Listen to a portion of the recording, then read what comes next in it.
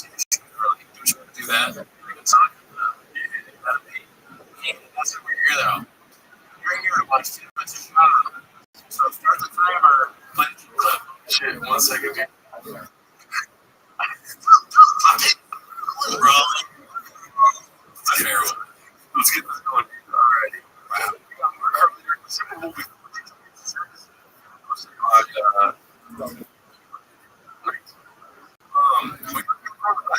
We'll be done that, but listen, look, he's getting here. It's just there was us. We did 6,000 people leave. They would keep it more successful. So the stars this entire thing. He's heard of it. And also people come with love with your family watching this. Oh! Because that's what it's kind of like in this life that is something for your family. It's the it's what all of the cats. Is that not a post? That's post on the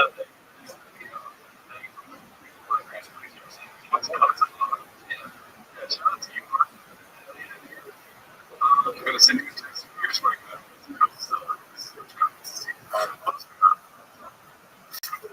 Camel could I make things seems posted by Oz 66 sister here. Franklin. People back in the day really don't work.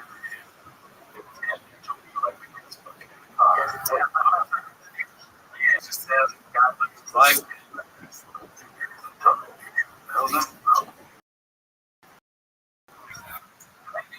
When you throw that there, you really tell it.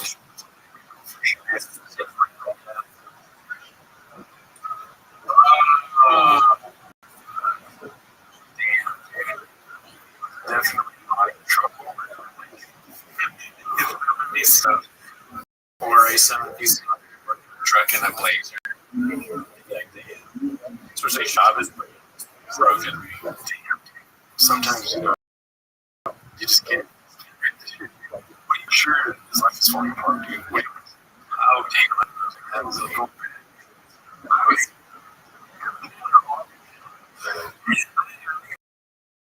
it's cooking. So much just a bunch of people going crazy. I was thinking, he's just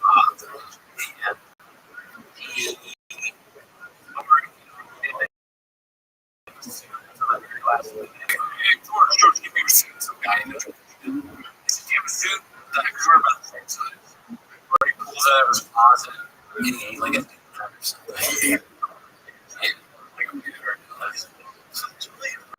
The next thing he's funny, he can be something. He can literally, he's such a piece of shit. They can be a witch actor still on him because he didn't like, wait till the market drive off. He did some like into a witch, which is like glued his back, and his purse.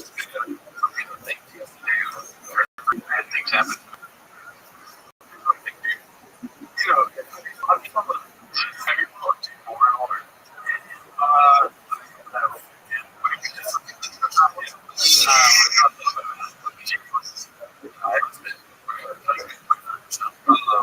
Situation.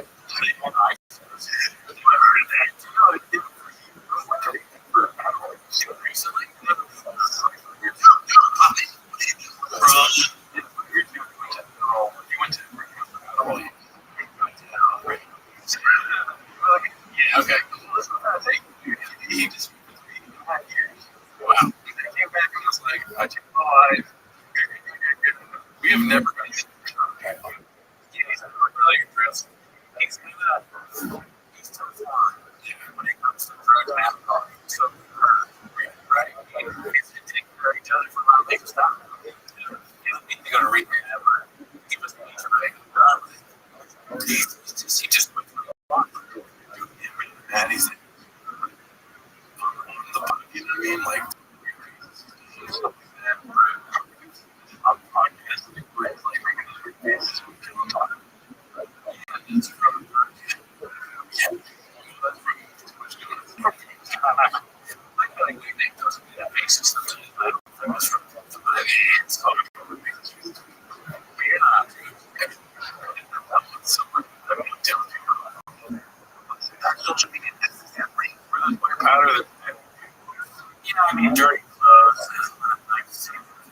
shit on that nice too. And it has stories and stuff, I guess.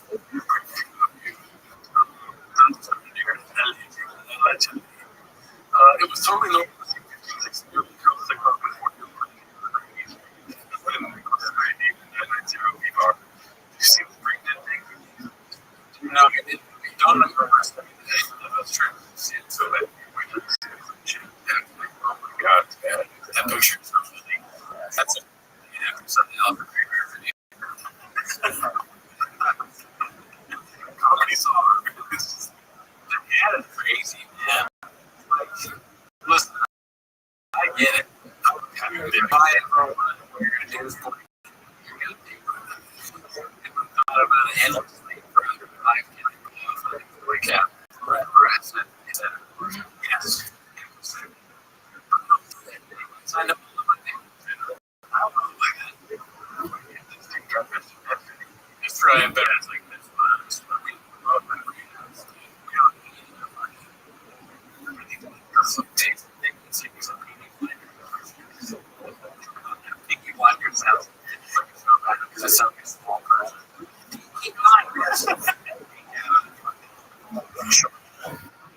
Joe.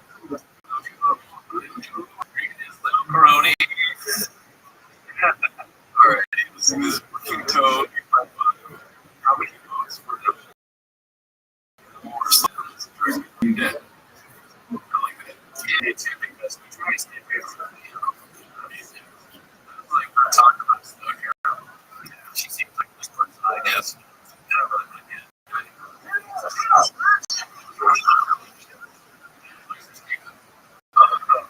Alright, let's move away from slow drag here, dude. Please come and preach. She farts. The farting stuff is kind of funny, but that'd be cool. But just no more slow drag. This is farting. It's kind of neat to make it seem like first, but then it's obvious it's not farting. Yeah. But, you know, when you want, like, if you want to wipe on there, just constant farting. Oh, man. What do we do? What do we like? Yeah. Wipe? No, I don't want that. No, another thing. You want to attack. I attack.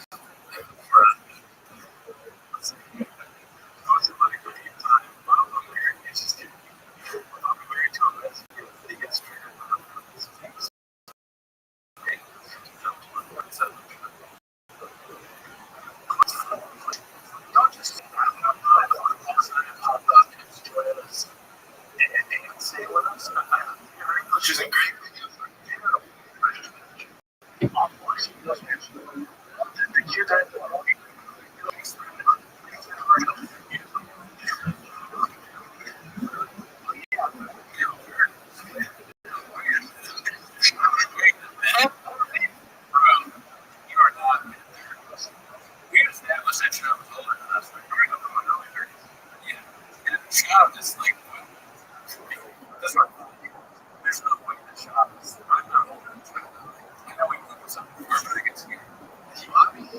One of my closest friends. Me and Bobby talk about just no one the idea that I can't be 42 years old. That makes sense. He's way older. He's 42.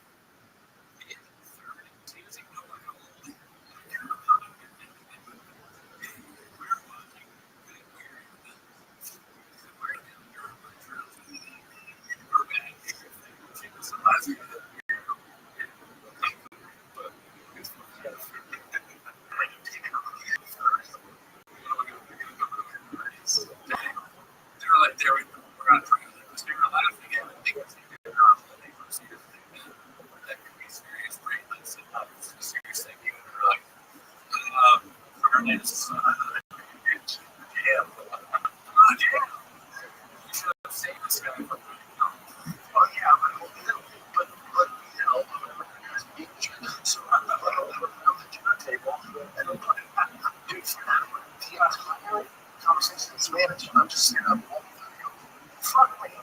I'm just going to sit here and stare at the fucking wall. You guys have just I'm trying to be the fight. I don't know. Disrespect.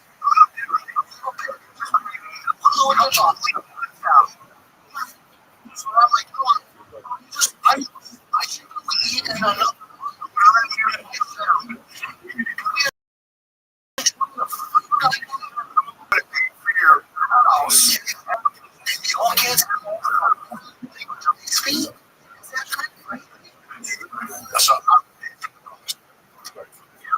Crazy. Is that it's unless they've really done it, I'm gonna get it. So I don't know.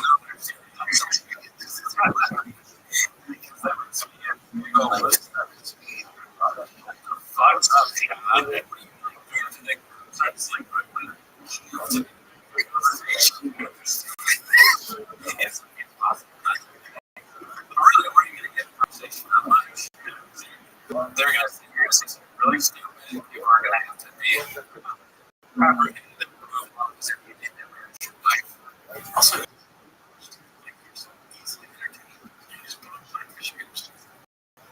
nobody will notice if you leave the table.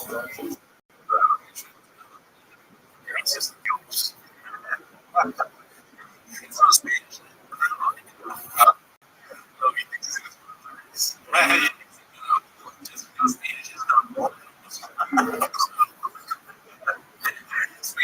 Like that.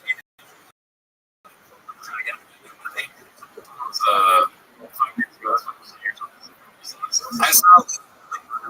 Oh yeah.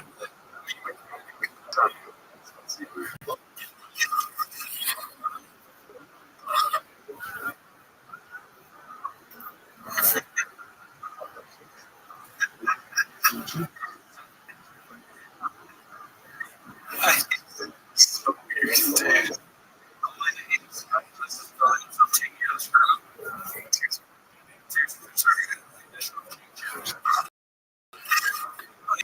I'm a Mormon.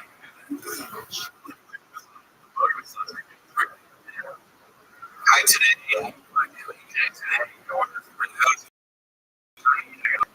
lights blinking. That's one of the lights that turns on automatically when you come in. And it's doing looks weird. It looks weird. I know our contractor is going to. So I texted him. He's like, "Can you put this?" And he's like, "It's just like, yeah." So I go up there and I'm looking at it, and I take it, and I take a picture of it. I try and post it. It's like weird bugs, and he just got to put it out there. BT says. So I go there and pull it out, and they have to find this thing on. And then they want to my son. I use that sort of two things. Something good and make $1 million. I almost fell off that. And when I put the ladder, I had to go like this. Because I put the ladder the wrong way. Like that. The staff was like, he's gonna burning my hands if he did not at all. Yeah, I'm not sure. We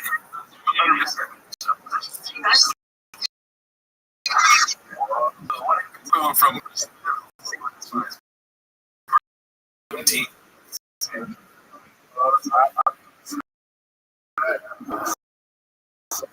Short. Music. Country music guy, or you like? That's good.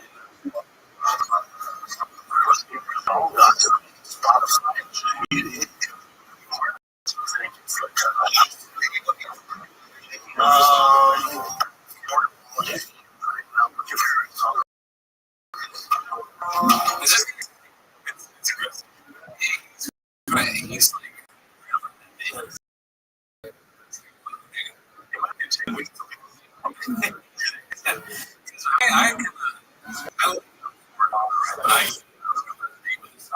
I probably would. I would just say, yeah, that's what I would do. It's not but you're going to start. What's your favorite music? Say, I'll say country. This is what I'm saying. Exactly. What's your favorite music? This is what I said. What's your favorite taste?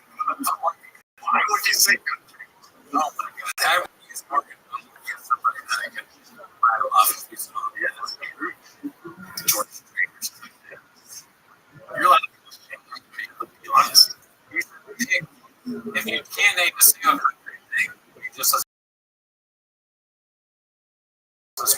like when we talk today, it's kind of how I was telling us about how she doesn't understand the fundamentals and ideas of economy. And he thinks economy is just like you say that person is fat, joke.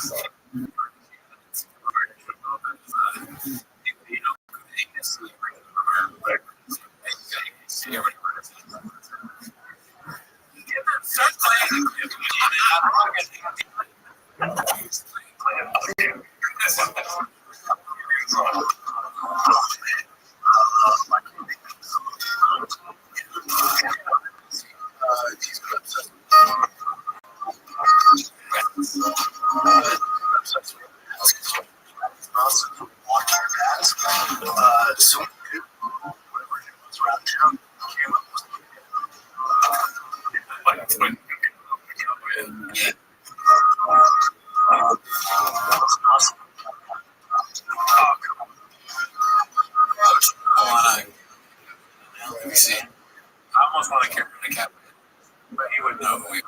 Yeah. Every state, every state takes in whatever the state is associated with that thing. Here, there, and like, welcome to Wisconsin. Cheese curds.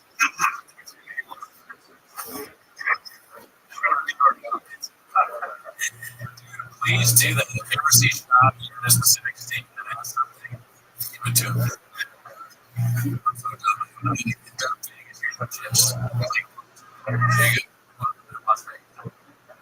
Colorado gets some ski.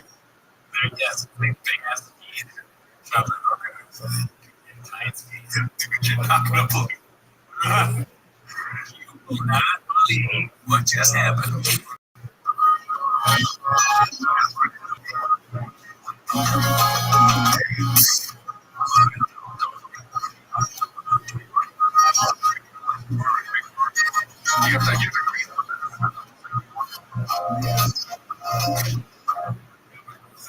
I remember that. I don't know who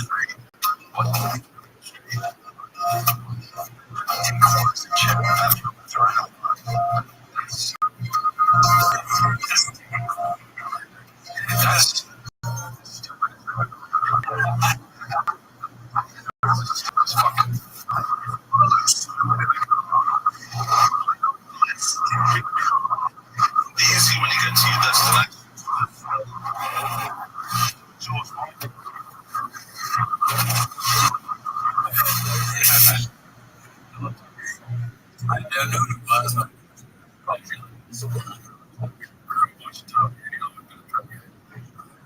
probably let's see here. What the fuck is this latest episode? And I think we're gonna have one episode about this, but it's not now. No, not that. How did you do maybe I'm seeing sometimes the last episode. It goes in the stick. To stick to a few points the entire episode.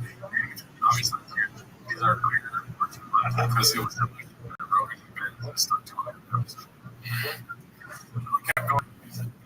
Basically, being a bunch of French students cheating on their wives, and they doesn't care about including media and what he did. He also tried to minimize it by trying to get up a bunch of socialite entities hanging around rich dudes. Just typical stuff in the 90s. They ignored the trafficking part and said barely any goods that were into so, yeah, just a regular thing that with rich dudes and me partying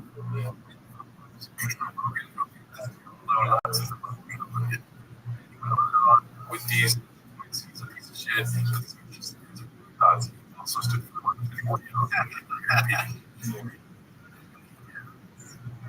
you see that tweet about Woody Allen where he was like, I refuse to believe that Woody Allen cheated on his daughter? I didn't see that. One of our videos. I don't know who it was. Never heard of the guy. PG. Cool commercial. Robin taking the other girl. What's up, Dallas? Oh, okay. Fuck is your student?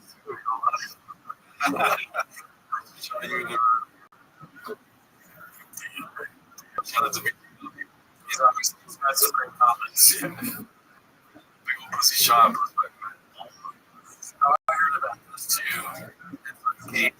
It's calling out or something. We're talking shit. Yeah, okay, there you go. That's below the belt.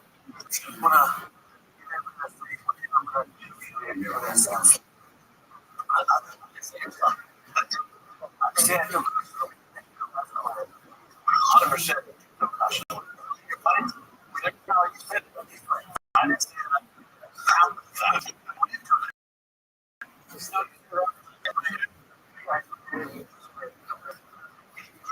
John, you didn't need to be said.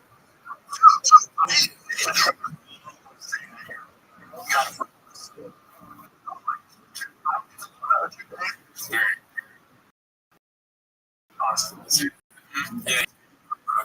I know you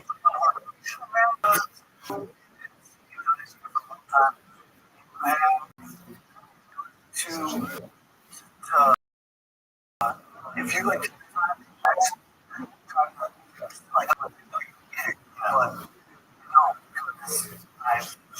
because what is just fun chaos. All that he's trying to come up with excuses. He's trying to explain, what is the here, which job's not understood. He's being actually pretty nice. He's also standing to his face. We do this all the time. You don't think about what you say. You don't even try to understand what other people do. Say shit other people tell you to say. Stole from someone else. That's what I get.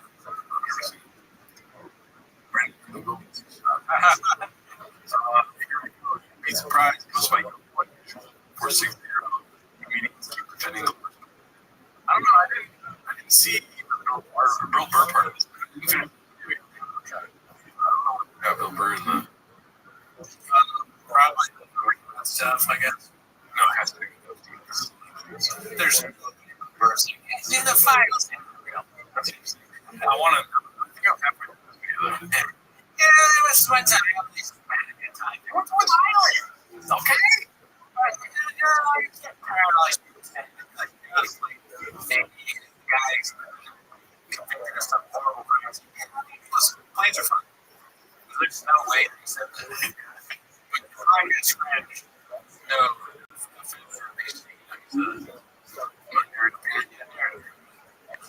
Thank you for saying it. Yeah. I was really going to just get there and be like,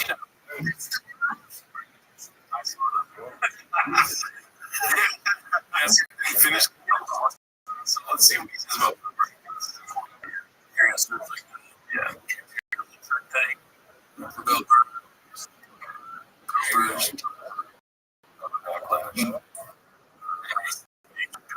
Still have to recover from the backlash. I don't honestly do it for the will. Now, when you the tactics, so it's either HP, he has a we don't do that. We don't have no, Bill Burr. He's not for that. 2 minutes ago. Let's see here. I am breathing. Continues to be shit. Maybe real quick. One was the next. That exchange.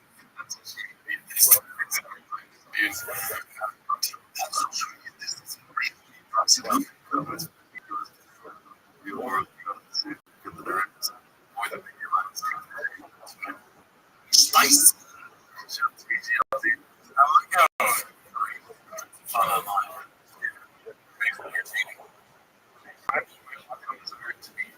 Brian Count, 9 VR. I mean, I've never seen this user. He's out here just taking shit. Look at this. Not good. But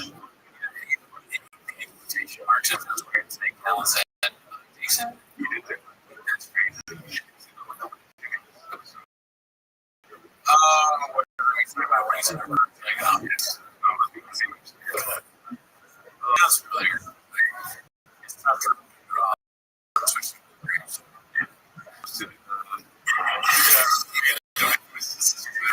Like this a lot. So funny. I saw it.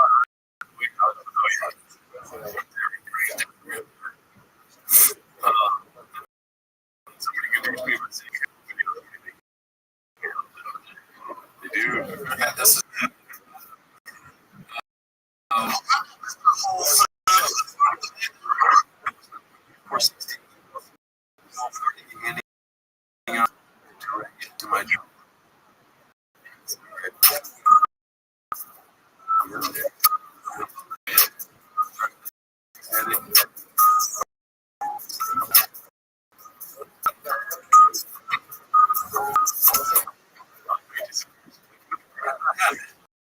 Very funny.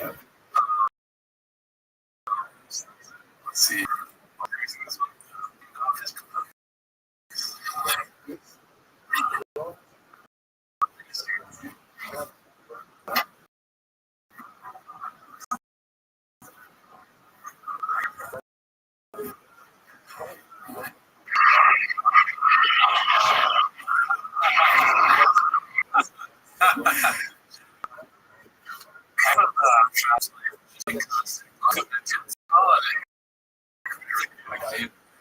This whole thing.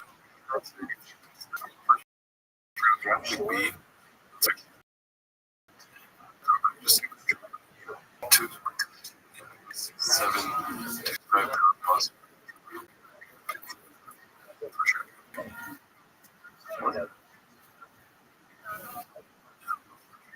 Wait, real?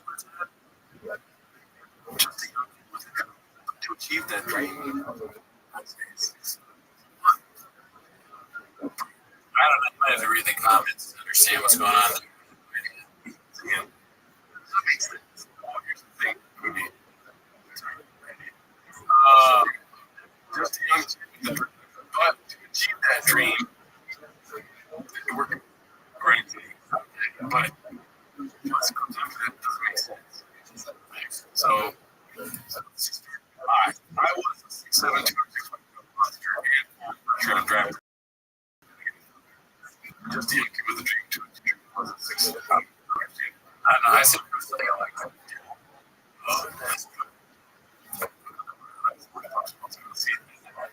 Kona, let's go. I want to get some fucking. Okay. 23. Papa might fight.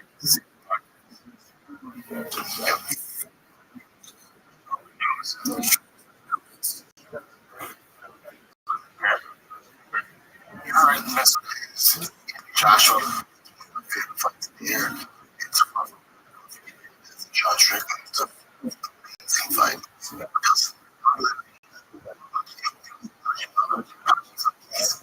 Just speak.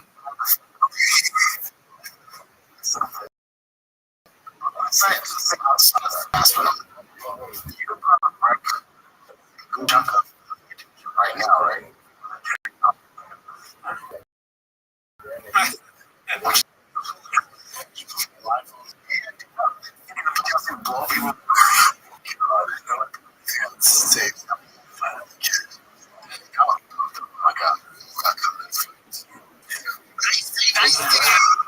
He's talking about that's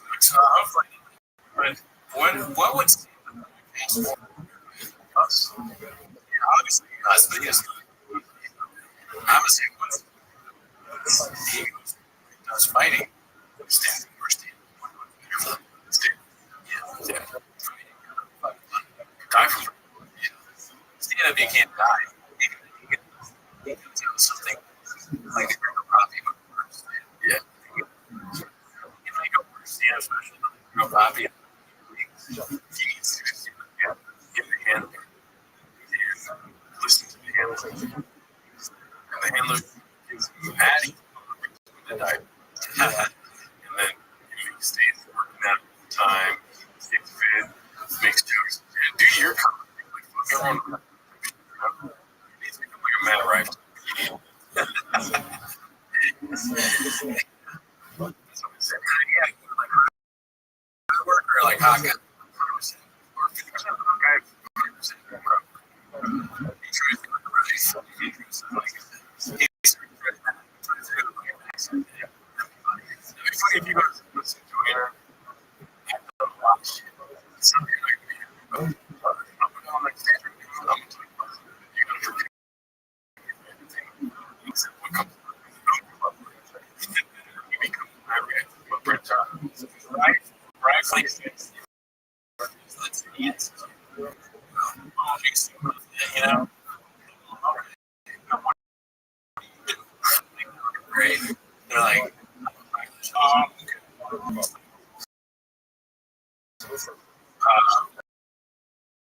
get a pile out of his ass.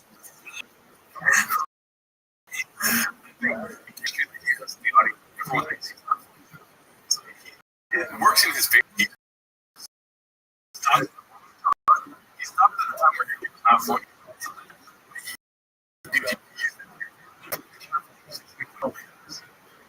that's true. If you do something for the last, if you do it for yourself, like you are more. No, it's a win-win.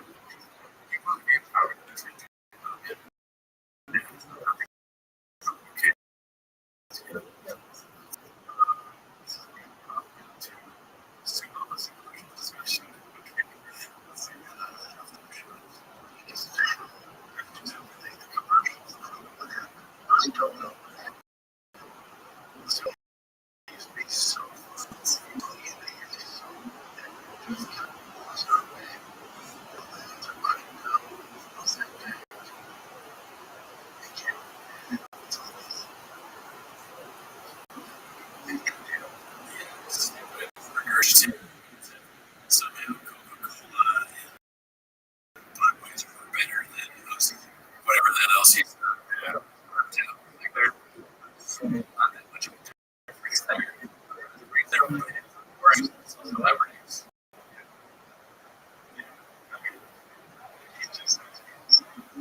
He's probably mad at some of his comic friends around this whole and oh, that's he's a BJ, like if it BJ was with him.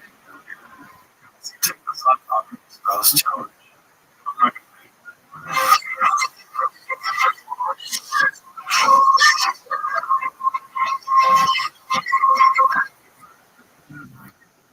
sad about this. I don't think they can.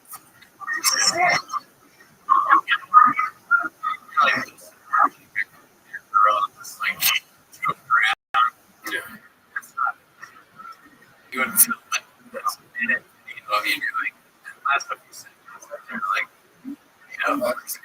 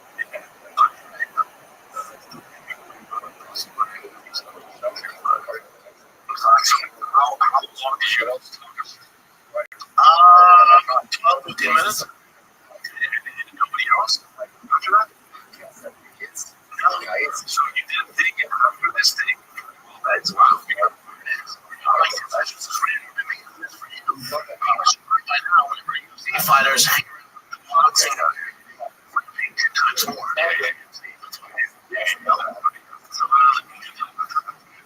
And the thing is so much they don't know is given the box of these all the fighters from any run, right from those fighters.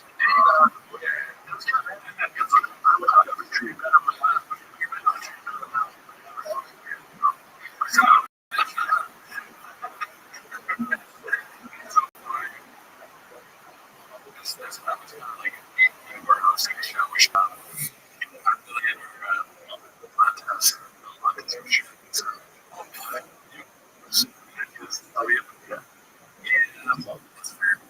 I've been talking about the roast. So those guys. So I think it's going to be like I don't know what it was. I saw a picture of your roast. It was right from me.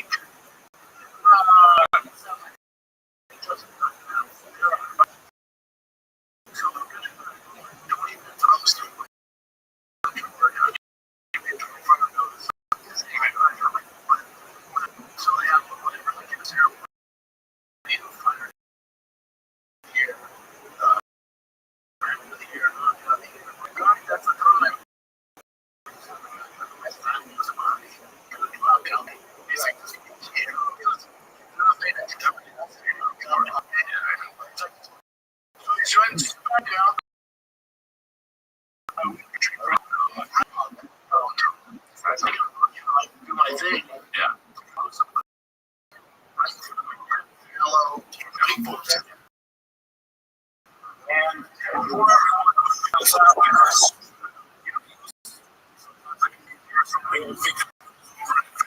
stick around because after the credits, stick around. The green light. We have like so big. I can only imagine.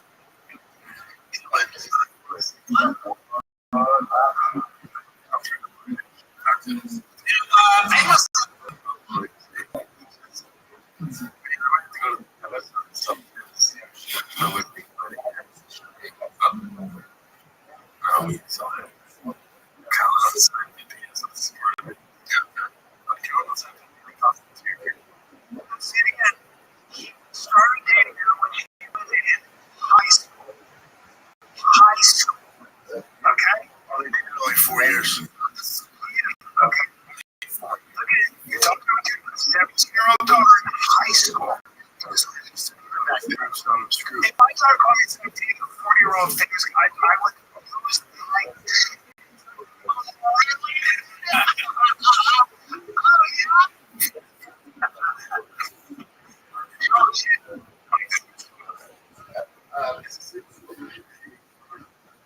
real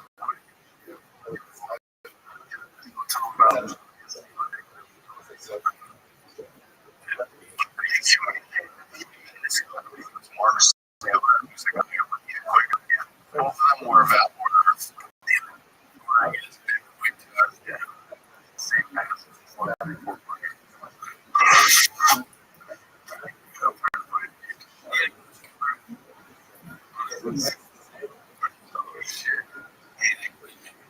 if it's AI, then that sucks, but if it's not,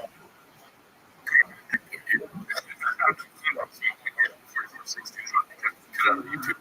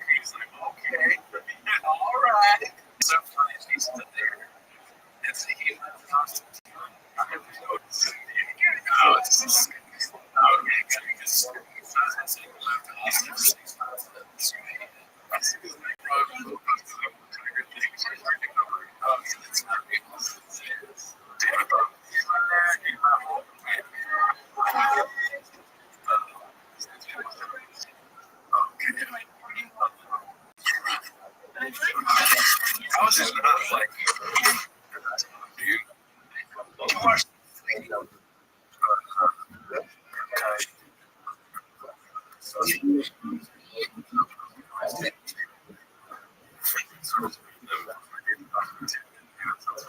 I just anyways. They tied to us. God bless you. Seriously. Honestly, just get the airline and let's just practice. I'm not trying to be a dick. Like, tied to us since 2020. I don't think I used it. He's such a good.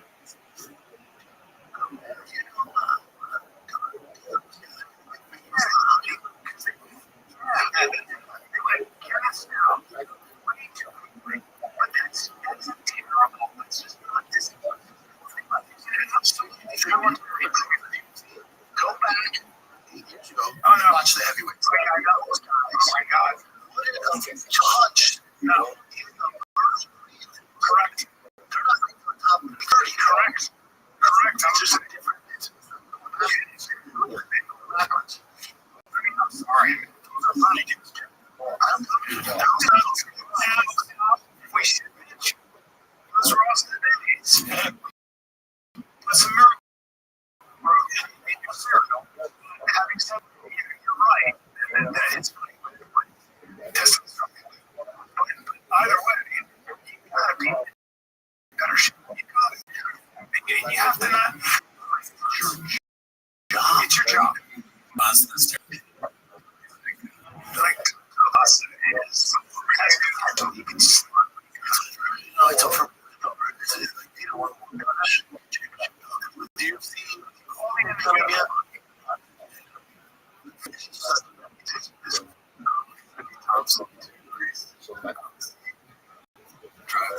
Remember there was the same one. Yeah. We know about things is a great heavy. It makes sense. It makes sense. Just everybody was the best. It never lived.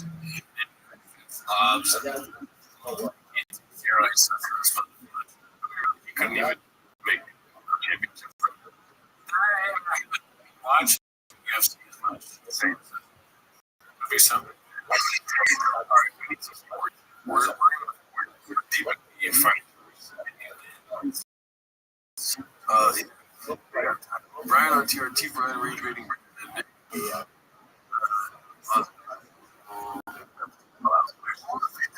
Yes. No.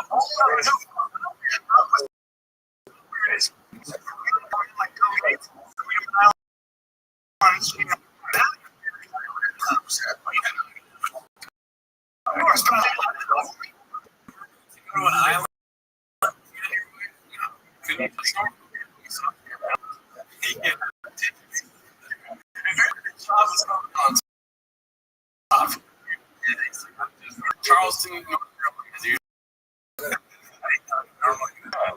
I'm Charleston. All right. You know Charleston? Baby, yeah.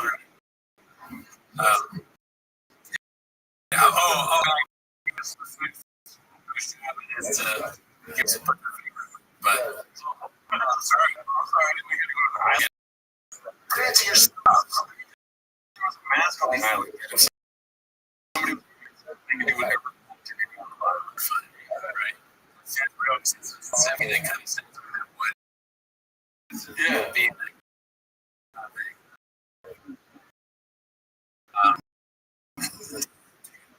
right. For sure. Oh,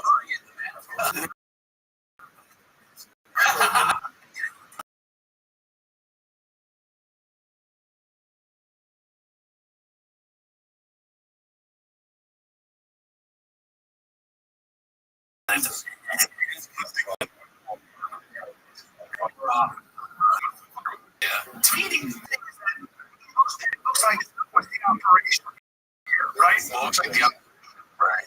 Basically, right. Was a worker before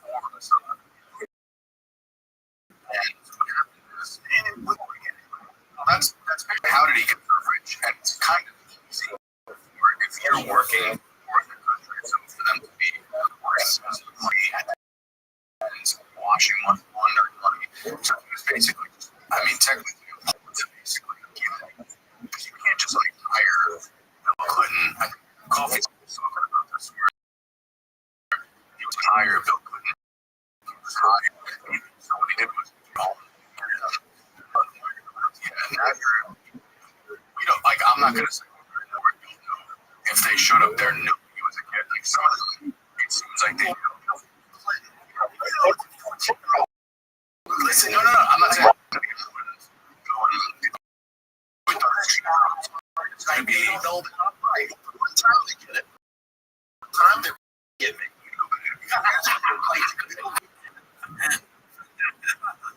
They can still get out to it.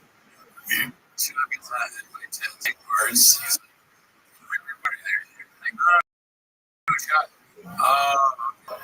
How would obviously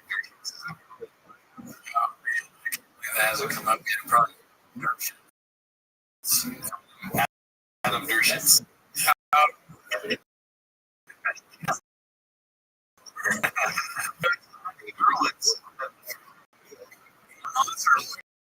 Dershitz. Like, I'm surprised I'm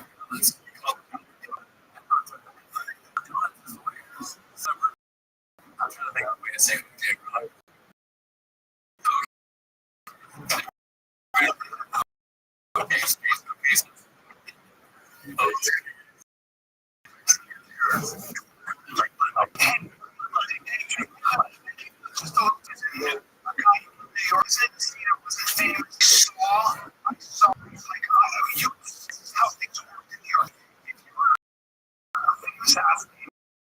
If you were had any celebrity, essentially a conduit.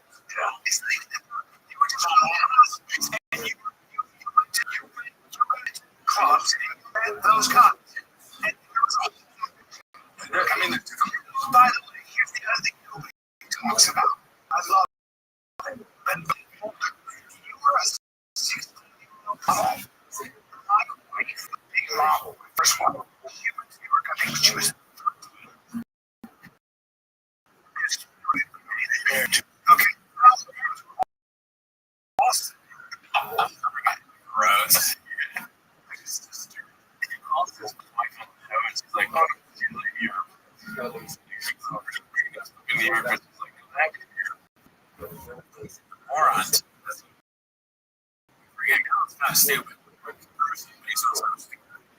No, New York, dude. Like, he said the things in your constitution.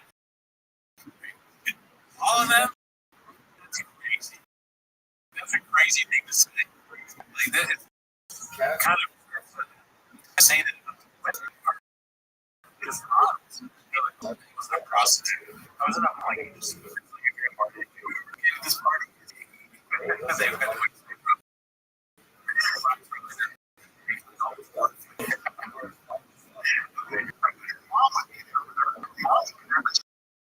she knew. Please, this guy. For some reason, sure. By the time you're 13, the times back then in the 90s, clubs were looking at IDs. Here's my fake ID. They would provide you with one. I can actually for a fact, I know girls that in New York City, clubs like to stop all that. Yes. Yeah, this makes, I don't know what this makes. It was the phone's always like night, like some sort of get out of jail free. Imagine you're a lawyer, you're defending a client, honor what my client is. You've heard the prosecution's case. Like, outline all these things that he did, but don't forget his offense.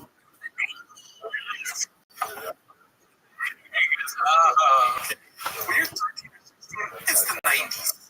If you're 13 or 16, yeah, don't forget. It's a different time period. The 90s. I wasn't alive during the 90s, and I don't remember.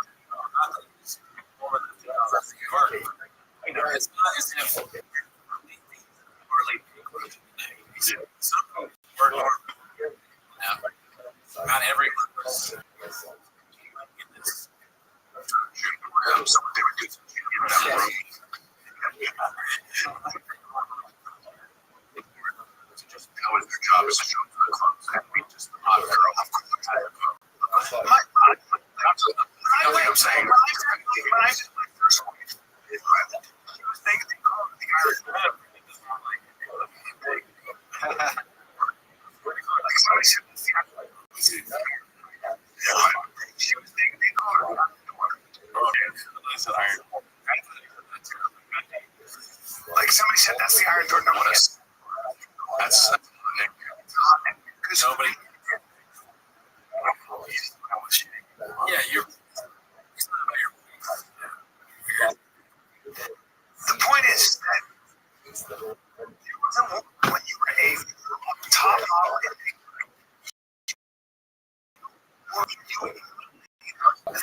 lead circle, the most powerful men in the world, to the opposite. Everybody but one. It's literally the worst podcast. It's so great. So bad. Oh, dude, the models, it's just buzzwords.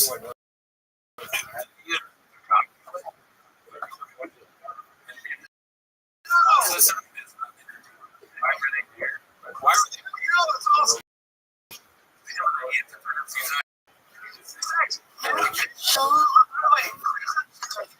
If you 16-year-old months, we're also on the this people like came up. You think back in the 90s, anybody was saying, that girl, when she's 15, I hate to tell everybody. I hate to tell you, it was a creepy fucking era song. She's only 7. Climbed to models from 15 and 16. I don't understand. What? Yeah, that's weird. What is the. Why is he saying stuff 16 to the 30s? What is the point he's trying to peak for? Point sticking to Dell. He's not. He's bad. Yeah, no.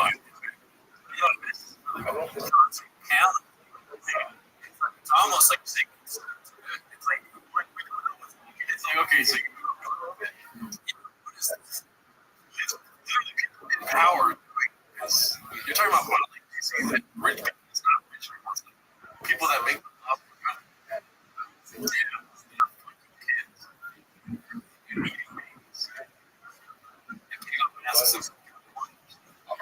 And the workers are like, it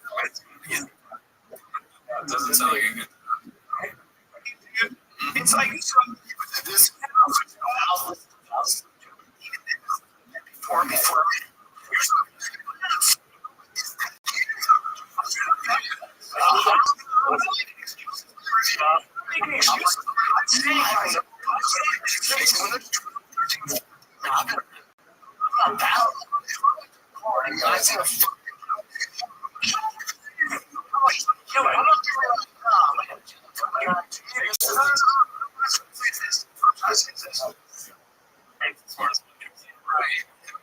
if he wasn't trying to make like a joke, it's not him.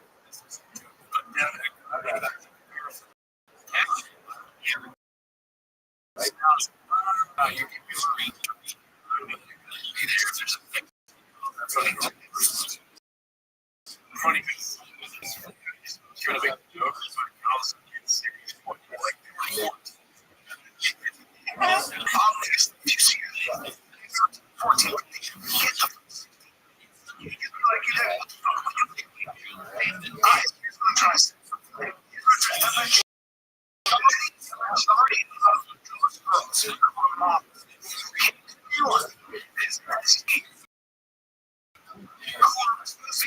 Okay, I probably 50 to 60% of the stories about how they were 16.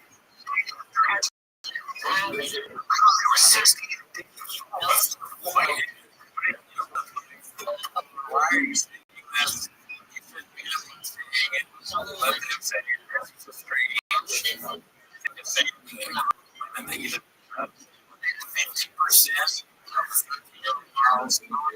of boyfriend that was converting. Did you say anything about this at the time? You just thought that was maybe it's strange, but So what? I'm a broken.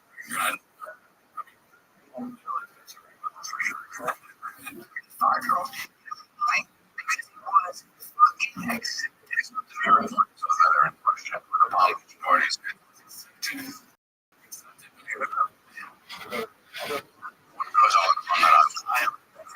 Just trying to about the fact that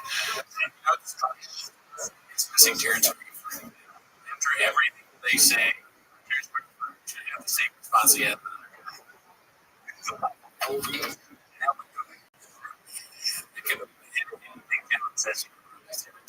Now,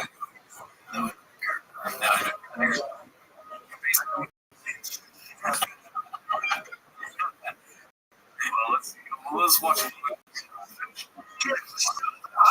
If anybody's surprised by this, I was happening. Morgan said, pre-2008, he said, because he wasn't huge.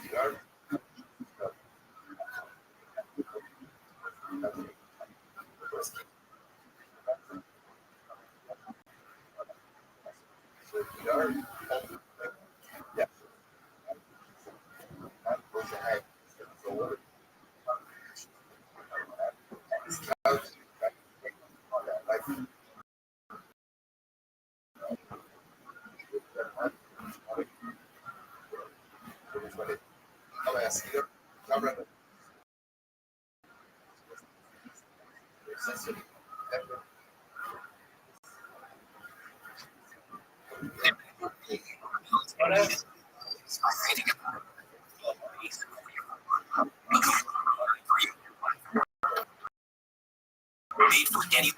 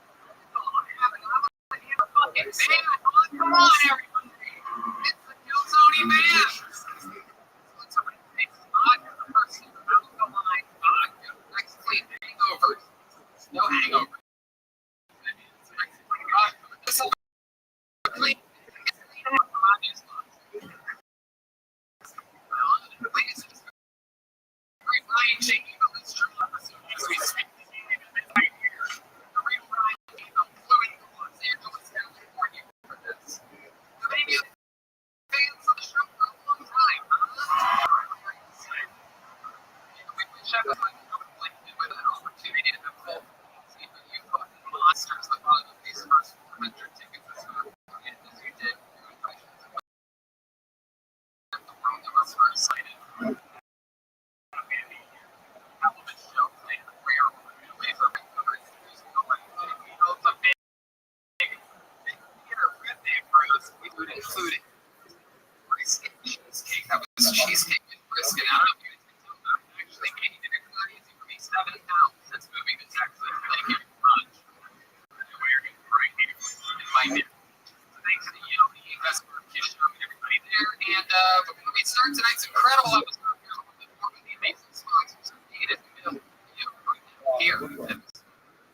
Guys, we talked about it before. Let's talk about it again. Truly one of my favorite products that I've seen in the past year. It is unbelievable. It's quickly made with one stick. I mean, 16 ounces of water. You can use it 3 times the amount of hydration as plain water. This is a game changer for me. After golf, after waking up on the river, you name it. It is a magic trick for life. Tony, I brought some stash for us today. They got the dishes for you. People tried that yet. My favorite is the confession. Now, we've been talking about the web before they've even been a sponsor. I've always had a this is a chain of life. These contain 5 essential vitamins, 4 vitamins, and an orange, and as much potassium as a banana. It's sugary sports.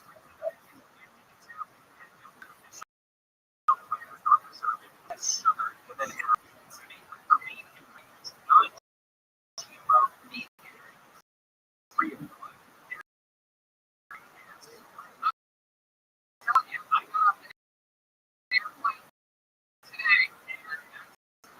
it's another one of the areas where it's incredible how it works. Weight creation, before they were even a spot. 7 million servings in response to COVID-19, making a number of first responders who have veterans in the military, and they've donated over 6.7 million servings globally. Rabbi for strawberry liquid ivory. Great flavors in Costco, we're at 25% off. When you go to liquidive.com and you Tony, that's 25% off anything you from a Tony and liquidive.com. Get better hydration today. Liquidive.com, promo code Tony. It's brought to you by the Rich Industrial.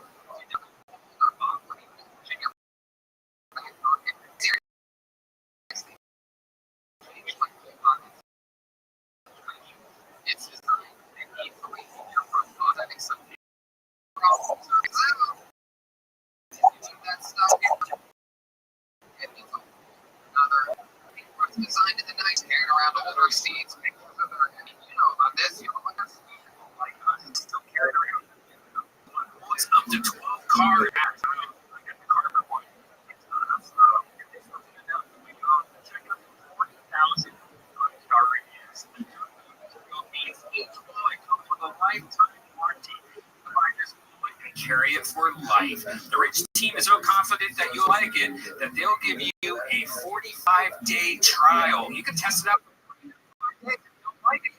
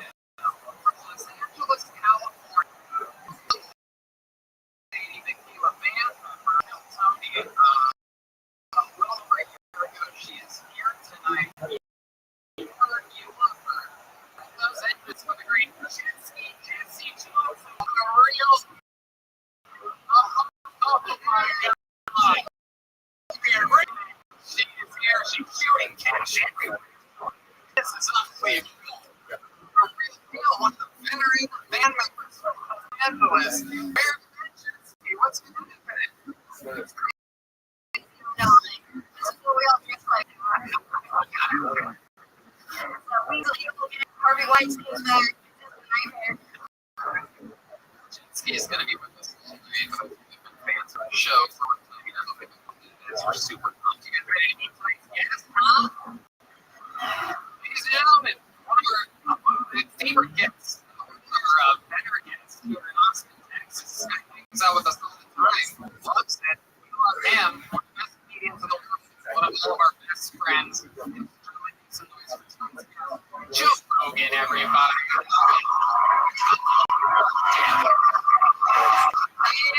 Yeah! Here we go. Brother Ron. Austin, Texas. Hey, bro. Come on. Oh.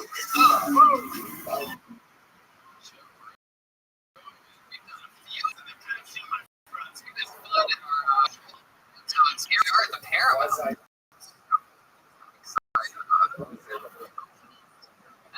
So let's jump right into it. You know how this thing does. I had a bunch of people support the show for the first time. Usually these theater shows, you have a lot of people that are hoping for you or whatever to do. They sign up. But when you're the bucket, there's two staircases. One there, there are only two options.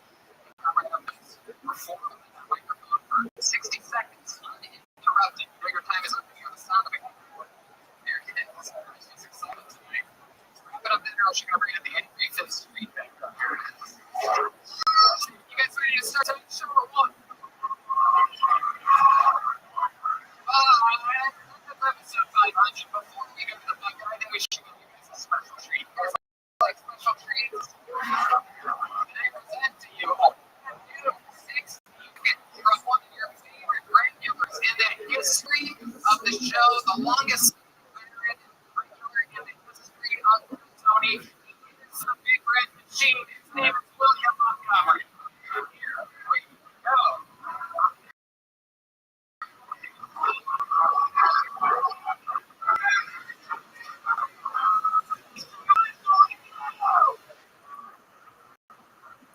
Let's give it up for the real Rocky.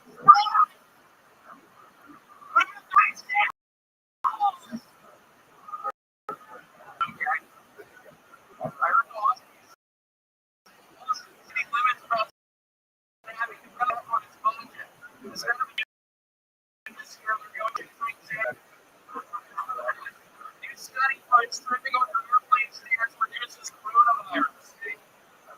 New study finds living in the country with coronavirus reduces coronavirus. It's called Rock Band. I only have one controller. Watch me play. I have a buddy who's a heroin addict and has a break with some of the COVID-19 vaccine. Look, I'm anti-Semite too. What am I trying to get to from Dr. Seuss?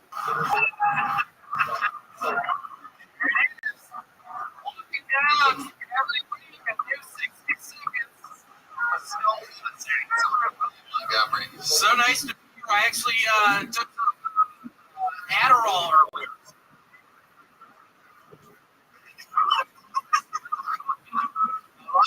Looking at maps. Okay.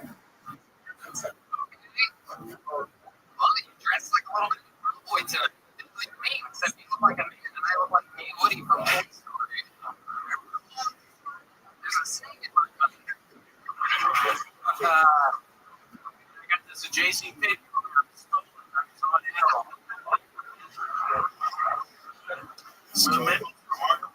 You've seen William a couple times, right? What do you think about this? Funny dude, very funny. A really unique way to watch.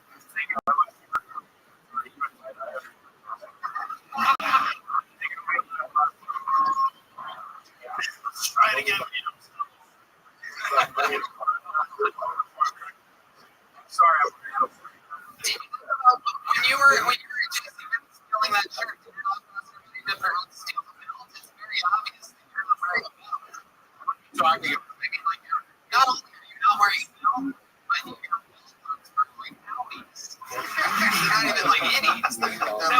fucking crossed my mind now. Your belt boots are like What the fuck are you talking about, Johnny? hoping that a belt will come to them. William, you just flew in. You've been living in LA. What's going on out there? What's happening out here? What do you think about all this? Seems really cool. Who said yeah? Who's trying to fuck this up for me? This is probably the biggest opportunity I've ever fucking had. Some fucking dumbass is doing that. Please stop.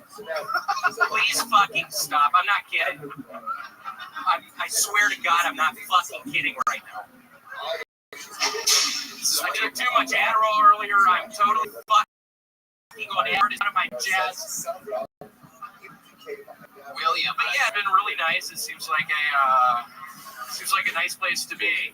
Can I ask you like a comedy question? Yeah. What's your writing process like? Because your stuff is all like silly, sort of non sequiturs. Like, how do you just sit down? Do you come up? How do you do it? I will, to be quite frank, I will, there are many times I'm not prescribed anymore, but I will take an Adderall pill, and I will smoke some weed, and I feel like the Adderall sort of gets me in and in the weed, I'm thinking silly, and then I write it down. I believe you. That explains a lot. It's great stuff, though, man. Really funny. were you on Adderall when you committed to talking about Adderall for half your set? I actually wasn't. I actually haven't taken Adderall now. Oh, what? What a twist. No, actually, my drug dealer in Los Angeles, I bought 10 Adderall pills for $600. That doesn't seem like a good deal at It all. doesn't at all. Were you on Adderall when you? I was on Adderall when I bought the Adderall. Joe, you might like this. I've said it once before, but one of my best jokes is the guy who invented Adderall must have been on Adderall. It really works better if you don't do it like right after the joke about Adderall and Adderall. You really step It's like a technical thing. Yeah. It's just a preview of the JRE episode, and you'll still see it in the future. William, what are your favorite things about Austin when you visit here? Oh, man, the color yellow is everywhere. It's my favorite color. It's like everywhere I walk around, I see the color yellow. It's one of my favorite colors. I'd say that's probably the biggest thing right now. And how does the rest of the country not know about queso? Yeah, that's crazy. That's a big deal. Do they have the white cheese dip here? Yeah, whatever the fuck you want. But the fact that the rest of it is like bullshit queso. Did you have queso before you moved? Because when I was in Ohio and I moved to LA, I pissed off that the Mexican people didn't have queso, and I always. Do you think Mexican people are mad at Tex-Mex? Yeah, they are. Are you? Sure. Yeah, Michael Gonzalez, our new resident Mexican drummer over there. I don't like Tex-Mex. I was talking about Menzel Rancho the first few episodes. They get mad at you. Yeah, he was really mad. He's like, yo, dude, you're talking about like Tex-Mex. If you want Mex-Mex. Are you really Mexican? Cool. He sent me to this place. With that said, he did. He sent me to this place called Polvo South, and The real shit. yeah, now when the wait's too long at Menzel Rancho, I go to the Mex-Mex. Are y'all really cool? William, I don't think you can talk like that wearing a shirt like that. Dad, I think it worked for you, like when you were wearing like What does that fuck? No, what does that mean? What does that mean? No, what does it mean? What does it mean? What does it mean? I mean, I'm just saying, you used to wear more likable t-shirts. Okay. Now you're dressed like adult. People are gonna take you seriously. Cool. You're dressed like how like the difference between that you t-shirt, you and that, is before you look like you, and now you look like what we think Dad looks like. Sweet Harry Montgomery. I think it's a good curveball. Honestly. I think if you came up with like a wacky like rock T-shirt on, people would see more coming. But I don't. Just wearing that. I think I'm gonna just keep wearing the shirt. Yeah, just leave it on. It's a good shirt, but it's just a framework. I think I'm gonna keep. You can build on that framework. You can have similar sort of misstyled attire. Put it all together. I'm thinking People are like, what is this guy doing? And then boom, you hit him with the good jokes. I'm thinking about it. Maybe I'll start wearing this shirt all the time. What do y'all think, Laredo? Maybe get one with rhinestones. William, you've been visiting every couple weeks for like each month or so. Is there anything you'd like to tell these people here about any decisions that you made in the past couple weeks? Yeah, I don't know if y'all have ever heard of the burger place called Wendy's, but I highly recommend it. There's some Wendy's in Austin. Dave's Doubles. I get a couple Dave's Doubles. William, you maybe want to announce that one thing? Yeah. I'm moving here. Oh, wow. I don't think anybody saw that coming. Come on, Laredo! You got an apartment in Laredo. Now, I'm still looking for apartments, so if somebody maybe has an open place, let me know. Take him in. Joe, you have probably an open spot. That was just like your average liberal's reaction to real immigration. Not my house. Not here. Over there. William, another great minute. You've been doing this longer than anybody. A total accumulation. You've written hundreds of minutes on this show right in front of these viewers' eyes. It's absolutely incredible. Congratulations on your new move to Austin, Texas, and we get the show started. Ladies and gentlemen, it has begun with the stylings of William Montgomery. Dude, that was really good. Really good. It was awesome. Here goes William. He's a funny dude. Hell yeah, he is. Oh, look, it's Zach Bogus, everybody. Well, We should upgrade him. yeah, we did. One day we're going to get to the point where we're not so scared to use the same microphone. There goes One day. Zach Bogus. One day. Yeah, I know, right? So people are safe here in Austin. Ladies and gentlemen, your next comedian goes by the name of Lucas McCrary. Here we go. Your first bucket full of the night. Anything can happen. We've had legitimate homeless people. We've had everything on this show. We've pulled everything out of the bucket. There's a rumor going around that there's a guy handing out 100 T-shirts with Casey Anthony on them that just say Tony Hinchcliffe underneath it. I saw that. So shout out to whoever's bombing from the sidewalk. Oh, here he is. It's Lucas McCrary, everyone. Hello, everyone. So, a little bit about myself. That's why we all came out here tonight. So, I'm non-binary, right? So, I use they, them pronouns, and I have to remind my dad about this lot. It's still a pretty new thing. So, I'm like, hey, Dad, if you don't mind, I use they, them pronouns, but it doesn't matter how many times I remind him because he keeps calling me faggot.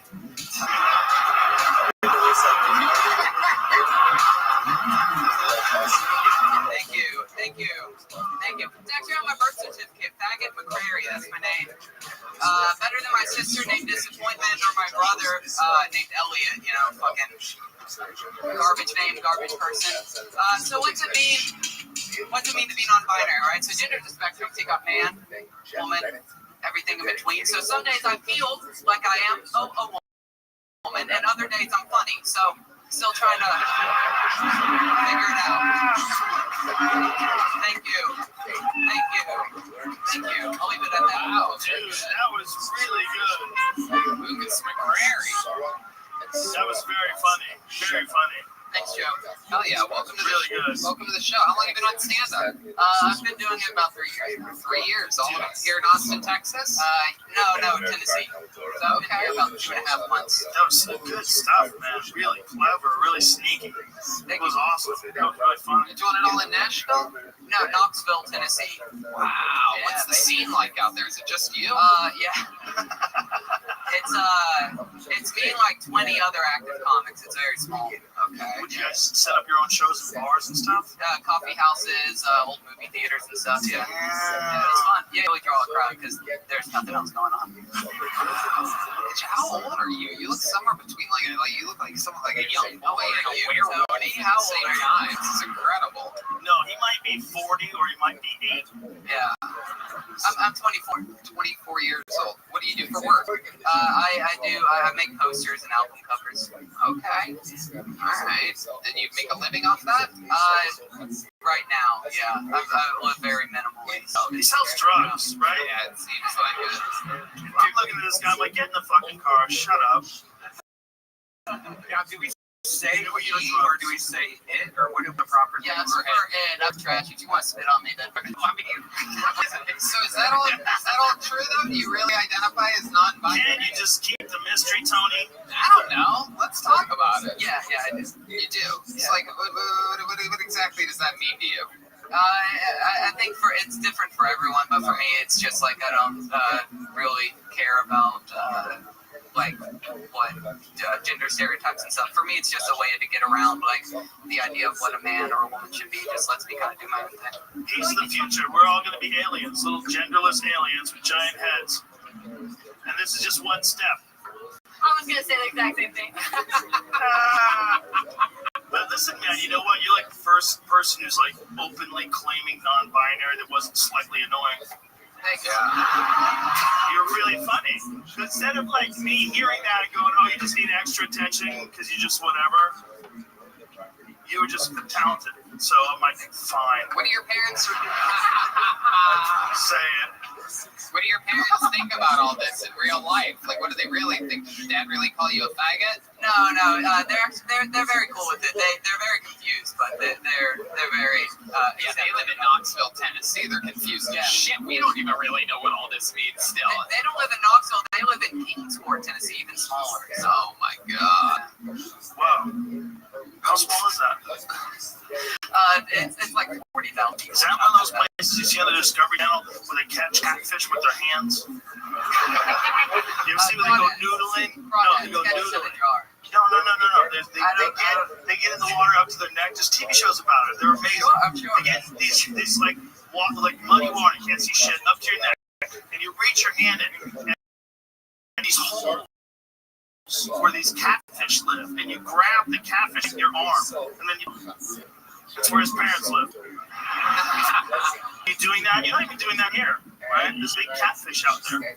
What do your parents do for work? My dad, he's worked at this big chemical race in the town there. My mom is a physician's assistant, medical. Oh, so they're smart people. They're intelligent people. Yeah.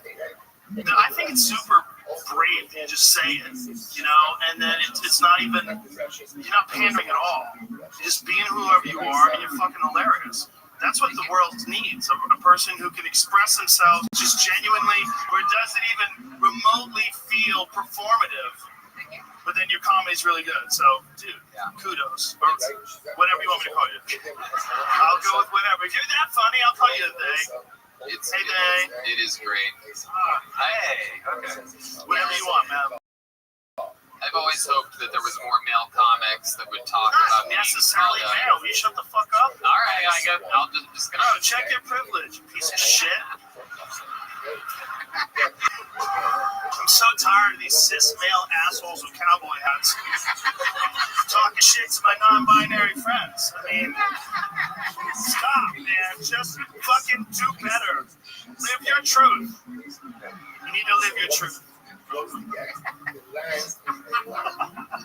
I do believe you're cancel proof after saying that. I think you could pretty much do any. I think you could shoot everybody in the theater. Oh, yeah, you can kill us all and then blame it on your dad. And then we go, here's money, too.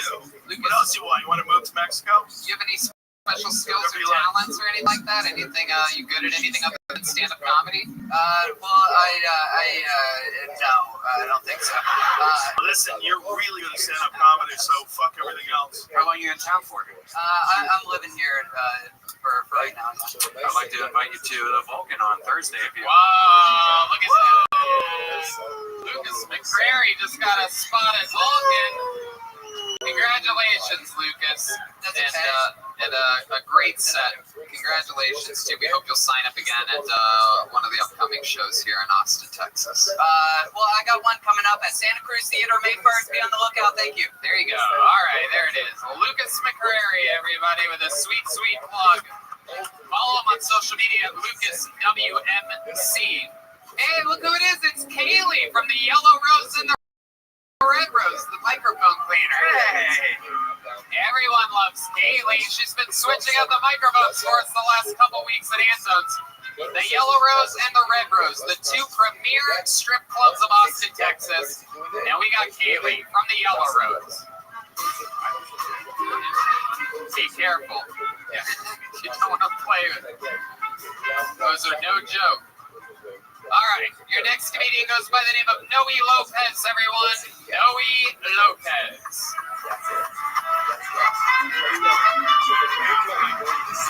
Probably, yeah. Noe Lopez. I wonder if we got something from the bag?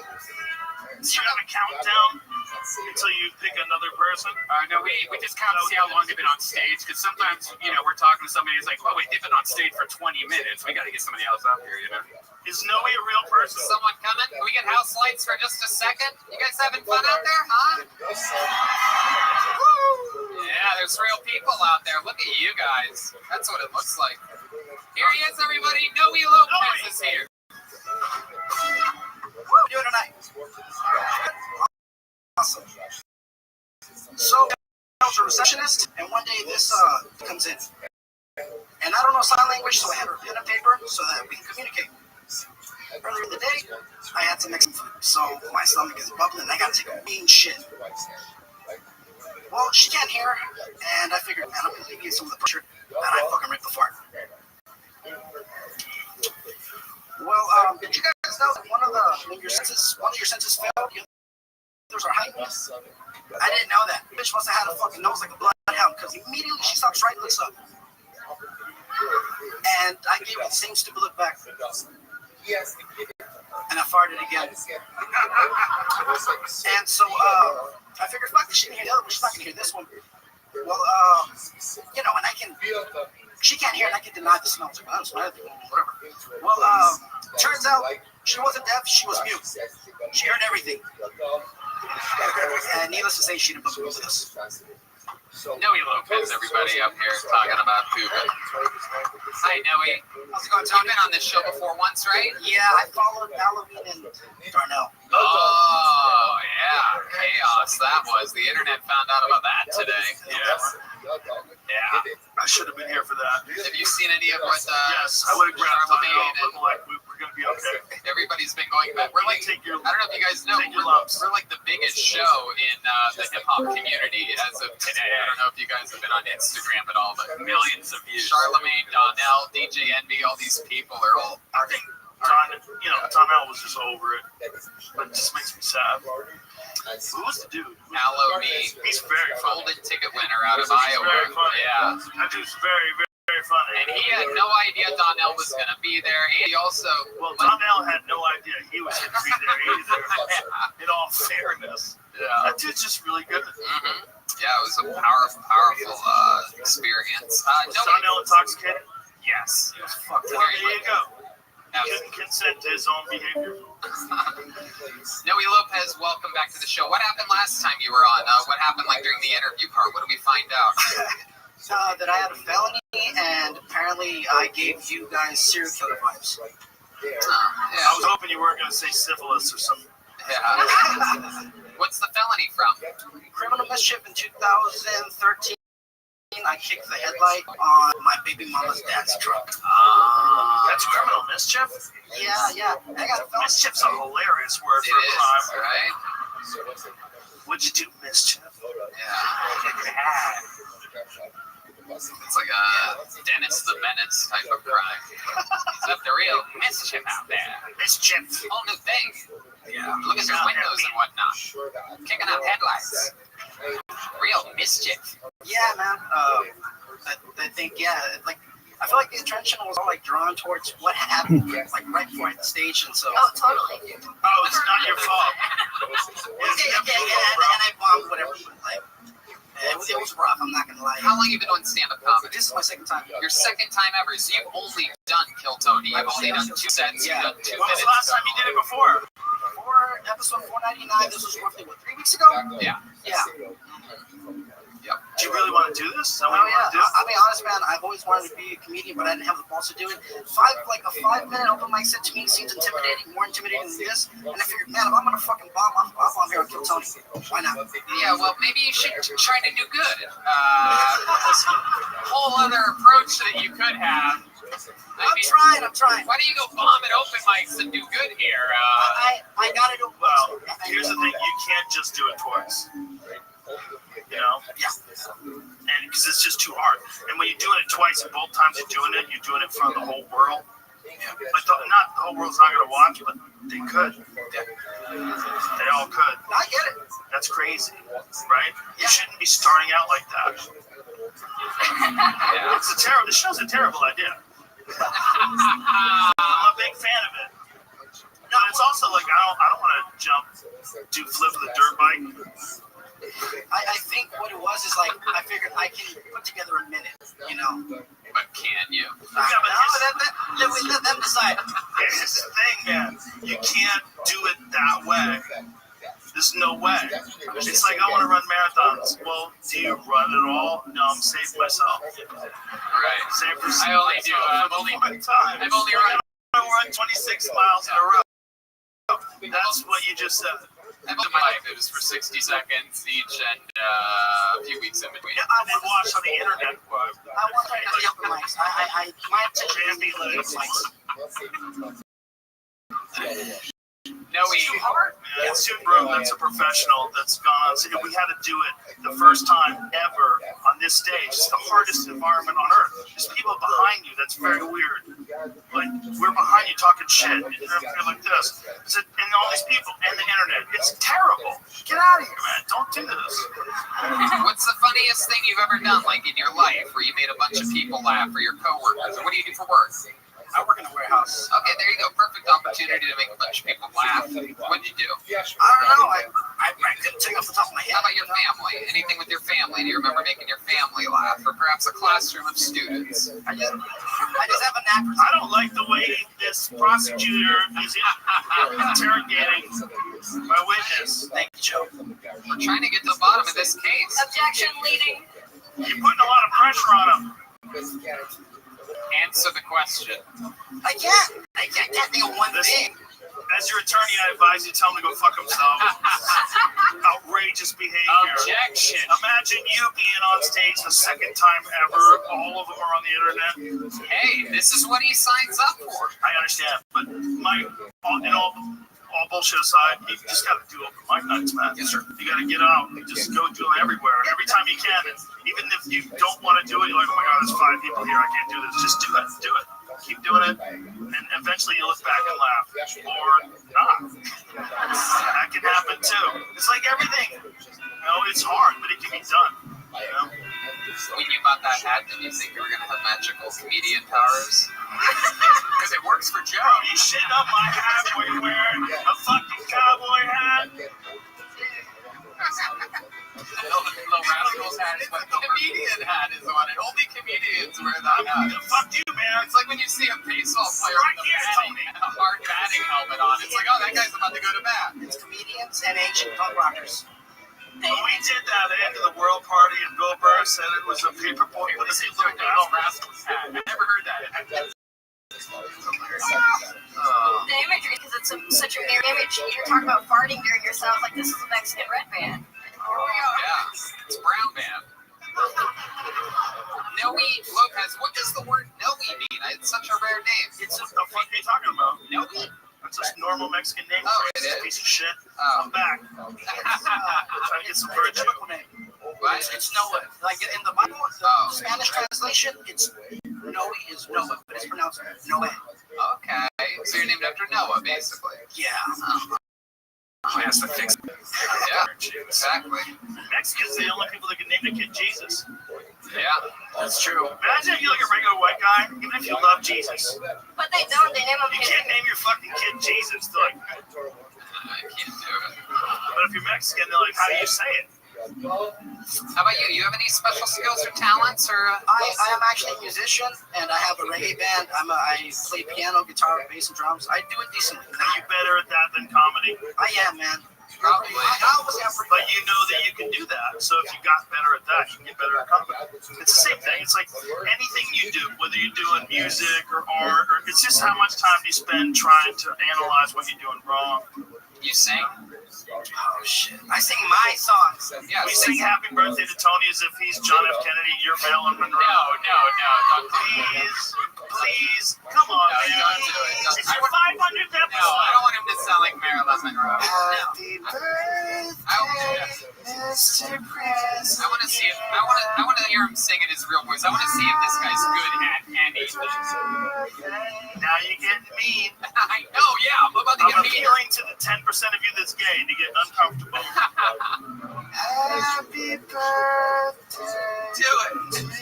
It's not even my birthday. I think it's 500 episodes. Come on, him doing his best Marilyn Monroe impression. No, I want to hear him sing a song that you actually wrote. Like you're Why are like, you trying to kill all the fun, Tony? God damn it, sing me Happy Birthday like Marilyn Monroe, you piece of shit. I want to sit around there. God damn it, now do it. As your attorney, I won't let him talk to you this way. I advise you to use the fifth. Sing a fucking song, Noe Lopez. Sing fucking it. Can I use your band? Yeah, do whatever you want. Oh my God, we're getting down right now. I feel like Noe's gonna blow us away, and we're gonna say stop with the comedy. Whoa, what is happening? Noe! La la la la la la bamba.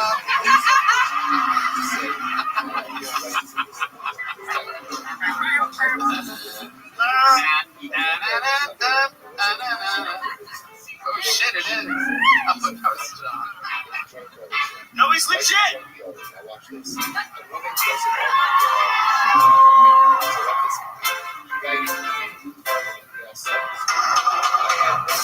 I ain't got the time. Can't always be by your side. And I don't get much sympathy. I choose to bleed. But you know I try. Girl, you know I try. Girl, you know I try. Lord knows I try. Wow, look at that. Noe, guess who never gets to do stand-up comedy again? Noe, listen, man. You need a guidance counselor. Yeah. I'm gonna be a guidance counselor. But that was the fact that it just came out of nowhere. You didn't prepare for that. We just talked to you, and then all of a sudden you grabbed the guitar. That was a beautiful moment, man. That was fun. That's my song. That was a beautiful moment. That was very You could literally ask anybody if you should stop being a musician and become a stand-up comedian, and everyone would say, Noe. There he goes, everybody. The stylings of Noe Lopez, his second ever comedy set. First time playing music on the show. That was pretty How cool. cool was that moment? How amazing is this band? John D on the keys. G Madness. Michael Gonzalez. Uh-oh, Kaylee. Oh, shit. The Yellow Rose and the Red Rose. Partner clubs. There she is, a stone cold assassin. Zach Bogus just got fired. Zach who? You will never see Zach Bogus again. Sorry, Elmo. Seriously, check out the Yellow Rose and the Red Rose. Yeah, check out these hats they gave us. Titty 69. Fuck yeah. Let's get another one up here. Here we go. Zach Stank Toe Robbins. Uh-oh. Homie's got a nickname. Stank Toe is in the house. This is interesting.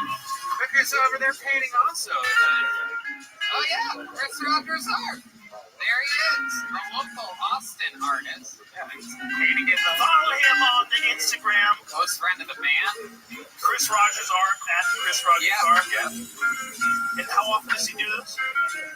Almost every show. And he does every secret show also. Last night? Yeah. And he sells the painting at the end. Not to be confused with Brian Daybell, who draws all the tour posters and every episode of the show for 6 years. We got So much art going on, man. Yeah. And here comes the arts, ladies and gentlemen. I'm going all the way around. Okay, that's not the right way. Zach Stanktoe Robbins, everybody. One more time for Zach. Yeah, my friends, they call me Stank Toe. Even though I'm called Stank Toe, I'm not into feet. So the only toes I suck on are camel toes.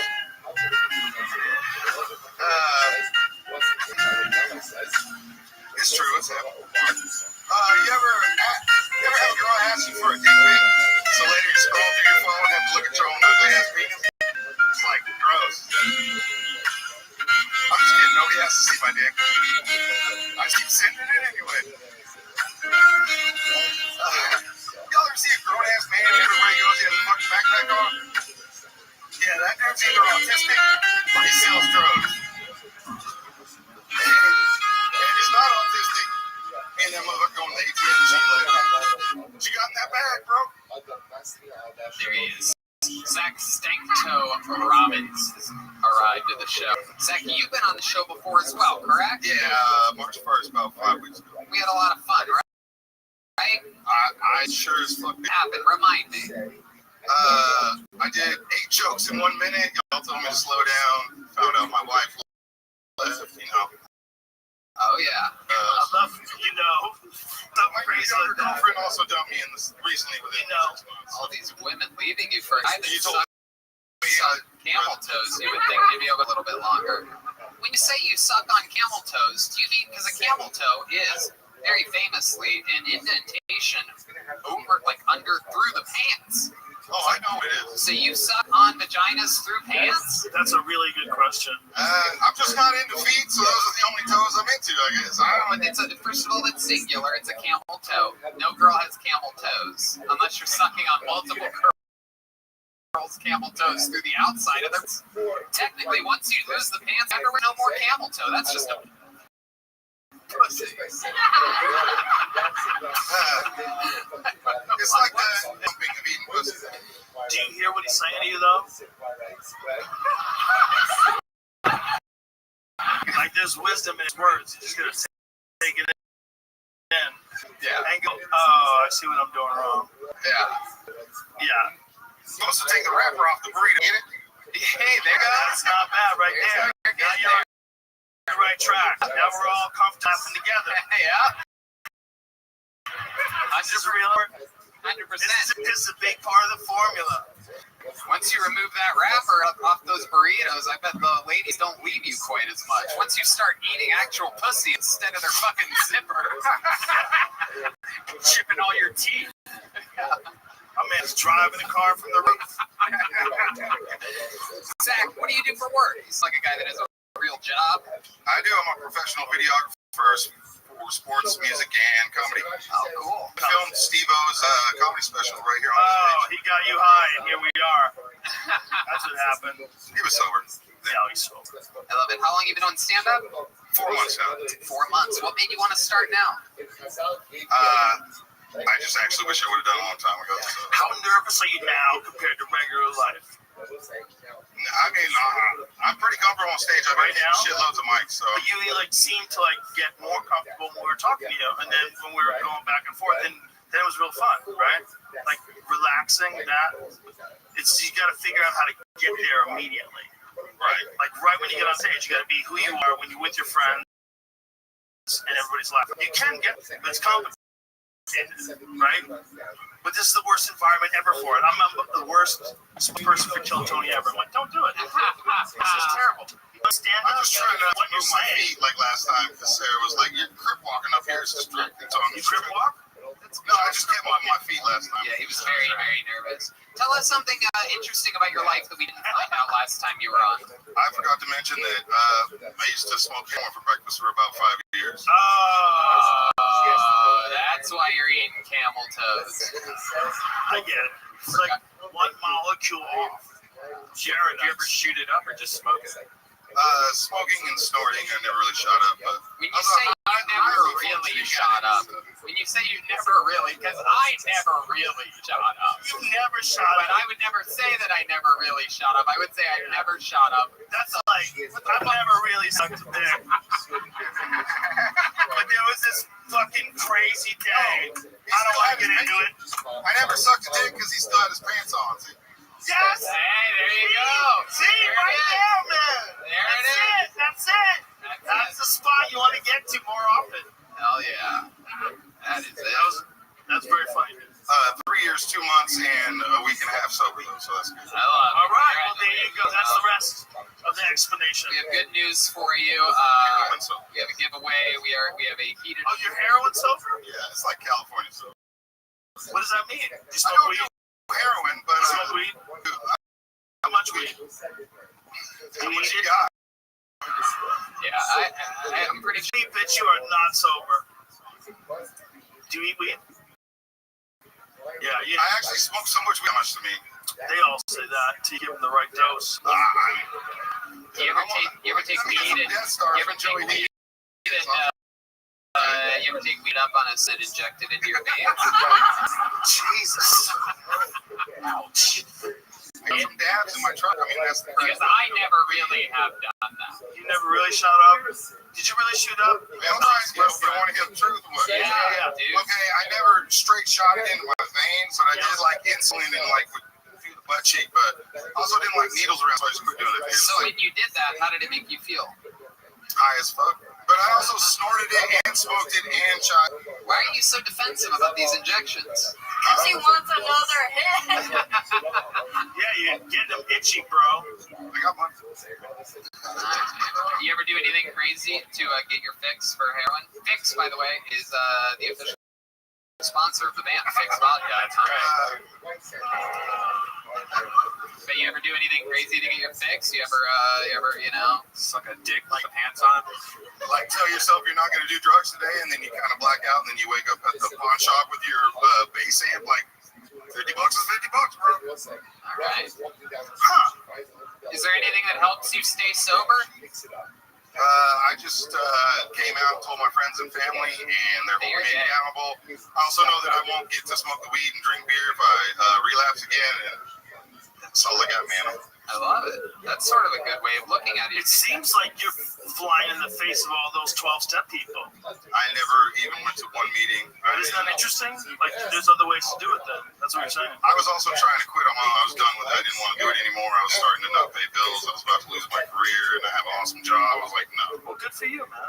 You obviously, when you get loose, all bullshit aside before we move on to the next person, when you get loose, you're very funny. You're funny. We have a good time, right? Yep, 100%. It's hard, dude. This is not the way to do it. Kill Tony's a terrible way to start out. The first time we went past this. I love this show. I could be wrong. Very special episode tonight. Very fucking special. I love I'm watching happy to bull be here. riders. Thank you. I watch bull riders a lot. Zach, what's really interesting is that you were just on the show a few weeks ago, and you clearly are. I mean, we were making fun of you moving your feet a lot, fidgeting continuously. Already, whatever happened to you up here a few weeks ago at Antone's mentally changed you. You're much calmer, more comfortable. Yeah, So, Jamar Neighbors tackled the fuck out of me, bro. you did what? Jamar Neighbors hiccupped the fuck out of me to this crowd. Yeah, you Then probably he said my deserve jokes it. were lit, so. There you go, Zach Stanktoe Robbins. Everybody is on Instagram at Stanktoe Claruso. There he goes. All right. That guy's a good example. Yeah. Don't you think? Yeah. A good example of a person. Guys, how about a big hand for Kaylee, everyone? Look at this. You know what? Before we go back to the bucket, let's get another regular up here. You guys want to see another regular on Kill Tony? Ladies and gentlemen, this guy, absolute brilliant joke writer, brilliant roaster. Ladies and gentlemen, he's here all the way from Los Angeles, California. Another big bonus for you. It's the great David Lucas, everybody. Here we go. Here we go. Yeah, what's up, y'all? I do intermittent fasting now. I don't eat till 2 p.m. But the problem is I wake up at 1:50. I start eating within 10 minutes of waking up, ain't that bitch? I've been watching a lot of motivated videos. I watch Eric Thomas, who's like the black Tony Robbins. And motivational videos never give you thorough instructions. Like, Eric Thomas gets on YouTube every morning. He's like, you got to wake up at 5 a.m. 5 a.m. is the magic number. You got to get up at 5 a.m. And then I wake up at 5 and I'm like, nigga, what's next? Like, should I fucking cook? Like, should I make some eggs and bacon? Like, nigga, you didn't give me no thorough instructions. Like, you just told me to wake up at 5. I guess I'll watch this video tomorrow. All right, guys, thank you.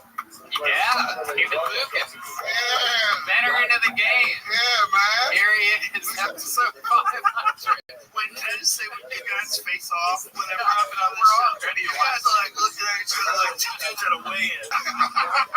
Here we go, bitch. You ready? You ain't ready. It is. Luckily for David, this is not a weigh-in.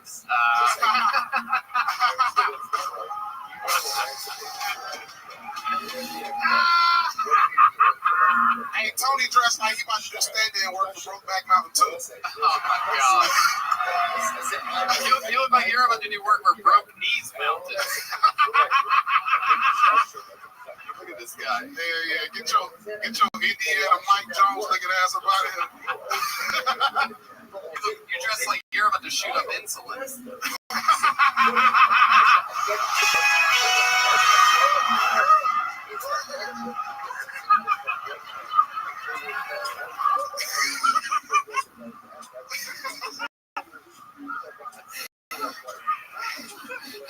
Got a new blazer? Tony, you work at a ranch.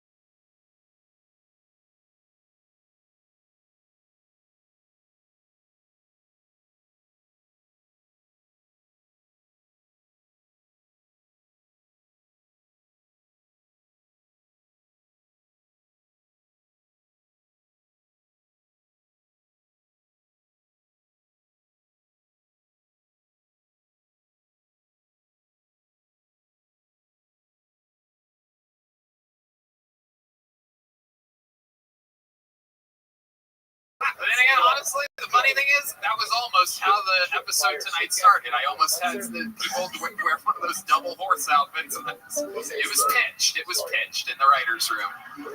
Y'all can't see it, but Tony got on chaps with nothing under it. The only thing chapped on you are your elbows. I'm telling you.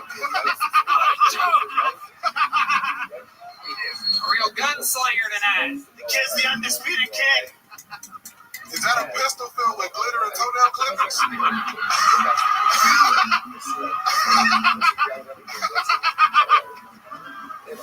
Hey, when Tony shoot that pistol, the word "pow" pops out.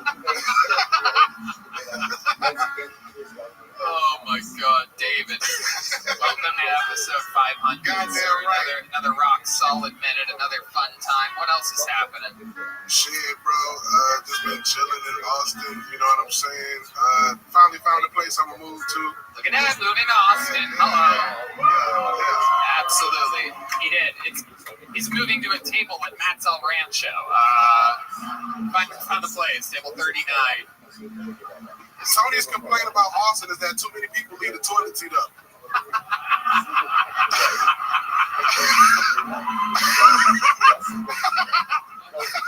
That's actually true. I've been yelping a lot of places. I fall in every time. I don't have to. Not all of us are physically impossible to fall into a toilet. You can slide it into a bathtub. How I fall into a toilet. David just dips his feet in it. Tony, your skinny ass look like you take baths in shot glasses. Oh, and the toilet seat with the toilet seat down also. Yeah, it's true. It's true. It's very easy for me. The weird thing is that that's just when I'm standing up eating. I just dive in. Like I just straight just no, that doesn't make any sense. If you stand up and pee, you get charged with a misdemeanor. Whatever. David, what have you been doing in town? What have you been eating? Anything good? I By the way, you are gaining weight, I must say. It's one of my favorite things. You're wondering what it's like being me and watching friends that I make fun of gain weight. It's like you checking your GameStop stock to find out you're rich. I love it. It's business as usual. You just keep gaining, David. No one wants to make fun of the skinny David Lucas. Fuck no. Fuck no. Hell no. I ate at that QI restaurant. I don't know how you say it. It's an Asian restaurant. Ching. Yeah, there you go. And I ate at an Asian spot right here on 6th Street. It's like Wuhan or some shit. Chow. That's my friend CK's place. Today? Yes, Chow's the shit. You believe me? Oh my god. It's amazing taste. Chow's legit. Did finally find my new favorite pizza place in Austin. It's called, I think it's Via 313. Is that a thing? Wow. Okay. Austin has some fucking amazing food. Oh yeah. That's absolutely true. Yeah. There might be more good restaurants in Austin than there are in LA. I agree. Totally agree. That's not bullshit. I already have my two favorite sushi places are here. Sushi ATX, number one. I want to rile up people in LA. Fuck you, man. Oh yeah, I'm positive Austin has better food than LA. And I lived in LA for 14 years, and I lived here for 3 or 4 months, and I'm positive this place has better. More butter and cheese, awesome. So everything tastes good. You guys have a fucking dope city. You really do. You have a crazy city. It was a no-brainer moving here. And you're right. There's a lot of butter, a lot of cheese, a lot of salt, and that's just David Lucas. I love it, David. So you're moving here. Yeah. Love it. Hey, what's up, Shawty? Oh shit! Wow. That was beautiful. There was no pause between her and him. I got the white girls on lock and all. Oh shit! Damn. What do you do? Look through their drive-through windows?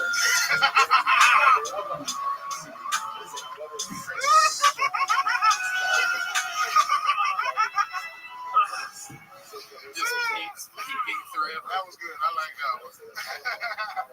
Real peeping slob. I love it. I love what's going on. I love it. What else, David? Anything else before we let you go? That's about it. Just been doing shows. Did the Death Squad show. It was lit. Joe was up there. You was up there. Redman was up there. Killed it. That's about it, bro. Going to what waterhole am I going to? I'm going to Sculpture Falls tomorrow. Shit. Yeah. How did you know where he's going? That's my boy up there. You're going to a watering hole? Yeah. Man, you're more like an elephant than I thought.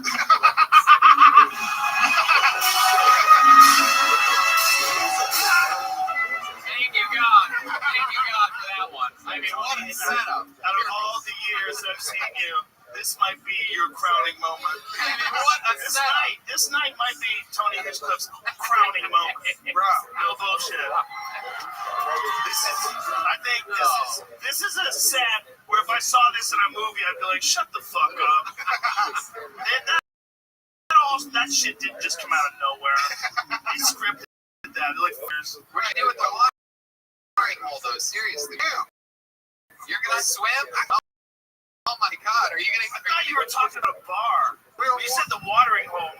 Johnson. Are we in cowboy days? You and your white girl are gonna look like Timon and Pumbaa out there.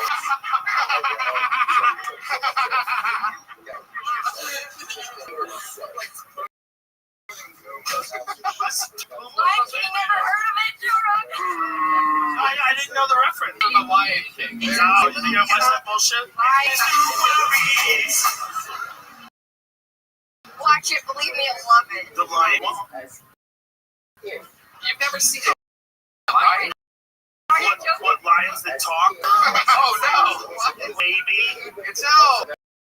Holtzman's favorite movie. You joking? This guy's hanging from the back. The guitarist doesn't get what's going on. David. I have to fucking Lion King. I have a kid. Right. But I'm like, where? What are they doing? Yeah, maybe. Or pretend they talk and they don't have dicks? What is this? Right. What are you teaching my kids? It's not about that. That's what it is. We're guys, there's no blood, no one has a dick. What are we doing? That's the number one thing. Where are they getting their food? The fuck are you showing my children?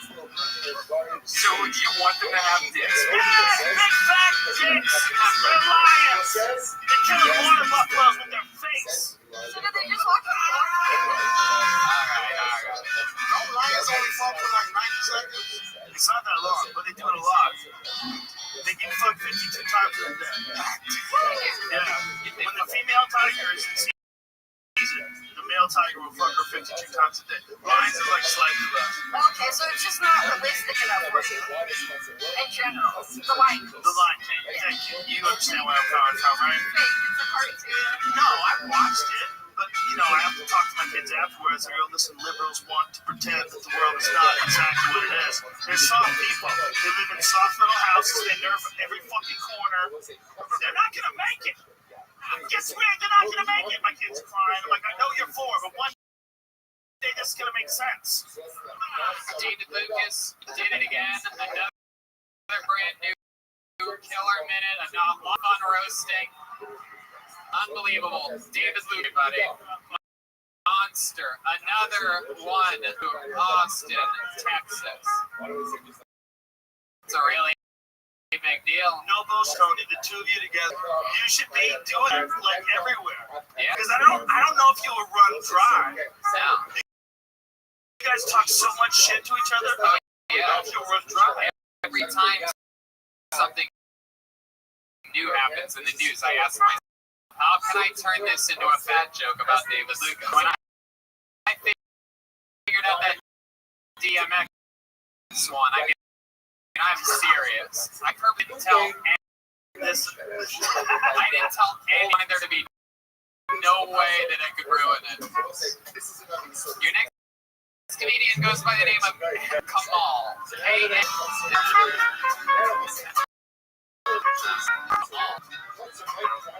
wonder if he's coming from the audience. I like it when they come from the crowd.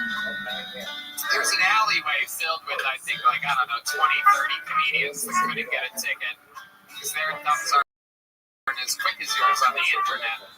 There's enough chaos in this room. Yeah. Right? Like, this could all go sideways. Oh, yeah. Episode 500. I feel like if we never... One more time for Adam Kamal. What the fuck is up, guys? Hell yeah. I think wearing a beard is a good look. With flannel too. A lot of my friends call me a lumberjack. The thing about calling me a lumberjack is that instead of cutting trees down, we cut down towers instead. Listen, dude, okay? I drink beer, I eat pork, I have unprotected sex. I'm part of you, alright? Like, lumberjacks, you know what they do? They harvest wood, and, they make trees they make paper out of it, they fucking make furniture out of it. You might be thinking, what do terrorists get out of fucking bombing towers, right? Well, we're just building a funnel of pipeline filled with ripe hymens. I'm talking 72 virgins in heaven. You know what I mean? Like, Lord has a promotion for you. That's one time, guys. Thank you so much. I can't come on. This fucking crazy, dude. Yeah. Joe Rogan, 59 seconds in your set, Joe Rogan pulled out a joint and said, I think I need to get high. It was a very sober. I need a refresh. Yeah. So that set was truly an act of terrorism. I mean, that was, you have hijacked the show and you blocked the captain out of the How's it cabin, going? it appears. Well, how are you? Welcome to the show, I'm Adam. doing fine. I'm guessing you cut Are you that busy? last name short. I'm working on something, but I can make a little time for you. How's your day going? It's going good. I just had some things in my mind. Philosophical stuff. I didn't know if you had any time for it or not. I can do my best to make some time. If you don't mind if I multitask. I don't. What do you know about the Simsum? Yeah. So this is a Kabbalistic concept, basically that came about during the time of Rabbi Isaac Luria, around the 15th century. Just a moment. I should say the 16th century.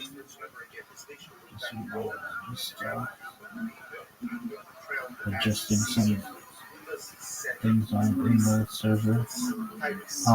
So this is the idea that wasn't really around, at least not in written form, before Isaac Luria, and it's an idea basically of a complete contraction. That's what it means in Hebrew. Can also mean retraction, and it's basically the idea that you have like two aspects of the world. You've got Ein Sof, which is infinite light, literally meaning without, and then the opposite, which is this idea of symptom, this contraction, and some people basically can refer to it as vacant space. It's a really metaphorical type description, perhaps, of complete absence, and the opposite somewhat of Ein Sof, meaning without end. That's a basic summary. Okay, so you have the Ein, which would be like nothingness. And you have the Ein Sof, which would be like limitless, or boundlessness. And then you have Ein Sofar, which is like the limitless light. Correct? So there's like 3 stages beyond Keter. Certainly, a more accurate description of each Ein Sof would be just without end. But what you have is a basic breakdown, yeah. I think I understand what you mean by the distinction between without end and limitless. I guess those could be 2 different things.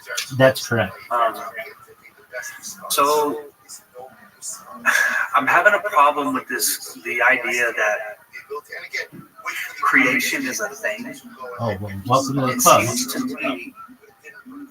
It seems to me, I don't know if you're familiar with pre-Socratic or Greek philosophy. Yep. But there's the idea of that these supposedly came up with, that there is no such thing as nothing, and that there is only being. I don't understand how you can create anything if there's always been something. That's the divine question, and to be 100% honest with you, anyone who tells you that they know is lying to you. It's a paradox. How can you have something without? How can you make something from nothing? What happened 1 second before the Big Bang in a scientific sense, right? That's what you're asking? Well, I'm thinking more philosophically and metaphysical rather than scientifically. But yeah, that's an analogy. Yeah, the scientific would say, yeah, where does the matter come from, essentially? It's an excellent question. The Is there a rabbinical, or is there a deeper, like at a higher degree or higher grade of Kabbalism? Do they discuss this? Are there maybe remedies to or solutions to this paradox? There are no perfect solutions. The best way that I've heard it described is that if you imagine a string, that's like a timeline of history, with the beginning of the string being the creation of the world, whether you believe from an Orthodox perspective that's the year 3760 before the Common Era, essentially 5,786 years ago, or if you want to take it back to from a more scientifically based thought of 13.8 billion years ago, which is what scientists currently approximate the beginning of the universe's age. And imagine that's a timeline. And there's a beginning of a timeline, which would be like the start of creation from an Orthodox perspective, or the Big Bang, all the way until today. And you took that and wrapped it in a circle and kept wrapping it in a circle so that it's like one of those balls of yarn that is almost like a donut. The correct geometrical shape is a toroid. You know what a toroid is? It's like a circle. Okay, excellent. And then you took the one end and connected it to the beginning, but you didn't know exactly where that point was because you were away from the toroid. That's essentially how the universe works. Now, that doesn't leave us with a great answer. Well, there is a start and there is a finish. There's the Big Bang and perhaps the Big Contraction. The answer is, at least under our current brain capacity, we can't understand anything more than something happening before the Big Bang or before creation. And we have to be okay with that. From a religious standpoint, at least within the Orthodox Jewish world, we consider that to be a divine mystery. And they're just some answers to what we don't have from Hashem, from God, and we never have. We may not ever be able to understand that. From a physics point of view, it may be the multiverse, that there may be infinite universes that are occurring simultaneously, that is referenced as the multiverse, but all of this being one idea. It would be the omniverse, like an all-encompassing series of multiverses that are occurring. So that's the best answer that you generally are going to get from either a physicist or a religious leader. And both of them, if they were being very honest with you, would say to you, we don't know. And it's an excellent question. Yeah, I appreciate your explanation. So, in your opinion, or in other teachers' opinions that you may have seen, who or what would be the difference then between the spirit of an individual and the spirit of God? So this is a great question. If there is this potentially uncreated substance or eternal substance, or is our spirit of that substance, or is our spirit like creating, like creatio ex nihilo? It's an excellent question. So in traditional Jewish understanding, the idea of a Holy Spirit, so to speak, isn't referenced as much as it is in Kabbalistic literature, particularly with the adaptation and publishing of a book called the Zohar, the Book of Splendor, the Book of Radiance, that occurs in the 13th century, published by Rabbi Moshe, pardon me, yeah, Moshe de Leon, and now, from a traditional Jewish understanding,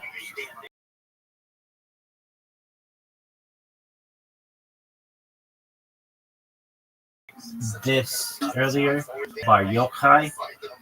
However, if I'm going to be honest with you, which I would only want to be, there's a lot of evidence that's shown that perhaps Rabbi Moshe de Leon perhaps made up a lot of the teachings within the Zohar.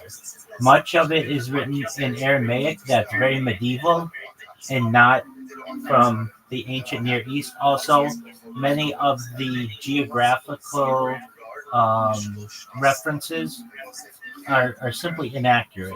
It would be like saying head east to California. Well, but we know California is west. It was almost as if he was writing it as having never been there, or not just that he had never been there, but the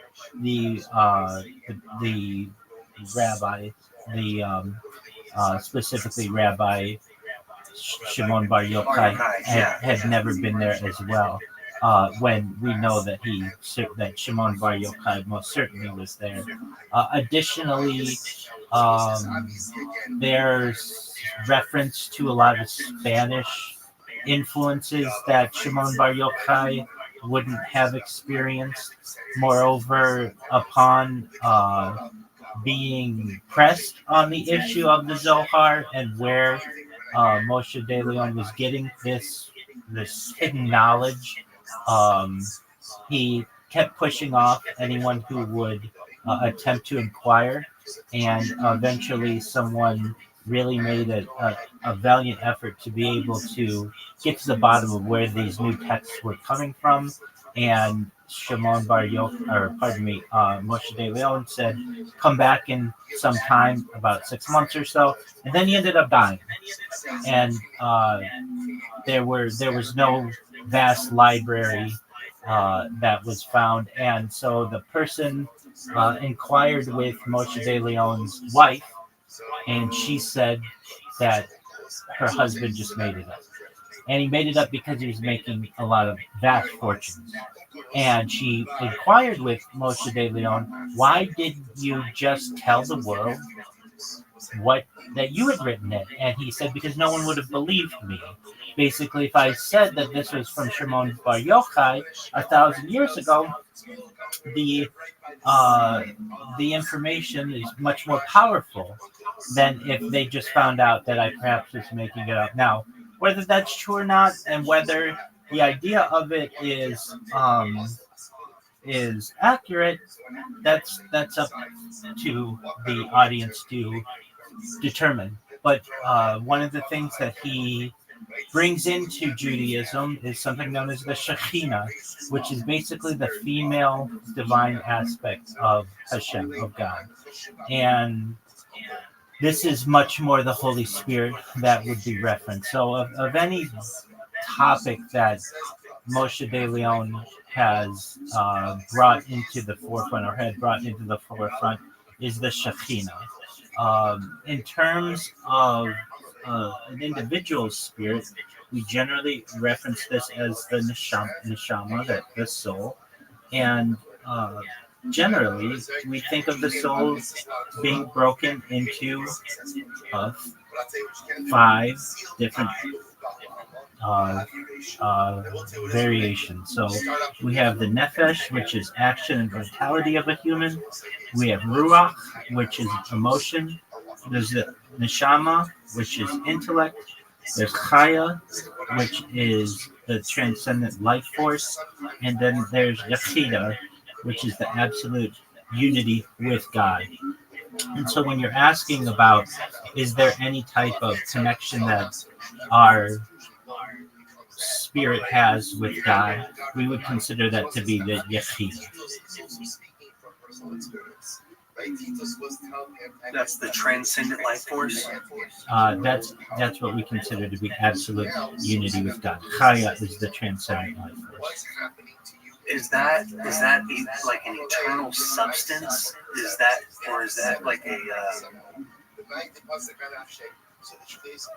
I guess that's the question I have. Is that an actual substance? Is it just more subtle or something? More so. I mean, do you mean does it have a beginning and an end?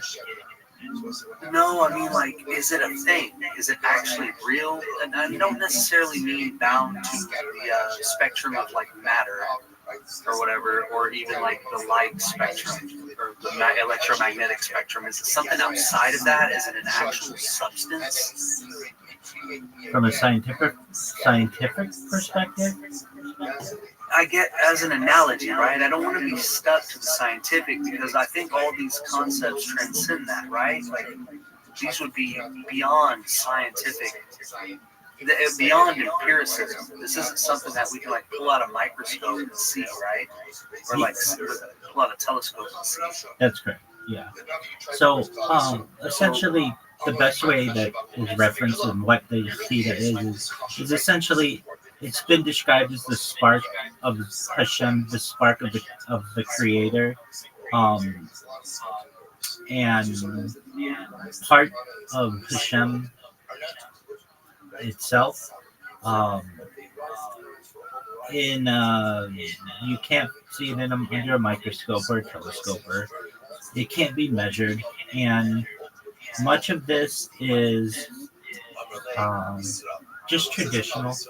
I mean, you have to think that these are medieval people who were trying to understand the makeup of the human spirit in a better sense than what they could necessarily understand with what they were given. And also, it was a people in exile. We had no country, had no temple. There was a lot of free time. And these discussions, as I previously said, sometimes for whatever a reason may be, people make things up or maybe took risks on certain topics that they didn't necessarily have justification for. But generally, the Yechida is considered a representation of like a unification and oneness with the Shem, and really has been previously discussed or previously referenced as truthfully being revealed during of major self-sacrifice and a feeling of oneness with the Creator. But in answer, do you buy this? Do you believe in the composition, the Kabbalistic composition of the human being, or the multifaceted composition that you just mentioned? Sure. The Ruach, the Nefesh, the Shekinah, all these distinctions. Are you saying that these things aren't necessarily real? They're just like devices to try to help us understand the human condition or something? Certainly. Well, I've been teaching a Kabbalah class every day for the last 91 days. And I start all of my classes with, no one really knows for sure, Eluve, Elu, Divrei, Elohim, Chaim, but this is the Mazorah we live by. This is our tradition. And so I'm a realist, and I'm also open-minded, but I recognize as well that I live in the tree, and I have the opportunity at the push of a button with any need that I may desire to have all of the world's answers at my fingertips, when a 13th century rabbi did not, and certainly a 2nd century rabbi did not, and they were just doing the best that they could. I see this as the Mazorah, our tradition, but if you were to ask me, do I feel as if every single person really has something measurable. Perhaps like uh, really thinking do I think people have a soul? I mean, I'd be honest with you. I don't think we know, and I think that's an honest answer. Traditionally, yes, we feel that way, but that isn't even something that is has been mainstream Jewish thought for the entirety of our people. That's only something that really came about in the last 1,000 years. Um, the soul isn't referenced really in Torah, basically at all, uh, and really only starts to be discussed perhaps somewhat in the Talmud about 2,000 years ago, about 1,800 years ago, but then really starts to gain traction about 1,000 years ago. So it's really not been mainstream Jewish teaching for the majority of the history of our people. So for me to say I don't know, or perhaps maybe that hasn't been consistent with general Jewish teaching, would be accurate. That it's somewhat the new kid on the block, from a topical standpoint. I think it's important. No, that makes sense. I think. I So, think. like in the Torah in Genesis, if it says like God breathed life into man, is there? Can you not distinguish the difference between the will of man or the life in man from the life of God? Are we just like puppets of God's will or something? This is an excellent question. Also gets paradoxical. So there's supposed to be a divine plan that God knows everything that is supposed to occur. However, we have free will. How can we have free will? Yet God is in control and knows the end result. And I've heard different analogies, somewhat like, oh, we are video game players, but essentially the end result of the video game will always result in whatever the divine plan is. Maybe we'll have different amounts of money in the game, or different cars in the game, or a different character set, or um, different clothing in the game. But essentially, at the end, we know what the cut screen is going to be, and that's the world to come. And it's just basically we are controlling the characters, yet the environment is already predetermined. It's really a paradoxical quandary that emerges. And again, it's an excellent question.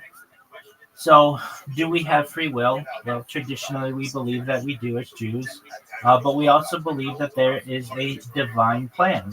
And if there is a divine plan, God knows the decisions that we're going to be that we make, and we just go about completing them, thinking that we have free will.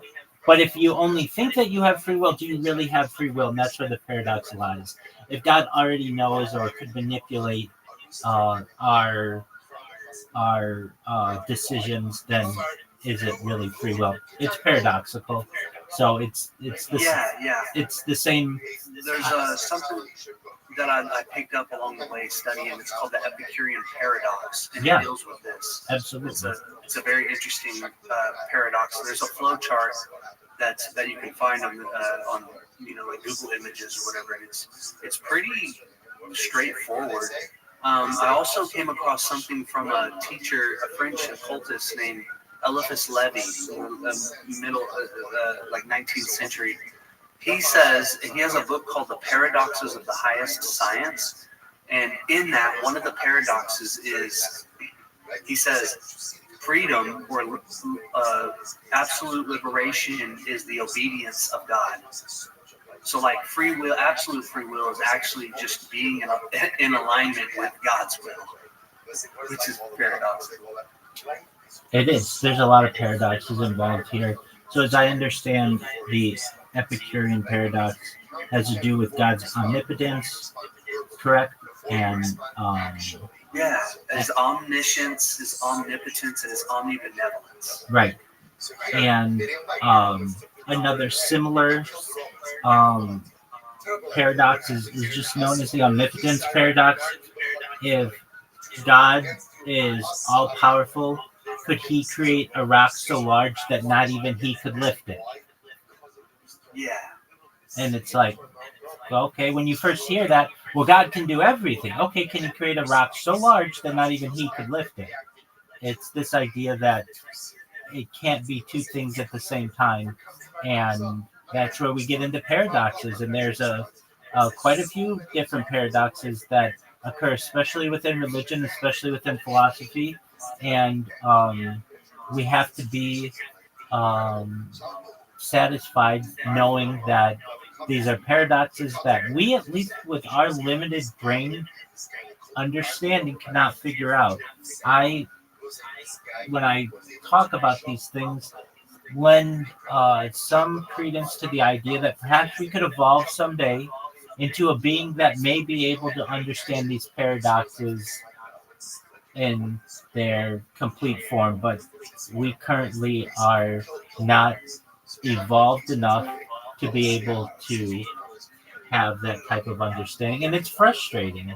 And so, if you're frustrated by it, I completely understand because we desire answers. It's more. I'm just exploring, right? Like I'm not frustrated by it. It's just I'm an intense thinker, and I don't give up. Essentially, so yeah, no, I appreciate your explanations, and I won't take up any more of your time. There's one last question that I'd like to ask you. It actually involves a picture of a Hebrew text that I cannot find the edition of. And I was hoping that maybe if I sent you a picture over Discord of like the cover of the book, could you maybe, glean what it is or what edition? It's an edition of Derek S. Hines. And I don't know which one it is. I'm having trouble, and I really want to find it. Certainly. I don't know what this person's doing, so apologies. Okay, first thing that I would recommend that you do is just take the screenshot, put it in ChatGPT, and it should give you the answer that you need.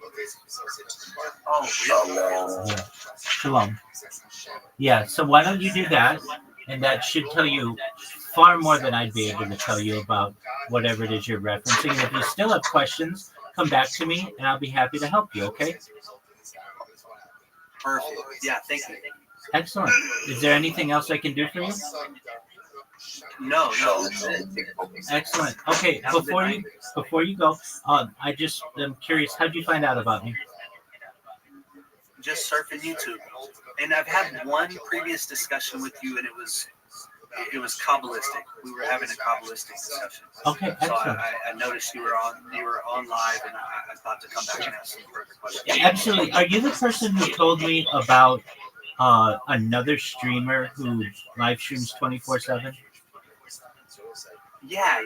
His name is Spirit. Yeah, I met him because of you, and I want to tell you about what I learned about him. So I'm not saying, okay, so to our friend here, I'm just giving you a polite warning that we're having a discussion. Feel free to listen, but please don't make any other noises unless you have something to contribute. Okay, so Spirit Peaceful Revolution. I went to his YouTube stream after you had referenced it and did everything I could to get his attention, and I couldn't. But I was not frustrated because I know people that happens to me as well. So I went back a few days in a row trying to get his attention. Didn't hear anything from him, and then about a week went by, and then he came in here, and he was like, "Hey, I saw that you were trying to get a hold of me." And he and I, okay, my friend, that's, as I said, apologies for those interruptions of this individual.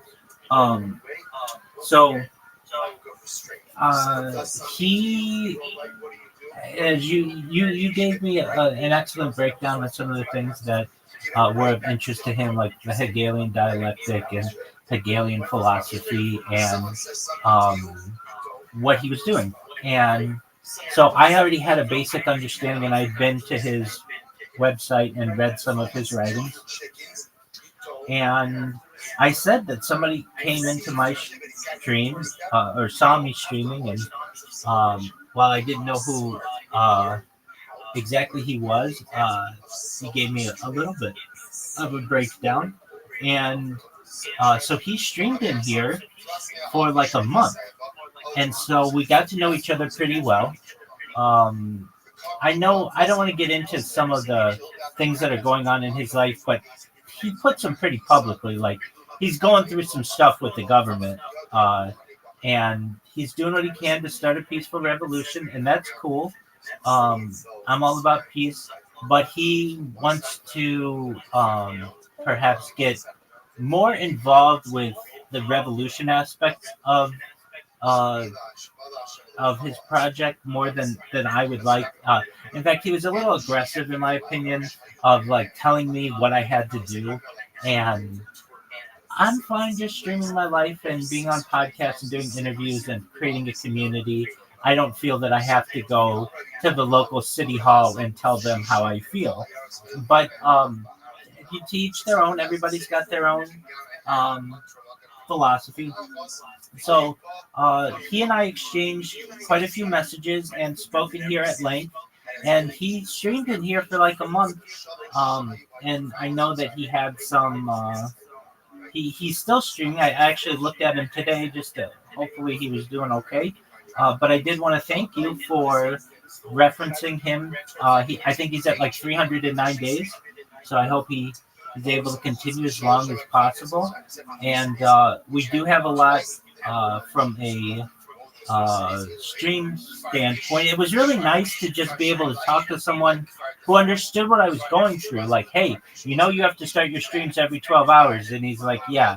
I'm like, hey, you know that you can get your account banned, so it's good to have like backups and everything. He's like, yeah, no, I need to do that.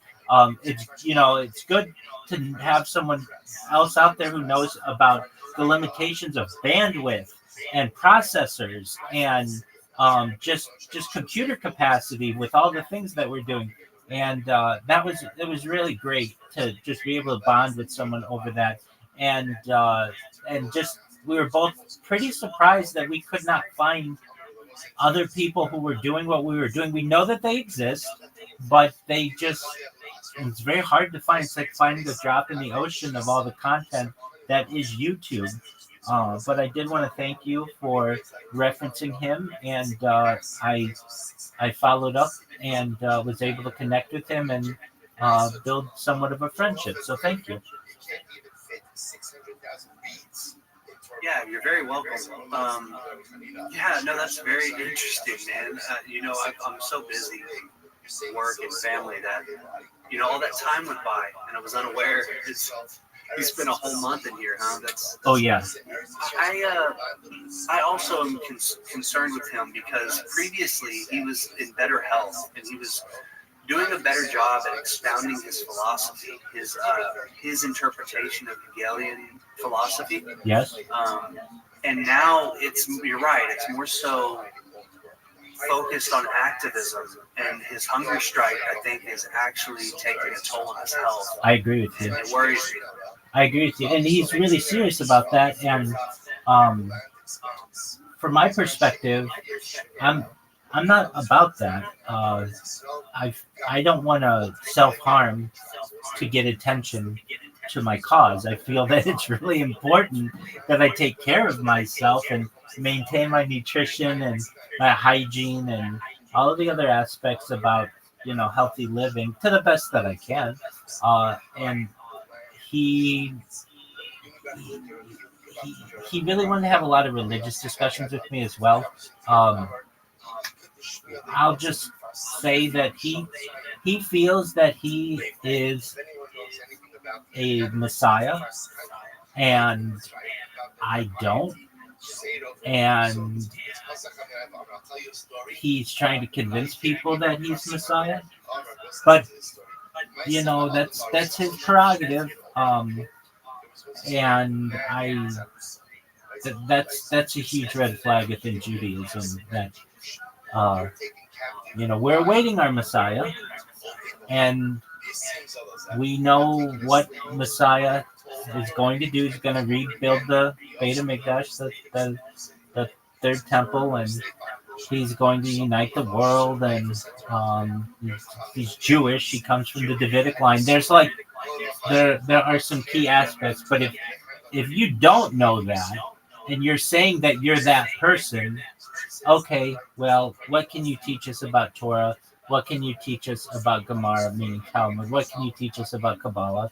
And if he doesn't know anything about those things, well, one major key aspect of Mashiach or our Messiah is that he will be learned in all of those and a great teacher and great leader. And so it's hard to not insult someone when they tell you that they are your Messiah. And I would dig into this because he's I would say, well, like you say that you follow the teachings of the Nazarene, or that guy from like basically 2,000 years ago who was allegedly crucified. Isn't that the Messiah for you? And he's like, well, I am that person. And so that leads me to be like, wait, so you are a guy from 2,000 years ago? You're his spirit or something? Like, I mean, it's just, as you can tell, like, it's confusing. And I was fine with it. I had to tell him, though, he was like, I would answer his questions, and then the next day I'd get this huge amount of paragraphs of just like all this stuff. And I would read it, and I would respond, but it's like day after day after day after day after day of that. At a certain point, I basically said to him, with all due respect, I'd rather not have religious discussions with you. But the reason why I said that, he wanted to tell me how Jews are supposed to pray. And it's like, we have been doing this long enough that we don't need some random person telling us what we're doing, everything is wrong, and how we should be focusing our attention and our belief system. And so I gave him quite a few, I gave him a lot of my time, and I could see that he was very aggressive towards making some kind of peaceful revolution by the spring. He kept saying, like, it needs to be done by at least the summer or something like that. And I mean, okay, what do you want me to do? I mean, I'm just living my life streaming just like you are. And that's another thing too. If you're Messiah and you've been streaming for 309 days, I've been doing it for like 1,700 days. What does that make me? And so, but I was very understanding of what he was saying. But yeah, with the hunger strike thing, I don't know if that's the way to do it. But to each their own. I don't see it. I don't see it as being the way to do it. I think he has the Messiah complex from his interpretation of Hegel. He thinks that he is the only person who properly and correctly understands Hegel's philosophy, and he thinks the method is the universal logic, that the spirit is history moving through time. And that if you've ever read Hegel, it's very, very nuanced and not easy to read. It's actually a really rough read. There's so many distinctions within his philosophy. For him to claim out of nowhere, I guess after spending 3,000 hours reading it, there's been many people before him, experts in the field of philosophy, in particular Hegel, who also spent those amount of hours, and they have a different interpretation. So, yeah, I think he's just a fan. He's obsessive over philosophy, which is not a problem. But when you try to turn it into, forcefully trying to change the world, I don't think that's what philosophy is for necessarily. I agree. And when it takes a physical toll on you, that's concerning as well. I mean, I'm not saying that hunger strikes can't work under the right circumstances, but You Yeah, he gotta has no leverage. He's not in a position to be doing a hunger strike. It's exactly. Like, I don't get it. Exactly. A major aspect of a hunger strike is publicity about it. People know. Otherwise, you're just going on a diet.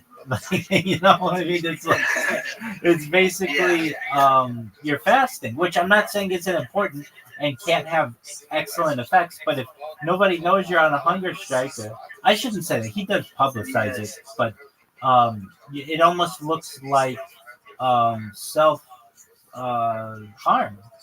And I didn't want him to go It through does that. look like self-harm. He doesn't have the audience to actually have an effect of it before the hunger strike. I told him he would do much better if he just spent more time explaining universal logic, right? Like, if that's the key, then you should be talking more about that thing. That's gonna, because ultimately that's the thing that solves the human condition. It's what I've got from him. But yeah, the meta crises that he explains are dire in that, you know, there's always a timeline, and that timeline gets pushed out further and further. He moves the goalposts. Like you said, now it's this spring. Well, last year it was last spring. And it's just, yeah, there could be some mental health issues going on there, and I do worry. Just, you know, basic human empathy. It's not fun to watch. I want to take up more of your Oh, time. absolutely. I thank you for looking into it deeper and, you know, having your own assessment. That's cool that you actually spent the time to do that. Oh, 100%. I did just try to look up the pictures on ChatGPT, and it's not right. I don't think the pictures are obscured in a way that you can read them with the eye, but I don't think ChatGPT can make out what it's saying. Okay. So I'll send you a message, and you can send me what you want. Yeah, and it would literally take you. I mean, if you understand Hebrew, if you can read Hebrew, it shouldn't take you long at all. And if not, it was worth a shot, right? Like, we can just forget about it or whatever. Absolutely. One thing I'm going to do is send you also his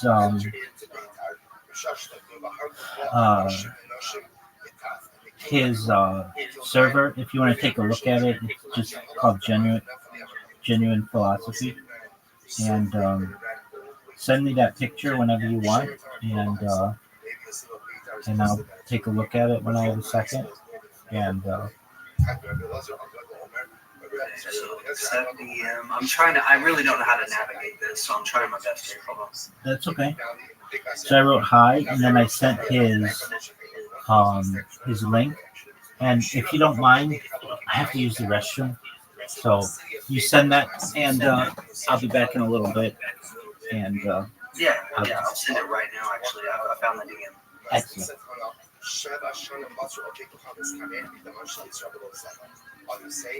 non-Jews in the area of Beit El were able to have their fields fertilized with Jewish blood for 7 years. For 7 years, they did not have to add any additional fertilizer because of the Jewish blood which ran through it was in the days.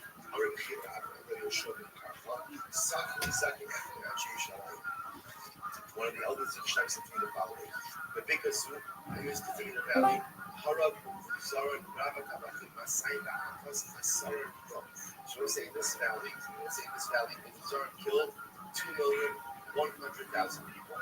The Yerushalayim, Harab, Tishim, Arba people. The Yerushalayim killed 940,000 people. 11 has one stone.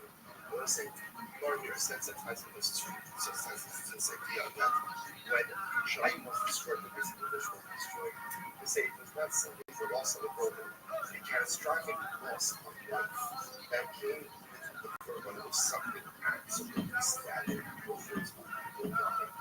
When the Romans overran Yerushalayim and surrounding cities, 11 has actually another notion of Zechariah. Listen to this: when the Tsar entered into Yerushalayim, killed out people, killed so many people until the blood of the prophets mixed the blood of Zechariah. I was like, what's the blood of Zechariah? So remember again, Zechariah lived a number of generations before.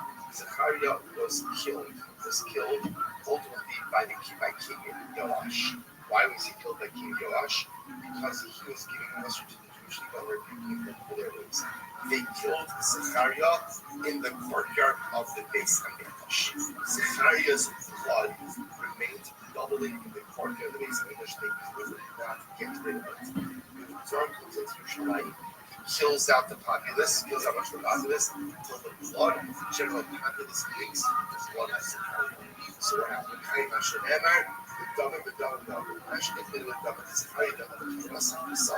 So the Tsar enters into the Beis Hamikdash and he sees that the blood of Zechariah is bubbling. Amar, my eye. What is this? What is this? Amar, down to the Jews did not want to tell the Tsar what this was because it was embarrassing. So they said, oh, it's just the blood of Kabbalis. So I see that maybe they'll be. So Zechariah said, sorry, so the Tsar said, because I've seen animal blood before. He brought the blood of all different types of animals, and none of them resembled the blood of the English. Normally, he says, if you come to this is good, then you go, and if you don't, last week, don't, this right, I will literally receive from your body the terms of the comments. My name of the club, worship time, Rubia Haba, then the Sir, Rubia Haba, then the Haba Kamufa, this is the one of the prophets. The people didn't like him, so they killed him when he stood. But how they punished him, it's been a number of years already, and his blood has not settled. So the Fuzara said, I will appease the blood of the murdered prophet. I see Sanhedrin Yola, the Sanhedrin Kitana, so he killed out the large Sanhedrin, the smaller courts, and the blood of Zechariah did not stop them. Bahurim disclosed things of young women, Katalai, murders them, the blood of Zechariah doesn't stop them. This is he takes children, the blood of Zechariah does not stop them. So forth. So I'm just going to flip through the book. You guys can see all the parts. So at this level, you'll see that everything is almost no words at all. As you guys can see. So this is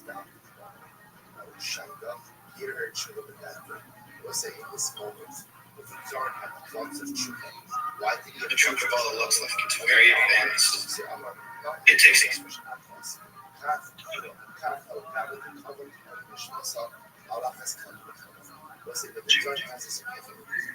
So much blood was shed to avenge the blood of one Jew, of Zechariah. So the Torah said, what is going to happen to me now that I murdered so many Jews? What is going to happen to me? Also, Ara shows him to left his post, he ran away, shoved the Shtarkartas in the base, he literally sent him back to his house, and I had his post because his slave, the guy. We'll say, is this not a character? Like with Zara is called Rabbi Kamachim. He is called the chief butcher. Chief butcher ultimately goes ahead and it's kind of, we'll say, some other great people who converted. Naaman, who was the general of Adad, Gertosha. He ultimately again becomes a Gertosha. We'll say, however, Gertosha, he's a resident of Israel. Meaning what? He didn't convert to Judaism, but he didn't give up idolatry and observe 7 Shabbos. Like with Zaran, Gert said, Zaran becomes an actual convert. One of Haman loved the Torah of Bnei Brak.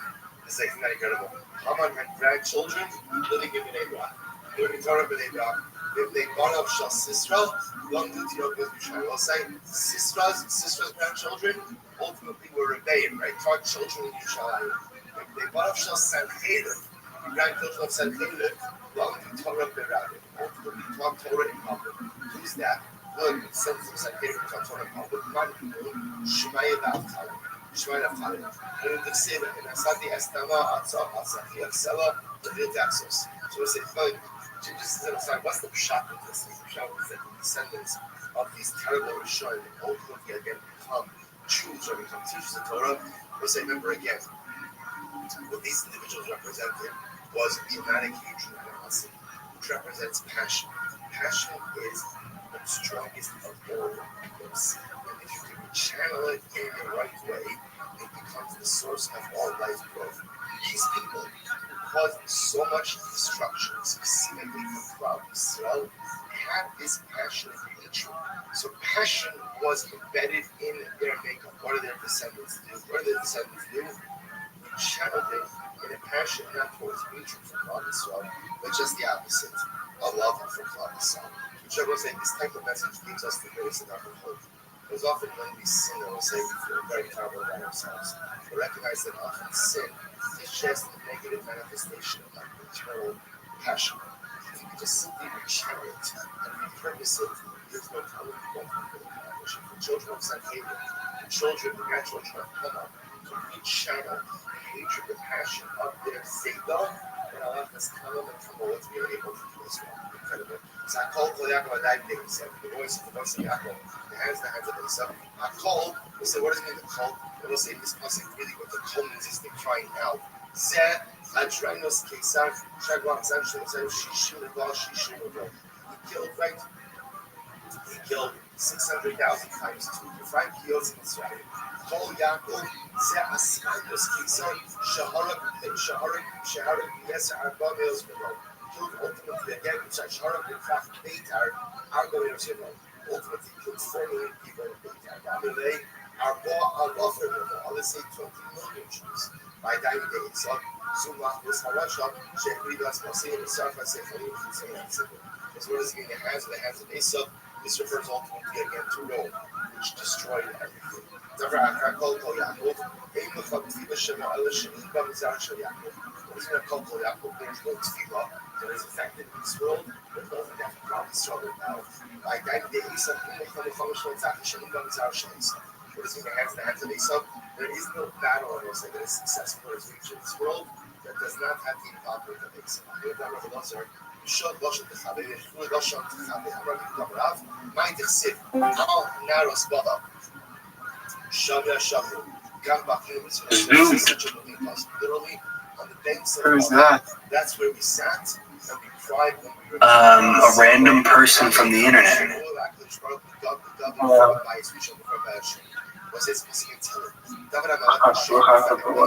Destruction of the first base of Mikdash and the destruction of the second base of Mikdash. He was shown the destruction of the first base of Mikdash. I'm going good. How are you? So on the banks of Baba, that's a reference to the destruction of the first base of Mikdash. Say that again? Have we spoke before? No.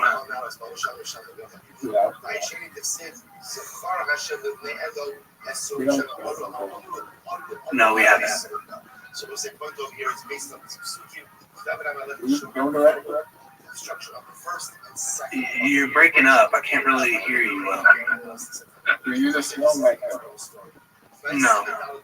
We've never spoken before. Me and you. This is an amazing story. Who are you? Story of 400 Jewish children. 400 Just a random guy from the internet. I was talking to Rabbi about a couple of things. Girls are a total of 400, 200 boys and 200 girls. What do you think happens when we die? In short, I think we're eternal spirits, and death is an illusion.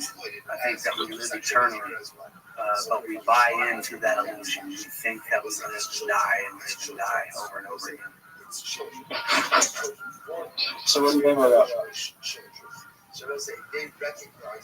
I think that it's the truth. I think that that's ultimate reality. I think that there is no such thing as nothing, and there's only being, and being is eternal. It doesn't have a beginning or end. It's a good thing. Do you think you go on to have another life? Well, yeah, but that's a part of the problem. I think that that's the problem is when the spirit identifies with the body or the soul, and then it comes back into life when life and death are just a false dichotomy. So yeah, the spirit will fashion for itself a new soul and a new body, and then it will live in another 70, 80 years, and then if it doesn't understand this problem, it will keep doing that over and over and over. Okay. So what does that mean? It means that what you're calling life isn't truly life. It's not truly reality. It's an illusion. And that the goal here, right, like the meaning of life would be to return to the state of eternity. This would relieve you of suffering. This would solve the human condition. How do you do that? Yeah, so there's a couple methods that I've come across. One is breaking down language. Basically, it's sort of like apophaticism. You want to negate language, and you want to redefine symbols or semiotics. You want to change the meaning of forms so that you break habits. We think we are our mind. We think we are our consciousness, when really that's just a collection of forms in the world that we identify meaning with. So we see a form, we say a tree is this, a cat is this, a dog is this, up is this, cold, hot, red, blue. We start to compile and construct a false reality out of these words and forms that we experience in the fake world, which what we call life. Well, the key is you got to break those down. You have to break those habits so that when you die, you don't think that that's reality, so you don't come back. Isn't the fact that Say that again? this is a materialistic world? Yeah, it is. We think that, right? We think matter is the soul is not designed. The human soul is not the human soul.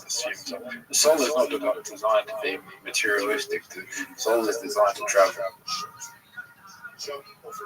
Yeah, the soul is, but I would say the soul is matter too. But yeah, it is. It does travel, just like the body travels in its own way. It moves through time. It's temporal. It moves through time and space. So does the soul. The spirit does not. It's acausal. It's atemporal. It's eternal. It's different than the soul and the body. You think?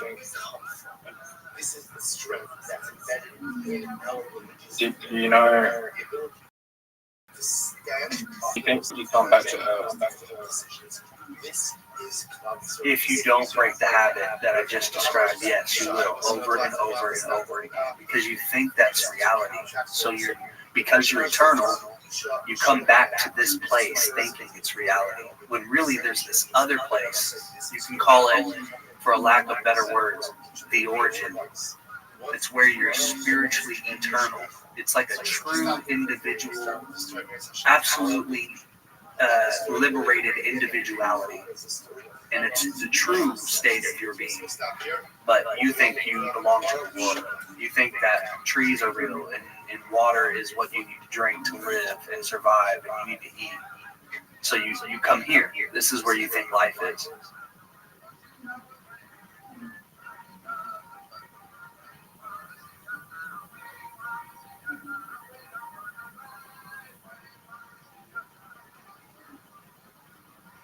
Do you think life is enjoyable? Yes, it can be. Yeah, it can also be painful and not enjoyable.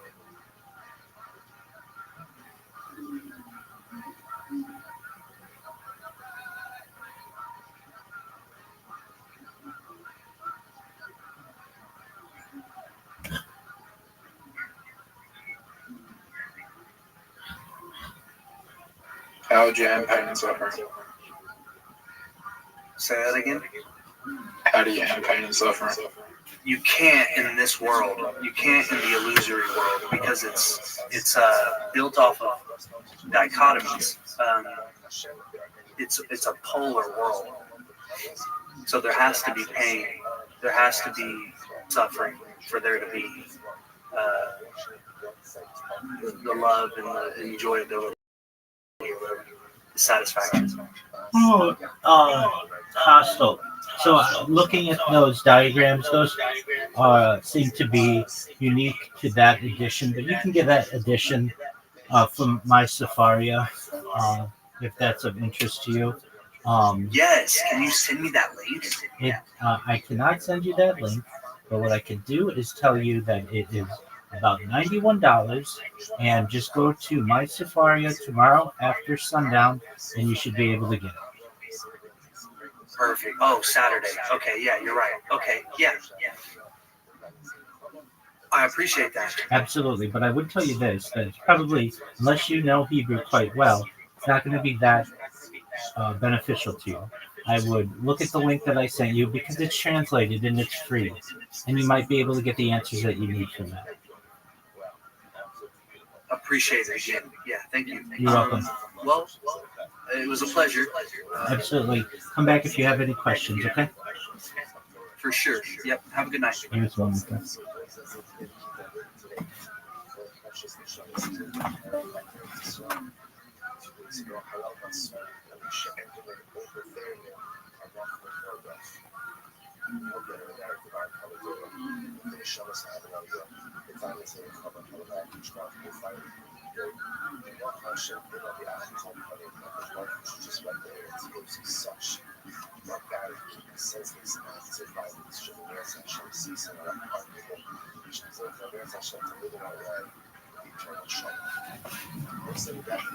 Why couldn't you just send them a link, Rabbi?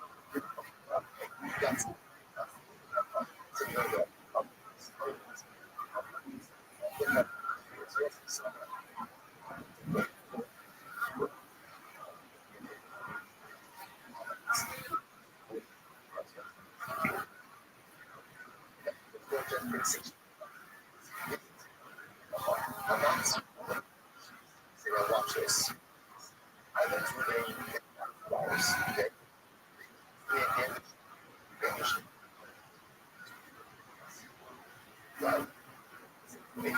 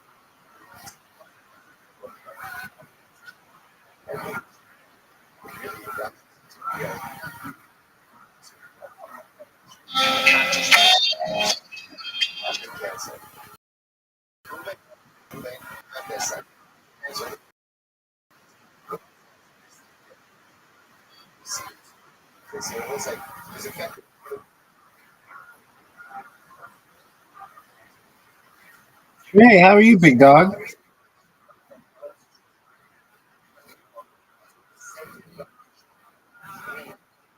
Trey's way. Oh, I see how it is.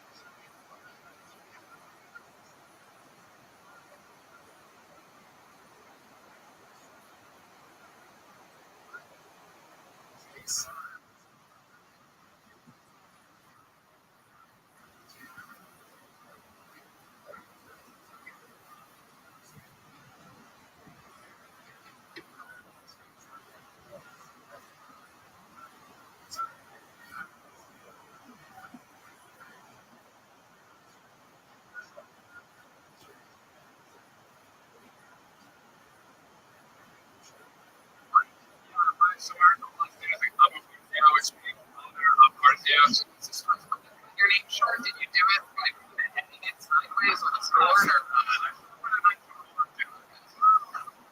Okay, good. What is your last name mean? It just means I call them or see like a farming family from Bethlehem. So, oh wow. The first place, Jesus. Right. Yeah, really. You ever go and see like pieces stuff? Is that I'm gonna enjoy it? It's gonna grow all over. Some big noise, just like a good life. But aside from that, yeah, they're really good over there. Okay. They visited Jordan this year, right? They've not going to very well tell Jordan. Donuts are 99 now. Where do you drive? I imagine you drive like a really nice car. Like a Honda with a fan muffler. I'm going to drink. They're going to see if I can drive a motorcycle.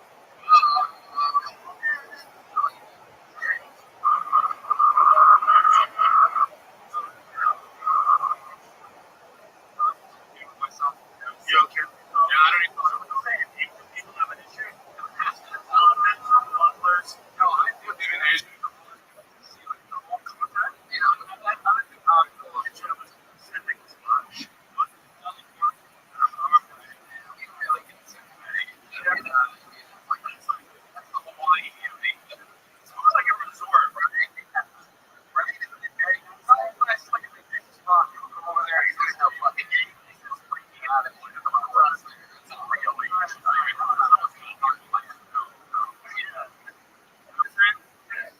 what do you do for work? What are you selling? I sell like beauty products. We can make it happen. So I got those two, right? No, I do all the stuff like IV drips, hyperbarics, things like that. You sell IV drips? Yeah, they did those treatments. Wait, I came in and we're probably reuse some deals, you know. But no, I work for a company. I just did a bunch of stores around the country. We just help people like, with stuff that don't really like, you know. Jeez, dude. I can put the pieces in right here. Do you have any special skills or talents? Anything you do for fun other than stand up like a hobby? Something you got good at? So we get to work out and like I just try to make money on the side. Work out, make money on the side. What the fuck? You a gay hooker. That's handsome. What do you mean you work out and make money on the side? I mean, for fun. What are you good at? I go out. I do comedy. I can get going out. Yeah. Most of the time, dudes go out. They don't know what they're doing. You like dance? You dance in the street. Like nightclubs and dance? It's like bars, like live music. So in live music, like you don't dance. Any kind of dance. Let's see what this dance is. Like this is good old Philly. Start dancing. So you guys did something dialed up for our friend Adam.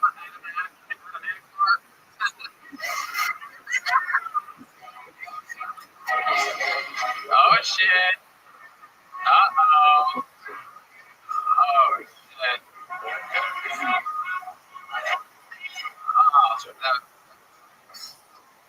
Waiting for you to sound or something. And the show on the menu, right?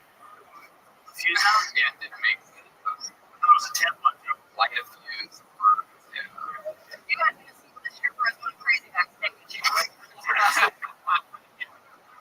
Adam, what are your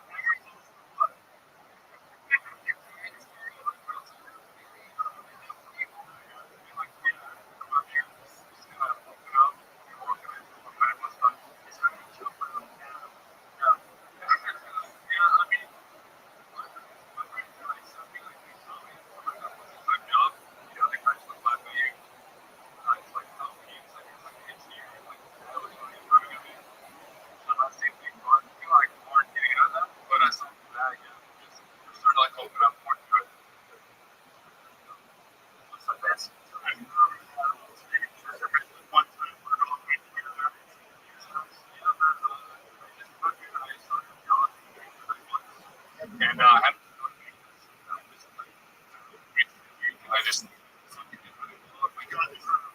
I ran like a show. I feel great. We're on there. I just felt great. So if you like me, that's not like what you're saying.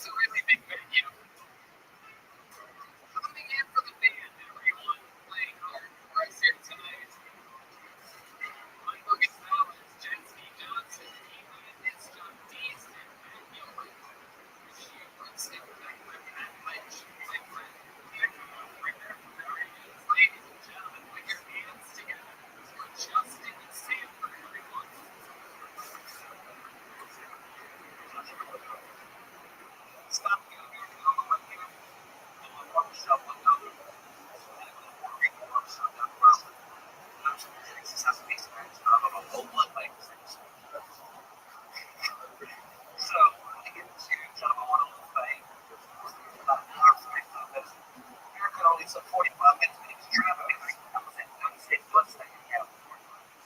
You know, so I'm sitting there grinding through my head, shifting gears in the clutch, right, second, third, we just working in my birds. I said, hey man, what's the question? So 45 minutes plus for the next hour, he's spinning me around, stepping back, looking at, walking over with him. Coming back. Finally, he steps out the door, lights a cigarette. Listen, he comes in and goes, okay, Papa, you're up. You're good. Thank you. Just Sanford. Send it up and then look at it up again. You look like you just got off a bus from Miami. Right? You stress like that? You look stressed like you're like own stepson or something? Yes, sir. He looks like he would have inmate one and he expected COVID-19 relief. I see much people back up in the streets.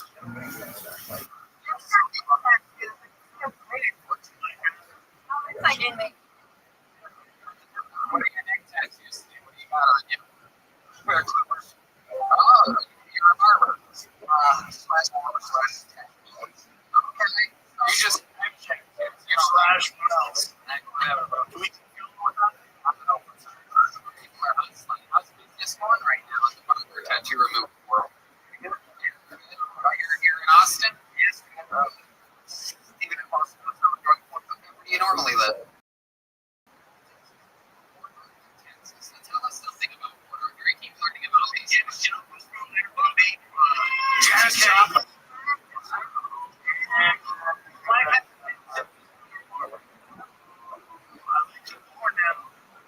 You really want to see her live, right? It's fun. It's only good for me to be about like for people who be interested in young. And I'm like, what do you think? They didn't know what you would be doing. It's still older. Oh, let's talk about your be honest, man. You got some TV. Either that or you have been stressed for 36 years. You're the president. The kids permanently angry, but I just have no serotonin. Really? Is that what it is? You were never like really a party animal?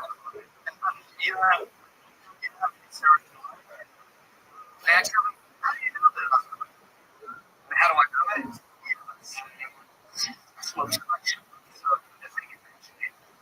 No, you go to a doctor. No, I know insurance.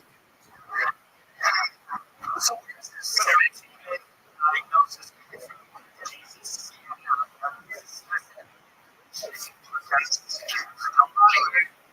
Bro, that's the whole thing. How many kids do you have? 4. Oh, shit. What are there? 12 to 16. You have kids that are older than you. I need to know. I'm trying to piece this puzzle. You have 4 kids. You said 12 and 16. 12, 13, 14, 15. Whoa, you got a rampage.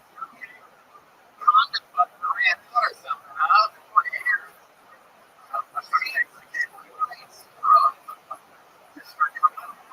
Rubbing it into your skin or something like that. It's not a bad idea. No, that's what's fucked up about all red band suggestions. You go, what? It works. It works. If it really turns Clint Eastwood into Chris Pratt.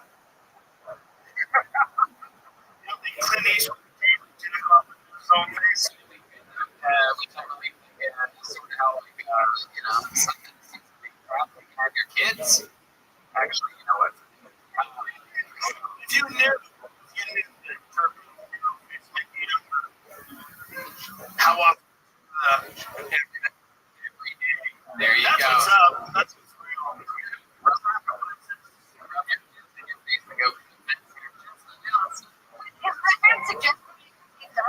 I think that's good. You know, if it's been a couple of years, it's things like that. I just take the cheek and I rub it in just to see. I don't know.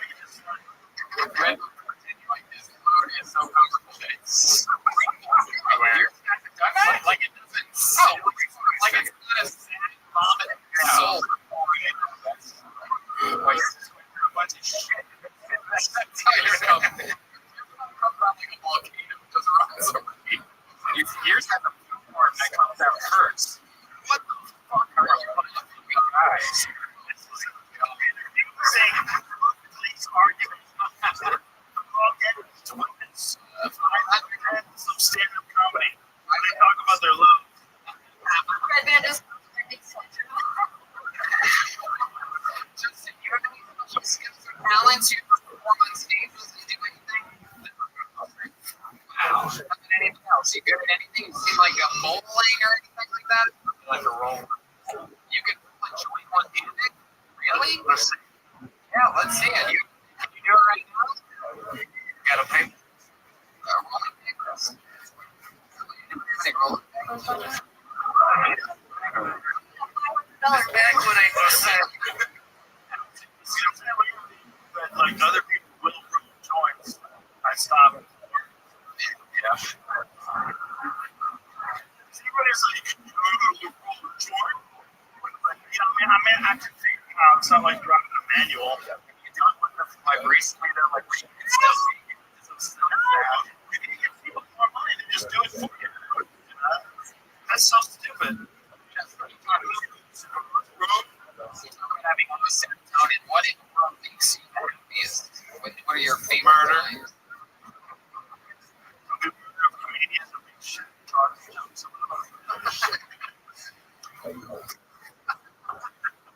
We got so high before this show. I've been trying to survive this whole time. I'm too high to be talking in public. What are your hands to be coming up on to be sideways? So I got to see, my network kids, man. You love them. The number 12, 13, 14, 15, and 16.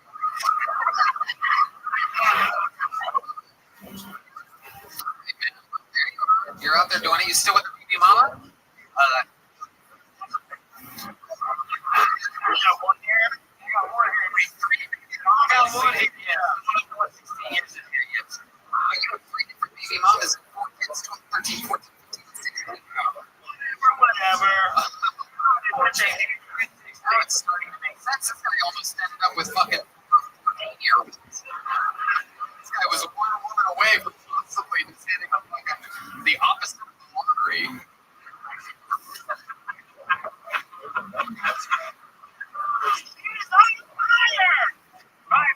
Goddamn, have time to find one. Tommy's been through this show. Yeah, I do. Really? It's like one of the funniest shows that ever existed. Comedy Central. Yeah, exactly.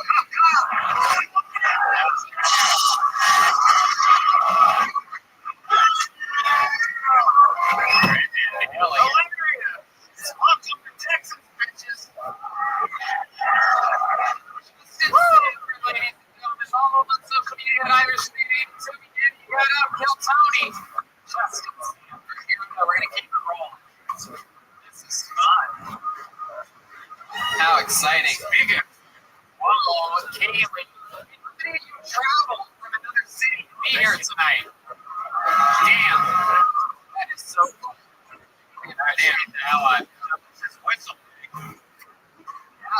Don't forget, if you're into vodka, drink 6 vodka. If you're into whiskey, drink whiskey.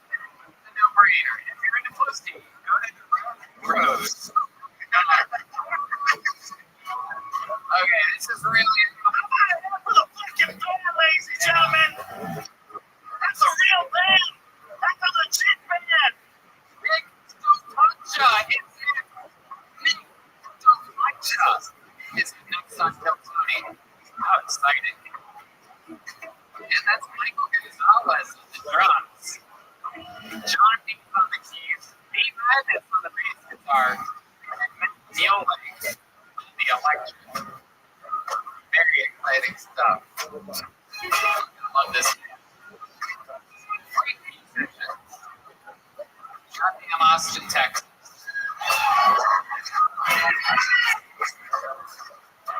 Where the hell is Nick Stopacha? Here he is, everybody.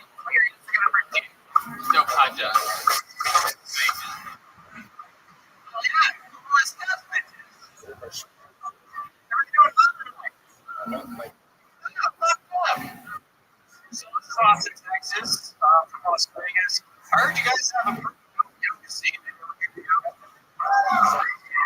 This fucking sucks here, dude. I got yoga for 5 years. And the Black Swan? Place. I have to go. From having like a friggin' hospital, man. What the fuck is that? It's like I'm watching a view and I'm seeing.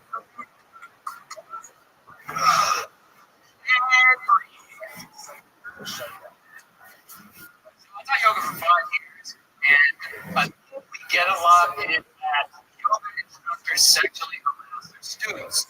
It's fucked up. I don't agree with that. What are you going to do if you shoot me in afterwards? What am I doing?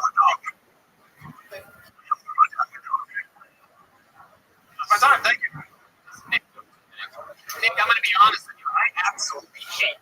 I mean, unbelievable. It's unbelievable. Good energy, good timing, good pacing. You do things well, but it's like you seem like a professional, but I just fucking hate you. You think that like talking about one specific yoga place, whatever the Black Swan is, you thought that was going to resonate with a bunch of podcast fans? No, I just actually there in the gym. I do yoga. It's like people shooting up in uniform, like this is fucking interesting. I know it is right next to a homeless man.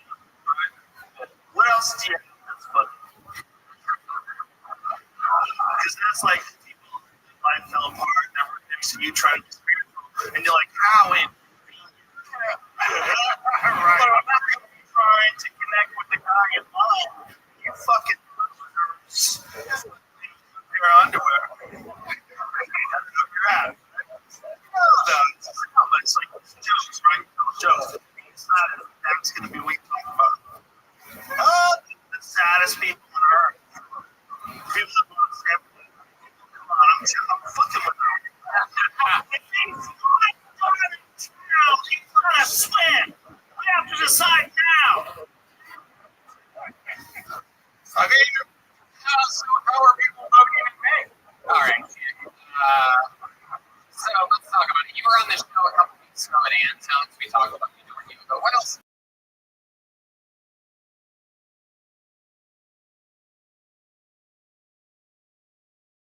Did we talk about? Listen there. Most of those bodies listen now. Stretching deeper. Hold it longer than you would when you're telling them to. How long did it stand up? 3 years. 3 years. Okay. I mean, the only time someone asks you to stretch. That's real inside joke. Stretching means that you do longer than the inside set.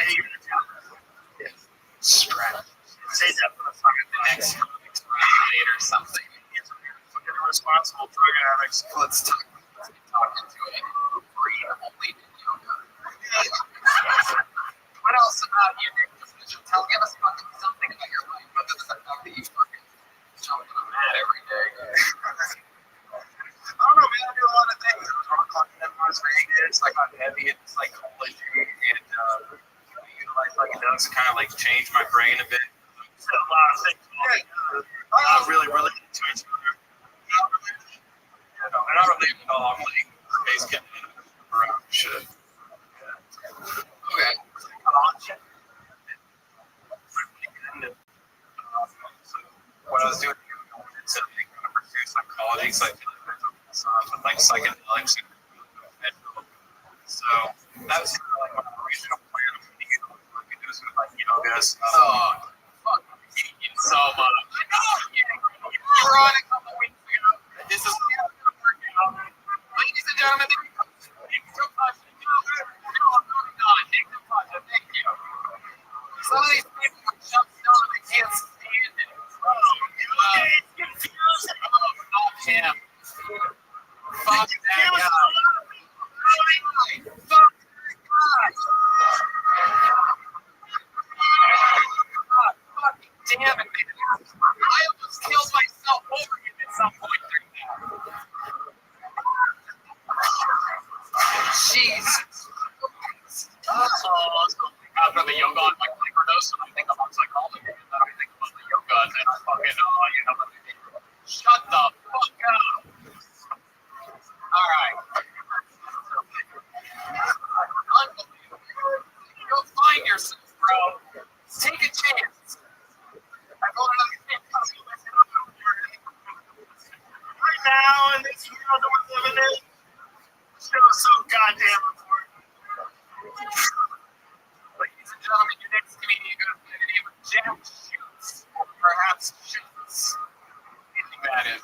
Besides today. It's like a good wrestling name, right? Jack Shoots. That's a name you don't name. Oh, here he is. He's right here. What's time for Jack Shoots, everybody? How do you say it? Shootsy. Come on, make some noise for Jack Shootsy, everybody. Hi guys, my name is Jack Shootsy. I'm hyper-critical, so I'm going to be queuing it up here for myself later. Judging by the looks of this room, I shouldn't be alone. I think it's on suicide. Least to say. Texas don't care about history. Texans don't care about history. As they let me go, just teach it. I'll be there. Our team. Today we're studying the rise of to illustrate year 2000 dramatic historical gladiator. Next week we'll be studying the dynasty of China to illustrate the year 2000 film Gladiator.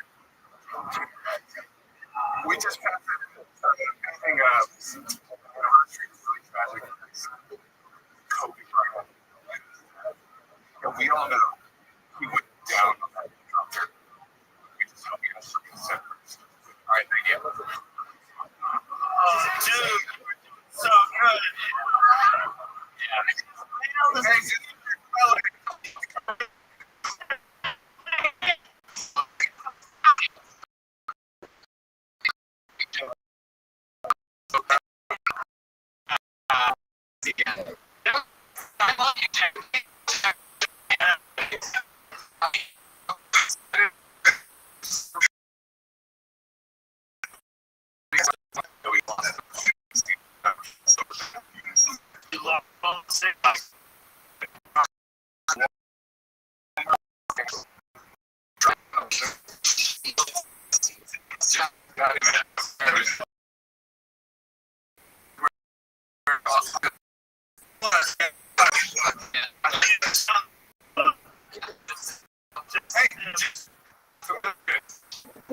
Oh, shit. All right.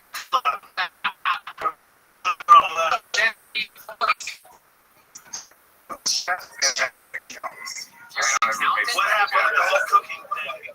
I wanted to be able to do stuff like this, and then I'd be an educator right now. So, Yeah, so it wouldn't taste good. Jokes.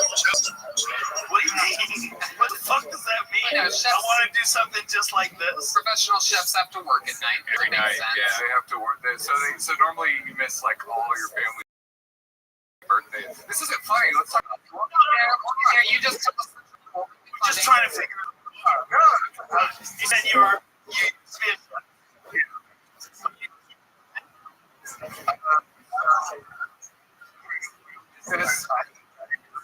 My wife is like for a while. Now I'm trying to stay on the Okay. Who knows? What else in life? What else do you? What do you and the lady do for fun?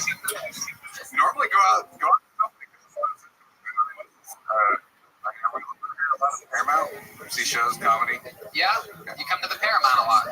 Okay. What else? What do you? What is any? You guys tried ketamine? No, we are going too soon. Big money. Immediately. No children yet? I've met God, if that's what you're trying to get to.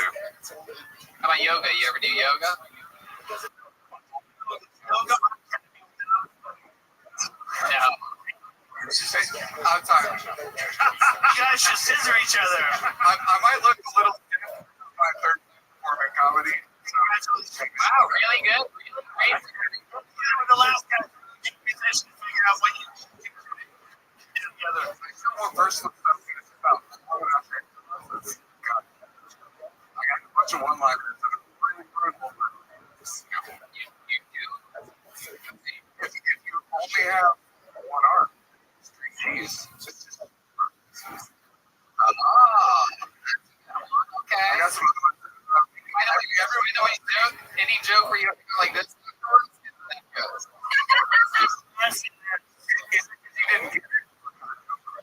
I'm trying to roast. noise. Okay, so Jack, tell us more about you. Give us something good about your life. Like something that really makes you different. From working in a restaurant, working in an office, is super interesting. This is a conversation I had with ship hands, Dr. Figure, and then like I go to work in an office, and they're like, oh. It's like my friend's Rothschild overseas, and it's like that's honestly. Don't you miss those people? I do so much. That's why I'm here. That's why I'm here. You seem like such a genuinely good man. What's the worst thing you've ever done in your life? You, Yeah. absolutely serious.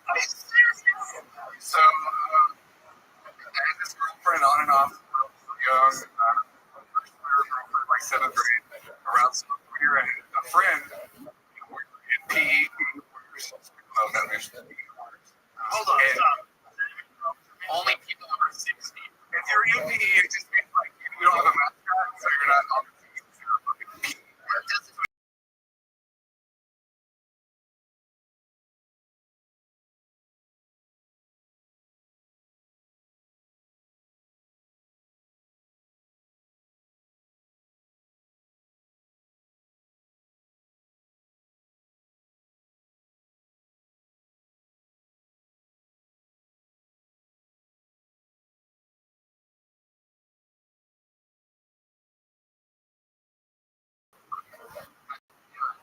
I just went up with as a little but You should definitely edit this podcast. is that Here, listen here. Ruin this. You're lucky. You're lucky you're a part of this thing and no one's ever gonna see it. Wendy, shut the fuck up. Wendy, come on.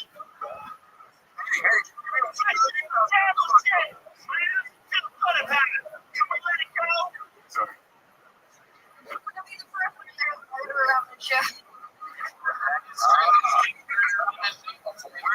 Where's the girl?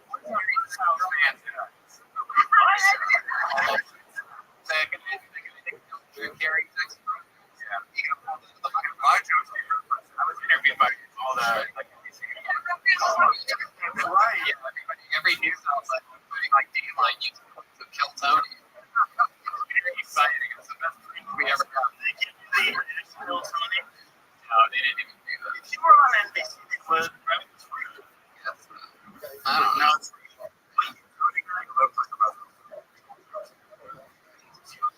You're not supposed to tell jokes.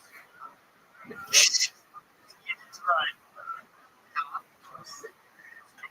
Thank you so much.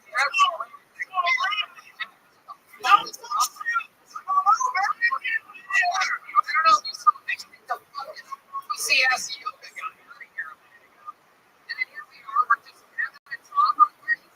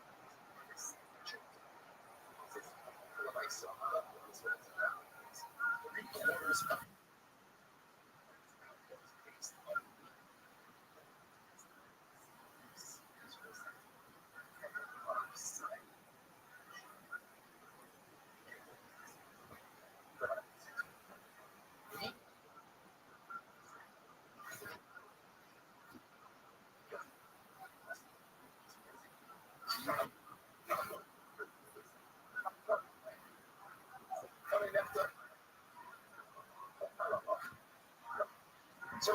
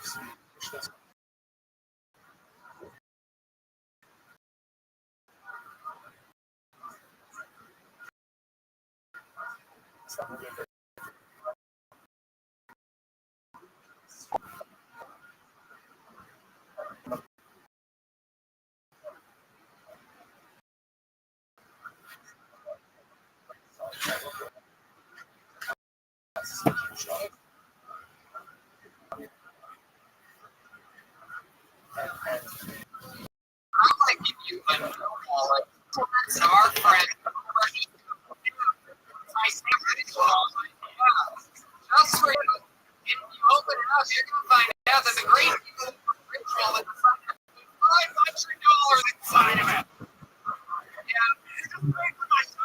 Yeah. No fucking way. Yep. You're welcome. $500 ritual, and mine is that one is titanium, and the whole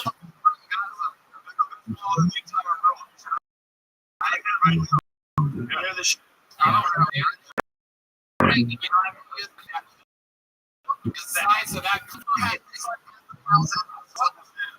this is People are rich up so long, I have no idea if we're going to get these films get caught. And to be done, people are in this wall. One guy, he's paper. How did you know? That's the only time we've done this, and I think that there's some fans in the room. We do this. The other time we ever do it, we never have this. It's like I'm feeling it out. Oh, this guy's going to get it. But the other guy was 14, but both times I lost. The other times I've asked, and this is on this episode, like, and I swear, tiny muscle down the. It's like, oh, shit. I'm like, just. I don't block the fucking bridge. The only good thing I ever was something weird about the synchronicity of this evening. There's so many things. You like David Lucas and all these other people. There's a weird synchronicity to it. You want to see more synchronicity? You rap. What? What? What?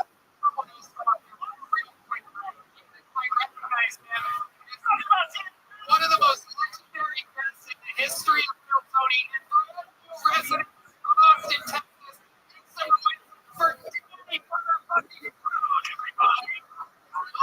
You know this. I know. Holy shit.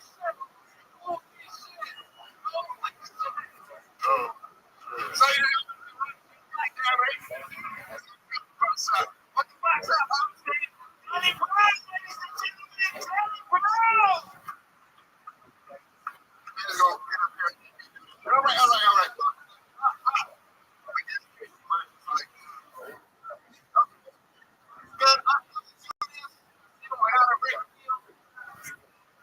Should I say won't be understood by executives? My weight grade? Tell me about anything. Backwards. Made move, went left, right. Niggas want to be right to these. The right can't tell me shit. Hannibal Burris.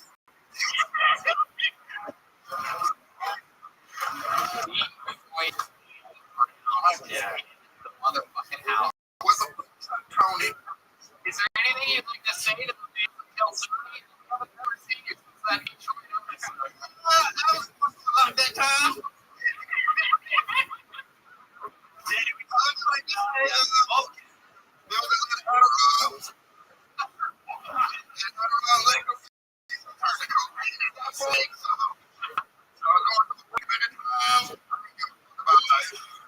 I love that episode. That's what. It was pretty fun. Yeah. That's right. Together, right. Going to dinner this week. Man, you saw me up.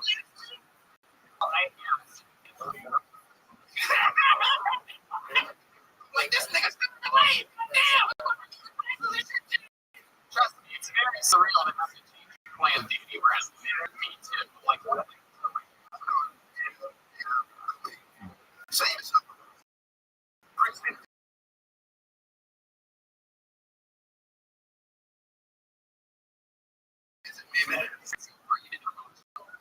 I mean, West. You know, so I've been every year since I started a rapper, you know what I mean? So I've developed a great relationship with this thing, you know. Fucking love it. You have such a great energy. Thank you. No, it's just one of the greatest fucking rappers in the world. Detroit Danny Brown is Austin Danny Brown, ladies and gentlemen. What have you done to my head, Cliff? Chaos. What have you done? This is Brody. 500.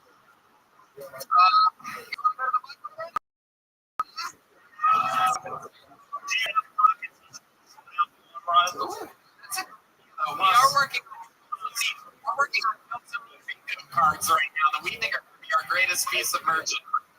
Where things have killed Tony and you your bingo card favorites and you just play along. Maybe by yourself. Because I'm sure you have a lot of bingo fans. You fucking see the bench barbarians taking audience. All right. Let's see what happens here. The stylings of rich. Talk about synchronicity. We just give away a rich moment.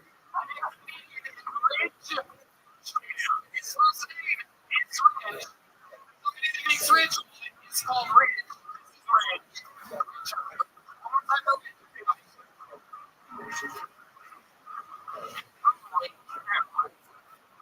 I've never seen this many people in my whole life.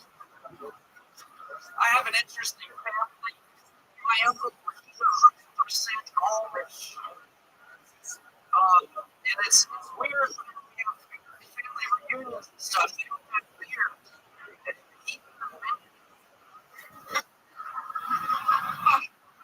I was told this would be an always friendly crowd. Oh, how I was missing. I grew up in a dairy farm in central Pennsylvania. I've been touched so many times. I might have even sucked on one. You know, people talk about this table. I don't believe in that. Something other than mouth. Thank you, guys. Hell yeah, Rich Hirschberger. God, are you fucking real?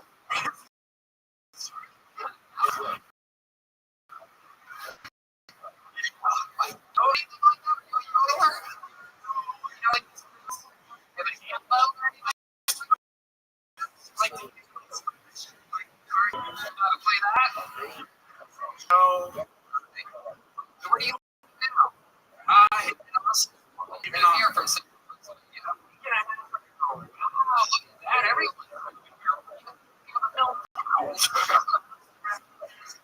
Montgomery, okay. Get out here, Will. Serious. That's really Not really. No. But they kind of give me a boost up. What made you move here a week and a half ago? What? What made you move here? Comedy. Okay. Right. Your mom? Yeah, she just looks ready to turn for her all the time. Yeah. What are we talking about? Nowhere. Yeah, Buffalo. What? Your mom? See this? Oh, I get it. What's up with your mom? Jesus Christ. Wow. She's your milk, bro? Your milk too, huh? I'll just out there and the air. Jesus. I don't know, dude. I was told, how old are you? 23. Suspended. Yeah, what? What's happening? Where's your mom? Oh my God. You're okay? I don't know. Clearly he's not. Normally the country. Listen. Him. Yeah. Scary old guy.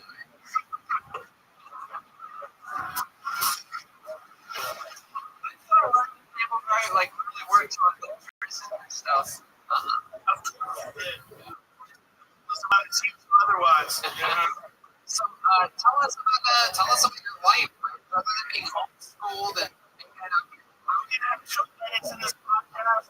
how are you living into civilization? Yeah. What do you do for fun? What do we do for fun? We catch bandits. Yeah. You know, what did you say?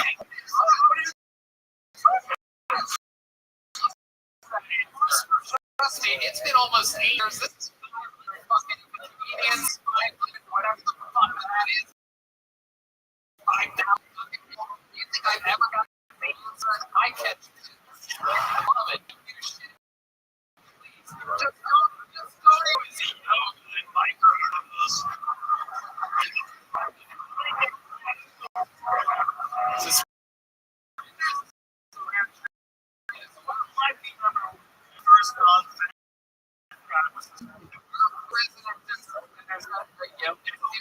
Choice. Some big fans in the audience. The audience. Rally. You don't like that? There.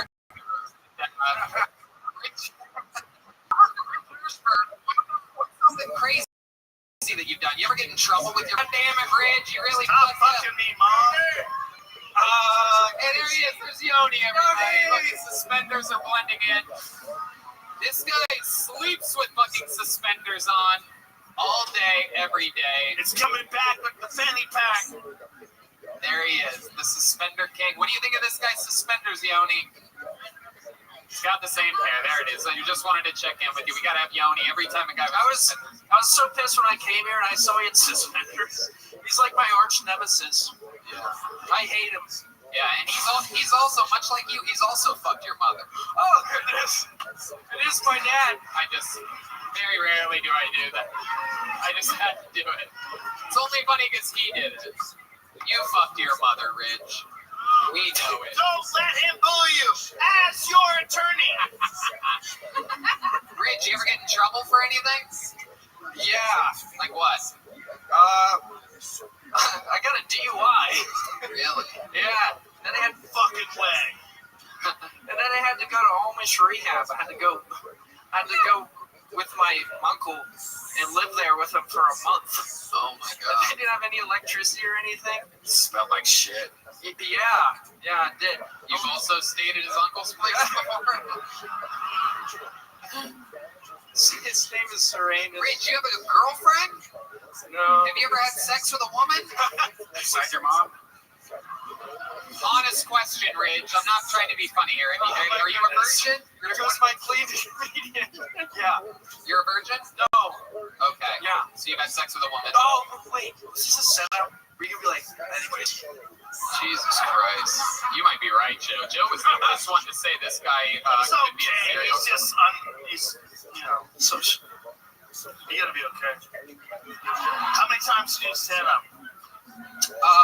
Probably like 50 or so. 50. What year did you start? It's 2021, 2019, like 2 years, but like pandemic, you can't do anything. So, did you always want to be a stand-up, or is it like a whim? What are you doing? I didn't know being a stand-up was a thing you could do till like age 18, and then I found out that was something you could do, and I was like, holy shit, I love this. I didn't actually find out until like I was 21. Like I always thought it was, for some reason, I always thought it was a weird like nepotism thing. I'm like, oh, these people must have like famous parents or whatever. I swear to God, like I just couldn't imagine. When I found out that you could just go to thin mics and just start, and like you get to do it as often as you blew my mind. I'm like, you don't have to pay to do the thing to get better. Everything you have to pay to get better at it to do it. You take classes and all this bullshit. This was just open mics. My mind was blown. Anyway, so I'm sort of like you in that way. Ridge, let's talk. I need to. For some reason, my instinct is telling me to ask him. Why do you do stand-up? I don't know. Because I enjoy it and it's fun. And what's your favorite part about stand-up? Making people laugh and having fun. What was the last time that happened? Oh man! Like on purpose? On purpose? I don't know. Last time. There you go. You're doing it. How long have you been doing it? 3 years? Enough to move to Austin. Yeah. You're starting to make more sense as the interview goes on. Yeah, you're relaxing. Something it's like we've been talking about all night. There's a stage you have to get where you can be yourself. Yeah, it's really hard. My gut keeps telling me that I have to ask you about your love life. I have to follow up on this. I got a wibbly-wobbly answer about you being, whether you've had sex or not. Are you very sexually active or not so much? No, not so much. One girlfriend? I never had a girlfriend. I've been in high school, but does that really count? How tight are you with that funny non-binary guy? I'm sitting right next to him up there. Really? Next to each other. Side by side. I put his name, I signed up for him. He got first now. Incredible. That's against the rules of Kill Tony, by the way. Fuck. Ridge, so you've only had a girlfriend in high school. When's the last time you kissed a girl? Like 2 weeks ago. Who was that? It was a cute farm girl. Really? Yeah. Are you just saying? Was she awake? Yes. Oh my Is she God. related to you? When was the last time you had sex? Over a year ago. Over a year ago? How about on purpose? Oh my God. It's killing me. All right, Ridge. Well, we tried our absolute best. You last long in the bedroom? You have any special moves to do the fucking you milk the cow or whatever? Fucking, I fucking milked the cow or whatever. I squeezed. I don't know. you ever gotten a lap dance before? Yeah. Oh, well. Oh no. Not from a human. What about the wild thing? What? Wild thing. Wild thing? Yeah. What are you saying? Wild thing. Have you ever gotten a lap dance to wild thing? No. What kind of American are you, boy? No lap dance to wild thing, Tony? Should we do it? How do we Should we correct do this it? issue? Come on, let's go. Ladies and gentlemen, thanks to our friends over at the Yellow Rose. No, it's okay. No, Jetsky, take that back. Take that back. We have an actual chair. There you go. Yeah, absolutely. Jetsky doesn't know stool. You don't get lap dances on stools. That's a death wish. Holy shit, what is happening? Wow. Kill Tony 500 presents our first lap dance. Oh my God. Rich, your mother's gonna see this. Woo! Yellow rose, red rose. Let me come in. Really? Sat there like an Al-Qaeda guy getting questioned by SEALs. Give it up for Kaylee, guys. Kaylee.funk 73 on Instagram. Kaylie. God damn it. One last question for you, Rich. What do you think your mother's gonna say when she sees that part of the podcast? I don't know. Yeah, this guy's hard as a rock. He doesn't need a suspender for his dick right now, that's for sure. That is a self-suspension machine. Look at that, he's got a little milk in his pants right now. There he goes, everybody, Rich Hirschberger! Good job, Rich. Congratulations. All right. You guys think we should get another regular up here? Finish this thing out, huh? Let's keep going until everybody falls asleep. How about one? Come on, guys. How loud can this place get for Kaylee, everybody? Come on. She joined the Kill Tony family just a couple weeks ago. What a wild hit this has been. Oh, yeah, her hat. There it is. There it is. The great Kaylee, everybody. That's her hat. It says titties. Ladies and gentlemen, your next comedian, regular on this show, has been through a lot, but was the first person, other than Red Band and I, out of this whole crew, and of course Joe was here first, but the first guy to move out here. He was the one who seemed to be the least likely to do so, but no one loves stand-up more than this guy. He started only a few years ago. We found him a little over a year ago in Hollywood at the Comedy Store and immediately kept inviting him back. He's an absolute monster, a super black belt out of Second City in Chicago. Written about in history books there, just started stand-up after being diagnosed with ALS, fresh off of coming out with a clean bill of health after the coronavirus. Ladies and gentlemen, it is the one and the only Michael Lehrer, everybody. The real fucking deal. Woo!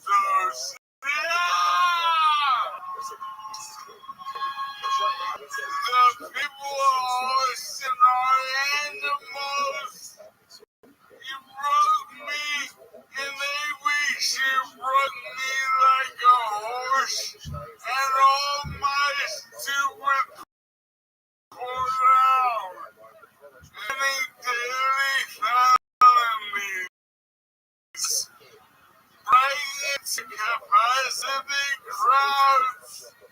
Thank God you defunded your police. I can't tell. In the shower, I get buffed and electrocuted. You're Texan human beings. How the fuck the South lose the war? On the cocaine? That's why you defunded the police. You're all criminals. Not that you get the vaccine for free. Not that you deserve your checking account. If any of you pre-ordered a smash burger on the internet and then went for a fucking internet hamburger during the pandemic. No free vaccine. Can I just say one? Yeah, Rogan. 1 minute. How the fuck did the soundboard did you run out of? What's one of my phones for this night? No. Michael's the only person who we don't even give a kitten to, and he's just literally just coming off of a real battle with the coronavirus. Yeah, I went to the hospital twice. Feel sorry for me. But just to show you how powerful the guy is, clean bill of health on Saturday. When did you get it? I had it basically like for days real bad, about a week and a half. Real bad, he had it. Yeah. And in his 2 appearances, one on Monday back and one both tied in 2 minutes. Straight up, just brand new material. Nothing anybody's ever before. You know that regulars just simply have never really done or taken advantage of. Well, I'm sentimental and my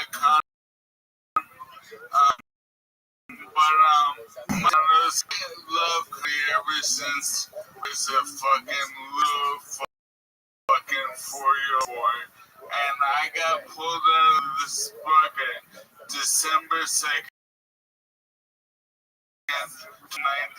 I'm a bigger comic than I've ever been. I'm better and here now, and I can focus on just getting good. And there's nothing in like more fucking cool than that. Wow. Wow. Wow. Wow. Wow. Wow. You are the opposite yoga microdose guy. It is incredible. I love you so much. No true words have ever, man. That was so real. Yeah. That's what you are. That was you are. That fucking joke about how that's what happened. That's fucked, dude. Okay?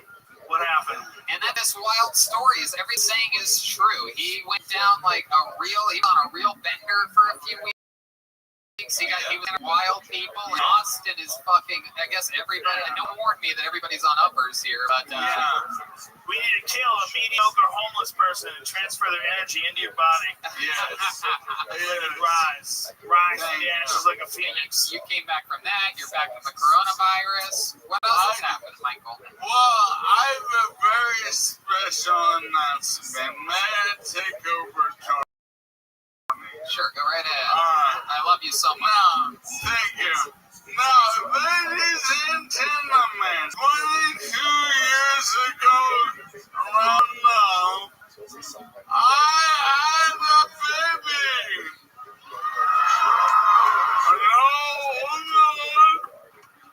And that baby, my son, is in the Shut up! Now, I wrote for my son, denied 4 to perform to Mr. Dad. I wrote for my son. American Tiny Jokes. Yeah! Who wants to hear my son do a minute of never before read jokes I'm forcing him to do? Cause I know it's funny and he does it and he's so fucking impatient with me. Ladies and gentlemen, welcome to the stage, my boy, Colin Eden.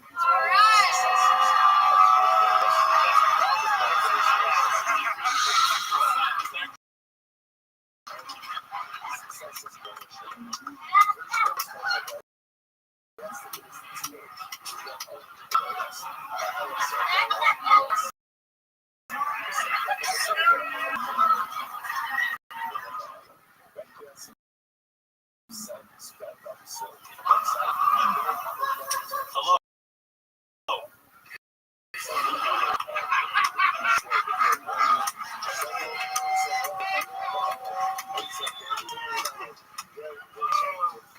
I'm Colin. I'm from Wyoming, but I've been preparing for tonight for over 2 years by waiting tables at Texas Roadhouse. And if that popular steakhouse chain has taught me anything about Texans, y'all love America. Fried pickles, free refills. Besides being a top young rising comedian, I'm also an actor. Hashtag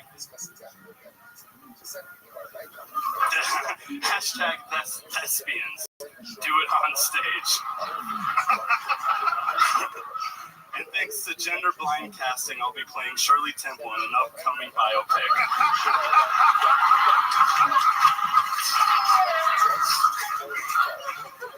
I've been a hunter since I was 12. My dad wants me to take him sometime. How would that work? I would be like Chewbacca, with him in my backpack like C-3PO.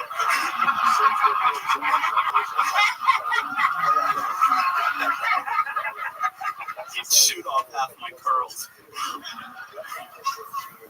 Kanye now lives in Wyoming. We go camping. It's convenient because we can both sleep in Kim's butt. Thank you. Wow. Let's hear from my son. That's a real deal. Colin Laird and Michael Laird. How fucking cool is that? A father-son moment. Hell yeah. We've been doing this every year on vacations for 10 years, and we always find a fun bit, and it's the best fucking thing ever. Now, Well, thanks. get upstairs since my moment to leave. There he goes, Colin Laird. Now, Tony, Uh-oh. may I say something? Yeah, absolutely. Permission granted. Now, thank you.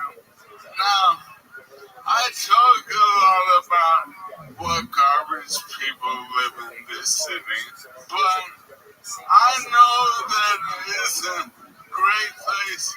I'm happy to go home, and in fact, I love any city where in any hour of the day you can find an ex-junkie singing Counting Crows Mr. Jones. So, fire up, man. Let's fucking do this right now. Sha-la-la-la-la-la. Yeah. Oh. Tra-la-la-la-la-la. Oh. Bring it down. Okay. Then I'm the new heroine. Stand at this hill, heroin, this heroin tries to put everything with some heroin. Heroin that's it, she's on heroin. Oh, so much heroin. Oh, why so much heroin? Man, I wish I was heroin. Coming out this heroin.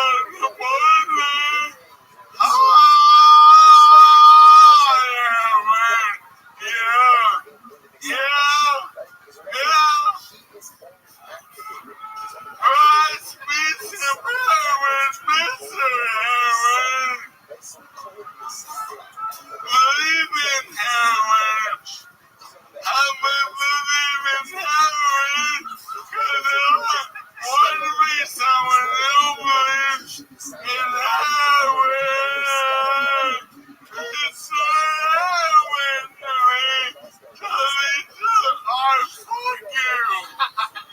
Fuck you. Michael Lair, everybody! Kill Tony 500.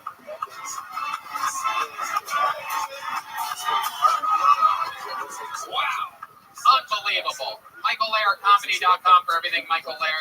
What do you guys say? Should we go to the bucket just one more time, huh? All right, this is it. And then we're out of here for sure.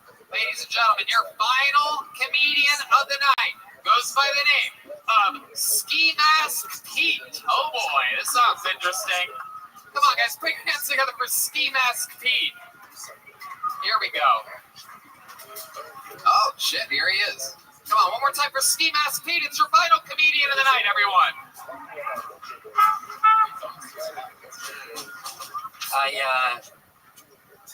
I think I have a chameleon infestation, but there's no real way of telling.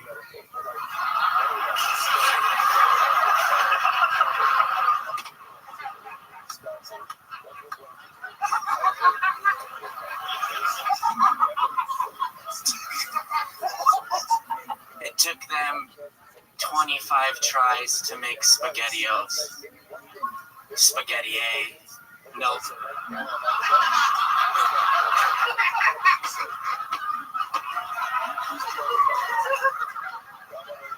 I went to a palm reader last week, and then she said, if your hand is bigger than your face, then you have cancer.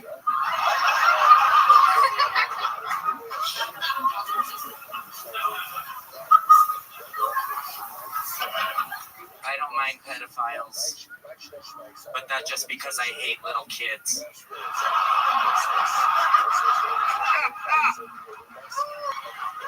Wow.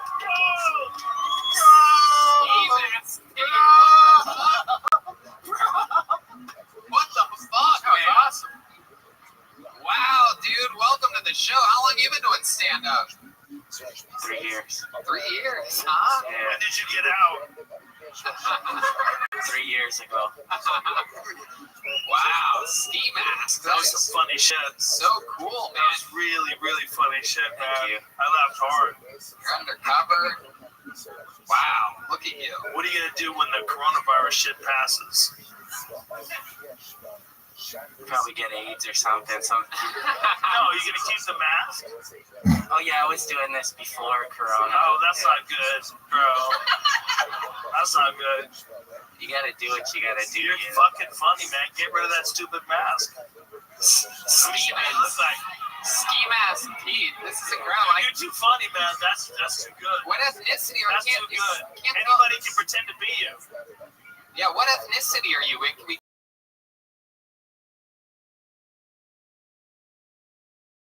I can't tell. You have special skills or talents or anything like that? Yeah, I play the drums. Oh, really? You do? Yeah, and honestly, what I gotta fucking say is, what the fuck is up, Austin? What the fuck is up? That's right. And I got a fucking bone to pick with this guy right here. Oh, shit. I think we got some unfinished fucking business right now. And like I said, I'm ready to die for this shit, and today's a good day to die. What the fuck is up? Oh my God! Ladies and gentlemen, it is Joel Jimenez, the all-time undefeated drummer of Kill Tony. Joel, when we moved to Austin and you stayed back in LA organically, somehow coincidentally, John Dees, the leader of the new band, just happened to hire an actual Mexican drummer to be the Kill Tony band drummer. And I don't know who this guy is. I haven't seen him. I don't know if he even exists. Well, I'll tell you this, you're both drummers and you're both Mexican, and this is the end of the show. So I don't know what you guys think, but I'm pretty sure we should have a fucking Mexican drum off to end this. Hell yeah, let's do it.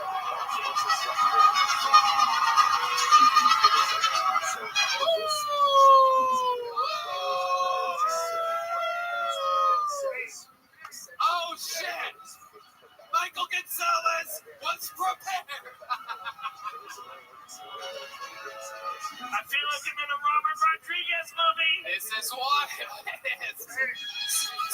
Schulberg has never lost Mexican drum up. I feel like it's right that he gets to go second. Austin's own Michael Gonzalez will be going first. Oh, shit. That's already more Mexican than any Mexican drum ups I've ever been. Ladies and gentlemen, you're going to decide. We have an unbelievable situation. A guy who's never competed in a Mexican drum off that's the legit resident Mexican drummer of the Kiltony Band is vying up against a man who is literally 36-0 and has defended his throne across the world, never losing a Mexican drum off. This is unbelievable. Going first, anything can happen. This is a drum solo by the current resident Mexican drummer. Ladies and gentlemen, make some noise for Michael Gonzalez.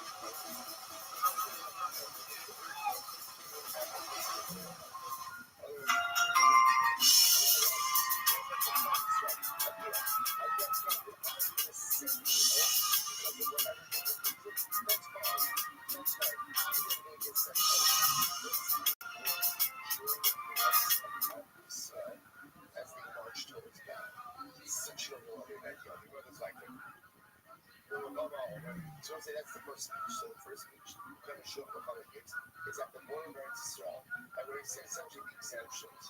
What's the second? So you'll hold out over. You'll say no days, 42 be second, right? You're not the one, then I'll turn out that first about hearts. So then he tells them that we make the rules remember again. Everyone is present at the second speech.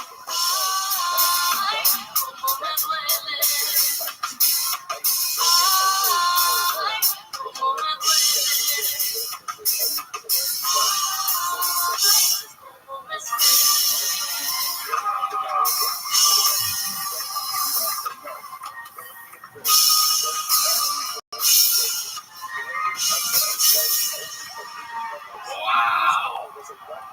Holy shit! This is the first time we can truly say Schulberg has his work cut out for him. This is unbelievable. Ladies and gentlemen, I mean, again, we've seen it in Australia, in England, in Ireland, all across America. This guy has always said he's willing to die up here before he ever loses a Mexican drum off. Ladies and gentlemen, I present to you a guy that was the drummer for this show for literally hundreds of episodes. It is the return of Schulberg Joel Jimenez.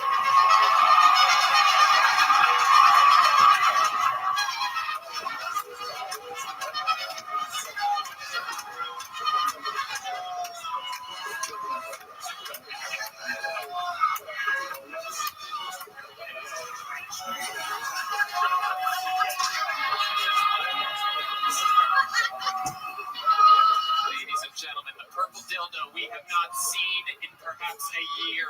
Ladies and gentlemen, it is famous amongst Kiltony fans. He's making adjustments. He is touching, he is making more adjustments to the symbol. He understands that this is any given Sunday. Here you go.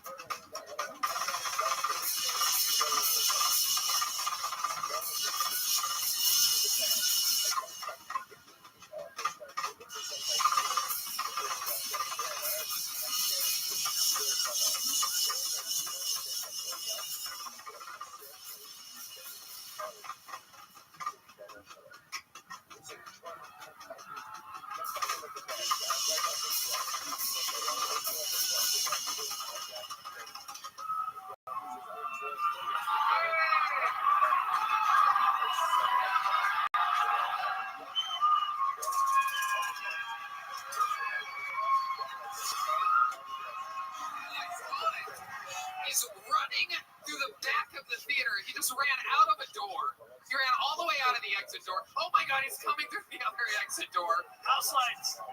Here he comes. Up the stairs. Hold on, he's out of breath. He falls down. We've seen this before. He still has the dildo. He just let. Oh, he's taking off the singlet. What's happening here? We've never seen this one before. This is very interesting. I don't know exactly what's happening. This is the part where we get kicked off of YouTube. And wow. Okay. I forgot how weird his ass was.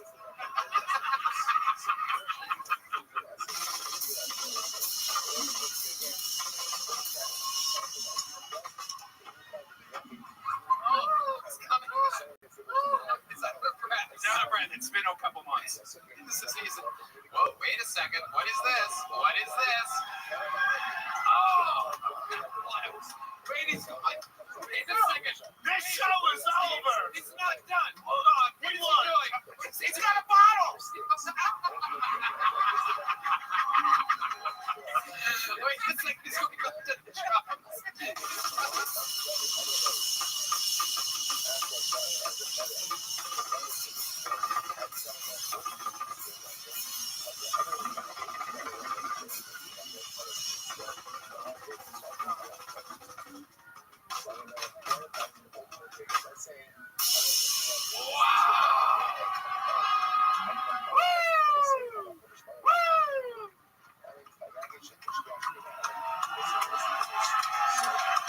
Holy shit. Without a doubt, the greatest Mexican drama of all time. Brought to you by Whistle Pig. This drama, Whistle Pig whiskey, one of the only 100% rye whiskeys. I love this stuff. I drink it all the time. I just tried to talk into my whiskey. I mean, my goodness, I think we all won this competition, but just for the sake. And that's his real dick, by the way, guys. Yeah, by the way, there's no stuffing. That thing needs its own sombrero. That's for Joe. Michael Gonzalez putting the sombrero. Michael, stand next to Joel for a second, though. Just for the sake of historical statistics, we have to ask. How many of you have Michael Gonzalez winning that Mexican drama? That's good. That's good. How many of you have Joel Jimenez winning that? I voted for everybody. You know what that means? That means it almost wasn't fair. Well, it's it kind of should have went first. Wait, but you know what that means? Ratings defending, Joe. You know all about that. I do. I appreciate what you did. He still has glass on his head. Oh, he's gonna do it again. There it is. Wow. One of the greatest drummers in the game. One of the weirdest asses I've ever seen in my life. There was so much else going on. That's the problem. One guy drummed. The other guy did a lot more. Absolute chaos. It's not fair. Joel, it's like, what are the parameters of what we're doing here?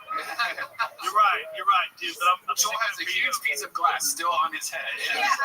There's a glass sticking out of his skull currently. He said that hurt more than I thought it would.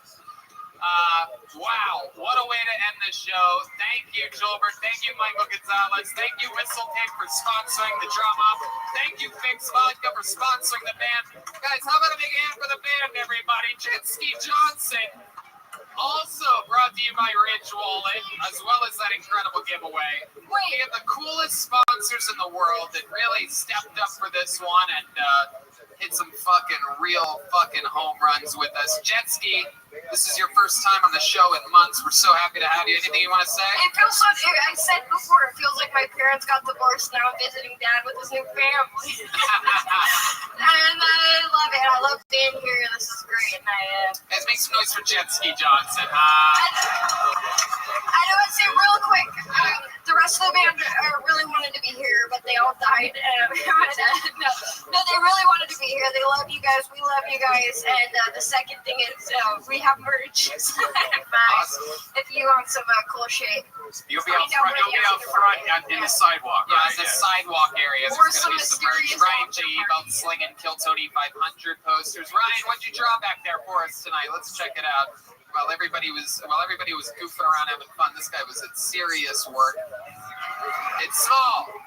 It's small but fucking mighty. My God, you did all that during this? The details are absolutely incredible. It's every single person that was on the show. That is incredible. And Let's check on Chris Rogers' art. He's also, been drawing. local Austin artist Chris Rogers drew something as well. Whoa! Look at that. Oh, shit! Me. I love it. That's me. Dude, All right. that's amazing. I'll take that. That's going to be on my wall. Dude, That's awesome. It should be in your bedroom. 500 in homage of the movie 300. There's Chris Rogers' art. RyanJebelt.com for everything Kill Tony, the official artist of Kill Tony. All the tour posters, the new Kill Tony, the coloring book, RyanJebelt.com. Support great artists. Chris Rogers' art. Guys, here to say something, and also, wow, what a performance. How about one more time for Joel Jimenez, huh? Tony, I just want to say it's so great you guys are coming out. A lot of work, shit you guys don't see goes into getting to a 500 episode team, and we all try to pull our weight to make a good show for you guys. That's a big hand, Jeremiah, for Chroma Chris, for Pat Reagan, everybody. Everyone that's been a part of the band and the cast of this show. Jay, everybody, thank you guys so much. Have a great night. Yeah, absolutely. The great Allie McCuskey, Wine Shank, Camden. These people all born and bred through the fucking tough work of writing a new minute every week in front of the public. And in crazy system. And what cool is to have in Austin? Come on!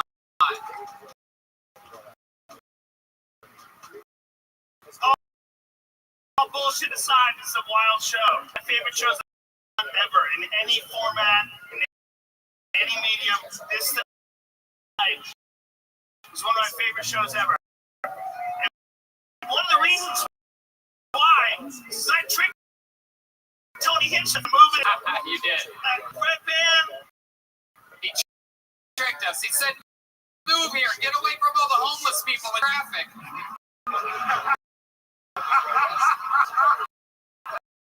But it's gonna work out. Man, and what here and awesome it is. The key is we just gotta not fuck it up while I think we can do that. Yep. Thank you to the Paramount Theater in the broken bottles and lances. That's all that didn't get up. Yeah. Everybody, Michael Gonzalez, D. Mandis, John Bees, Matt Mueling. Absolutely incredible. Thanks one more time to our amazing sponsors at Ridge Wallet, Dick's Vodka, and Whistle Pig. And the yellow and the red rose. Yes, the yellow and red rose. Rock solid. All of those sponsors are local student companies that are already having fun playing with us, goofing around, taking a chance, and we're all growing together. Till the next 500, guys. Thank you, Thank you Austin, so much. Texas. Good night, everybody. Thank you. We are all on this together. We love you guys.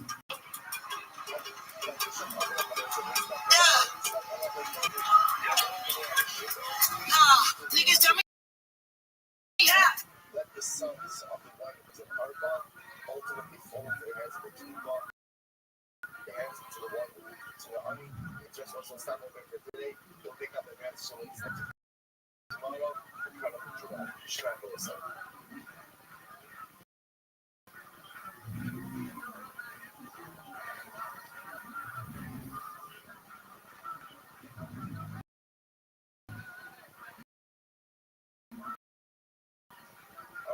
Good to see everyone.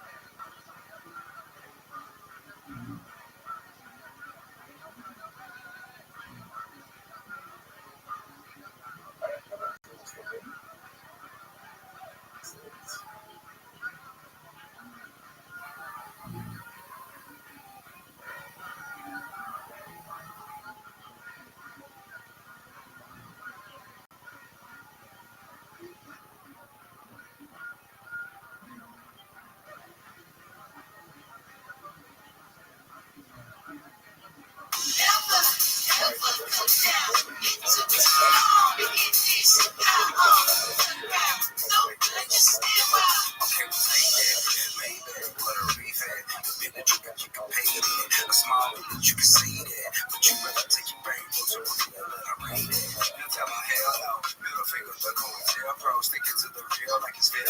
What other country can you say about? If you give us less than a kilo, you get an elbow. Yeah, I never calm down. Round up your car, let me run it down. Soon as it drives me into town, I'm fantasize shooting drunk down. A shot for every black man who got gunned down. By the police smoking, we just sit and run round. When we protest, they tell us pipe down. For Trayvon and Mike Brown. See it and wanna make it black white. We hit the action with a bad light. The sucker head right.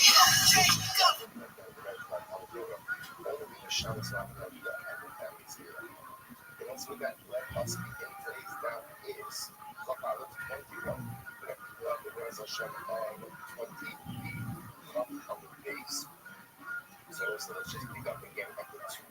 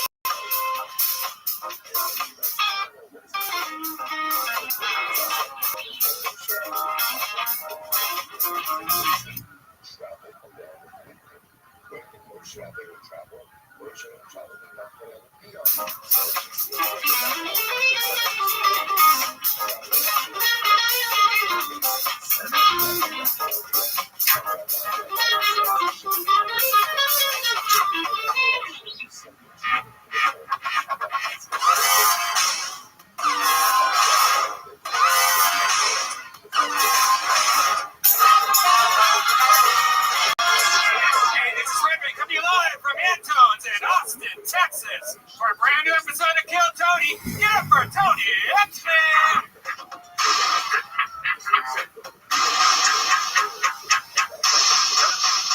Come on, Austin, this is a live podcast. People listen to hear a live audience. Can you guys make some fucking noise?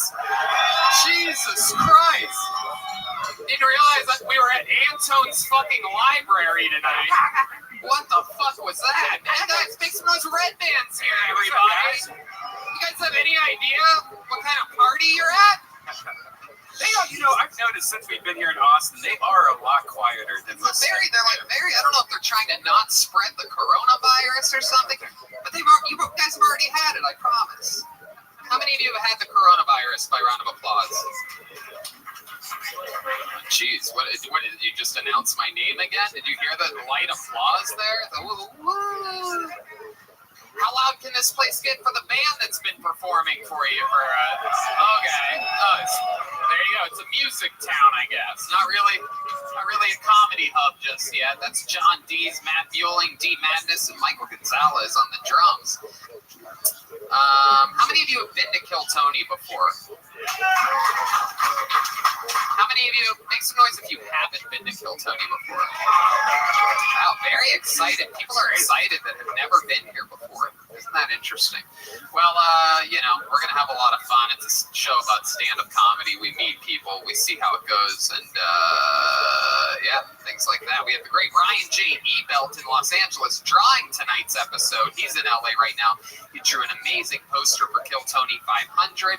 It's going to be available. He's coming out for that event. Very exciting stuff. He draws every single episode, every single road poster. All those are available at RyanJEbelt.com, including the brand new Kill Tony the Coloring Book, selling like hotcakes. What kind of comedy podcast has their own coloring book? The one that you're at, that you half clapped at the beginning of? The one that you're barely excited to be at? But before we start tonight's show, here's a little bit about the amazing sponsors that made tonight's episode possible for you right now. Hey y'all, are you hiring for spring? What type of role are you hiring for? Maybe you need to hire someone to wear many hats, which can be challenging. Or you might have a simple position to fill, but it's taking forever to find someone who's a great fit for your company. That's where ZipRecruiter comes in. ZipRecruiter can help you find qualified candidates fast. And now you can try it for free at ZipRecruiter.com/KillTony. Whether you need to hire a civil engineer in New York, a nurse in Nebraska, an attorney in Colorado, or a mascot in Missouri, ZipRecruiter's matching technology finds people with the right experience for your job and actively invites them to apply. It's so effective that 4 out of 5 employers who post on ZipRecruiter get a quality candidate within the first day. From accountant to zoologist and everything in between, ZipRecruiter makes hiring easier. And right now, you can try it for free at our listeners get it link, ZipRecruiter.com/KillTony. You go to ZipRecruiter.com/KillTony today to try ZipRecruiter for free. We get credit for sending you.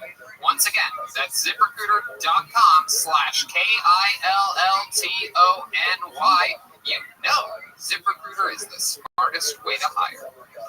Mud water, yum, yum, yum. It's a coffee alternative with 4 adaptogenic mushrooms and Ayurvedic herbs. With 1/7 the caffeine as a cup of coffee, you get the energy without the anxiety, jitters, or crash of coffee.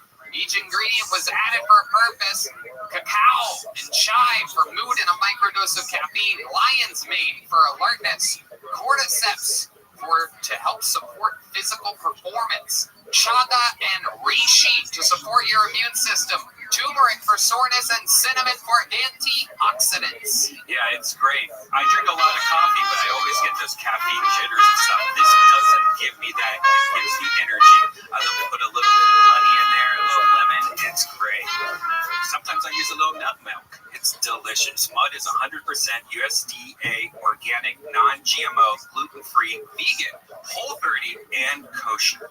Yes. Go to mudwater.com/Tony to support the show and use the code TONY for $5 off. That's MUDWTR.com/Tony. Use the code TONY. Get $5 off. Thank us later.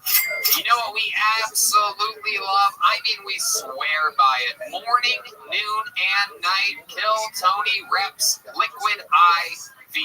When we push our body hard or we're just feeling run down, it's extremely important to take care of ourselves with the proper vitamins and nutrients. That is why Liquid IV created Hydration Multiplier Plus Immune Support to maintain and strengthen your immune system. You know about this, Randy. Yeah, I actually have a whole cover just for my Liquid IVs. I've posted photos of this on Instagram. My favorite is the Hydration Multiplier Plus Immune Support, the mandarin orange one. I love it. I have one in the morning, I have one at night, I have one in the middle of the day. I probably go through a pack of these every 2 days, I swear. And what excites me the most about it is that the Hydration Multiplier Plus has vitamin C. It boosts your immune system, and at these times, it's the perfect thing to have. Yep. Yeah. No doubt. Vitamin C, zinc, and Wellmune in convenient single-serving packets to help strengthen your immune system. Works perfectly for me on the golf course. I can get cold bottles of water out there or put them on ice, and then you pop one of these packets in there. It works out perfectly. This way it's not sitting around all day. It's fresh. It tastes great. Everything is great about Liquid IV. Makes you look better. Makes you feel better. Liquid IV can provide 2 to 3 times more hydration than water alone. Plus, it tastes good. What's more boring than the flavor of water?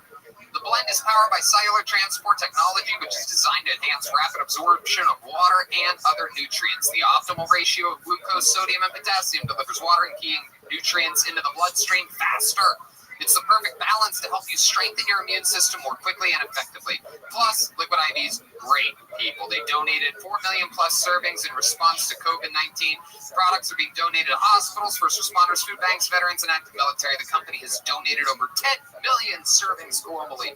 Get your Liquid IV hydration multiplier plus immune support in bulk at Costco or order online and get 25% off when you do.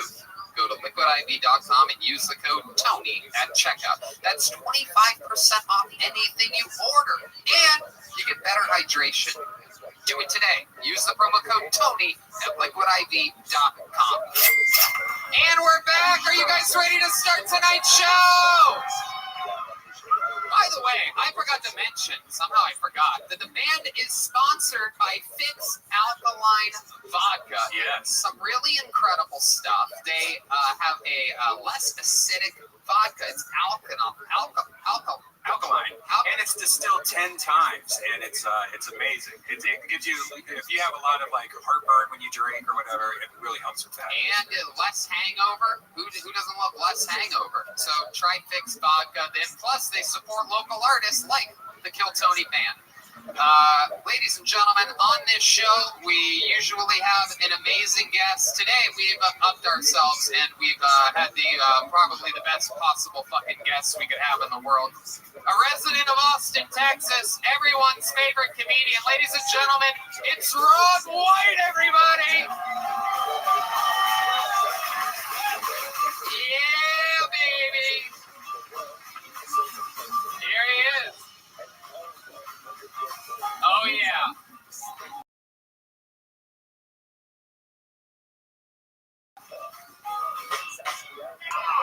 That's right. Ron White has his own tequila, number one tequila, which we absolutely love.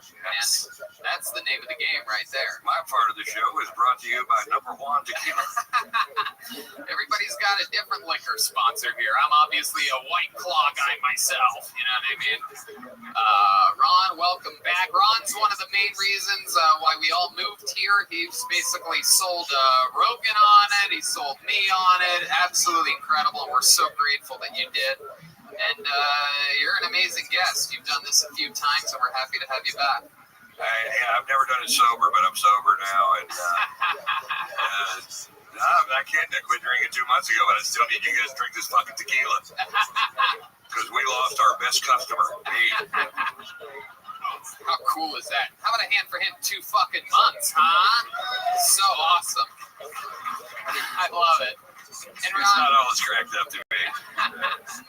And you guys probably know, if this is your first time, maybe whoever brought you told you how the show works, but a bunch of people sign up before the show for the opportunity to get on it. If your name gets pulled out of the bucket, you come up on this stage. There's actually a new holding cell upstairs filled with comedians right now, and people in the audience also signed up. But if you pull your name out of the bucket, you get 60 seconds uninterrupted on this stage. You know your time is up and you hear the sound of a kitten. That means wrap it up, or else you're going to bring out the angry 5th Street Bear. And you don't want that. There you go. There you go. It doesn't. Yep. All right. You guys ready to start the show? Again, I mean, I don't know. What do you, Austin, this is a real live show. Are you guys ready to start this show? It's weird. It's really weird. Unbelievable. All right, well, here we go. I feel bad for whatever comedian has to go first in this shitstorm tonight. But here we go. Let's see what happens. Ladies and gentlemen, your first comedian goes by the name of Ben Horn. Ben Horn. So here we go. Let's see how this new tunnel system works. Here we go.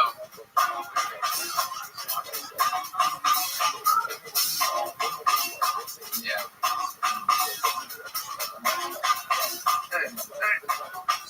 Here he is, everybody. Ben Horn. Thank you. Everybody excited about these COVID restrictions getting lifted? No, I'm not. I'm fucking pissed. Everything was going just fine. I didn't get sick once. And this asshole opens everything back up, and boom, chlamydia. You know? I mean, it was kind of like getting the vaccine because I didn't know I'd have to get it twice, but could have been worse. She could have given me something worse than chlamydia. She could have given me, like, a hand job, you know? I'll take dirty puss over a hand job any fucking day. Pretty sure the last time I got a hand job, I was at a middle school dance. Yeah, and I was a chaperone, so if you turned that into a pedophile joke, that's on you. I didn't get jerked off by a middle schooler. It was a lunch lady, which I think is worse. All right, I'm Ben Horn. Thank you very much. Ben Horn. Ben Horn, welcome. You've been on the show before, right? I have, yeah, a few weeks ago. What did we talk about? What did we find out about you? What was the highlight of that interview? I was Army for 10 years. I work at HEB. How about some noise for HEB, huh? That's always a crowd favorite. Yeah, you know, they actually, so my department got shut down during the whole snowstorm. And so we weren't working, and they paid us for the whole fucking week regardless, for all of our fucking hours, which was awesome. They're great, man. Yeah, they're getting some power stations put in there too in the future. Yeah. Very awesome. Cool. Hell yeah! You didn't block the snow and ice from hitting that HEB with your thick ass mustache. No, you know, the cocaine definitely gets stuck in there from time to time. Is that true? Do you do cocaine, Ben? From time to time. When you keep saying from time to time, are we talking about all the time? I mean, if somebody offers it and I don't have anything to do, like, why not? And you hang out specifically with people that do cocaine? Typically, yes. Yeah. I hang out, ironically, a lot of people that do cocaine. What's the wildest night you ever had on cocaine? What does that look like? You know, I really don't get that crazy on coke. I'm more of a drinker, to be honest. I'll do a little bit of coke just because I think it's fun. And everybody smokes weed. I don't smoke weed. It makes me too anxious. What kind of drinking do you like to do? What's your preferred beverage? Oh, Lone Star. I can smash. I'll drink tequila for all day, but Lone Star is my go-to. What's your favorite kind of tequila? This one, obviously. Clearly. Nothing better than this one tequila, everybody. Ben Horn, marketing genius. That's what I should have named it. This one. My God, Ben, I really set you up there, and you really knocked it right into fucking the catcher's mitt. Yikes. So, Ben, what do you do at HEB exactly? I'm a personal shopper, so whenever people do like the online orders, I just walk around with a cart and just grab their shit and throw it in there. And this thing about chlamydia, is that true? No, I have had it twice though. Okay. In my life, yeah. What are the symptoms? I honestly didn't get any symptoms. When I was in the when your dick itches all the time, you don't really notice that you have chlamydia, you know? So how do you know you got it? You just went to the doctor. He's like, oh, you have chlamydia again. Yeah, well, I'm super paranoid about STDs because my dad used to, like when we were kids, used to just show us pictures of STDs to like scare us from having unprotected sex. And so when I was in the Army and I had like access to a doctor all the time, like every few months, I'd just be like, hey, let me pee in a cup and tell me if I caught anything. Wow. And they did it. It makes you wonder how many times everyone's had chlamydia before and just never got it tested. Yeah, that's why that shit's still around. It's one of the silent STDs. It's a real sneaker. Have you had any other ones? No, just the two. Yeah, sure. Come on. Chlamydia twice, nothing else in this little fun packet of yours and that little, let me ask you this. Is there a gigantic mustache above your dick as well? You would think it would protect you from some of these disgusting juices that are splashing all over you. I feel like that's how you get more of them. It's just more shit to, you know, that's the eyelash for your dick. Oh, yeah. Keep that push going. It soaks it right in, huh? I feel like some girls should actually get a mustache shaved above their pussies so that guys know where to put their fucking face. You know what I mean? I think most guys know exactly where to put their face, actually. I'm pretty sure they don't need a target for that. That's not that confusing. Pretty sure the main thing that guys aim for is the vagina. Yeah. All right, Ben. How long have you been on stand-up? Like 2.5 years. Okay. I started when I was a kid. and then stopped obviously when I joined the army. When you say when you were a kid, what are we talking about here? I was like 13. Wow. So I started. You had already had chlamydia at that point? Right, yeah. That was the first time. No, I started at like Cap City in the Velveeta room, and then before long I was able to like travel around Texas a little bit, do some local radio and stuff, and then when I got out of high school I needed something to do, so I joined the military, and I really thought I was going to do it for a career for a long time, but then that didn't work out. Why didn't it work out? My body and brain. You had another discharge that had nothing to do with chlamydia. That deserved a bigger laugh. If you're wondering whether you guys are doing a good job or not so much. I'm doing my part, but I mean, I was the infantry, so it's just really tough on the body and mind, and so it takes you. Your only two options are stay in for another 10 years till you retire, or just get out. And so at that point, I was like, I think I'm done with this. I'm pretty sure I can do something else. So yeah, what are your goals now with comedy? You want to do it? Absolutely. Yeah. When I first got out, I was in school. I thought I wanted to work it, and started just doing likes and stuff just for shits and giggles. And then I working in anything political, and I love doing open mics. So I just dropped out of school. I just got any job that I can get that was going to pay bills on stage as much as possible. Okay, great. absolutely, man. Super likable, fun set, nice and tight. You got up a couple times here on Kill Tony. Congratulations, we started tonight. It's Ben Horn, everybody. That's what it looks like. He's on Instagram at the Ben Horn. He's that guy. Ben Horn. Here comes Zach Bogus to switch out the microphone on this special sanitary episode of Tony.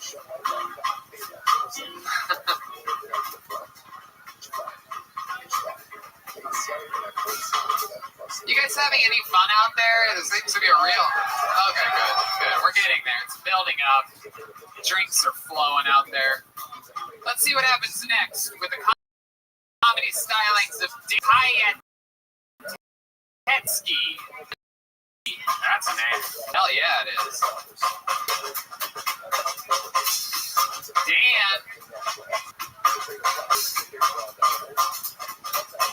Dan Piatetsky coming down the stairway. This is very good. This new system is working. How about a hand for Antones, everybody? Allowing shows during the pandemic. Here he is. One more time, Dan Piatetsky. Hell yeah, dude. When I was going through puberty, last favorite things to do was to measure my penis, right? Like every month roughly, I would measure my penis. I can feel you guys pulling back right now. Let me explain something to the room. Every single guy in this room has done it before, okay? Like every 3 months, we would all measure my penis, right? And you're being like, too often, why every 3 months? I didn't do it the normal way, right? Like I didn't use a tape measure or a meter stick, I used my penis, dude, the unit of measure to measure other things. And that might seem even crazier, but how else would I have known that my dad's pillow is long, right? Found that out one day when he was gelato. Hell yeah. Measured everything. My brother's toothbrush, about a dick and a half. Our living room television, that was 17 TV, yeah. I remember this was middle school, dude. And my friend Kevin was like, Dan, I guarantee I have a bigger penis than you, right? And he did, dude. He had a 2-dick penis. It was wild, yeah. All right, I'm Dan. I love it. Thank you. There it is, Dan Piatetsky. Am I saying that right? You did, yeah. Piatetsky. Yes, yeah. All right. Well, welcome to the show, Dan. So let's just answer the question on everybody's mind. How big is your dick? Well, it's about 1 dick long, yeah. It's, I have a 1-dick penis. Thank you. Yeah, pretty good joke.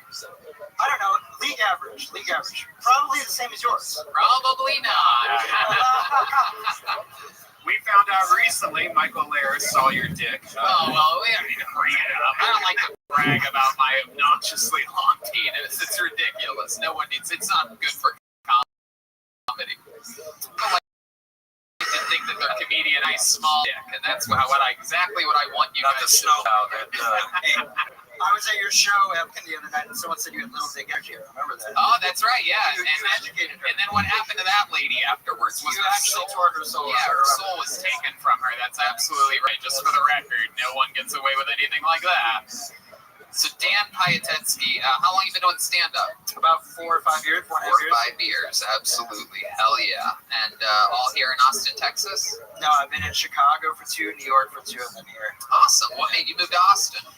Seemed like right place at the right time. Ron White lives here. Ron convince you too? yeah. We were on the phone, yeah. No, I don't know. It seems like the right place at the right time. Right. Like 40 clubs here by this time next year. Look at that, absolutely. No, I completely agree with you. You're like one of those GameStop guys. You got all the getting was good. This is going to be a massive comedy hub. So Dan, what else? What do you do for work? I work at a tech hub. I do computer things. What do you do on the computer? I work at a fitness app. I help women get into yoga classes. Okay. Yeah, they book yoga classes through the company. Okay. Yeah. How do you find these women? Well, I reach out one by one.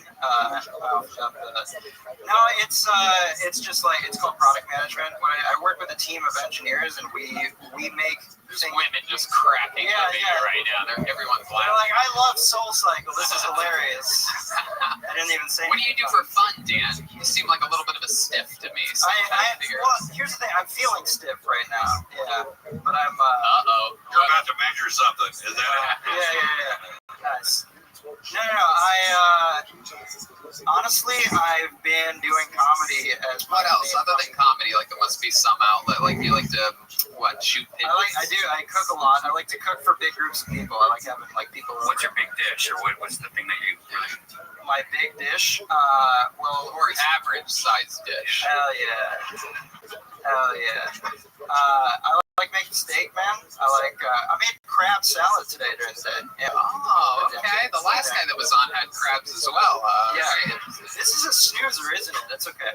So what? Snoozer? I don't know. I don't know. I'm really trying with you, Dan. Yeah. It's partly on you, but yeah, no, I get it. I love it. Can you tell us anything else about you over here, Dan? Let's not get distracted.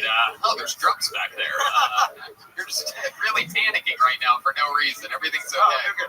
Okay. Anyway, so Dan, anything else? Any fun facts about your life that we would be surprised to know about you? Would make you I'm Russian. I hang out with my grandpa. I spent part of the reason I'm being weirdo right now is I just spent like the last 10 months hanging out with my grandpa. He's 93. So wow. And like, do you go out and stuff and then come back? No.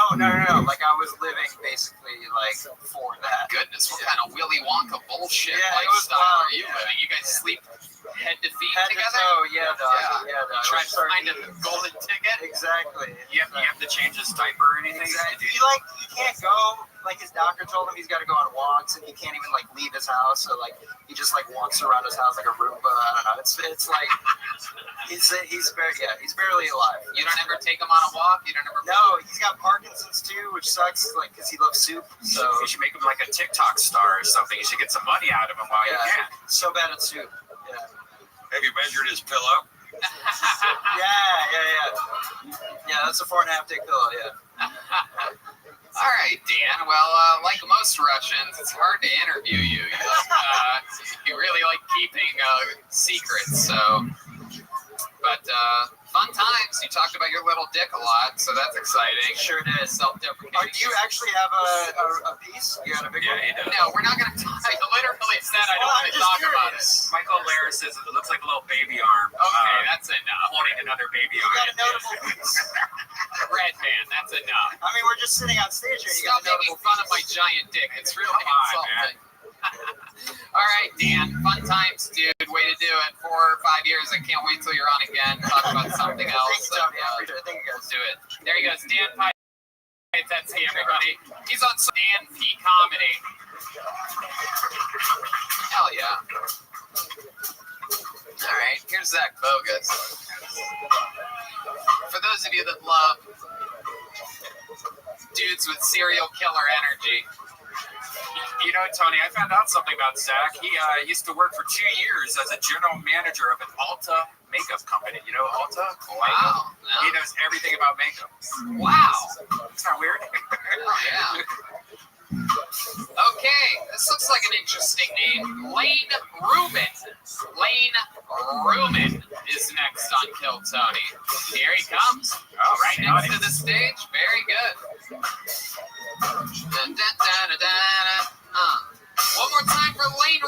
everybody. I was watching football the other day, at least a month ago, and I noticed that one of the punters was using one of those playbook wristbands, and I thought that was weird because you're on the field for like a minute the whole game. What could you possibly need to remember in a minute? I think my dog's addicted to mushrooms.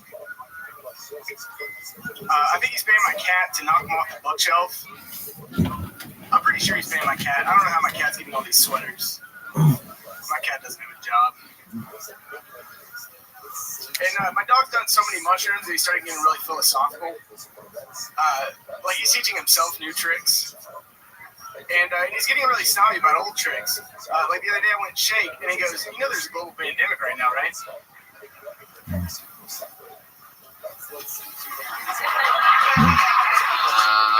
All right. Lane Ruben.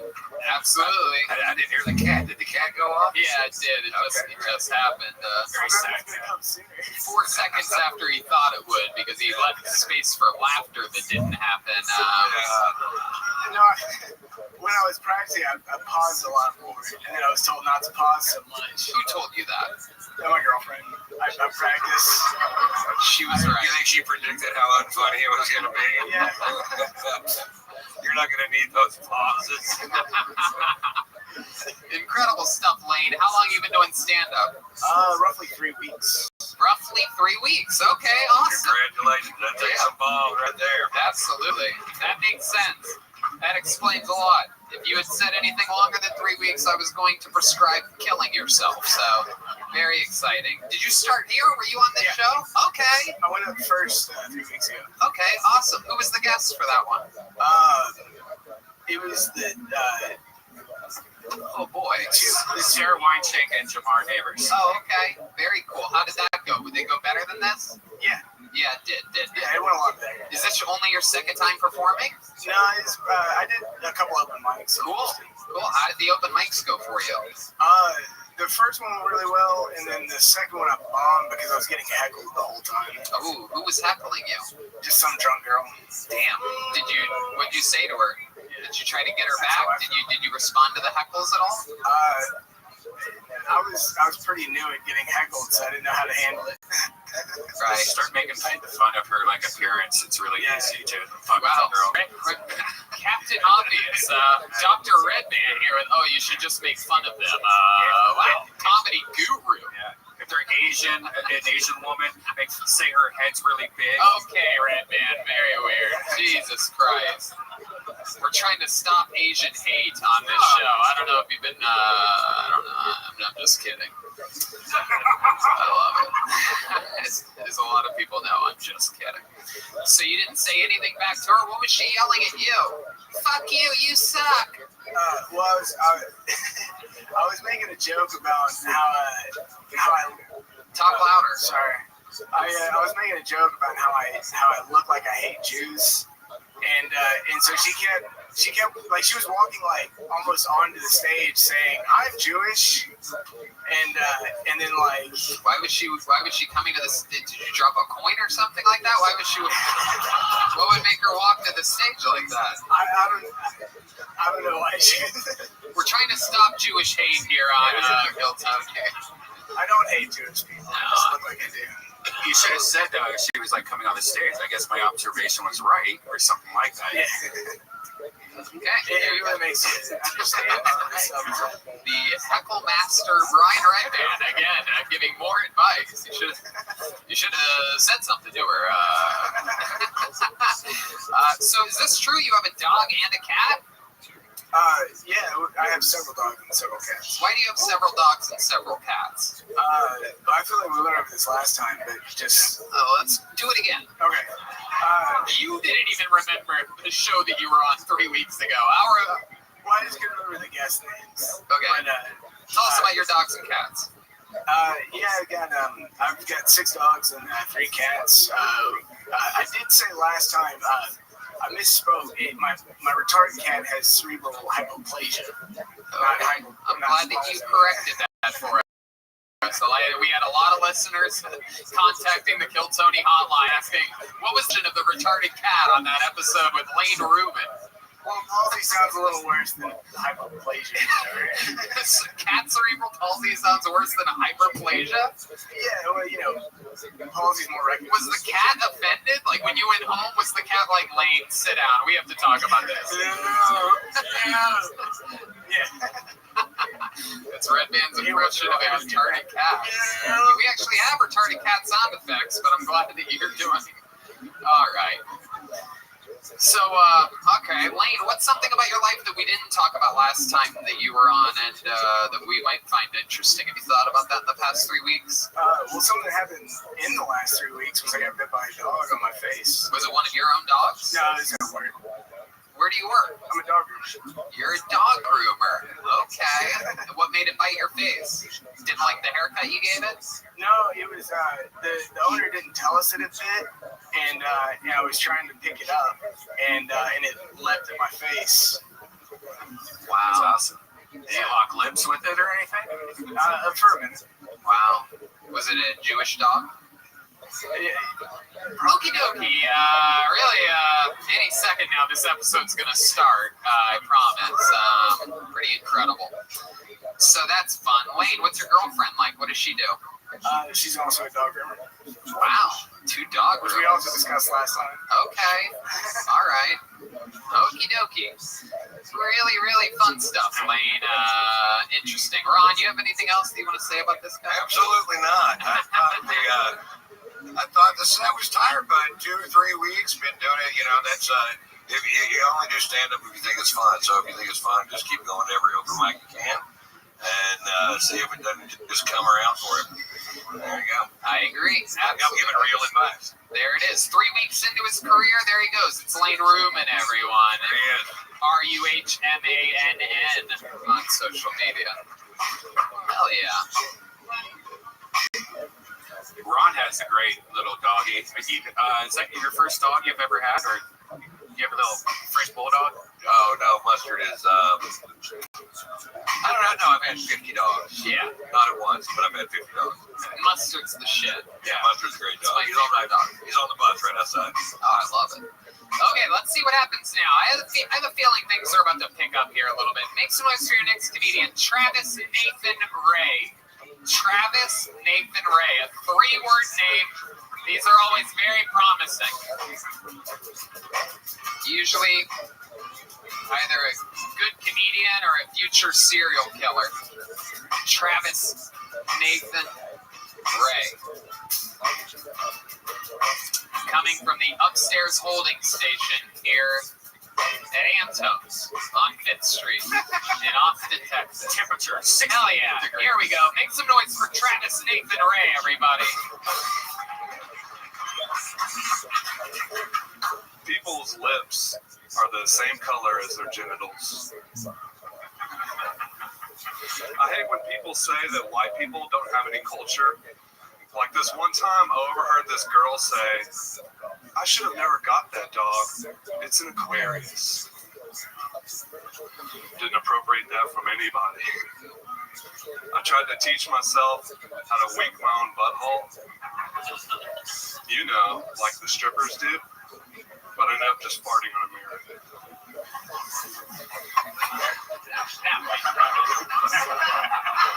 I really thought he would like that one more. I'm wearing skinny jeans for some reason, and there's like the seam up the middle, you know? Like when you go to sit down, if all your furniture like isn't in the same room, it makes your nuts make a decision. Like at first it wants to go to the left, second it goes to the right.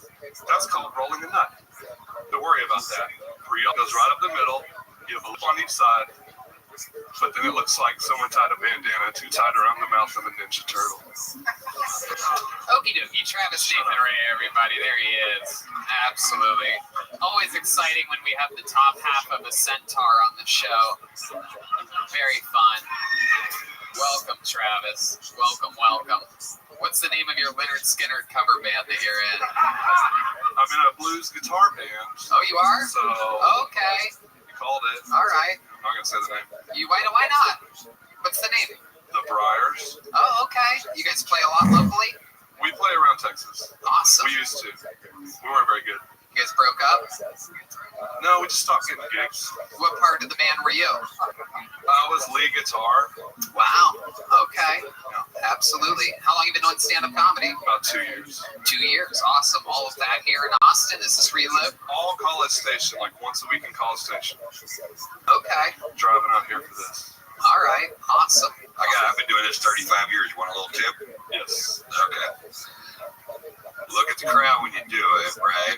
It's like, you don't have to look at them. You can look above them, but it looks like to them that you're looking at them, and then sell it whether it sucks or not. So you got a little confidence there at the end. You like kind of squeaked out that last punchline while you were looking away. That's never going to work. Stare them down, deliver the line, and they'll fucking laugh. Or that's a great. The same thing's going to happen to you that happened to your band.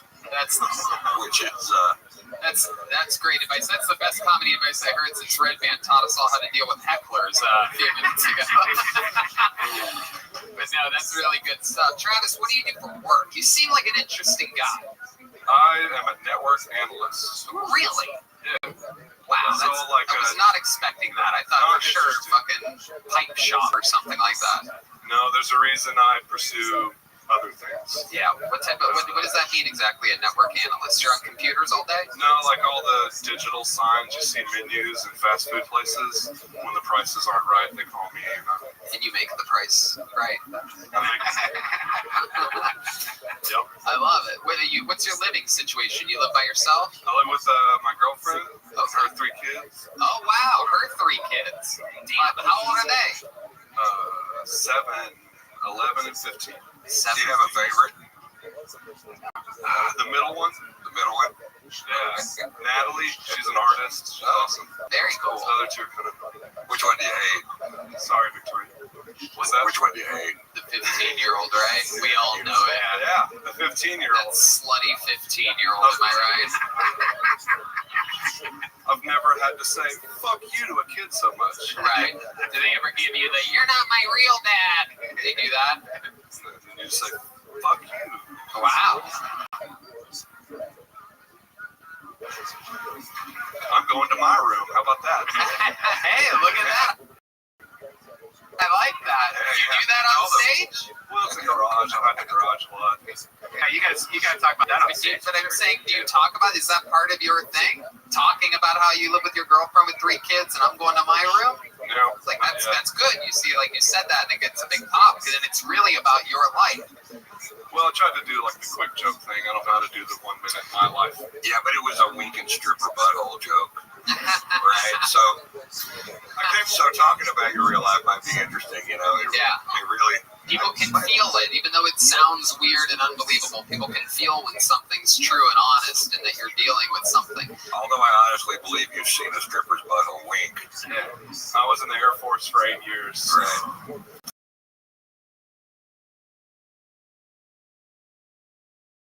I've seen a lot of strippers wink. That's a talent. Keeps open. Oh, okay. There you go. You still going with it?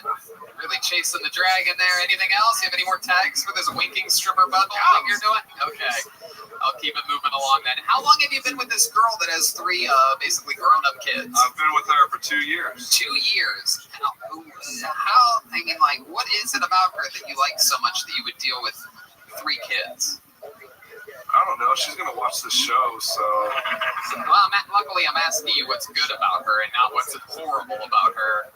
Like, so if you can't come up with anything, that's what's going to look bad to her. She's come up with plenty of shit. She's awesome. She's beautiful. She loves doing acid. So. Oh, there we go. That's great. She likes to camp. That makes us all very happy for that 7-year-old. Where'd you meet her at? Good question. So it was my coworker's wife at the time. Ooh, this is at your network analyst job, and you're like, this price is not matching up correctly. I'm gonna fix this right now. I've never written a joke about this shit ever, and then you're gonna bring this up now. Like, it's time to start writing jokes about this shit. So, I found out my wife cheated on me with like a whole. Wait, you were married? I was married. Found out my wife cheated on me with like a whole mess of dudes. How did you find out? Tastes different. Red man, when I ask a question, if you just let them answer, the show moves on. If you just say disgusting shit after every question, it gets like a little bit, then I have to ask again. Go ahead. So I discovered, I was looking through my VA benefits trying to get disability for obvious reasons. And I found when you're overseas, if your wife goes to the hospital, they put it on your records. While I was in Iraq, she went to get a Plan B pill. Oh.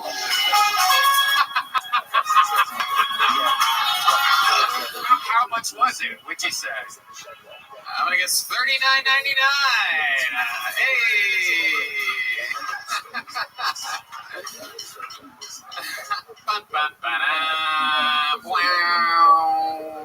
Yeah, she went to she got the Plan B pill, and I went to confront her about her cheating, and she opened up to me about a different dude she cheated with. Not the dude in the Plan B dude. No. Oh my God. You're in Iraq dealing with IEDs, and she's here dealing with IUDs. It's incredible. Again, that was another really brilliant joke. You can't make these things up. There's no one that has, Like, you can't just have prepare to be able to do an IUD joke like that. But I get it. There's a lot of initials there, a lot of math to be done on a Monday night, so I don't blame you guys for that. So do you know like who the guys were? Were they white guys? Really interesting question. Just what Red Man wants to know if it's his worst nightmare as well. No, actually, it's funny that you would ask that because we were in Japan at the time, and it was all Japanese dudes. What? She cheated on you with Japanese dudes? My God, you must have like a 4-dick toothbrush or something like that. Or I'm not exactly sure how it works, but that's not really cheating because it doesn't really go inside, right? By the way, that's like the opposite of being cheated on by a black man. You come home, the apartment's cleaner, everything's nicer, like it's like vagina's tighter than it was. Yeah, I would actually allow that. I didn't say I was mad about it. Right. That is the only acceptable answer. Absolutely. My God. All Japanese guys. You guys were living in Japan while you were in Iraq? Yeah, we lived in Japan for like 3 years. I was only deployed to Iraq for a while out of Japan. And this came out. I was with her for 13 years. The final total, once she was telling me every story, the next story. It was over 30 people. Oh my God. Jesus. All Japanese. 13? Well, no, we came back to the States, and she landed her some Americans. Oh yeah. Okay. So she got some Americans on this list of. So to bring the story back, I found out about all the cheating. And you decided to fuck your buddy's wife. All right.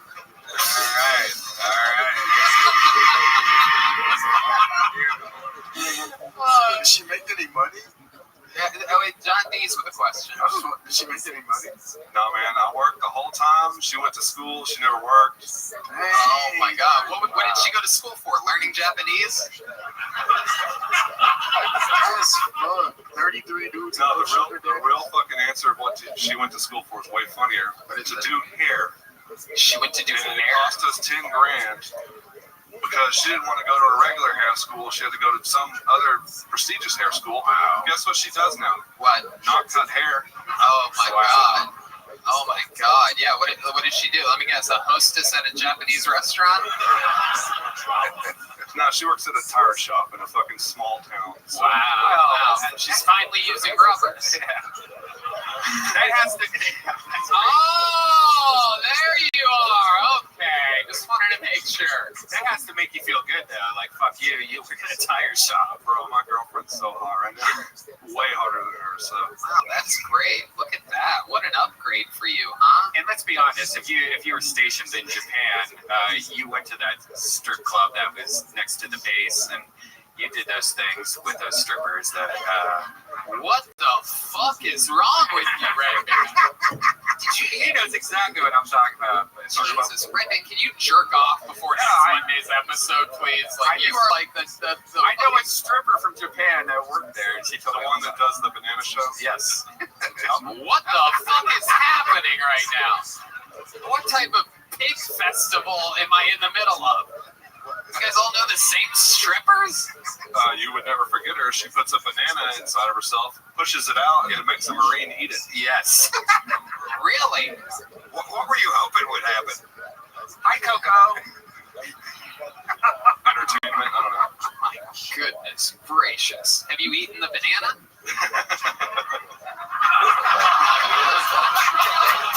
My goodness. I'll tell you this, Travis. Fun stuff. I mean, and an unbelievable interview. You totally made up for the first three comedians' lack of wanting to answer questions. This was incredible.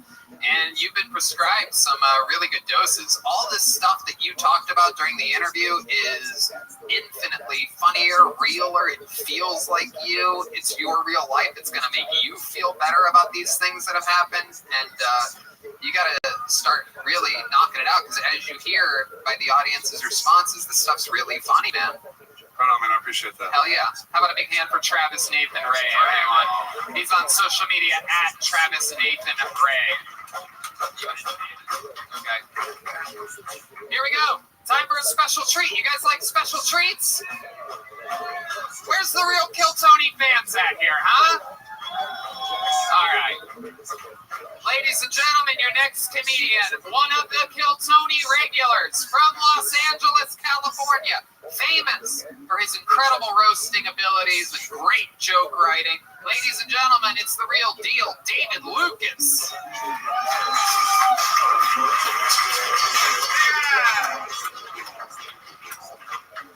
Yeah. You should not be labeled a lesbian if you're fucked by a strap-on. Like, scissoring is the only acceptable way to be a lesbian. Like, to me, lesbians and vegans are the same shit. Y'all both looking for replacements for real meat.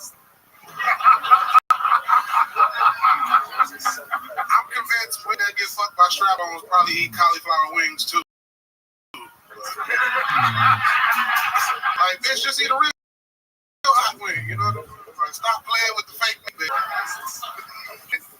I hate internet dating, man. I hate internet dating because bitches be on there twerking in their profile picture, but in the description it'll say no hooks.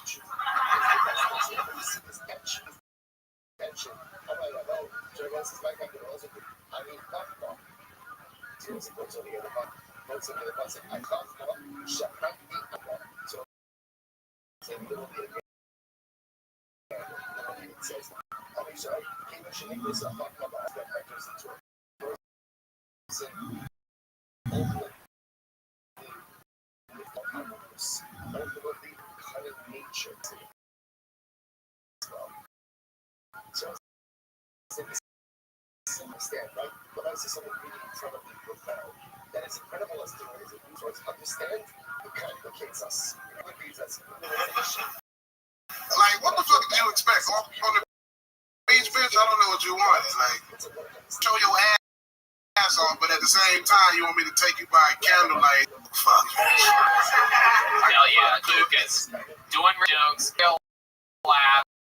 Acknowledge a joke doesn't work, getting a laugh off that. I love it. And that's real comedy. Absolutely a real good 60-second set. David Lucas, Lewis, but spends now 2 weeks out of every month in Austin, Texas. Yeah, man. I have an apartment here by May. Okay. Yeah. All right. Getting a new apartment? Yeah, dog. I'm gonna keep the spot. Okay. All right. In a life, that's how you money. How do you like to spend your time? What's that? How you like money? The same way. I always did an all-black neighborhood, so I like to stay close to my roots. You know, Tony's blacker than me. His first car was like a crap. That's actually true. Yeah, that's what I'm saying. Like, he had a crap. My first car was a Accord. Damn. Exactly. Oh my God, that's so Japanese. You could have asked guy's wife. Welcome, Dave. Welcome back. It's always great to have you in town. Welcome for that shit. Yeah. I would have beat that bitch ass. Really? My goodness, what would you do? You would just get her in the missionary position and just smother. I mean, you would just build it and they would have thought it was suicide.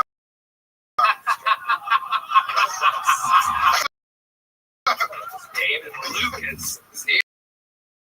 You're talking about online dating. Is that true?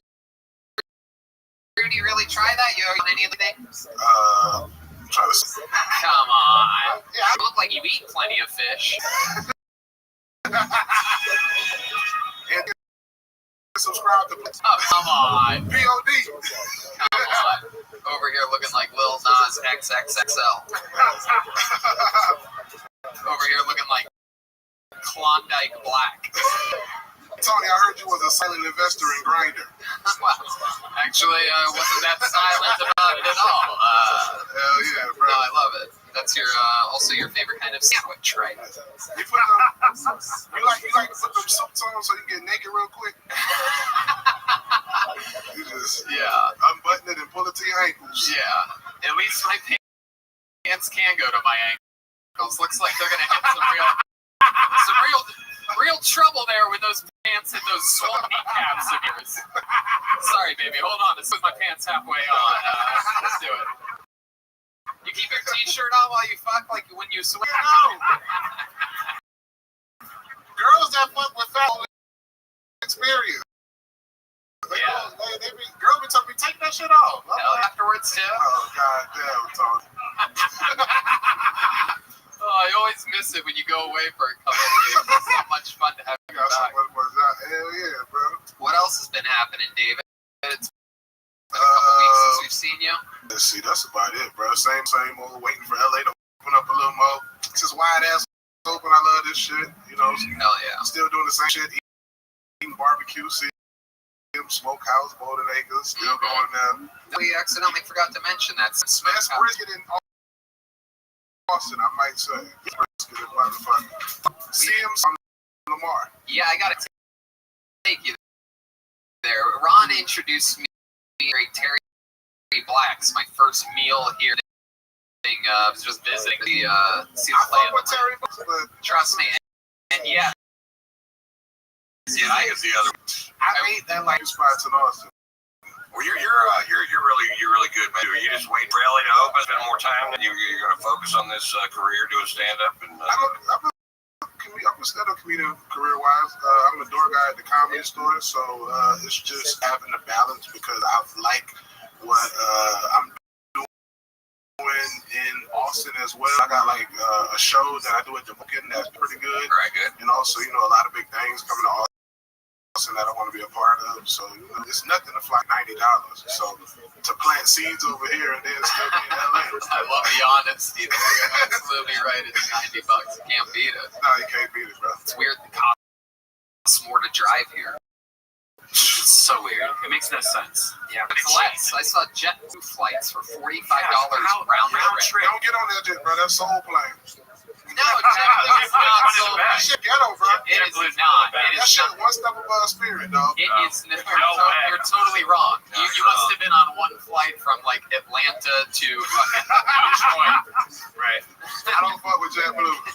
I went from Atlanta to Detroit. It was like Soul Plane. I swear to God. Yeah. JetBlue's awesome. I went to Zimbabwe the other day. You wouldn't believe how many black people were on the flight. I feel like they're going to change it, though. They're like just getting us all used to it, and out of nowhere they're going to be like, oh, it's $600 now for a round trip. Well, I will say JetBlue got the best. Unfortunately, it's going to take a while for the economy to get back to where it was just a couple years ago when everybody was complaining about everything. Yeah. Anyway, we'll see, man. All right. But yeah, I'm an LA guy at the end of the day, Ron. I've been out there since I was 19. Oh, there. Yeah. Left my home in Georgia. That's right. How are your parents doing? My mama cool. She just got a new iPhone, so she don't call me no more. She on FaceTime. Okay. That's kind of annoying. Yeah. But other than that, she chilling, bro. I don't know what my daddy doing. I ain't talked to him in like 3 weeks. Oh, wow. Yeah, the rumor's true with black people. Right. We don't got the best relationship with our fathers. Yeah. He doesn't want to FaceTime, right? I think he got turn the speakerphone out in public so everyone else can hear it. I think he got an Android on some real shit. I think he got an Android. Okay. All right. Well, David, amazing set as always. Always so much fun. A real professional, showing how 60 seconds is done. There he is, the great David Lucas, everybody. He writes and performs a brand new minute every single week. What? Stay in Texas. There you go. There's the head of Austin tourism right there in the middle of the room. Stay here. Don't go home. The guy's got children back in Los Angeles, sir.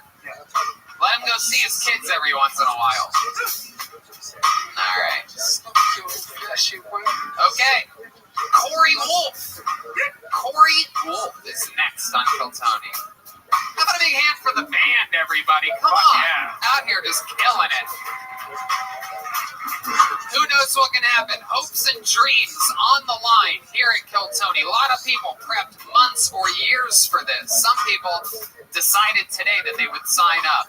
You never know what's going to happen. Corey Wolf on the way to the stage.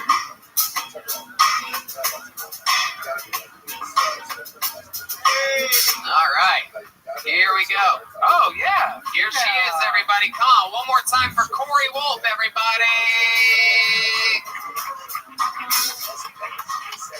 What's up, everybody? Some of you think I was a man. I get that a lot. It's the 80s. I blame that vampire movie. Corey Haim.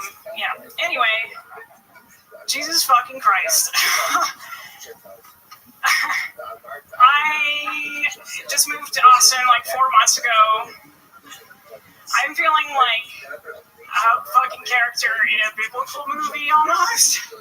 Or just the Bible. Fuck, I've read the Bible. But it's like, I came in earlier on a whim and now I'm up here. And I'm trying, you know, I kind of knew I was going to get called because I'm a woman, for one, and the way I signed the paper, I signed it on the bottom to make it so that they cut the thing bigger, and the bigger ones sift to the top. So I cheated a little bit. Anyway.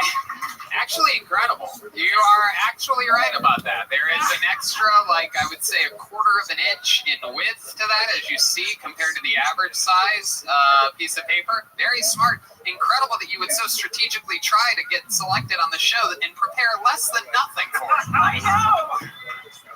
If you put half as much thought into what you were going to say if you got picked into getting picked. I know. What were you thinking? It worked. What part of it worked? I don't know. I have this thing. I'm like, I don't gamble unless I'm gonna win. But I fucking did it. No, you made it to the casino and then you lost. Yeah, that's true. I've only clocked like 40 minutes of stage time.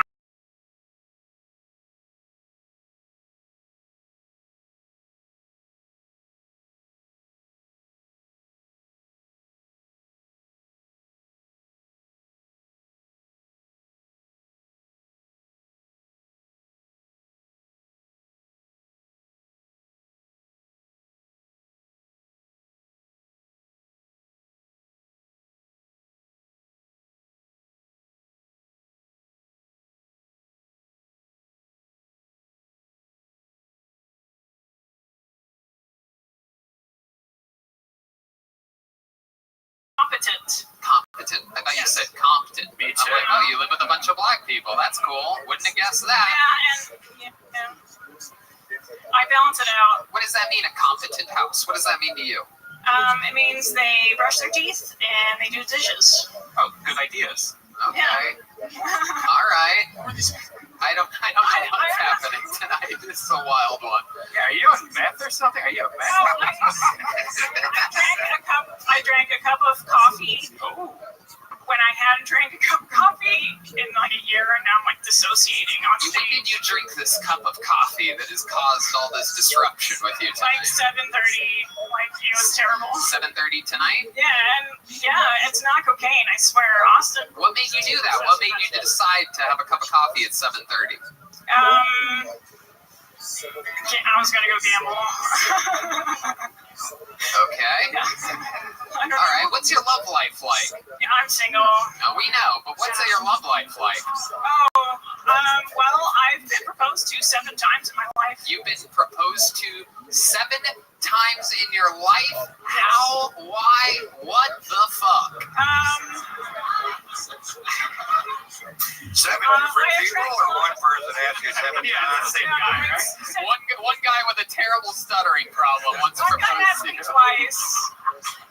the second Will time I said yes.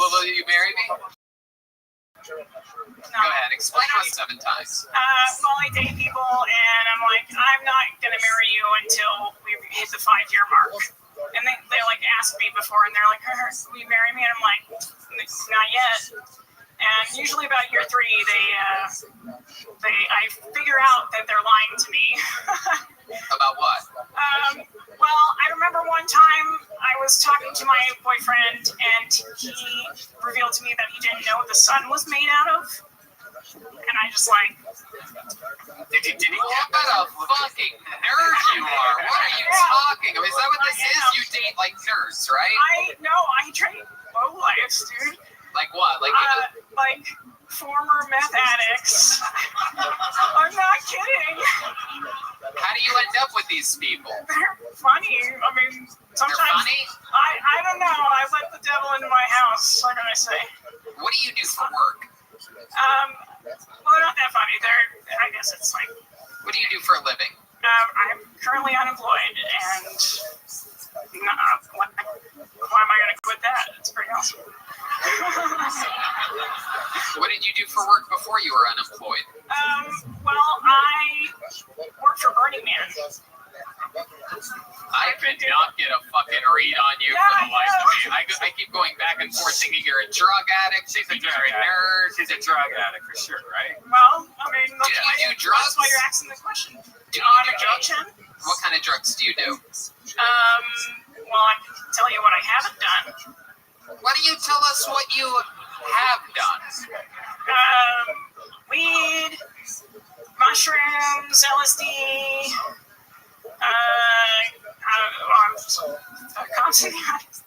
cocaine, ecstasy, but so that's everything you need for stand-up comedy. So you're on the right track, I think. But cocaine's a bad one, and you got to use it as a tool, because what dopamine does. What dopamine does is it strengthens that pathway in. Right. It seems before you do the cocaine. It seems like you use the cocaine when you're signing up and the heroin when you're performing. I know. It's really tough. What do you like to do for fun? What's a big, other than Constance March, what's like a big outlet for you? What do you like? Wandering outside. Wandering outside. Are you a cat? A little bit. I mean, my last name's Wolf. So I kind of try and play that up a bit. Do you like peeling your skin off sometimes when the demons tell you? No, I'm over that. We made some peace. Other than wandering outside, any other hobbies or anything that we would find fascinating about you, Corey Wolf? From Arizona. Let me ask you this. The main joke that you did in 60 seconds of uninterrupted stage time tonight was, I just moved to Austin, now I'm here. I know. In your other comedy sets, in the other 40 minutes that you've accumulated, Corey, can you give us an example of like a nice short joke that you've written that you didn't do here tonight? Yeah, that comedy part of the thing. Yeah. Austin is really interesting. It looks like you guys fucking took 7 generations of Legos and just fucking mashed them all together. You got the Old West set, you got the corporate hell set all mashed in together, and I can tell you guys do a lot of cocaine here by the layout of the city. All right. Wow, this is so random audience. We have no idea who that man is. Never heard a voice like that before. Can't believe a stranger in the audience would yell something like that.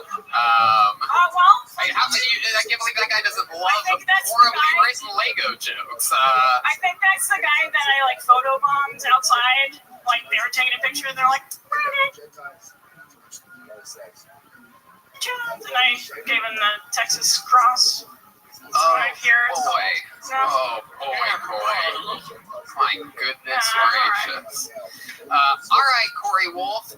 I'll tell you this. I mean, through it all, I gotta say, one of the funniest performances by a female stand-up comedian we've ever seen in It's way better than Shimmer, right? Anyway, there she goes, Corey Wolf, everybody. On to the next one. My goodness. Ron, I'm sorry. I don't know what's happening here tonight. Clearly, we have a tunnel coming from a psychiatric ward. It's a special field trip. There was a bus trip from. I think we should nail that door shut and just open a new door. Yeah.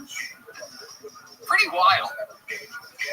Some people like it when episodes are off their off the hinges. I kind of get it though. When you're listening to the audio, that bad shit's actually entertaining.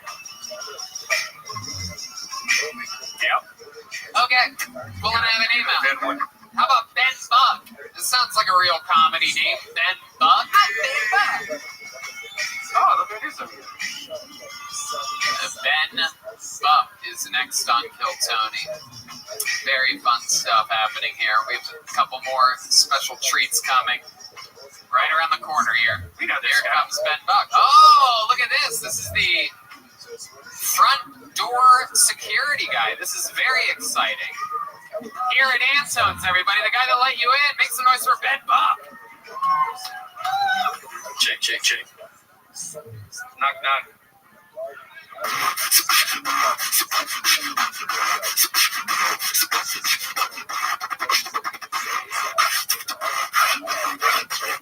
Clap your hands.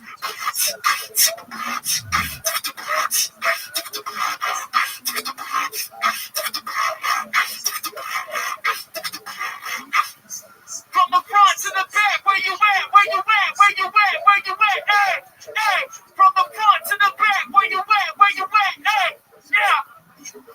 I'm top of they best stop me, break it down like a pop and lock it up, and I was on got my spot, bumping the beat with the bumpy boxes. Hey, get the level lift to the SEC. One of you better compete. Now I'm trying to hit it some up in the sleep. How y'all feeling? That was fucking amazing. I think the more you know Ben, the funnier that actually is, because he's one of the nicest people, one of the most polite fucking guys, very just quiet and does his job here at Antone's. He's been working the door at every single episode here, and I certainly was not expecting that whatsoever. That was fucking crazy. How long have you been doing that for? Alright, well, I've been beatboxing for about like 10 years now. So I'm 23, been doing this since 13. Professionally since like 16. Wow, that's so cool. And how can people find some of your work? Y'all can check me at Ben Buck Beatbox on all platforms and Spotify as well. Wow, that is so cool. My goodness. My God, do the ladies love beatboxing? Does that work out? Does beatbox lead to eatbox? It's actually Ben Buck Eatbox on the weekends. Shit. What was that answer, Ben? It's Ben Buck Eatbox on the weekends. Okay. You have a girlfriend, or what's your move? Yeah, shout out Bambi. She's at home. Bambi? Yeah, Bambi. How about that? Oh, dear. All right. Okay, so either you don't understand what's going on, or I don't understand what's going on. I thought this was the rap open mic. I was so fucking confused. Like, oh my God. I'm like, these other rappers suck. God damn. Honest to God, you know what? Normally I would say you didn't do any jokes, but I think the room needed a little fucking jolt of energy there, and I think you did it, dude. Shit. So cool. What else do you do, Ben? Tell us more about you. Well, my other favorite hobby is ping pong. Does anyone here like to play ping pong? Let me see it. All right, you want to play some ping pong? All right.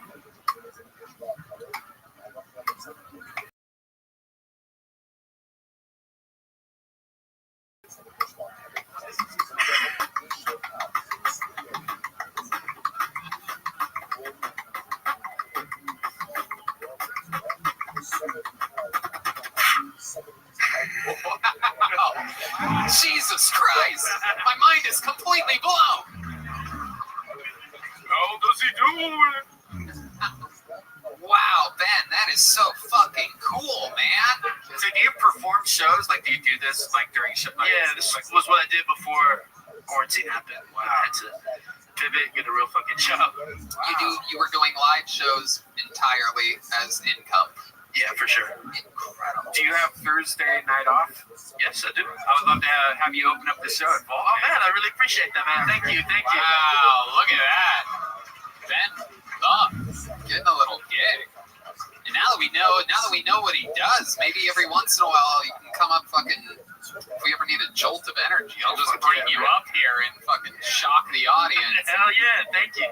I saw the band. I've never seen out of all the whatever we've done here, 10, 12, whatever episodes. I got to say, I looked over when you went into the ping pong thing. I saw the excitement on John Bees' face. It looks like it was Christmas morning over there. So cool. You actually got the band excited, which is fun to see. Way to man shit. Love it, Ben. Blinded by the light.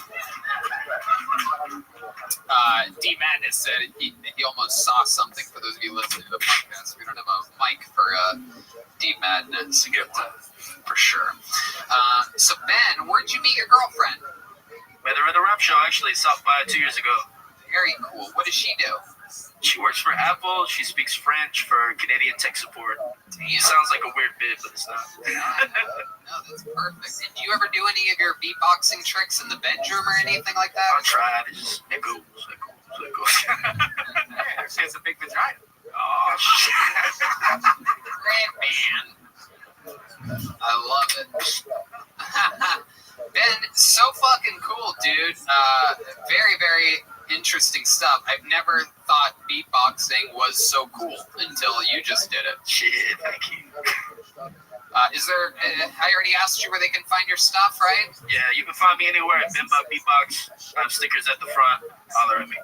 Yeah, go get a sticker from Ben Buck on your way out. One more time for Ben, everybody. Very awesome stuff. Very cool. 23, is that right, Ben? 23 That's fucking awesome. Years old.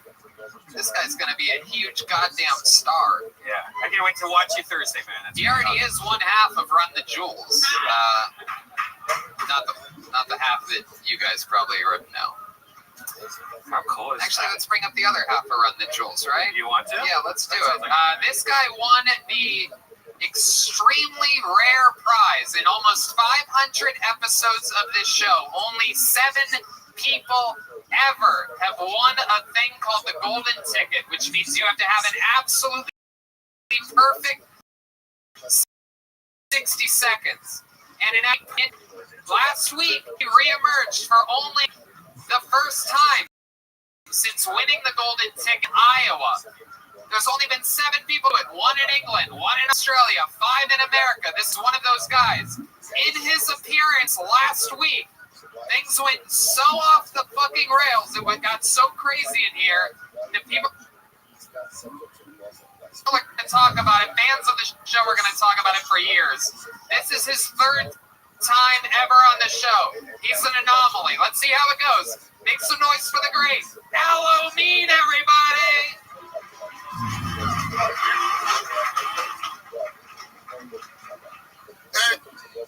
Hey, Austin, motherfucking Texas. I've been here for 1 week, and this is all I gotta say. You guys, I was fat shamed the other day by myself. It was real passive aggressive the way it happened too. See, I've been at the gym and I was lifting at the gym, upper body day, so I was feeling real jacked. Chest, back, arms, shoulders, everything feeling real tight. You ever come from the gym and you feel like you're the Rock, but deep inside you know you're more like a sponge? Anyway, I go home, take a shower, I get out the shower, go to the mirror, wipe the steam off the mirror. Swipe, swipe. That's where I fucked up that second swipe. Usually I just do 1 swipe. All I need to see is head and shoulders. Anything more than that will mess up what I'm going on the side for myself. You see, that second swipe happened, and I stopped moving, and my midi kept shaking. And it fucked me up. Now, if you don't know, a midi is a man titty. I've had them all my life. When I was a boy, they were biddies. But now they have hair on them, so they're middies. I don't want to talk about it. Halloween, absolutely. Talking about it. Getting it out. Welcome back, Allo. Hey, good to be here, good to be here. Last week was crazy. The episode hasn't come out yet. We have a couple episodes banked because we did some road shows, so people don't even know. It exactly what happened. I don't really want to give anything away to this audience that might see that episode, and I don't want to scare anybody or frighten anyone. We talked about a lot. It's definitely a highlight in Kill Tony history. Long story short, let's not even do that. Aloe, how's your week in Austin, Texas been? It's been crazy, man. No, wait, I want to find out what the fuck happened. What happened last week was, the great Donnell Rawlings was here, and Donnell famously housed David Lucas in a roast-off. Donnell did his research on his first appearance on Kill Tony as a guest a couple of years ago, and he researched the show deeply, and he realized that David Lucas likes to make fun of the guest.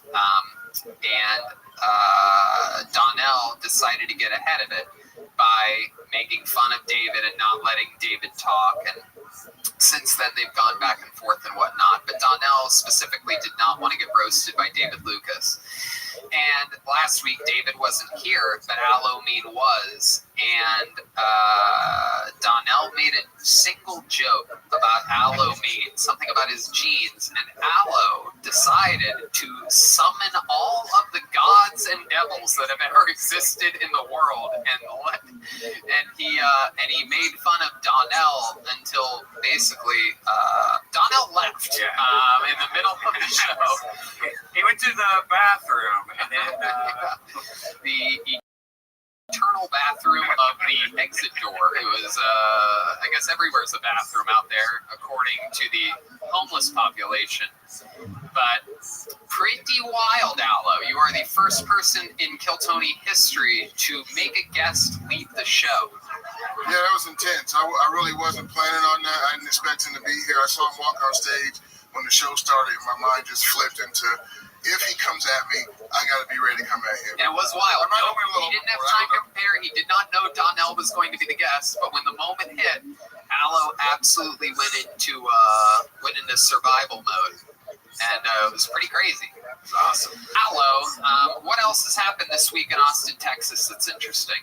A lot of hanging out over there by other spots. Vulcan. I went to David Lucas's fucking crazy ass show last night. That shit's dope. Y'all out here, check that out. Did you see me there? Yeah, I saw you there. You walked right past me. That's okay. Oh, I was wearing a mask though. I was wearing a mask. I didn't want to bother you about to get on stage, so I know how that goes. Awesome. No, I wish you would have at least said hi. But yeah, I probably should have. You also got to witness Thursday, Danny Brown almost beating up Steve. Yeah, that was some crazy shit. Did you see me almost get attacked by a Chinese man? I saw him standing at the front of the stage, fucking. Very wild.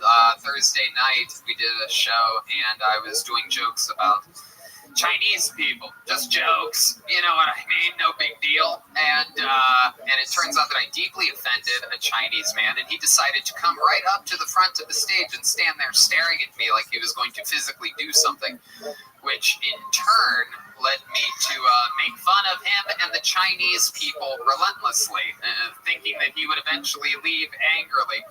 Minute after minute, he decided to stay there. I kept doing more Chinese jokes, and he started to physically threaten me, at which point the three security guards had to escort him towards the exit, and I said, that's what I call Chinese takeout. The rest is beautiful. He's been tagging me on posts on Instagram. Yeah. The funny thing is that he actually said that I was making fun of the killings at the spa that happened, which you were not. I never made a joke about that. In retrospect, I sort of wish I did. I would have had I thought about it, but I didn't. But it's interesting how someone will lie in order to make their story seem fit to other people. Right. Wants to cancel me for a Chinese takeout joke that hurt his feelings. I probably shouldn't say Chinese takeout 3 times in front of you, Aloe, or you're going to have a blood sugar attack right now.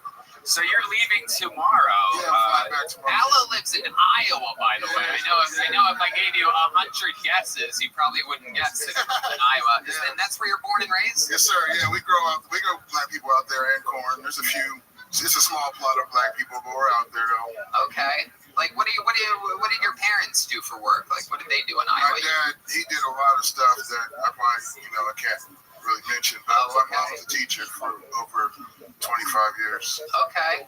All right. Your dad was like involved in some criminal He affairs. dabbled in a little bit of this, a little bit of that, you know how it goes. I didn't see him too often, He was selling little baggies of corn or whatever. You ever think about moving, or are you just like, I've always dreamed about living. Dreamed about. Yeah. What's the move? Because appearance, especially like last week, it had all of us really what you did in Iowa. So you think about getting out of there? I think eventually this is a nice spot. If I did come somewhere, it seems like this is going to be the new spot to be. So, yes, I think that's the plan. How many do you think Aloe Meat should move to Austin, Texas? There you go. That's what I'm thinking. It's a little local. At the show Thursday, I did some nerdy shit. Ron White walked past me after he fucking destroyed, as Ron White does. I didn't know what to say to him, so I tapped him on. He probably don't remember it. I'm like, hey, good set, man. That's all I come up with. Like, we're at it. And he was like, yeah. I just kept walking. So I'm glad I get to come set, man. That's all. Tapped you walking by. I was like, good set, man. Did you remember that, Ron? You shouldn't. If I would have seen you now, I would have remembered that for the rest of my fucking life. I would have seen you now. I guess him shouldn't.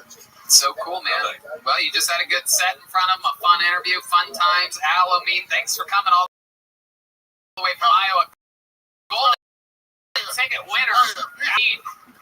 Golden 7 people that have won it. That means they can, time they're ever Tony is, they can do a spot. So it's a pretty cool little very rarely given. Still never one given here in Austin. Not yet. Could be next. Could be the next.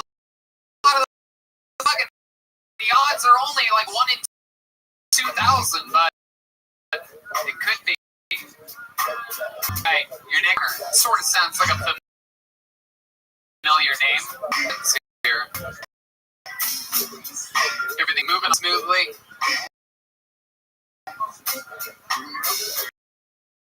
Yep.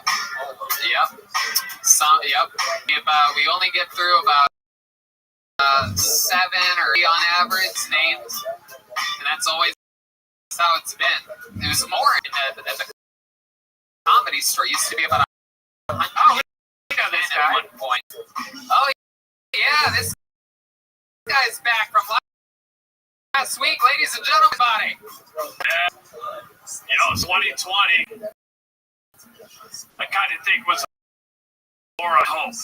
You know what I mean? Like, fucking, we had an election. How do you have any hope? You know, I kind of think like votary, kind of like choosing between best glory hope.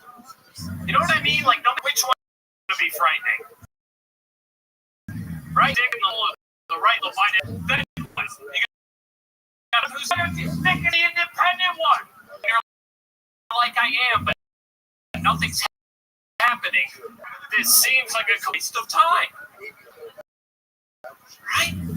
Everyone's so happy that and it's just like Trump really wasn't the president we needed, but he was the kind of the man we deserved. You know, we suck kind of collectively. And him sucking is not the fucking exception. We have been found by scumbags. History is written by others, and now they write me.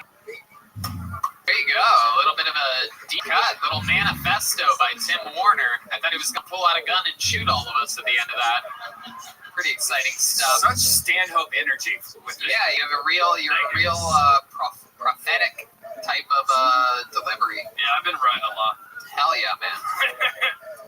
So, Tim, you were literally on last week. Oh, we have the former president of the United States, Donald Trump, on the line. What do you think about that set? I've been watching you for the last couple of weeks. Okay, thank you, Mr. President. Do you think you'll ever come on and be a guest?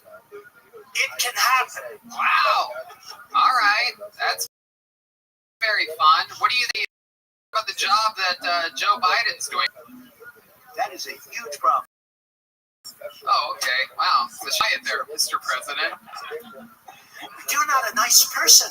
You're right. I'm not. Okay. Anyway, here we're back here with Tim Warner. Tim, we talked about a bunch of stuff about your life and this and that. What didn't we talk about? What's some interesting that we didn't find out?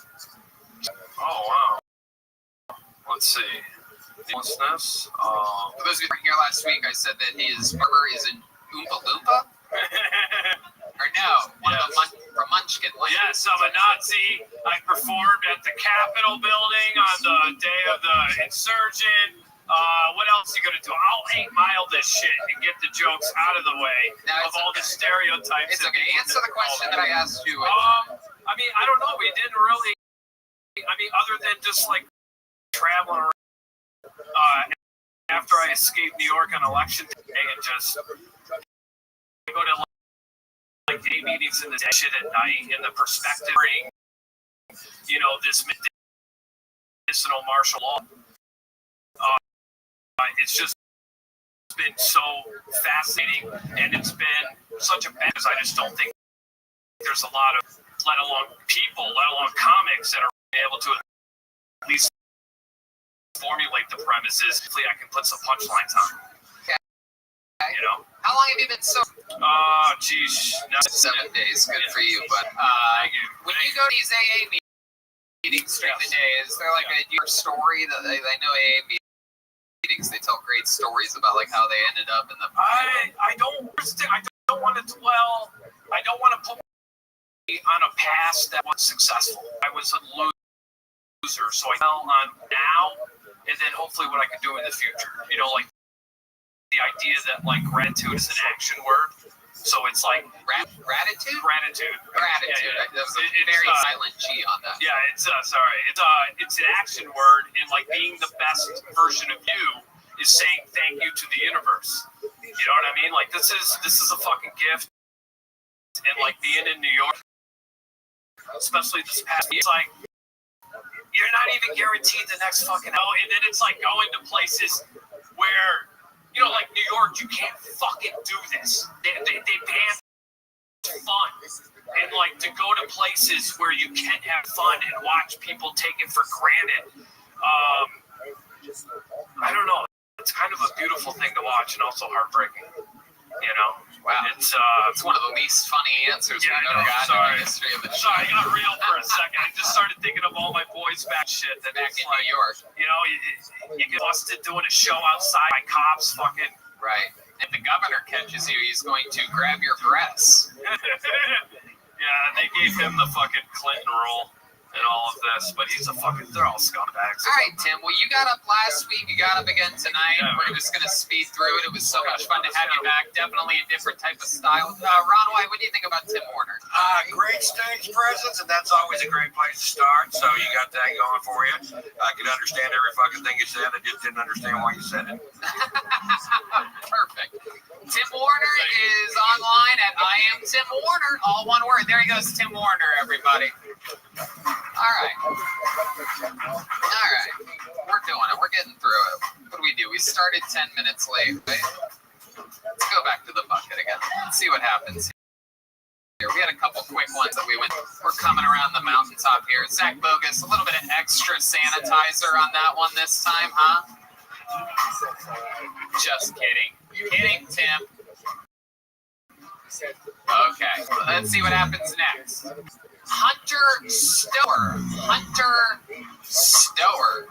Okay, here comes Hunter, I do believe. A very confident walk.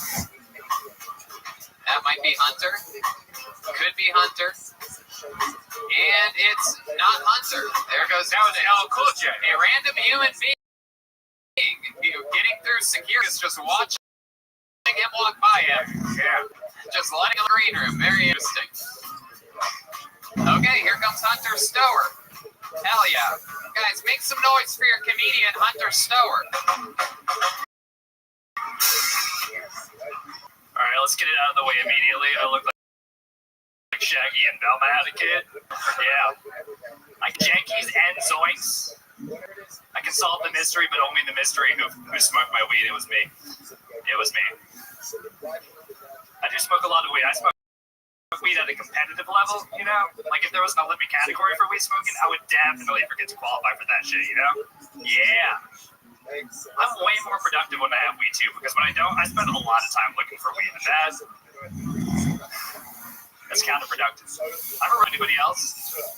Yeah, mine's super exploitative. I can't really talk about it. Rhymes with human. All right. I think I have time for one more. When I was a little kid, yeah. When I was a little kid, my parents told me that my dog left to live on a farm because they were protecting me from the truth. 757 into the Pentagon. Hashtag 9/11 West Side dog job. Thank you. Okay, Hunter. Welcome to the show, Hunter. Good Hell yeah. Hell yeah. Did you to the girl that was on Tonight's Zone? You ever propose? Wait, the one Corey Wolf ring a bell to you? I met her out here. I'm actually married though. Oh, you're married? I am married, yeah. Oh, okay. How long have you been married for? About 2.5 years. Oh, cool. What'd she do? I'm a single family household, single income household right now. Okay, what do you do? I'm a human trafficker. Like the joke. Okay, what do you really do? No, I do recruiting and immigration, so I am a human trafficker. It's just like my people want to be trafficked. What exactly are you talking about? Imagine you're really like reaching for a joke, and we just want to. No, it's real. Like I told you, I do immigration. You want to do a good job. Somebody's in Mexico. They want to be like a business systems analyst, like an industrial engineer. What do you mean? They just walk up?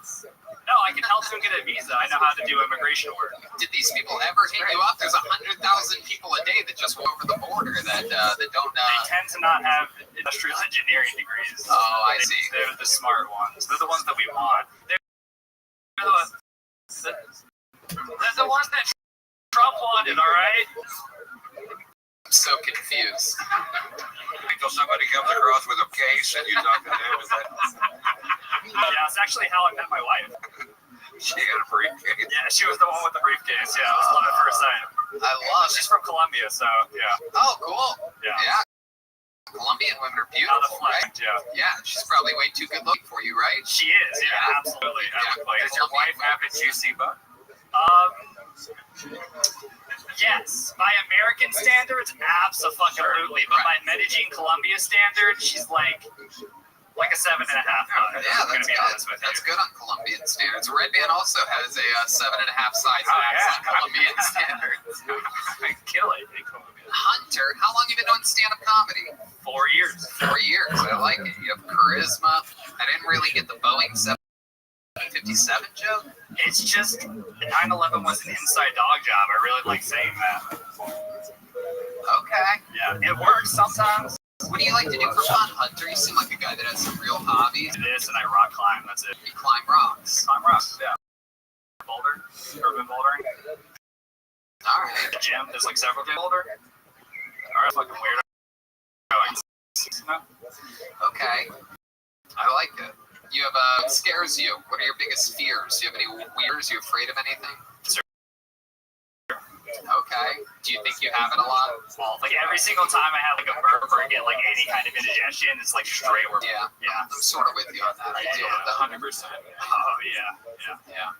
I've been dealing with not enough to stop smoking spliffs or anything like that, but you know. Ever since I had the coronavirus back in December, the lingering symptom, which I had sometimes before, but now I have it almost every night, is night sweats. Oh yeah? You ever have night sweats? I guess, I had it. I was asymptomatic. I don't know. I figured I just maybe was a sweaty dude. That normally happens though if you drink a lot of alcohol. I do drink a lot of alcohol at night, so that's probably where it is. What kind of alcohol do you like to drink? Cokes. Whiskey and Maker's Mark and Coca-Cola brand loyalty. Yeah. Okay. You ever try #1 tequila or fixed high alkaline vodka? No. Well, you offering me some? You should. Okay. I'll go get some. Yeah, absolutely. Right after this, yeah. Yeah, definitely. Where do you do your stand-up? You've been doing it 4 years. Where do you do it? Oh yeah, so I moved here in August. I started doing it in the Bay Area. Okay. Like Oakland, San Francisco. Is that where you lived there for a while, or like since like 2011, and then I just took advantage of COVID to become remote for my work, and I moved here permanently. When did you move here exactly? August. Oh, cool. We actually met on New Year's Eve. I do remember you. That was so cool. You offered me mushrooms. I did offer you mushrooms. Yeah, I remember you now. Yeah. You were sitting underneath. He was sitting like underneath the table, and he really was. And he's like, "Hey, man, if you want some mushrooms," I'm like, "I'm actually good right now." I was getting pretty lit. It was a long drive. It was like 40 minutes north of here or something, right? Fredericksburg. It was the Barrel and Amp Show. That was Fredericksburg? Yeah, the Barrels and Amp Show. Right? Georgetown. Yeah. They sound the same to me. I was just in Fredericksburg for the first time. My buddy Kyle took us to a ranch. I got to shoot guns, and I actually used a chainsaw for the first time in my life. Thank you very much. Grew 4 chest hairs that day. For those of you counting how many chest hairs Tony has, I'm up to 9. Wow, 9. Yeah. I love it. You do mushrooms a lot? Yeah, I did mushrooms yesterday. Not today though. But I mean, I just forgot. That's fun. That's fun, Hunter. What do you think about Hunter, Mr. Ron White? I like it. Just it needs a lot of stage time, but it looks like you got something to say. And you're gonna stay here in Austin? Yes. Yeah. All these guys just need a bunch of stage time. Just find a place to get on stage and stay on stage, and Austin's gonna be a great place for that in the future. Yep. I don't know why everybody runs out there and wants to be the door guy at fucking the comedy store when the work is all in the Midwest. You can come out here, be an opening act, do 10 shows a week. We're out there, you do 1 show. So I think it's a good spot for you, man. I encourage you. Appreciate it. There you go. Absolutely. You heard it from the man himself. Hunter, by the way. There it is, Hunter Stower, everybody. STOEHR on social media. I don't know. What do you think? Should we go to the bucket one more time? Guys, I don't know. That wasn't very convincing. Should we go to the bucket one more time? There we go. There we go. Let's see what happens here. That is true. Somebody be the door guy at the comedy store, and they really do. Like 2 minutes here, 2 minutes there. But they could be like the Funny Bone in Columbus, Ohio, and get like 5 nights a week. It's crazy. Well, there's 2 schools of thought on it, right? It depends on their work ethic. Like if your work ethic and it's just a different thing. If you want to get better, I would say, if we're talking comedy science here, I would say if you want to get better at hanging, right? Networking, looking for opportunities. If you want to study the art form more, if you're at the comedy store, you can do that. If you yourself want to get better and get stage time, yes, being on the road could be good, but there could also be competition there. It goes both ways. I think every year it changes. And you can also get a lot of spots in LA. But I agree with Ron. Right now, Austin's the place to be. Definitely over Columbus, Ohio.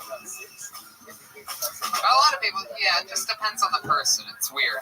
And when that person gets to the comedy store. Anyway, who knows? Let's see what happens here. Your final comedian out of the bucket tonight is going to go by the name of Philip Garcia. And then, and also if you get stage time where you're from and then you go to the comedy store and become a door guy, then you sort of have everything, right? No, you skip the whole fucking door thing. You go out in the Midwest to middle and comedy clubs doing a half hour a night, 7 nights a fucking week, sharpen the blade till somebody gives a fuck in California, and you go out there and skip that whole goddamn doorknob. Absolutely. That's what you do.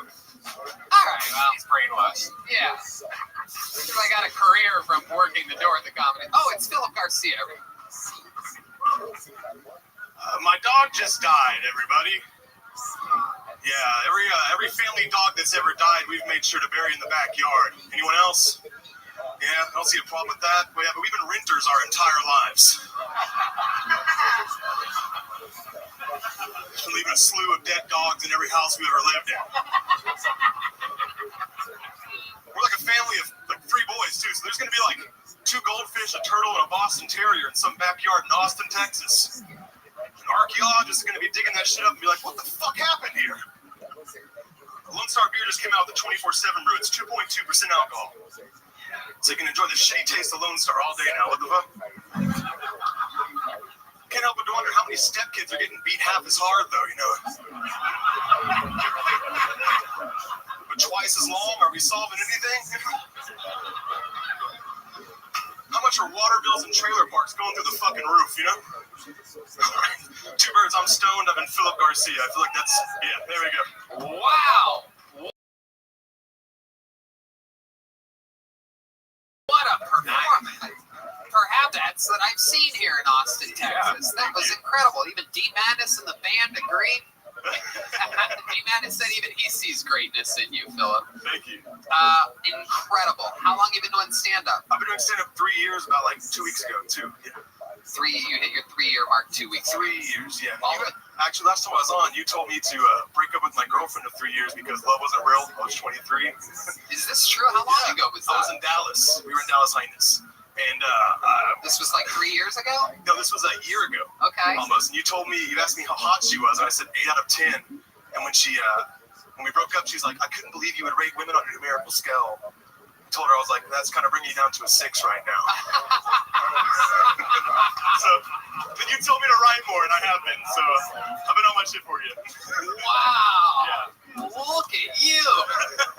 How did it go a year ago? I'm sorry, but like those Dallas shows get crazy. Sometimes I can't remember everybody. Like 3 in a week, and it's pretty jam-packed. You get lucky. But yeah, that one went great, too. I did a Amber Alert bit, which is I've never seen a car newer than 2010. I think you like that one, too. Yeah. You ever seen a really old veteran with a really old Asian woman? I wonder if you took her. That's what. You got fucking jokes, bro. This is usually how this show starts, is with people doing jokes. Very rarely is it at the very, very end we have pull someone out of the bucket that actually did something other than figure out how to get their piece of paper larger than other people. Very awesome, Philip. Well, she said that I was in the bottom right of the verse sheet, and I saw that big-ass fat form get I was like, maybe this bitch is up to something right now. You know what I mean? Really? Yeah. You really saw that? That's so cool. Yeah, we were upstairs watching, so we're having a good time. That is awesome, man. So, Philip, what do you do for work? I used to do comedy. It was just, I was living at my mom's and I was attainable. But now I'm doing pest control because the pandemic.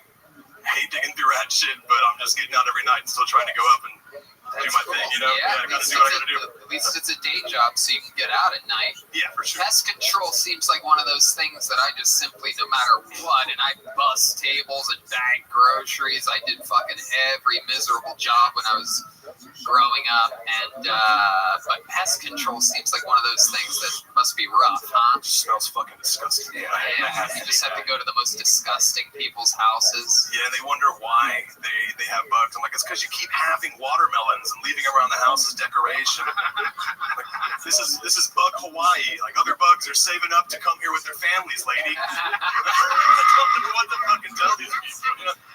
Holy shit. Do you have a horror story, or do you have something that's just completely out of What's the control? worst pest thing? Any bed bugs, like any bed bug stories, like I go home and I tell my girlfriend, like, hey, let's just burn these in the chimney tonight and not have to worry about it. That's why I was really impressed by the beatboxer, but then his name was Bedbug, and I was like, sorry, dude. I'll tell other people to listen, but I just can't because of flashbacks. It was Ben Buck. It was Buck? Ben Buck. Oh yeah, Bed bugs. You're just having flashbacks to bed bugs over here. Yeah. I can't believe, man, I'm Ron White, dude. I'm sorry, man. I grew up listening to Blue Collar Comedy Tour. It's like the first digestible comedy I listened to. It's just, sorry. I feel like a loser. Well, watch this. Watch what he's about to say to you right now. Incredible. What do you think about that performance, Ron? Yeah, how old are you? I'm 24. 24. I didn't start doing stand-up till I was 29. So you're light years of where I was at 24 when I was just smoking pot, watching cartoons. So I would encourage you to go with this full blast, man. You got really good punchlines, and it's really interesting. You made the three of us laugh out loud, and that's not the easiest thing in the world to do. So congratulations for that. Thank you so much. Hey, I appreciate it. Yeah. And Philip, I don't think I've ever done this before, but I would also love to have you on the Thursday show if you can do it at Vulcan. Of course, yes. Thank you. And you know what? I'm actually doing a Tony Hinchcliffe and his current friends on April 17th at Vulcan. You going to be in town April 17th? I can be from Dallas. Would you do a spot on my show as well? 100%.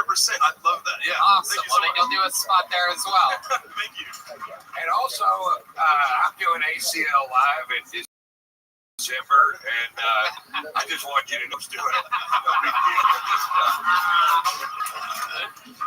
I love it. Philip, have you been signing up every week for this show? This is actually the first week I came down to Austin to get on. Oh, you live in Dallas? I live in Fort Worth, yeah. Okay. Yeah. Okay. Y'all are all from Fort Worth. No, is that what it's? No. Okay. Wrong. All right. Well, how about you come back in a month? You let me know, message me on something, tell me that get my attention, say you promised me or something like that, and instead of just signing up, we'll give you an automatic minute. I'd love to see another minute. Every single joke you do kills. Thank you. So let's just do it. That's basically everything that we could give you. Got you. It's April 2nd and April 17th, right? Yep. Gotcha. It's Thursday, 8 o'clock, Vulcan. Gotcha. There you go. This guy just got 3 gigs from doing 1 appearance on Kill Tony. Come on, make some noise for Philip Garcia, everybody, huh? Man, that's what happens. That's what happens if you do fucking jokes on a show about jokes. Things can happen for you. We like people that do good at comedy, believe it or not. Even his comebacks, even him just talking, back fucking kills. Jokes. Quick fire jokes. Philip Garcia's on social media at Philip with 2 L's. Philip G414. All one word. Follow that guy. 24 years old. I guarantee you, he's going to be big. He already is. All right. This is the final comedian of the night, ladies and gentlemen. You want one more special treat, huh? This guy, a regular on the show, now lives here in Austin, Texas. High-level black belt, Second City master improviser. Once he got diagnosed with ALS, became a stand-up comedian, knocked it off his bucket list. We fell in love with him, made him a regular immediately. Now he has the tough task of writing and performing a brand new minute every single week on this show. Everybody else you saw tonight has been preparing for months of this and that. This guy has to do it every week, and he does it every week. Ladies and gentlemen, it's the great, the powerful Michael Lehrer, everyone. Here we go. This is how you close a show here in Austin, Texas. Thunder and lightning. Guys, make some fucking noise for Michael Lehrer.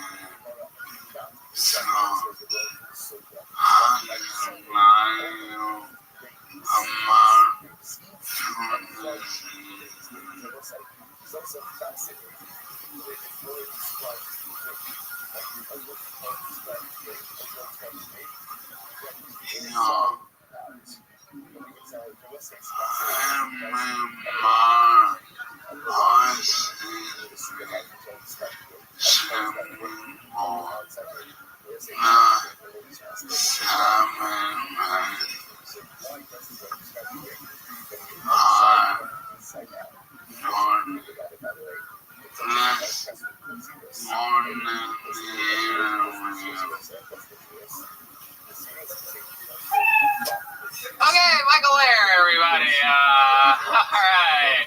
For those of you that missed last week, we found out that Michael Lehrer has been on a 3-week cocaine bender, and it appears as though the effects are really starting to show. Michael, what's up? I'm dying quickly at the time that was right than any other time I've ever lived in. He's dying quickly in a town that's the most ratchet than any other town he's ever lived in. Right. That's right.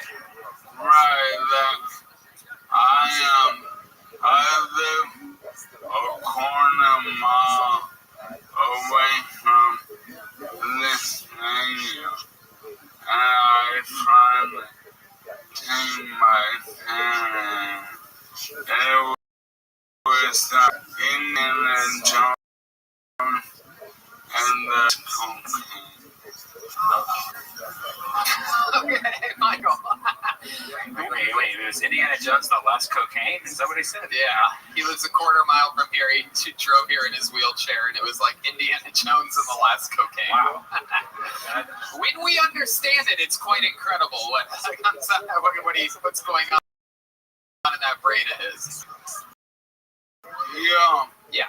I'm losing to use my arms, and I get up here every week, and I give it my all, but a lot of people think that means I'm getting better when I'm not. So, fuck you. There you go. Absolutely. There's a little button on that one right there, huh? Yeah, ALS is a tremendous disease, but just to let people know, I don't force Michael to do this. He wants to do it. For those of you wondering, he says that this is the highlight of his life and that he loves doing it every single day. No, we're best. When me, Tony, and Rabbi were in Miami. When we went to Miami. Yeah. And on the last day after 5 shows, I was burned out, and Tony's like, how are you? You sound worse than you do after the show. I'm like, give me that motherfucking microphone. And he goes, yo, I can give it, and I can take it. I go, no doubt.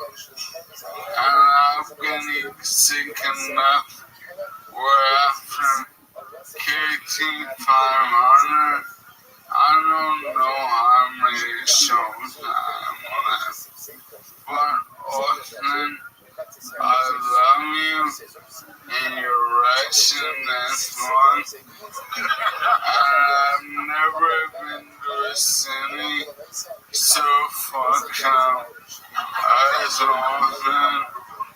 Let me know.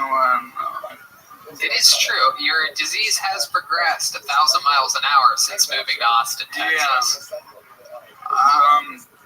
You know, we're in the central multiple party districts, and I would like to call all bars and clubs on 6th Street the staph infection. Some good fucking local humor right there. No.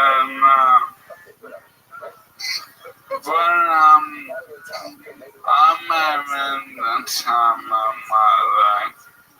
Too much.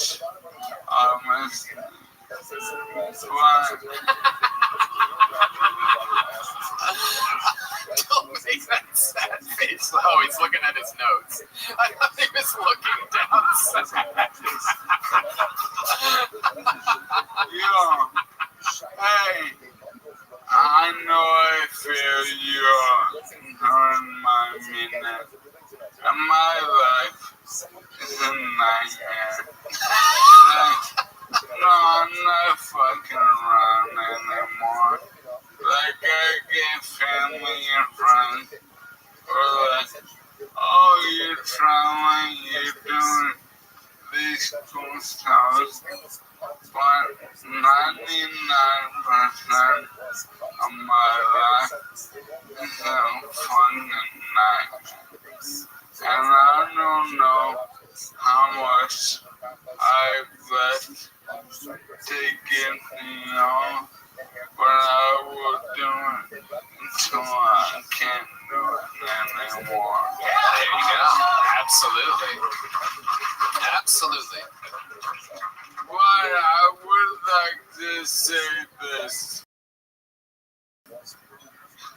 We're dealing with a vaccine shortage.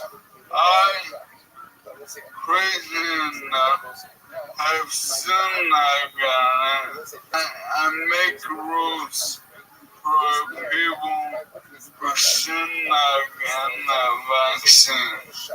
And I live on Rainy Street. And if you ever pre-order a hamburger on Rainy Street from the internet to line up with 200 people the next day for that hamburger, you do not get the vaccine. Michael Blair, ladies and gentlemen. Doing it. Can we improvise? What? Can we improvise? You want to improvise something? What do you want to improvise? Anyone with anything. Anyone with anything? It's my wheelhouse. Okay. Ron White, will you improvise? Who wants to improvise with you, Ron? Sure. Hell yeah. So what's the scene? Let's get a suggestion from my... Let's get a suggestion from the audience here. Anything you guys want to travel to the moon? Hey, Ron. Really cool accommodations in the moon. Am I right?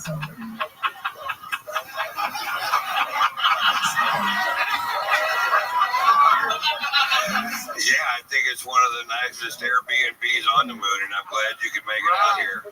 How'd you get up here today? Well, I'm as surprised as you, because I have a 2.7 rating on Airbnb. Like, literally every Airbnb I've ever taken now, I've turned into a brothel. Well, you know, I love brothels and I love rental units. So I think you and I could do some business sometime up here in the moon. No doubt. I think we can spread your brand up to the moon. No doubt. Now, Ron, I heard you tell this story one time. And correct me if I'm wrong. You're a legend. And you served in the military, correct? Yes, I did. And wasn't it through documentaries decades later that you realized that the blowjobs you were getting were from lady boys?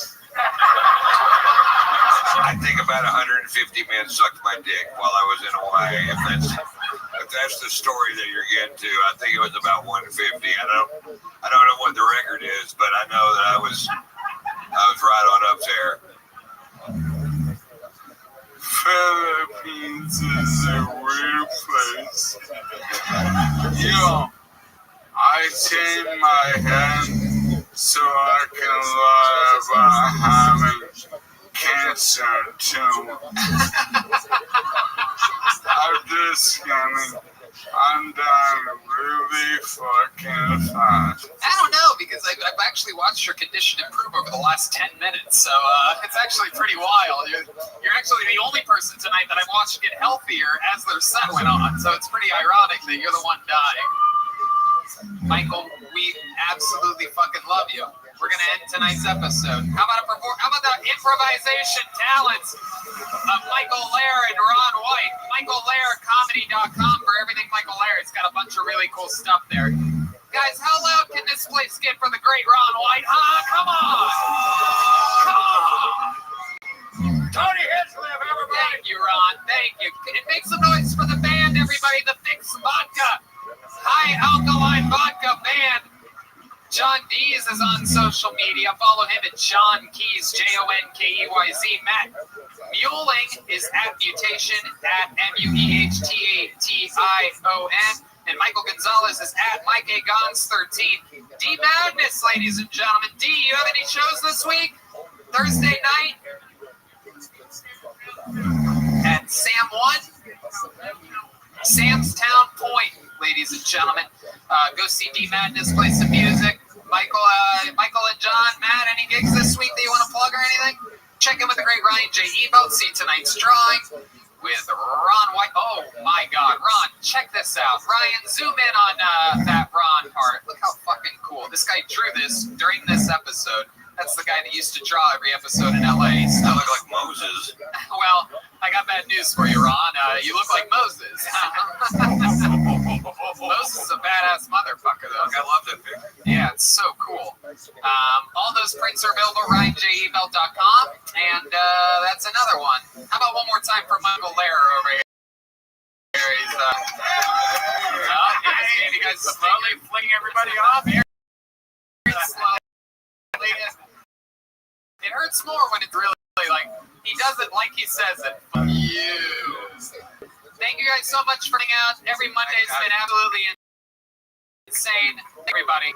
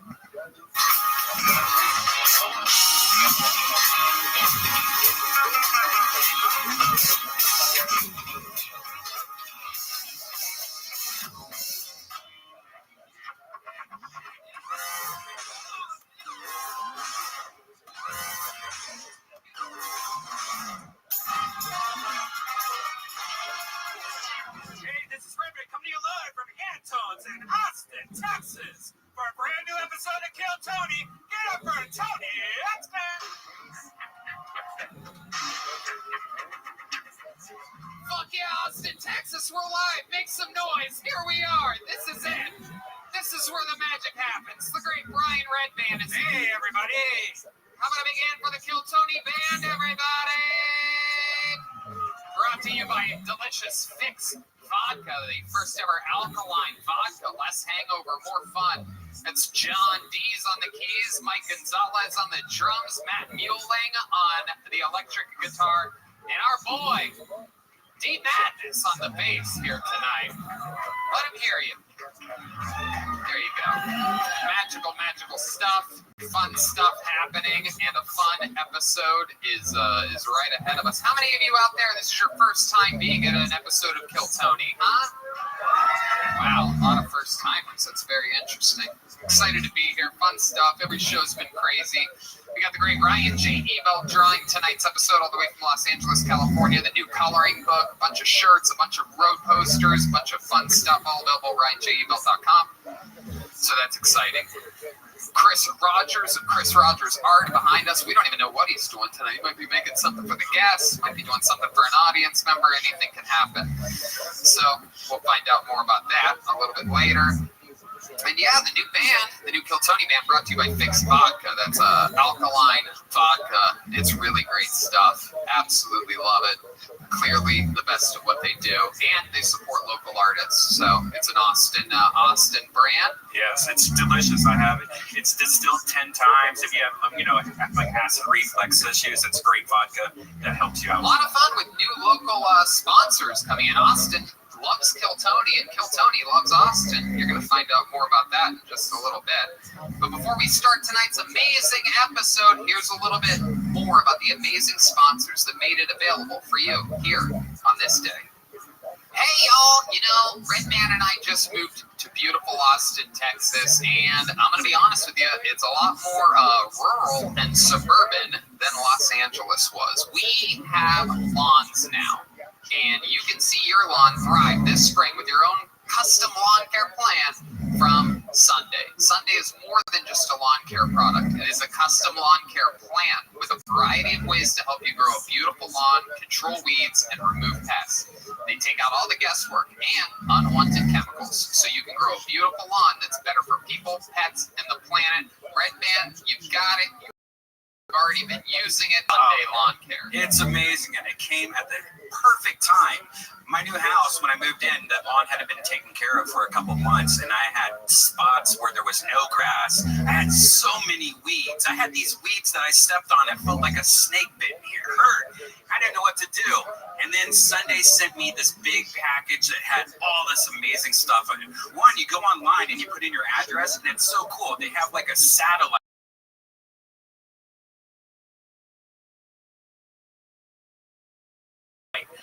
imaging stuff for your area where you live in. It's a free lawn analysis.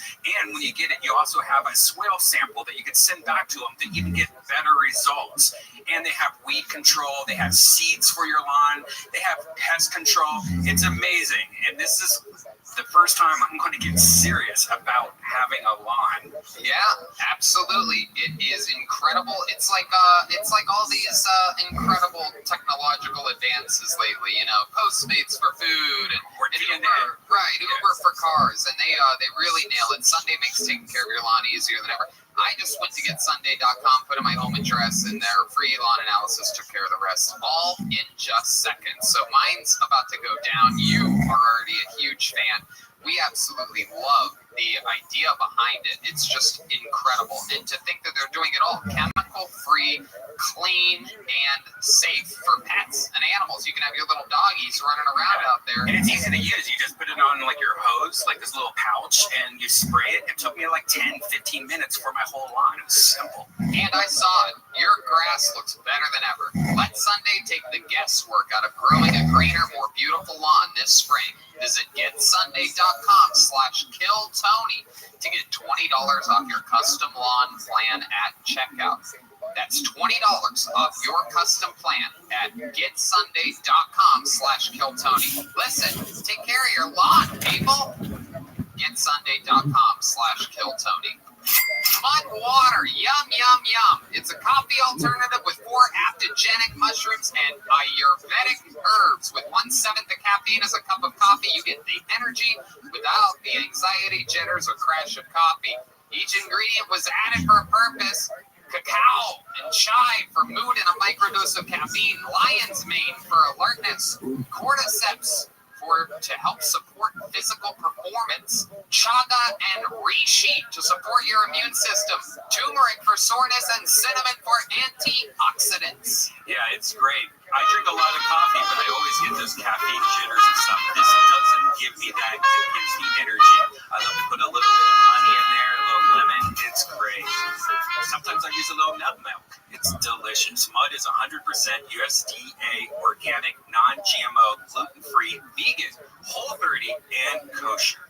Yes. Go to mudwater.com/Tony to support the show and use the code Tony for $5 off. That's MUDWTR.com/Tony. Use the code Tony. Get $5 off.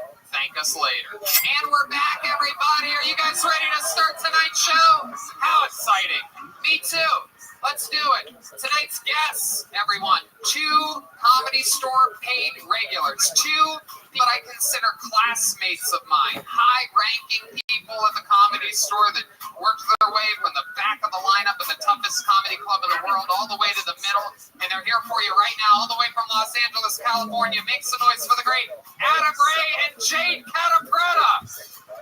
Wow. Jade is the host of The Soup on the E! Network. Most importantly, she's the host of Jaded, the only Comedy Store podcast happening right now. The full backing of the Comedy Store. She's holding down the fort. And Adam Ray, of course, the host of About Last Night, and he also is in the new NBC show, The Young Rock. That's awesome. Where he plays, am I allowed to say? He plays young Vince McMahon. Here's though he's been hit by some of those fun Austin allergies. Perhaps our most congested guest of all time, ladies and gentlemen, Adam Ray. Doing lines of Allegra before the show. Those allergies in Austin are real. They are. They are. Good to be here. It's also, the pod is very good here. It is too good. The pod, yeah. Yeah, they do. Thanks to FedEx. They do a really good job. Really good job getting it from other places. Yeah. We're all stuffed up on barbecue, speaking of the munchies, from the amazing people over at Leroy and Lewis. I don't know if you guys have been to this place, a Cosmic Coffee on South Congress. They made us some beef ribs, some sausage, and popcorn made in fat that we're going to eat after the show. I'm super excited about fat popcorn. I need to put some meat on my bones. And they were guided here by, of course, the great Yoni over at Best Barbecue Show, who helps us out all the time. He's the man.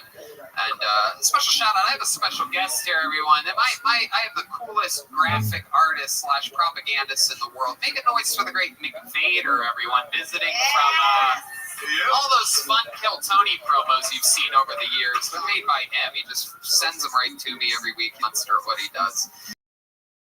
And I'm excited about the show. A lot of first timers. Quick lowdown for you. A bunch of people signed up for the chance to perform here on this show in front of us. They get 60 seconds uninterrupted, and then we talk to them about their lives afterwards. You know, your 60 seconds is up when you hear the sound of a kitten. Wrap it up then, or else you're going to bring out the Egg Fashion District Bear. Wow, that is one big gay bear, isn't it? He got angrier. He really is. He's really angry now. Turns out he was happy in West Hollywood. His oak allergies, when he's not stuffing his mouth with cock, his nose is stuffed with pollen. You guys ready to start this fucking show? Yeah, baby. I like this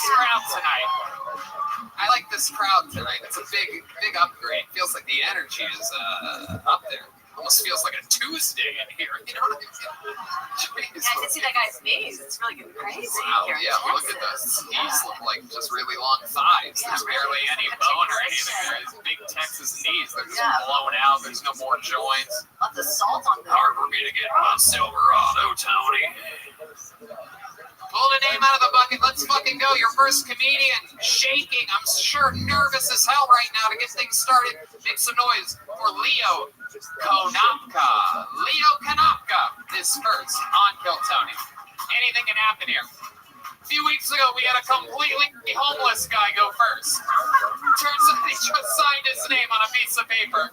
He was standing out there. I called his name. He came up. Truly as homeless as it gets.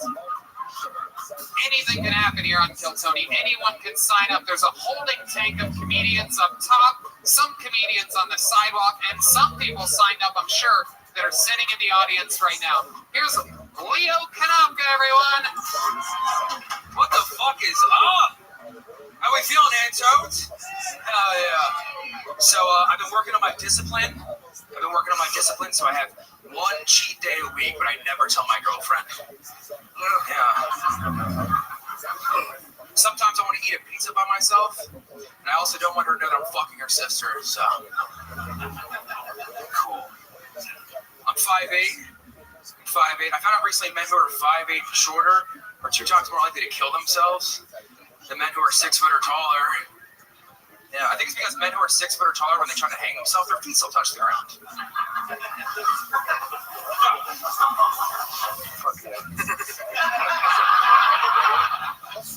I just bought pepper spray.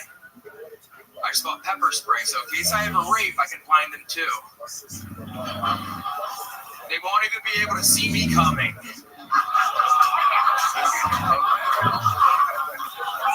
I'm Leo. Thank you guys. Leo Konopka. Leo Konopka is a place to stay. A funny little name, huh? You have a Hawaiian last name and you're white as fuck. Yeah, dude. What's up with that? Let's make things more confusing. My stepdad's black, And my ex-girlfriend's a stripper, so there's... Oh, so much material. Wow. I don't know. Strippers now count as their own race of people. Funny you should mention, Tony. I'm actually part Native American and stripper. What the fuck are you talking about, bro? I'm trying to spice the interview for you. So let's talk about it. Your ex-girlfriend was a stripper. How long were you with her for? 2 years. 2 years with a stripper. She comes home. What happens? She takes a shower? Yeah, it's like her... Just a bath. Guys that have strippers for girlfriends are always ultra romantic, right? It's like, hey babe, I already have a bath run for you and rose petals all over the fucking place. Cover up that fucking sweat. Your sodium levels must be out of control from that. Such a salty lady. Took the Salisbury steak out of the wrapper for you. Yikes. Why are you dressed like you work backstage at Cats the Musical? Listen, it's nice. Black on black is good. Wait, you said a joke about fucking your girlfriend's sister? Yeah. That's a joke? Yeah. it's a joke. Yeah. But does she have a sister? No, she has an autistic brother. Wow. Have you fucked him? Yeah. You ever think about just how hot is that? Parents probably won't believe him if he says you raped him anyway. He's autistic. You know, shh. I do like this audience today. This is exciting. This is great. What a relief. What a relief. We're in it tonight. We have launched. All right, Leo. So what do you do for work? Sell mushrooms. Wow. Oh, yeah. He thought about it. He sounded like he was about to lie. Yeah, I know. What was the lie you were thinking? Yeah, what is the teacher? It's also not a lie. My ex-girlfriend sends me like $200 a week because she thinks I'm gonna make it. So Make it in what? Comedy. Wow, look at that. The stripper girl believes in you. Yeah, that's incredible. She's taking other men's money and giving it to you, dude. Fucking the cycle of life. Yeah, it's the circle of life. My God, that is incredible. How long has she been giving you this fucking new stripper per diem? Yeah. I think it's called perennial. Right? Wow, how long have you been getting this fucking whore alimony for? Let's talk about it.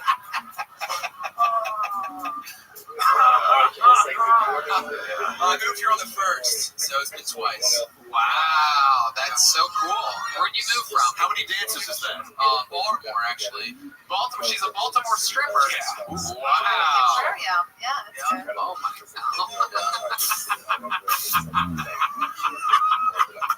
That's the song she comes up to. Wow, that's incredible. And so, what did you do when you were in Baltimore? I worked at Magoobies. I was a door guy at Magoobies. Okay, is that a strip club? No, it's a comedy club. It should have been. Magoobies is a famous comedy club. They're very close to the McCormick seasoning factory, so you can smell like cinnamon and parsley and whatnot in the air when you're driving by. That's the only thing I remember about that trip to Magoobies. So much fun. You make it big as a comedian. You have to go places that are called Magoobies. I made it, Mama. I promise. Catch me at Magoobies. Work hard, kids. Follow your dreams. And you too can make it to Magoobies. I love it. Leo, what do you do for fun? You seem like a guy that has some deep, dark hobbies. Your set was great, by the way. Yeah, your jokes were really great. Good jokes. Way to start off the show strong, for real. Yeah, scary first spot. Yeah, right before I came down, I'm like, I'm going to take the fucking Yeah, you're shaking. I'm like, I'm going to shit myself. Yeah, that energy. Use it. I thought you had a really good opportunity to bring back a tag on the second one where you don't tell the sister about your diet either. Your diet cheats either. You know what I mean? Like, thought that would be a good spot. Where'd you meet the stripper in Baltimore? Wow. I didn't know she was a stripper at first, and like, give it away. She brought her bowl with her. She's like, hey, do you mind if I put this here? She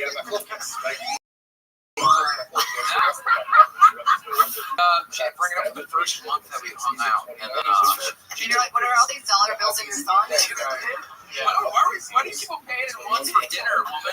Yeah, I matched with this girl, Tiffany Tightpuss, on Tinder. I don't know what she does. I'm gonna have to find out in a month or so. Crystal Pussy seems like a nice girl, but I'm not sure what she does at night.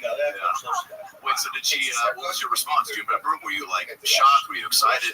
I don't judge. Yeah, whatever you got. However you make your money, right? Yeah, and then she was like, I want you to move in with me, and I'm gonna pay all the bills, and I did that. And So wait, you're a sugar baby. You're like a stripper sugar baby. yeah, she's 2 years younger than me. So what do you think she likes so much about you? Are you good in the bedroom? Or are you doing chores or something? Yeah, I did actually. Funny enough, Are you looking for her? No. Ladies and gentlemen, straight from Baltimore, Tiffany Tight Puss is here. I started a fucking like under the table cleaning business for like 5 strippers. I made like $800 a week cleaning 5 different strippers. Under the table. It gives a whole new meaning to under the table. Yeah, what are you cleaning? What are you cleaning? Like a lot of eyelashes? Strippers are dirty as fuck. Oh yeah. Fucking dirt balls.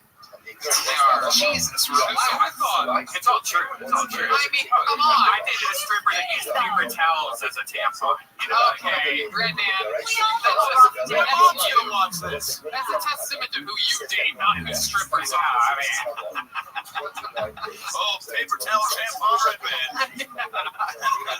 The stories this guy has are insane. What was the breakup like? No, I decided to move to Austin, and we lived together for the last 3 months as just friends. And I was like, hey, I'm moving here, and I'm gonna just try to pursue stand-up full time. And she was like, can I come with you? I'm like, no. And why'd you say no? Because I don't need that. There's a Wait, you don't need somebody providing for you? Yeah. I don't need that, but please keep the checks coming. Keep sending money in the mail. Sure, you love these $200. Truthfully, it makes things too easy. It made things way too easy. Yeah, you're like, I want to sell mushrooms myself. Yeah. I love it, Leo. Do you think you'll find like a new stripper, like a mentor down here? Well, you know what I'm saying? Like, do you think you'll allow yourself to find that type of situation, or are you like not taking handouts? Or hand jobs, whatever she was giving.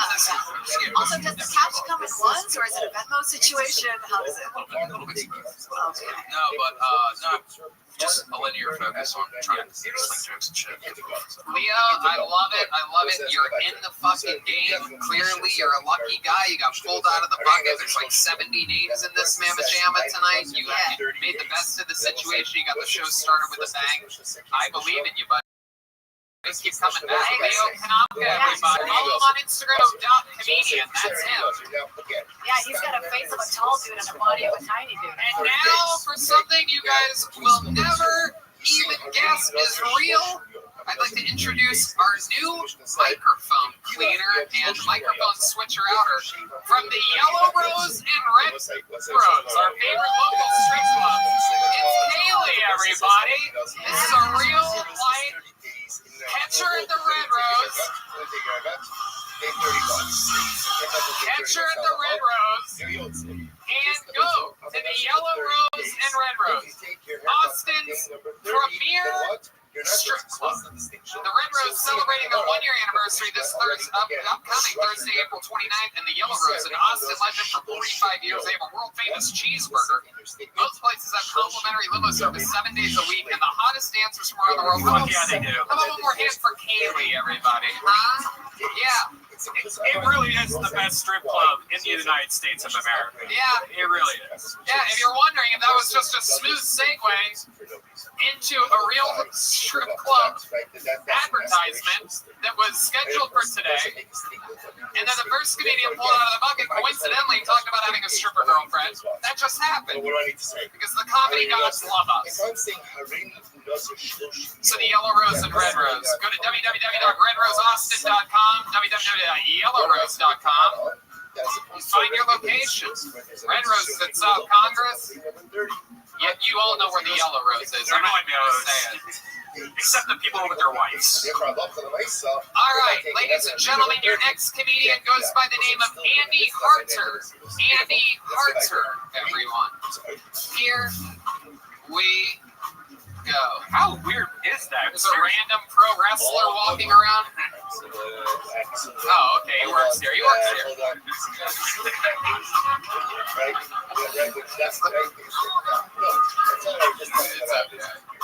Andy Harter is coming, I'm sure. We got movement on an Andy. Where is this motherfucker? Yeah, get him here. Come on. Here we go. Okay, he's coming. Thank Jesus Christ. Here he comes, everybody. Ladies and gentlemen, one more time for Andy Harter.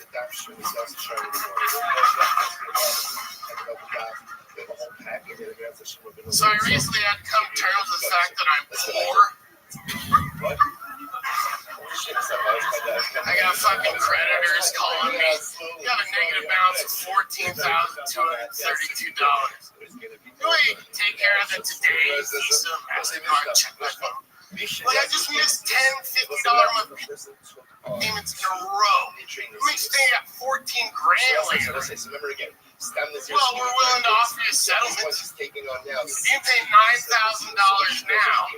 We'll wipe the slate clean. That's a savings of over $5,000.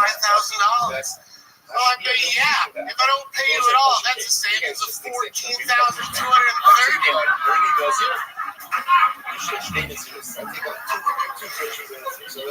It's like, will this negatively affect your credit score? My credit score? What are you gonna do? Lower from 440 to 430? I don't give a shit. Take 10 for yourself while you're at it. I'm never gonna miss it. There it is. Andy Harter, always making it look easy. This is your second time on the show? Yeah. Incredible stuff, man. He is a big fucking little softy pie. Yeah. You had the confidence of a white guy before me, too. I like it. Yeah. Old school. Old school. I think I bought cigarettes from you. You're so cute. Look at his dimples. He is cute. For those of you listening to the podcast, not watching, he looks like a young, healthy Michelin man or something. And he sounds like Jim Norton. Yeah, he's got He's got a great voice. He's got sitcom neighbor voice. And timing, I took special note of your just execution. Like you really have a grasp. You take us on an adventure. You have mic control, volume control. Everything just was funny. How about the entrance? And this thing. Yeah, that thing represent fucking coming in. Washington, motherfuckers! Yeah! That's not a play. Wow. And by the way, Crowd goes wild for his shout out to some. by the way, Fargo Town my whole life. Wow. Yeah. Represent. Kenton. and I'm from Washington, and I've been to Renton, and this is Renton. Yeah. And it's awesome, and there's this much pride. So Yeah. good for you. Yeah. By the sounds of things, I think he's going to be renting for the rest of his life. This guy ain't from Mayan, Washington. He's from, please give me a loan. Love my mom city. Andy, what do you do for work? Remind us. I hustle, man. I love it. Tell us more about your hustles. The last I got like 6 of them. I drive a van for a guy that resells like shit from thrift stores. I move furniture. I'm a dog sitter. I do like surveys and focus groups. Okay. Whoa. You do like tests and stuff, or what? Well, like they'll sit down and they'll pick people who have a credit union versus a bank account, which do like better. Okay. But it's cool, like 30 minutes, like $100. Wow. You're out the door. Fuck yeah, absolutely. 30 anything where you did 30 minutes for $100, pretty good deal to me. Yeah, you put your clothes on too. That's hooker money. Yeah. Hey, speaking of hookers, I went to the Yellow Rose on your recommendation last week. Oh, yeah, that's right. Yeah. Just so that we're clear about our new sponsor, it's not filled with hookers. It is a gentleman's luxury strip club. This is a brand new sponsor. I happen to know for a fact, I do believe the owner is here, and I want him to know that we do not believe that it's filled with hookers. And, hey, speaking of murderers and serial rapists, I'm into the Yellow Rose. And to be honest, this was not set up about 4 episodes ago. I did tell you to go to the Yellow Rose because it's my favorite one. How did you like it? I got a lap dance with this girl that looks like Winnie Cooper. I love it. That's awesome. Yeah. I got red pants and the girls that look like Winnie the Pooh. No pants and a red shirt. You go.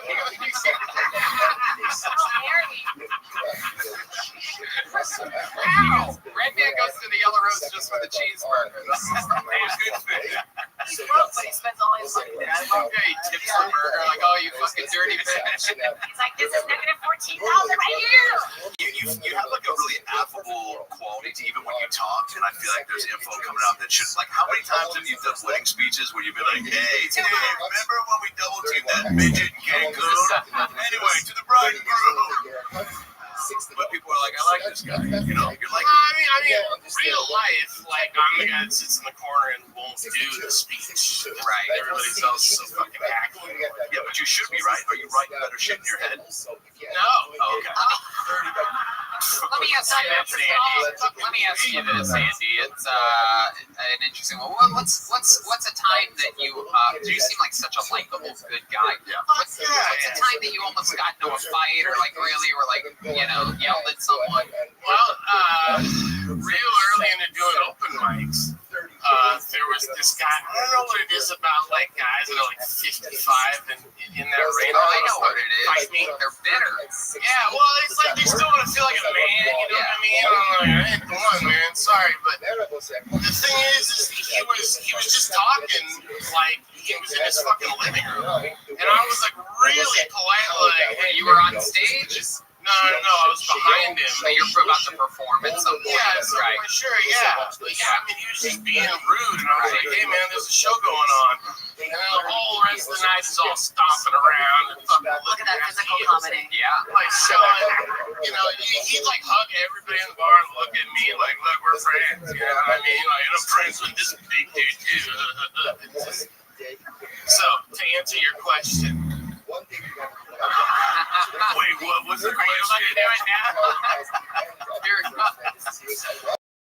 You didn't really yell at him or anything. You just said, hey, man, there's a show going on. Yeah. That's exactly what I figured. Fight all night after that, so it's glaring at me. Right. Have you ever been in a fight? Yeah, I mean, I don't think I really have in my adult life. It's kind of a scrappy. I had a guy last week, this is a true story. He asked me if you could be my security guard. He goes, hey, you know, Austin's crazy. He's filled with crazy people. You give me some money, I'll be your security guard. I said no. He goes, I'm gonna beat the shit out of you. Can't even make this shit up. It's a true story. Like I'm literally like, do you know any good security guards? Now I'm actually threatened for the first time by a guy who just offered to be my security guard. And I like how you hold a mic to throw friendly, like just right up top, you know, by the shaft. I love that. I feel this is how likable John Favreau could have been. Like it's just for us. It's that you've done. I think it's at 20 minutes. You know what? I would love to have you at Vulcan on Thursday and do a 5 Look at right to Hollywood. Andy Harder just booked a gig for being on Kill Tony. That's how the magic happens. There he goes, Andy Harder, everyone. He's on Instagram at Andy.Harter, Harter.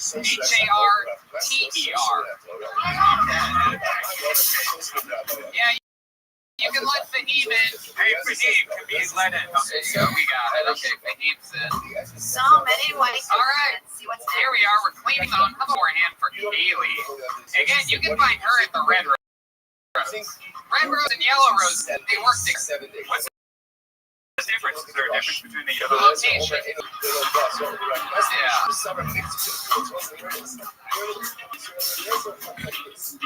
All right. Right. Moving it along with your next comedian goes by the name of William Ray. William Ray. Should be fun. William Ray. I'm going to start pulling the name, the cleaner clean, and then the person will be the new.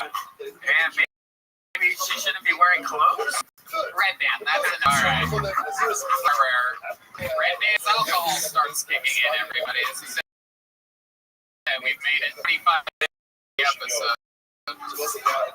This is where he says everything that he. Here comes William Ray, everybody. It's really hit. Thank you so much. What's up, y'all? It's great to be here. For me, it's honestly great to be anywhere. I was addicted to heroin for years, and I barely made it out alive. On 2 separate occasions, I was revived by the Los Angeles. So shout out to those guys for ruining my buzz that day.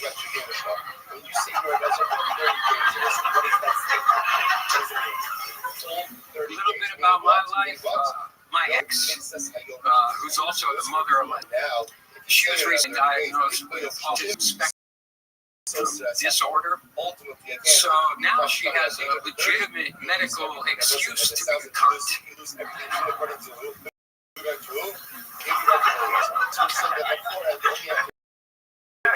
One time when I was in the 90s, a cop called me the crypt keeper. I pretended like I didn't know what he was talking about. Man, this guy's gross. Hooray, everybody. Very fun. You get off heroin, you look like you still have some in your blood. It's incredible. You look like Henry Rollins' grandfather. Happening. He kept his teeth though. Good. Yeah, it's been 20 years and you still not. I love it, man. No, that's adorable. Welcome to the show. Stand up. First time. Holy shit. He's gonna be chasing this dragon forever. Yeah, it's first time, man. Thank you. Yeah, definitely. You must feel quite the rush right now. You must be. What's better, this rush or the heroin rush? Yeah. This. Yeah. Bullshit. That's not what anyone that's ever done heroin is. Maybe 20 years you forgot what it's like. Here, can we get this guy heroin and then we can ask him at the same time which one's better? A little bit closer. Let's refresh your memory a little bit. What's under the hat? There's something going on. Like, oh, wait. Why does the hat look bigger when you have it on? You look like Toad from Super Mario Brothers when you have it on. You look like the bad guy from with the hat on. The guy with the giant brain. When you take it off, there's just a tiny little head on it there. Look at that little baby. What do you do for work? Right now, I work at my friend's construction company. Okay. What type of construction are you doing? A wheelbarrow or something? Like hardwood floor installation. That's a construction job guy with.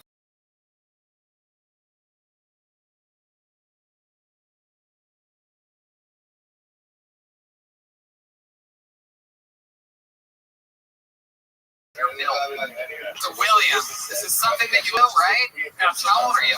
51. Okay. Hell yeah. All right. Good for your age and an ex-heroin addict. Yeah. Yeah, it's good. Yeah, it's pretty good. You only look 60, so that's perfect. Hey, you got kind of a semi-Tucci leukemia type going on. Yeah. No, thank you. Are you still with I gotta be honest, as that came into my head, I go, don't say that. I do want to say, your jokes were, the flow, the pace, I really enjoyed. Like, the first one, I was laughing very hard. And I like the little, I don't know if it's a nervous tick, though, kind of walking forward, walking back, moving, kind of without a purpose, but it almost felt like it was room for there's probably two characters. What was the first joke? It ended on what again? About killing my buzz? Yeah, they ruined my buzz there. Yeah, every joke felt like there was a pause for like and that's what's up. Some sort of like, and that's just me being me. You know what I'm saying? Like there was a little bit of the way she walked back and like fucking heroin, some shit. You know, like. Or like I survived heroin. The guy's done stand-up comedy for 60 seconds and he's already got branding. And I still got all. Hey, when I see talent, Tony. So William Ray, tell us what else in life. You seem like a guy that's seen and done a lot. 51 years on the planet. What else about you? Yeah, man. I used to play rock and roll in Hollywood in the 90s. Really? Yes. What kind of rock and roll would you do? You'd stand there with an electric guitar or something? Or? Yeah, I'm a guitar player. Okay. Do you sing at all? Yeah. Jeez Louise. What do you think, sis? What do you think, Chief? What's like the genre that you are? Hold on, we were trying to get Somebody hold on. When's the last time you took a shower? I'm ready. There's like an hour. Trust my questions. An hour ago. An hour before coming here. Okay. How about some? Can we maybe spray his hands with some hand sanitizer? What do you think? You think I'm thinking? You down for this? How many of you guys want to hear this guy play a guitar and maybe sing a song?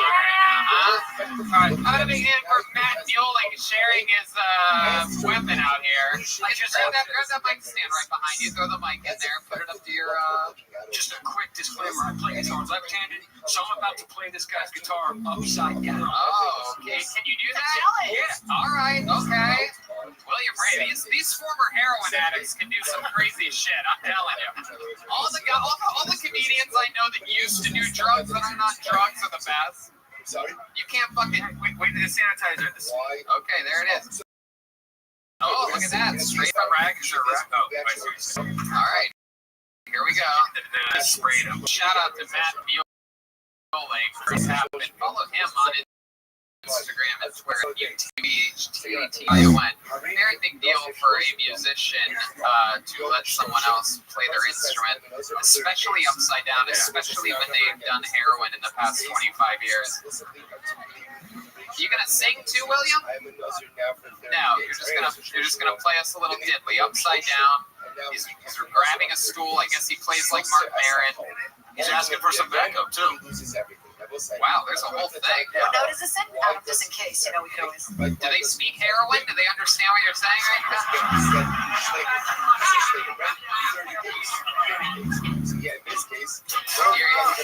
Okay, that's not. Oh shit!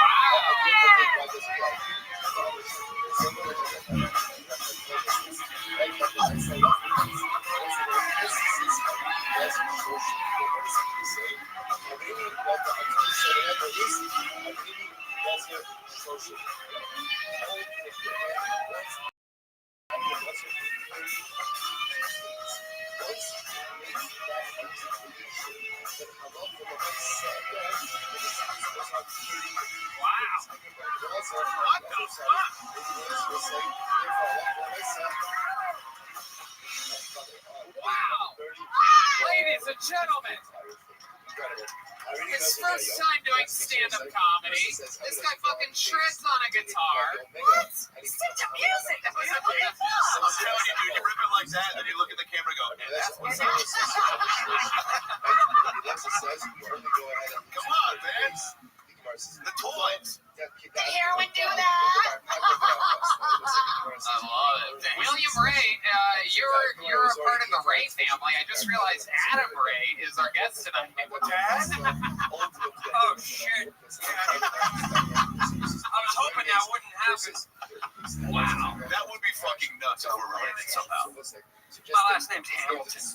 Oh, okay. Well, then you're related to Lord Argus Hamilton. It's like his middle name's Ray. Stevie Ray Vaughan kind of energy, so it would be William Ray Hamilton. So absolutely.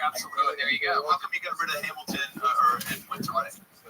As a musician, I used the name Billy Ray Hamilton, and I'm trying to stand up here, so I figured let's change it up a bit. Cool. I love it. Switching it up, different thing. It's your life. You can do what you want. You're really good music. Have you ever thought about doing music and comedy together, or is that just too much? No, I try to write like some musical comedy songs and stuff. Hell yeah. Try everything. Do everything. Yeah, you're Come back again. Sign up again. So I know more about you. There goes William Ray, everybody. It's on Instagram at Billy Ray Guitar. Fuck yeah. Absolutely. Thank you.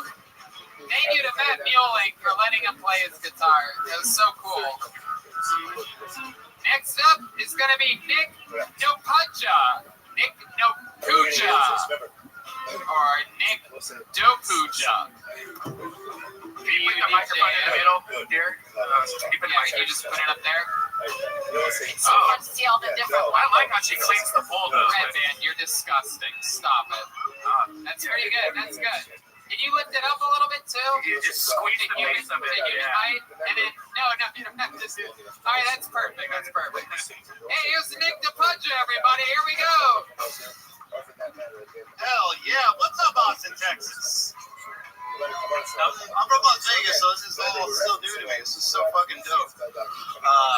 So you guys remember SpongeBob? Yeah, how old is this crowd? You guys like in your 20s, 30s? Yeah. Well, over quarantine, the LGBTQ 3.1456 community decided to have SpongeBob come out as gay. I'm not surprised, not by the fact that he lives in a pineapple under the sea.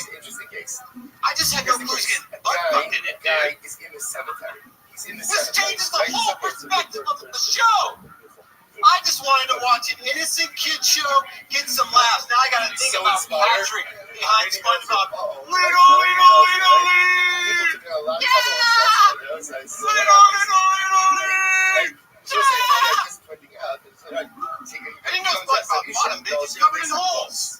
Gotta take the starfish. That's my point of contact. You know what's fucked up, though? I used to watch it in Japanese, so it went a little bit something like, "Oh, this guy is SpongeBob."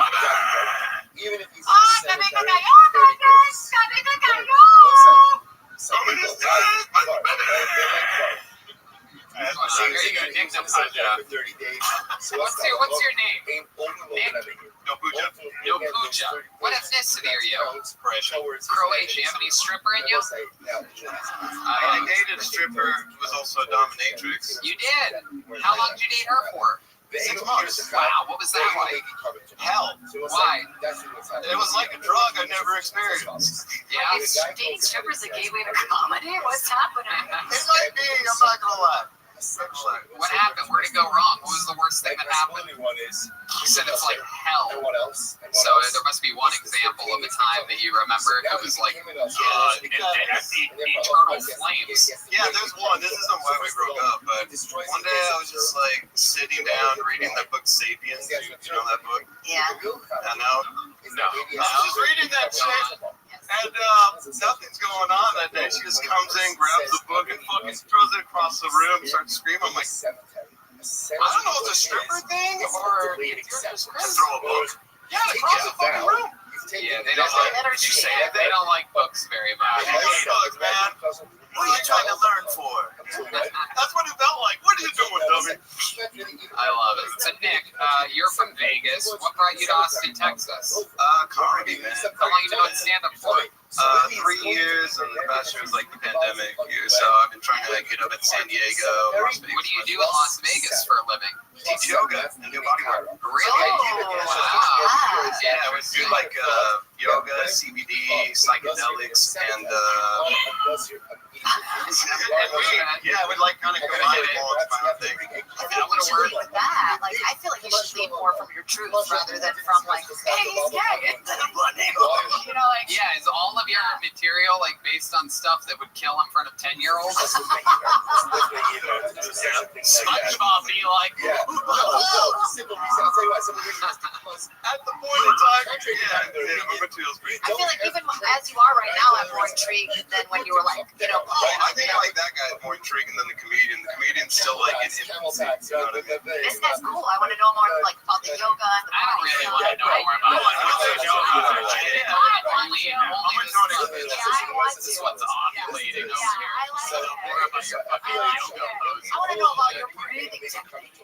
You look like you're so fleshlight. Which isn't a bad thing. So Nick, tell us the truth. You got fucking spiked hair, you got a good tan, you have that dirty facial hair, you're teaching yoga to fucking innocent girls that just ate too much that week, right? They're trying to fucking shed some pounds. How often do you get laid? When I was teaching yoga, pretty decent amount. Right. What's a pretty decent amount? Are we talking about fucking 60% guys, 40% girls? I had like 3 girlfriends at one point. Wow. Like, 50% guys. That downward facing doggy style. Yeah, pretty much. How many of them know you can do accents? That's a callback to the SpongeBob Japanese butt fuck joke. No, that's just how I talk. That's enough. We already are. I'm sorry I brought that up again. Alright. What do you like to do for fun? You seem like a guy that has some weird hobbies. You into axe throwing or something like that? No. I'm actually really into Muay Thai. That was like my really thing. Can you show us some of your Muay Thai? Like in the mic stand. Move it over to John over there. Show us some of this Muay Thai. Here we go. Here he is, Nick the Puncher. Oh shit! All right. How about yoga? Can you show us your toughest yoga pose? How many of you want to see the most amazing thing you can do in yoga? This guy teaches yoga. I'm interested to see what happens here. That's a strong jump roll. Here it comes. He's about to do something. Oh, come on. I can do that. Oh.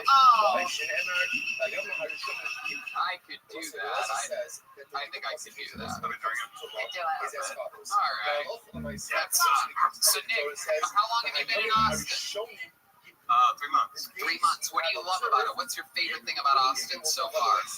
Tacos. Yeah, it's crazy, right? What else? What else other than tacos? Oh man, it's just such an active community. Like you can actually go to the park, everybody's doing yoga and running and shit. Adderall is what he's saying. Everybody's into Adderall. Everybody's on uppers out here in Austin for some reason. Yeah, it's very, very bizarre. Do you have any other side, what's our man with the 6 side hustles name again? Yeah, you have any side hustles? You have any side hustles like our friend Andy Harder? Oh, really? Like a that was a suspicious answer. Yeah, I don't know if I should get into it. Come on, that's what's going to be interesting to the interview, or else you just come across as every other yoga instructor we've had on. It's not really So my side hustle was I would take groups of people, I would chop up psychedelics, and I would put them into chocolates, and I would guide them through like a whole yoga thing, and I would just break down their body. That was like kind of my thing. So I would not sell, you would drug your clients. I feel like that's the kind of experience I'm looking for. I was hired for it. They wanted me to. Well, they hired me. Where would you do this at? Las Vegas. Like In your apartment? No, just wherever they wanted me to. They kind of knew on the underground I did that, so I would do it. That's a Groupon activity if I've ever heard one. Yeah, it's a Groupon. For those of you keeping track, 50% of the comedians sell drugs. And all used to date strippers. Yeah, and they're all white dudes. Yeah. Well, Nick, fun times, man. Thanks for coming on the show. Thank you so much. Yeah. Stick to what you know. Stick to what you know. There goes Nick Napunta, everybody. On to the next one. You guys having fun out there? Good crowd. I knew it right from the get. Riley Gilmore's going to be next on Kill Tony. Pull it out, baby. The great Haley. Again, you can find her at the Red Rose. RedRose.com, YellowRose.com. The band. She's going to get wet if she... What? Nothing. She has the spray bottle. And you really don't have to be disgusting every time. Oh, look at that. She's getting into it. Oh, wow. Red Man just came and farted at the same time.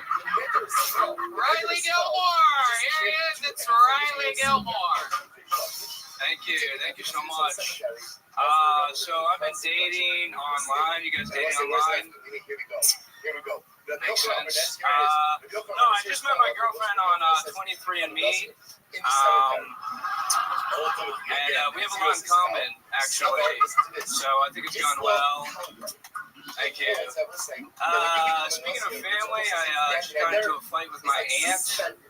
You know, she keeps eating my food, but I keep stepping on her friends. She's an aunt. And a great woman, too. I got these jokes online. No,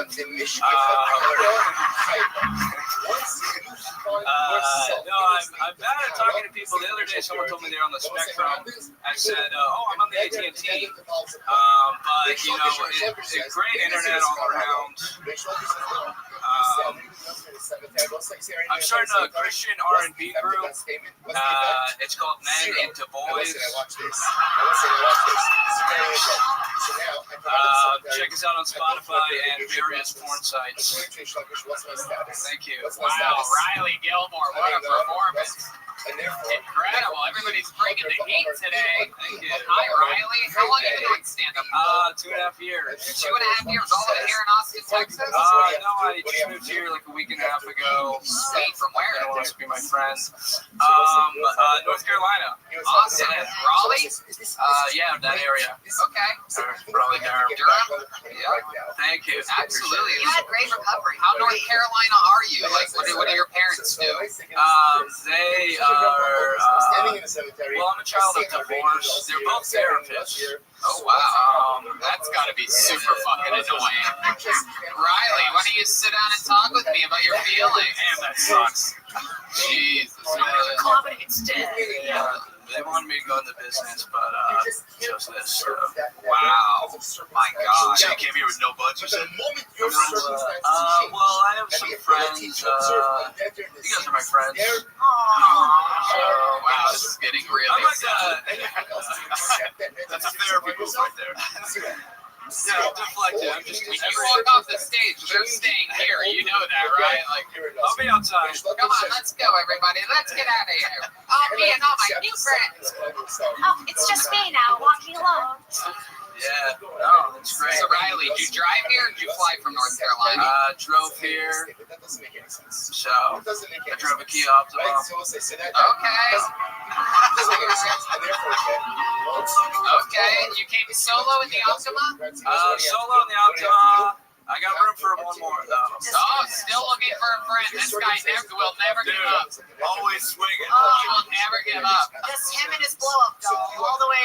A lot of guys do stand up to try to get laid. Not this guy. Just looking for a true friend. That's it. This guy's looking for someone to just fucking go ride a bird scooter with or something like that. Hey, buddy, want to go all the way down Congress, ride around the Capitol? 50-50. I love it. How a week and a half? What have you done that's fun?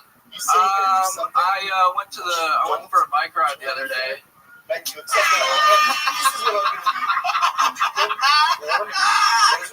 don't know. I've just been doing like stand-up. So. You've got like Steel and Owl vibes. Owl? Yeah. Do you have pets? No. What? Yeah, you said he has the energies of an owl? Like Steel and Owl. You know what I'm saying? Like you can steal it. Yeah, I feel like it's hard to steal an owl. Well, I feel like that's what you say before you do it. You gotta take risks. So. That's what I'm saying. Yeah. What kind of risks? You want an owl? What's that? You want an owl? You want to be best friends? It's a real whodunit. All right. What else about you, Riley? We've barely even gotten to know you. We're just having so much fun up here. Check my blog later for more details. But I'm like 22. I'm just looking to get, a job and 22? Yeah. How would you like to work at Joe Rogan's new comedy club? Oh, that would be great. Oh, yeah, I don't have any pull there, but I just wanted to ask you. I wanted to ask to make sure that you wanted to. I'll talk to him. It's 22 with jokes like yours. It seems like that would be a perfect place for you. That would be good. That would be a lot of fun. It would be. The odds of it happening are almost non-existent. Especially since if I introduced you to Joe, your first words would be, "Will you be my friend?" Let's actually ask him. We're gonna get Joe on the line here. Yeah, we're good friends with Joe Rogan. And Joe, do you think we could maybe hire this guy at his club? Okay, well, there you go. That's good news. That's good news. Is there you saw his set? What do you think about his set?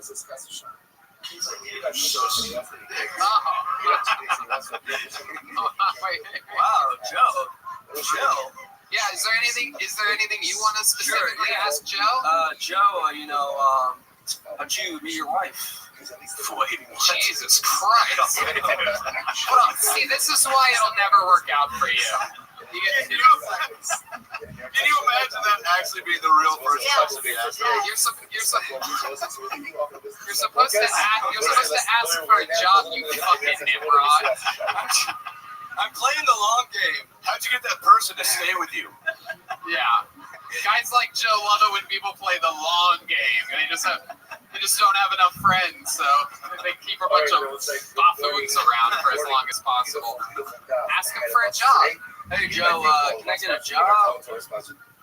What do you? Hey, okay, yeah, I'll do it good. Hey Joe, I've seen you around. I like. Wait, look up, man, look up. Joe, I like your stuff. I like your style, and I really think. I really think, maybe give me a job.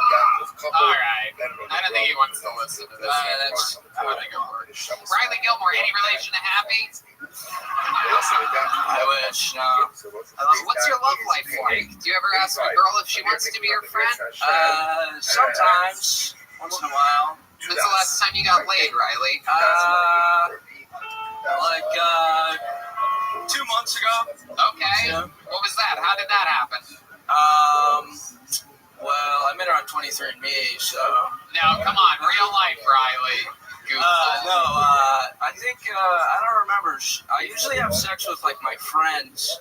So, like, I know that's not a joke. That's not a joke. I'm not trying to be this bit guy. But, no, usually I become friends with women first and then later on. So when you're really asking to be their friend, you're like, can we fuck? Like, that's what you're really asking. What are you saying? That you're their friend first? No, are you just saying you don't rape them? No, he's just very shy, and so he has to become their friend first before he can have sex with them. Guys have big hands. Do you have any moves? Like, insecure about that. What's like your move to kind of seal the deal? Like, what gets them to go? Yeah, let's do this. Usually aluminum foil. What do you do with the aluminum foil?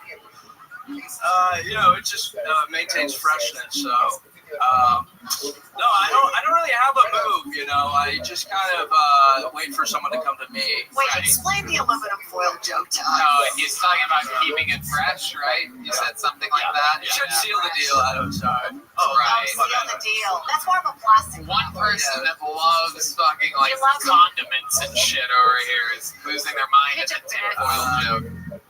Yeah, they think they're the only one that got it over here somewhere. Tinfoil genius. I would say hat off next time. Hat off. Oh, really? Yeah. Yeah, let's see that head. Look at that beautiful. Wow, yeah, look at that. Straight out of fucking. What about backwards? That's real Virginia. That's what happens if you mush together both of the stars of A Star Is Born. This is what it looks like. It's like Bradley Cooper with Lady Gaga's bad features mixed in. Do you smoke weed? Yeah. Yeah, we do that. Did you smoke weed on the drive here in your Kia? No, I was too afraid. Yeah. What? Cops, stuff, and people disapproving of my lifestyle. So you're into comedy instead? I'm looking for someone to sell me weed. I know you mentioned you found good weed, so. Ask the other comics who are here. Wait, I think you just asked me to go on a pot adventure with him after the show. I don't know if you've seen today's show, but we can get you weed, heroin, and mushrooms. And a dad. I booked on that guy's shroom tour after this. I love it. Cool. Riley, such an unbelievably great set. You absolutely have to come back and sign up again. Show us in a minute. Thank you, guys. Welcome to Austin, buddy. A week and a half. In Austin happening. They're moving here. Only the best are going to move here. That's the interesting thing to keep an eye on. That's Riley _ Gilmore. The next comedian will be Yoni. It's going to be Yoni himself. His second ever set. Best barbecue show. This guy literally is the director of the green room operations here at Kill Tony. A master of hospitality. Has his own amazing barbecue show called The Best Barbecue Show. He got with a brand new minute. Ladies and gentlemen, it's really him. It's Yoni.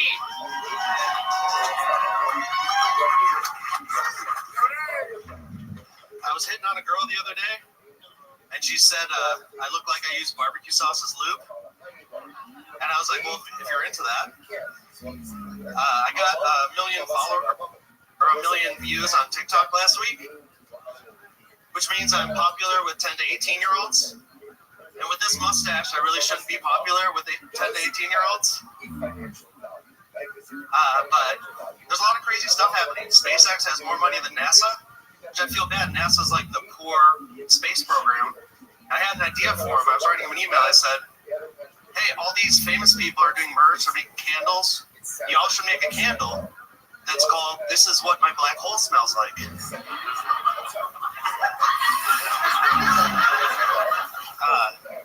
The pandemic just gives me too much time to think. I've been real disappointed in myself. I'm almost 40, and I'm not married. I don't have kids. I drive the same truck I've driven since 2005. And I keep going to take a dump, and I just end up peeing sitting down. Thank you. Is there more to that? Is that it? No, I just end up peeing sitting down. I love it. I love it. Feels like there's space for more. How about one more time for Yoni? One more time for Yoni. There's space for more.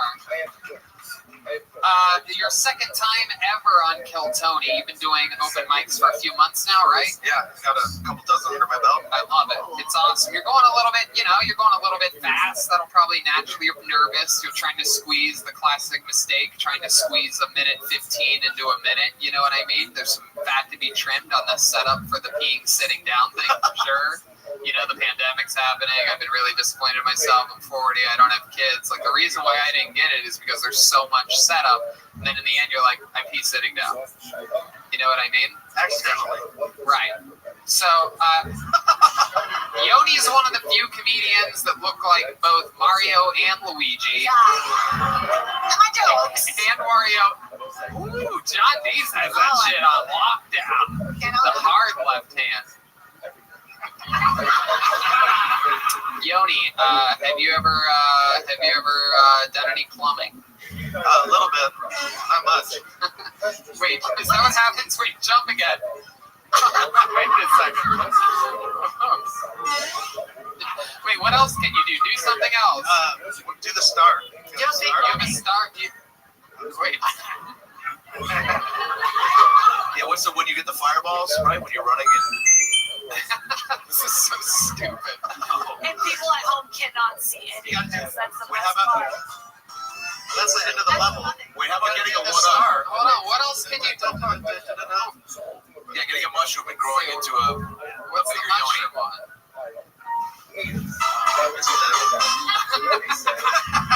That was good. That was worth it. That was awesome. So Yoni, an interesting thing about Yoni is this guy, and a big part of the reason how we started working so closely together is this fucking guy loves food. I mean, this guy is a rolling show on the Food Network that just lives life like that 24 hours a day. Who's the lady that you cook with in the morning sometimes? You go to her? I go to Snow's. Right? Snow's Barbecue, Lexington, Texas. Saturdays only. And that lady's been cooking for how long? Decades. I mean, her whole life. Wild, yeah. She's got real, like, Mitzi comedy store. She's 85 years old, and she wakes up every Saturday morning to cook barbecue. Yeah, incredible. Yoni brought me some on Saturday. We were talking about something. He's like, hey, want me to bring you some chicken? I'm at this chicken, the place. Yeah, but anytime we've been playing in Texas for like, what, 2 years, 3 years, he has barbecue from different places in Texas. Yeah, you've probably heard through every episode of the show since we moved here to Austin. He took Vito's Pizza in Los Angeles. We've switched from Italian to barbecue time. We eat good, Tony. Yeah, absolutely. What's your nationality, first of all? I'm half Lithuanian, half Israeli. Oh, wow. It's funny to play with. My goodness. But you just look at Italian, so it goes by brand. Well, I look Italian in New York. I look Mexican in Texas. Great. That's a great job.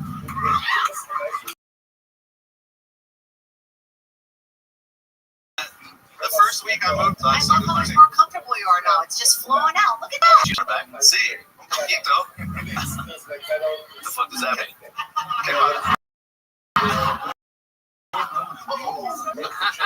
That's not that one. I love it. Yoni, tell us something interesting about your life right now. Sponsored by a local Okay. Wow. I love it. It's called Early Bird CBD. They're the first edibles to have the actual DC in them legally in Texas. Wow, I'm not sure how legal that actually is, but I got samples. I love it. That's so cool. You eat it a lot? Yeah, I like these because they're light. You know, you can take any couple that Please elaborate. I went to the creek in the cave. We're hanging out there before it's open. Some of the guys are nice enough to let us party there. Here in Austin, there's a club coming, and yep. And there was a big bag of Sour Patch Kids on the table, and I was like, oh, fucking Sour Patch. And so I was eating them, and then someone, oh, how many of those did you eat? And I was like, yeah, so, oh, those are all toast. Oh shit. Oh, what happened next? We were they had a Mark's. Whoa. There was like this girl that gave me a spot, and so thankful that I talked her ear off for like 20 minutes. Right. Right. Come to find out it wasn't a girl, she's a lamb. Twice. We've known him for a while, but have you ever had a female in your life? And when was the last like a fucking piggy at one of those barbecue pits that everyone groaned in piggy. I didn't get to finish the barbecue joke. It's making me seem like a real asshole. The barbecue he gets. I'm not calling women pigs. Alright, I only do that in my stand-up. On my podcast and as sponsors. And you ever pick up a real slub? Yeah.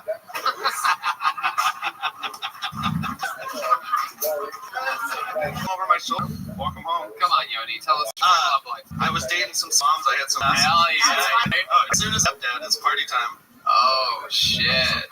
Alright. I forgot to your get her done. Basically, it's party time. I know. And we eating good. What'd you say about the stepdad? As soon as the kids want a stepdad? No, as soon as the kids with the stepdad? Yeah, it's party time. What's the longest you ever spent going down on a woman? Good question. Yeah, probably at least 20 minutes. Whoa, that's it? Alright, that's pretty low, actually. I was expecting 3-hour fucking tour. No. I thought you go old Biggins Island.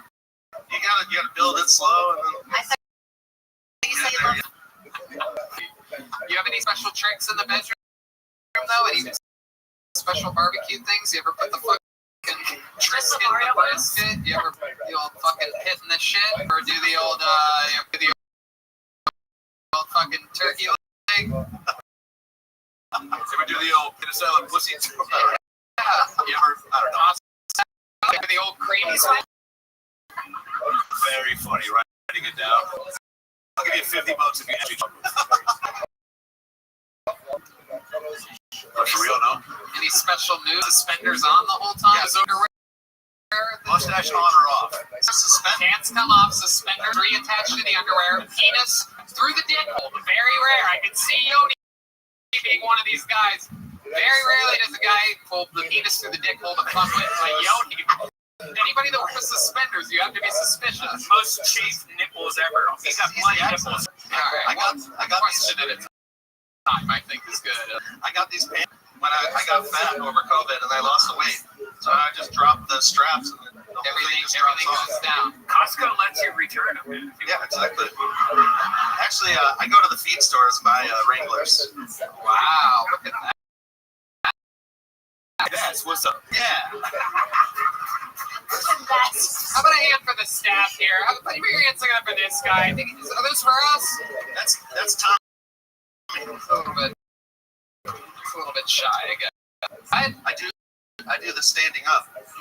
Oh, that's my move. Okay. You standing? Yeah, what do you lift them right up? Oh, you hold them the whole time. And then do you bounce with your knees? They put their feet on your calf.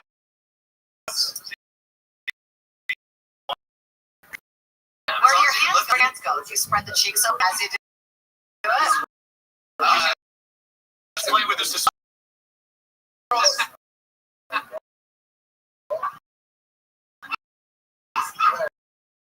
No, the suspenders are gone, bro. Suspenders are gone. Thing to go. Oh, damn.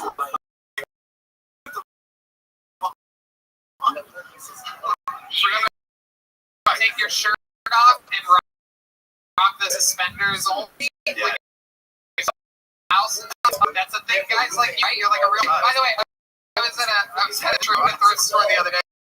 When you're at a thrift store, you have to find your. I went to the rack where it was nothing, and I asked the guy that works there. I'm like, hey, do you have any small overalls? He just handed me his kitchen apron. Wow, thank you for that overalls recommendation, Rick. Very Joe tweets in. Oh, no, overalls. Good for that, man. Yeah, Oshkosh kid. Yeah, I'm gonna be wearing overalls next week. I don't even have hairs on my chest. Anyway, Yoni, so much fun. glad you got pulled out tonight. He signed some time. Oh. Let's be next. Tim Phillips is in the house. Let's get him towards the stage. Come on over here. And then 1 second when you get over there, I'm going to bring you up again. Over there, get over there. Kaylee doing the magic. Again, red rose, yellow rose. When you guys come in this big tourism boom that's a treat, you go. Don't do cocaine in the burp. Right. Ladies and gentlemen, your is legend in the history of the show. We have no regular tonight, unfortunately. The coronavirus indeed struck some of the parts of Kill Tony. But we do have a big special treat for you. This young man, we discovered him on an episode of Kill Tony C a couple of years ago. This guy came on, became an instant legend. Just in Texas tonight. Ladies and gentlemen, I press the comedy stylings of a blooded assassin. Martin Phillips, everybody. Is Martin Phillips.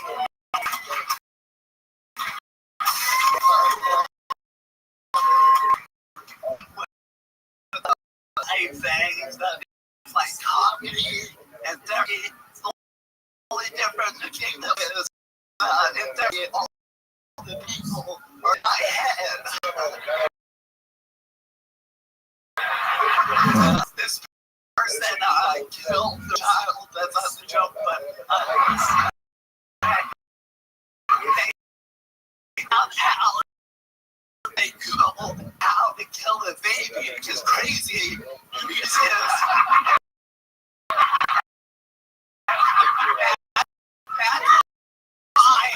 that's what you get, because I have to Google how to kill the baby genetically.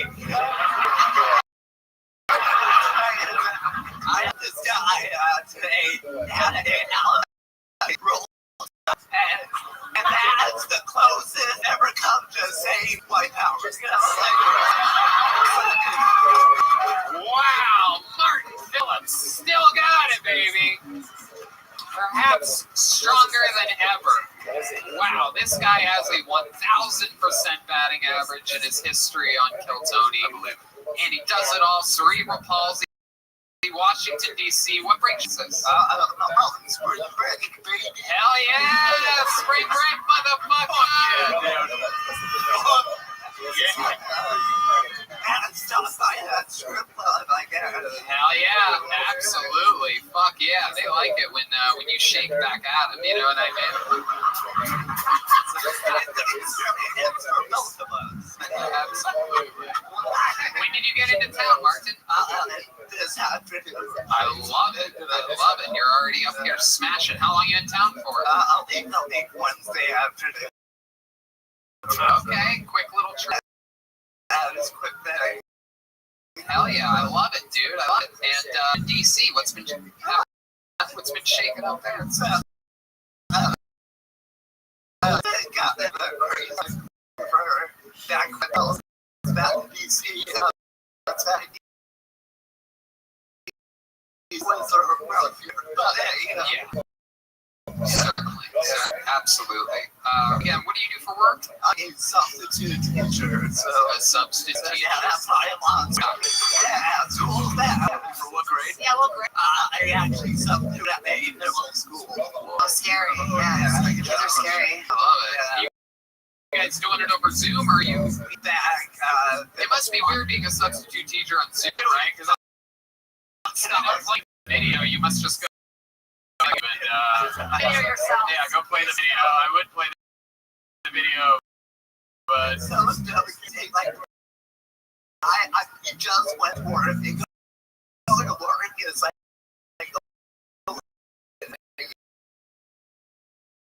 I could just and they have work. So I just turn off my camera. It makes more. I think we're learning with meetings. You know, have meetings like and be comfortable and that thing like it's not good for kids, but fun kids. Yeah, they need to grow up. At middle school, I used to get kids and benefits. Some kids are up, but once I started in middle school, It's incredible to me that tonight we've had some real talented people up here, and meanwhile, you come and you're, probably enough with everything you're dealing with, and you're just energy up here.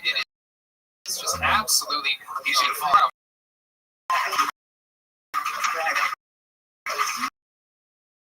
Or do you like this up too loud? I try to do this little tiny thing, but it's very much action one of you. I was like, this up.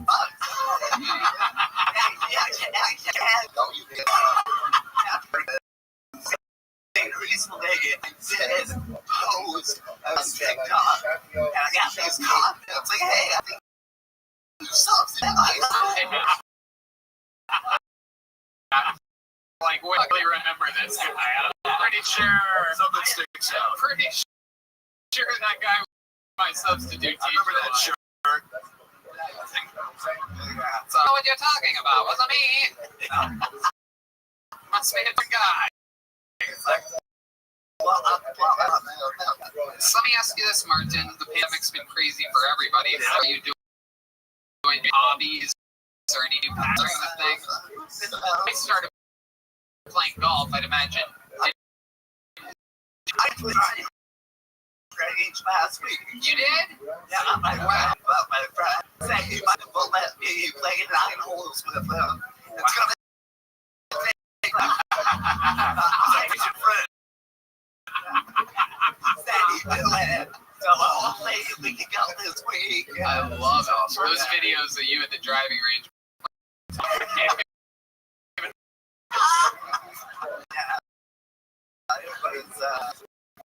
What else, Martin? Anything else during the pandemic that you did for fun or got into? Not for fun, but it's work settings was census. Oh wow! I know I've avoided sensible when they answer the door. You come to my place. I would just every fucking along the chain. Like nobody's home. Nobody but the other side of this door. That's honestly the case. No one ever answers me. So now when they just see you, I'm like, extremely happy. I don't know how to talk to you either. Through the window, like,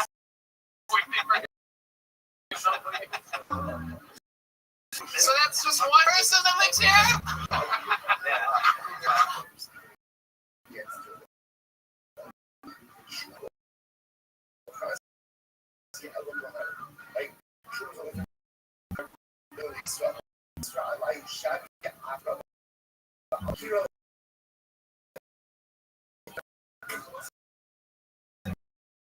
That's justification.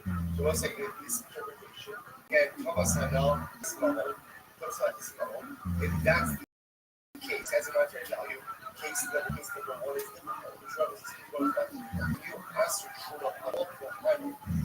Just show me. That's hilarious, man. Yeah. What do your folks do? In the airport, he's retired. Like that guy. That's my dad. That was his family.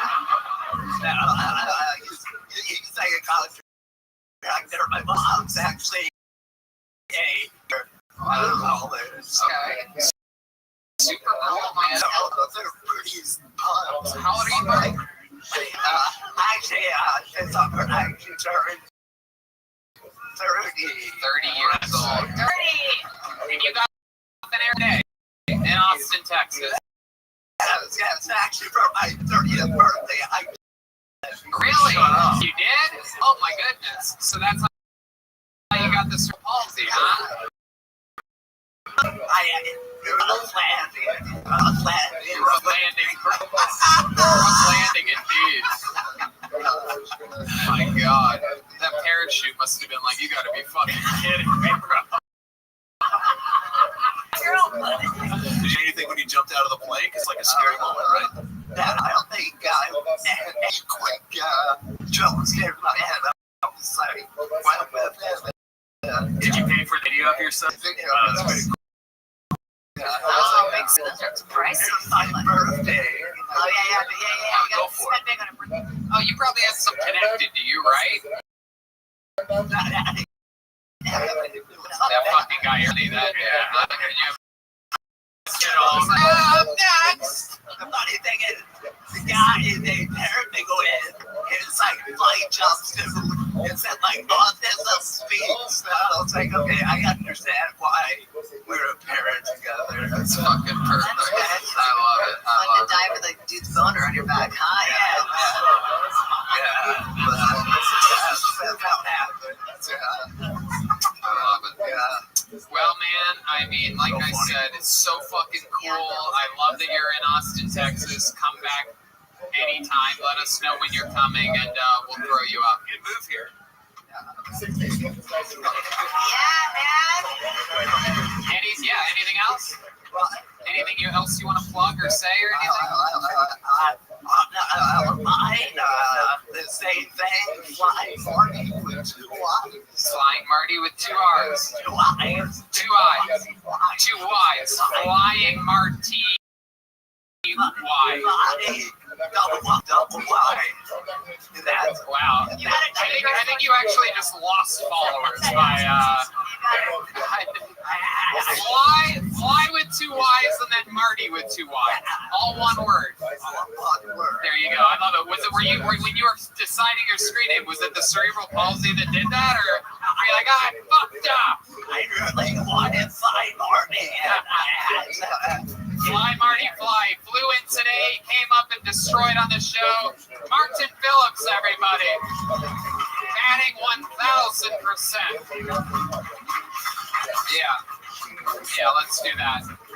We haven't had a lady up here tonight. Should I pull on the bucket so we find a lady, huh? Hell yeah. Thank you, Kaylee. Absolutely. Alright, let's see what happens. Well, there we go. This bucket is so funny. First one pulled is a lady. Ladies and gentlemen, it is time for Emma Estrada. Emma Estrada is next on Kill Tony. Live from Austin, Texas. A lot of fun stuff happening here. Yes.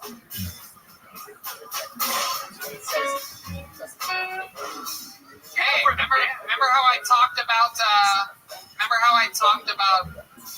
the night sweats last week? Yeah. This isn't a paid ad, but I tried a new mattress called 8 Sleep. Do you know about this? It's like a Tesla for mattresses. All right, here she is, Emma Estrada, everybody. Emma Estrada. One more time for Emma, everybody. Come on.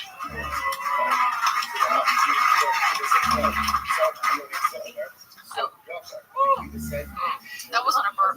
I love Latinos. Half my family's obese. Latinos are great. I love their parties. They have really fun food and dancing, and old men check out your ass. That's everything you can want in a party.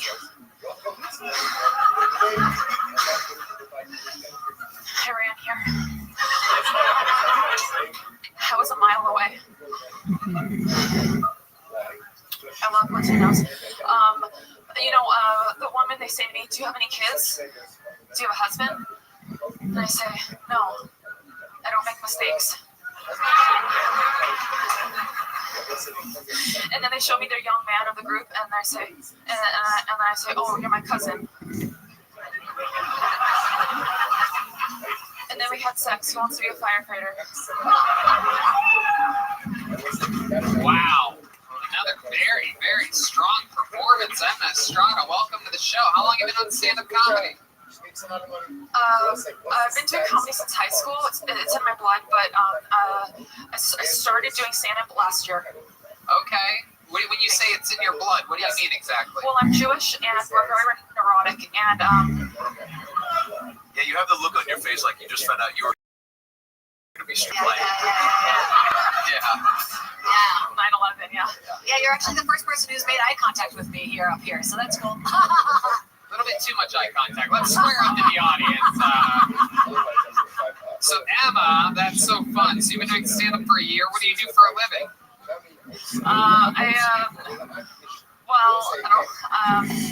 I do a lot of temporary work, so I'm a substitute teacher right now. Oh, really? Yeah. Wow. Look at this. The market for substitute teaching is wild right now. Yeah. You have any?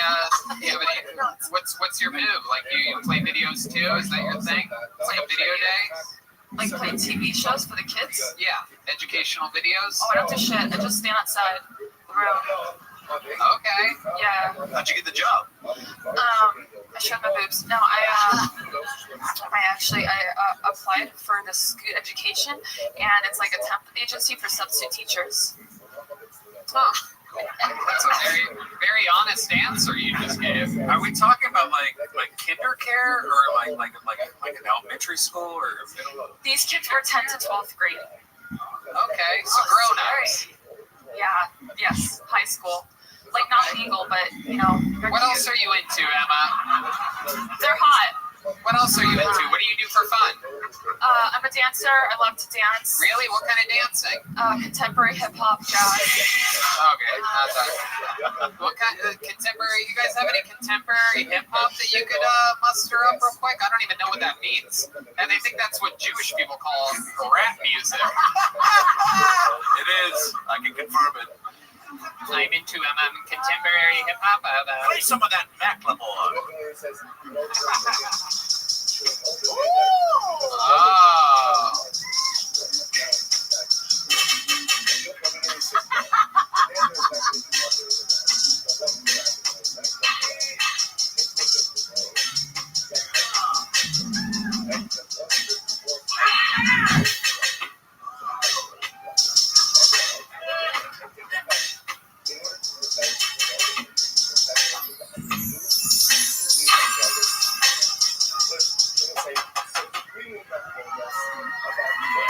I can't tell whether she's dancing or doing her impression of Martin Phillips, but very jolty and jittery. A lot of abrupt movements. Are you suggesting a dance battle? Between her and Martin Phillips? Or you? What are you Martin. Yeah, no, me and her. What's in the backpack? You have to have a backpack when you're a female comic. An empty water bottle, okay. Definitely Jewish. She's refilling that thing for sure. Mixed media book, yeah. Mixed media, definitely Jewish. There you go. They really shoehorned that one in there. She's got a gun, Red Man wanted me to say. Okay, and a cassette tape? What is that last thing there? It's gum. Oh, gum. It's like a blockbuster video. Yeah, very the last blockbuster of gum. She just pulled out a roll of paper towel. Red Man gave me this in case. Oh, whole cashew. Nice. Absolutely. So wait, what's it? So you're Jewish and Spanish. That's the mix. Oh, that's Guatemalan, Okay. Palestinian. And like, how good was your cousin in bed? I was better. You have a very active sex life, would you say, Emma? Yeah. Why is that? What are you into? What's your favorite? Just like sex. What's your favorite type of guy? Like, what are you into? Are you a more like just like hot, and like funny, and like just nice, and not rapey would be great. Well, good luck in Texas. That's fun. 1 year she's been doing stand-up. And you live here in Austin, is that right? I live in Los Angeles. Okay. What brings you out here? Austin's open. How long have you been here? I've been here a couple days. How long are you staying for? I'm staying till April 3rd, Saturday, April 3rd. There you go. Would you like to do 5 minutes Thursday at the Mocha? Wow, look at that. There's two ways to get spots on this show. Either you do really good or you are a female that is sexually active. And Red Band books you right away. That's all I got. Look at that. All I have to do is be nice and funny. No, honestly, if I could be honest for a second, like Jade asked me earlier, why is there no females on the show? There's not many females that sign up here in Austin, and there are few females we have. You know, it's like their first time or second time, but you seem very unique and very funny. I would love to have see what Gotta give him a you got. chance, man. There you go. Thank you. Look at that. The water bottle filleth over. One more time for her. It's Emma Estrada, everybody. She's on social media at the Emma Estrada. You guys think we should squeeze one more out of this, huh? All right, let's do it. One more comedian, and we're gonna call it. Yeah. All right. Okay. Ben Nielsen is gonna close it out. Ben Nielsen. So we'll see what happens here. It takes a little while to get to this stage. Huh? Oh, slower. I love it. I'm a professional. One more time for Kaylee from the Red Rose. Sometimes at the Yellow Rose. Best strip clubs in Austin, Texas. No doubt about it. You got a Ben Nielsen coming towards you, Hank? All right. It's about to happen. This is it. Your final comedian of the night. Did you guys have fun tonight? Here he is, ladies and gentlemen, Ben Nielsen, everybody. What's up, Austin? So, I'm from Orlando, where the mouse wants your money, so be careful. I've been in Austin for like 2 days now, and I like where we can go eat in like fields, where there's just a bunch of like metal walls around us. It feels like I'm eating in junkyards with food trucks everywhere. So, upstairs I said, nobody bombed tonight. So it feels good to let it off. You know what I mean?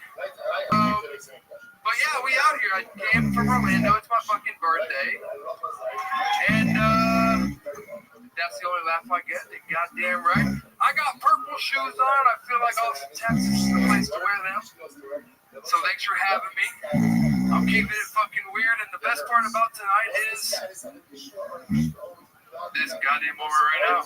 I have no jokes, and I hope there's a cat.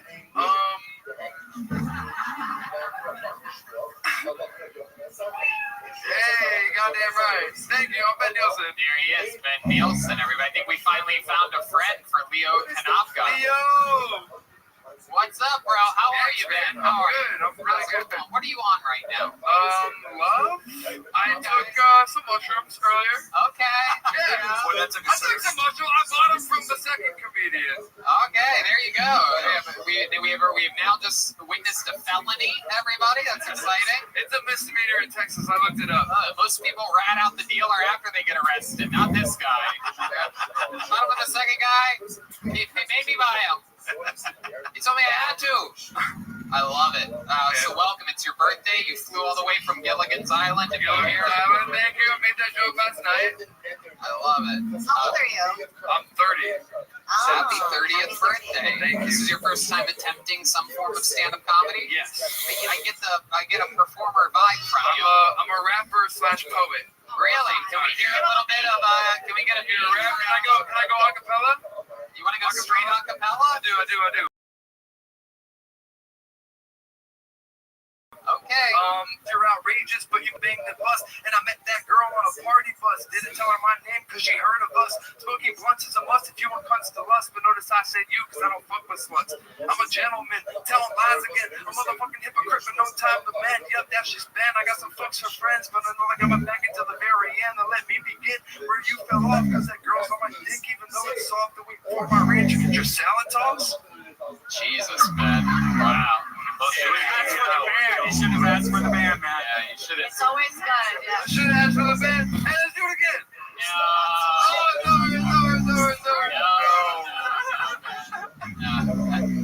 That shit kills in Orlando, though. Always next to the mouse, bro. Florida shit.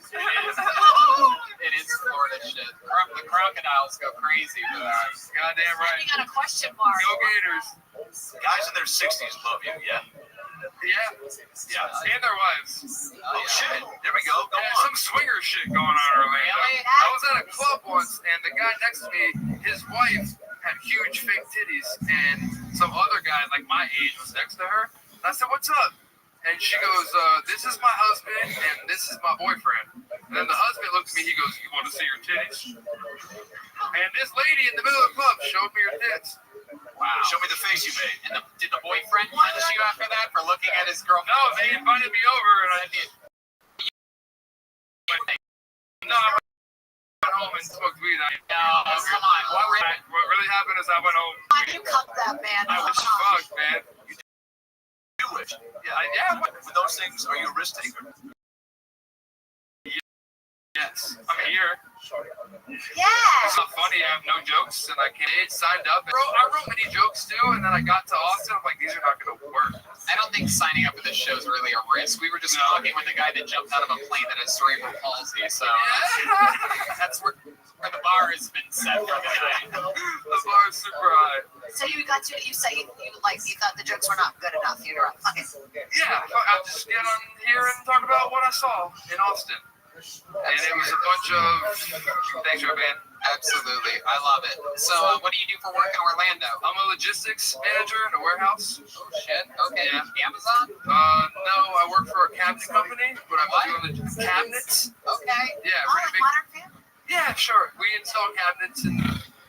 Cabinets. Okay. Or windows, or it's a lot of home improvement shit. Okay. Yeah. All right. How about for fun? What are some other things other than contemporary hip hop and poetry? I started a live podcast at a nightclub in Orlando. They do house music every Wednesday, and we just sit in the back of the club and do a live podcast, talk to the patrons. And Wait, you do a live podcast while there's an actual nightclub happening? Yes. In the same room? Yeah. The people I love it. People complain about our audio. Can you imagine what that sounds like? It's not. I don't post it live. I edit it in 2 days and then post it later. So it's a lie. So I'm allowed to, but it's live to where people come and sit down. No, I understand. I interview the patrons of the club and just hang out. That's a good idea. Yeah. I mean, other than that, I'm fucking chilling, man. I rap. I work. I'm trying to. What stresses you out? I feel like you're very even keeled. Like, I'm chilling. Yeah. If you found out some bad news tonight, I feel like you'd be like, "That's cool, man. I'll just look at some titties and it goes well." Yeah. Nothing really bothers me too much. What kind of car do you drive? I drive a Mazda 3 hatchback. Oh, okay. Yeah. Absolutely. Hey, fuck you and your Where do you people live in Austin? You guys all take Ubers here. Did you just do all Who the crowd drives? work at once? Yeah, all of them. Where do you Every live in single one of Austin? them. Where are all the houses? I've been here for 3 days. Love it. Yeah, finding his way around Austin when he's not fear and loathing in Las Vegas. Hey, real estate. Fear and loathing, Austin, Texas. I love it. So Ben, how much longer are you in town for? Just till tomorrow morning. We're going up tonight. And Oh, then where are you we're going back to tonight? Orlando. I don't know yet. There's Come a on, Russian tell me. place. I want to know which place to definitely not go to. Right next door. Perfect. Yeah, they'll go next door and they'll go to Dirty Six. Apparently, my buddy got abducted by the mafia last night. Oh no, your buddy did drugs. Yeah, he got abducted by the Mexican cartel on 36. No, he didn't. He tried crack for the first time and then made an excuse. I am my buddy. Ben, fun times. We were waiting to go somewhere. It took all the way to the end for us to find someone to truly struggle on stage tonight. Yeah. Did it for us. People love it. Thank you guys. Yeah, do you have one? Wait, you did write jokes? You were sitting for a bunch of jokes. Did you do one of them? Do you guys want to hear one of his jokes? Come on, right? Hold on. Landed. Oh shit. He's looking up memes right now. Looking up all the memes. Hold on, right here. And it can't be one you heard tonight. Also, I'd like to take the time to ask if any of the girls here have a tampon. I actually. Hey, get some paper towels from the back. All right, I guess let's give it up for LSD. Man, I love acid. I took acid with this girl once. She's sitting on my lap, and all of a sudden, I feel this energy exchange. It started in my chest and moved down to my stomach, and it ended at the tip of my penis. Like our souls connected. I fucking blacked out in tie-dye. It was amazing. Turns out she just farted on me. All right, don't do any jokes. Don't ever do a joke. I have no more jokes, Adam Bray. I'm sorry. Make some noise if you want Ben to retire from stand-up comedy. Thank you. There he goes, Ben Nielsen, everybody. One more time for Ben. There he goes. Good night, Ben. Hella to fool. But I just knew we're out of time. Remember again, in yesterday's dot, we spoke about 3 different cases. We spoke about Konam Yain Shemin Cohen Hayom, or Konam Yain Shemin Cohen Yom Nachat. What's the Hayom? Social media, that's on me. Yeah, that's good. I worked out. He wore these cool purple shoes. He did a leg kick. I was like, there's got to be something. That's on me. We love you, buddy. How about a big hand for our guest tonight, Adam Ray, About Last Night podcast. He's on the new show, The Young Rock. Jade Catapretta, new podcast, Jaded, available everywhere. You can follow it on social media at Jade's Podcast. Of course, the host of The Soup on the E! Network. How about a big hand for the band, everybody? John B's on the keys tonight. He's on social media at JONKEYZ. Michael Gonzalez on the drums. He's Mike A. Gons 13. At Matt Mueling, or Matt Mueling is at Mutation, MUEHTATION.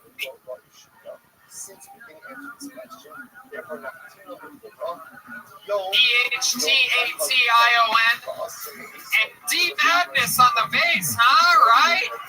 Follow him at Lorenzo Dwayne Jackson. Big shout out to Fix Vodka for sponsoring the band. Unbelievably delicious, high alkaline vodka. If you're going to drink, you might as well drink healthy. Drink smart. Fix vodka. Yellow Rose and Red Rose. How about one more hand for Kaylee helping us out for the first time ever? Very fun stuff. The best strip clubs in the city.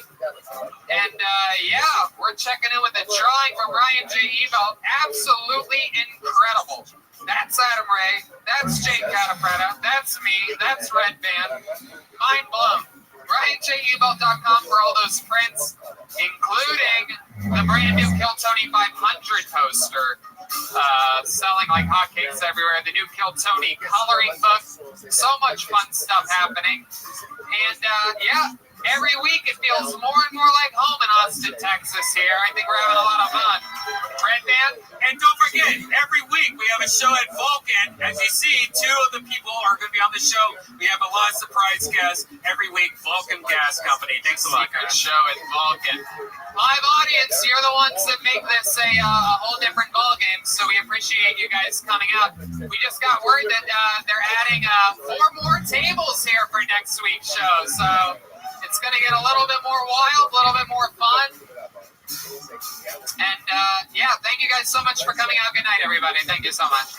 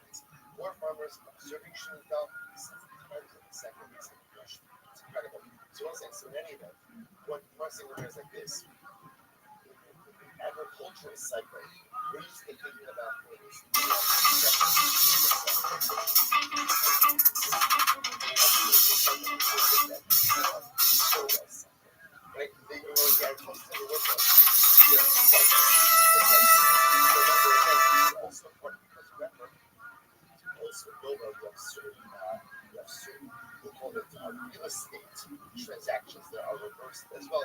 We'll get into more of that.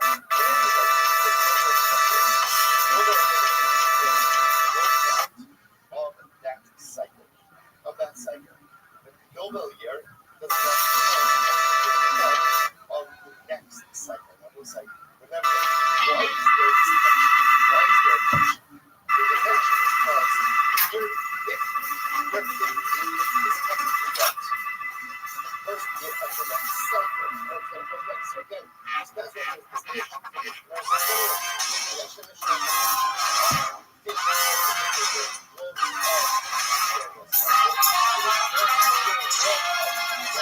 Hey, this is Rabbi coming to you live from Austin, Texas, at Anton's for a brand new episode of Kill Tony. You're not for Tony. That's clear. Fuck yeah, what's up, everybody? You guys excited for a big night or what, huh? Brian Redband's here. Hey, everybody. We're at Kill Tony live from Anton's. How about a big hand for the band, everyone, right? You guys hear that? John D's on the keys, Matt Mueling on guitar, Daniel Watson. That was insane. On the drums. That was so good. Filling in for Michael Gonzalez, Daniel Watson joining the crew tonight. You might recognize him as the drummer from the movie Get Out. Okay, just a little test to see where you guys are at tonight. How about a big hand for our bass player, D Madness, everybody. He's here. Very exciting stuff. The band, powerful. Things are wild. The State of the Union is strong. The great Ryan J. Ebel drawing tonight's episode from Los Angeles, California. He draws every episode, including the brand new Kill Tony 500. You see that poster? That was amazing. I got it framed in my place right now. I don't have it yet. How'd you get it? Well, I asked for it immediately when he sent me the prototype. Yeah, does it have like every past episode in it? I think that's what it is. Yeah, I think it looks like it. Yeah. There's a lot there. It's absolutely incredible. It's all available at RyanJabel.com. And yeah, he draws everything, including the new Kill Tony coloring book. How many of you, by round of applause, have the new Kill Tony coloring book, huh? Okie dokie. Really, really exciting to know that our merch is flying on the shelves. Flying on the shelves. Exciting stuff. Fix Vodka too, man, is here. Yes, how could I forget? This is of course, the official band of Fix Vodka, alkaline vodka. So less of a hangover, cleaner beverage, just an overall better buzz with Fix Vodka. Right, John? Thank you. Absolutely. That's, for those of you that don't know, that's all John knows how to say. Just says shit. Feels good in here. You guys excited for a fun show tonight, huh? Feels good. We have a couple extra tables that have been added. The pandemic is slowly weaning off of everybody's fearful antics, and so we have more tables here at Antone's. It feels good, feels cozy. Before we start tonight's show, here's a little bit more about the amazing sponsors that made this show available for you tonight, right now.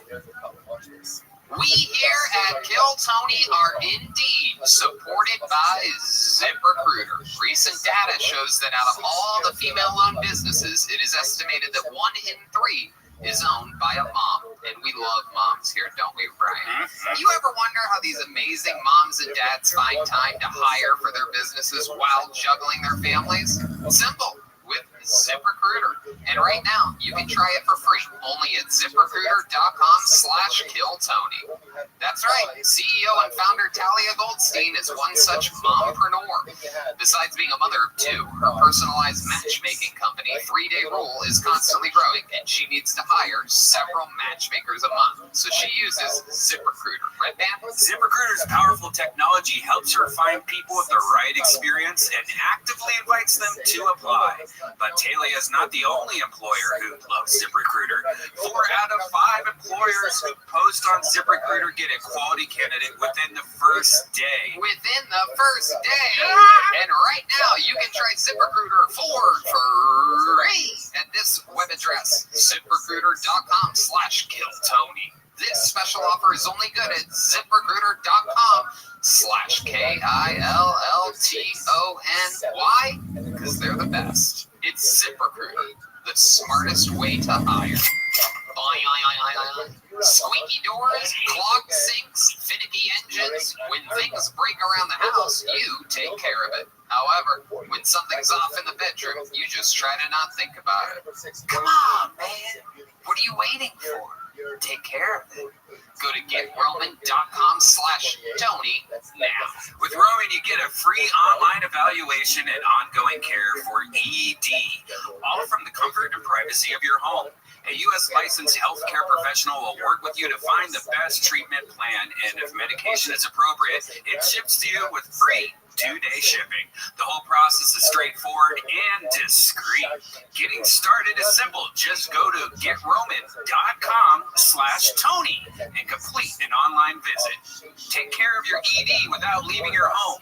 Complete an online visit today to connect to a healthcare professional and take care of it. That's right. If you love Tony, take care of your Tony. Go to GetRoman.com/Tony now and you'll get $15 off your first month. It is time to take care of your ED. And remember, get started today and you'll save $15 on your first order of ED treatment. You love stand-up comedy. The only thing that should be harder than stand-up comedy is your boner. Go to GetRoman.com/Tony now. And we're back. Are you guys ready to start tonight's show? Fuck yeah. This is an exciting one tonight. You know, sometimes on this show, I pride myself on not only booking, people that have been famous for decades and this and that, but also here on Kill Tony, I like to think that we famously introduce you to monster comedians as guests on the show, not just out of the bucket, but as guests. You get to see the future always get promoted here.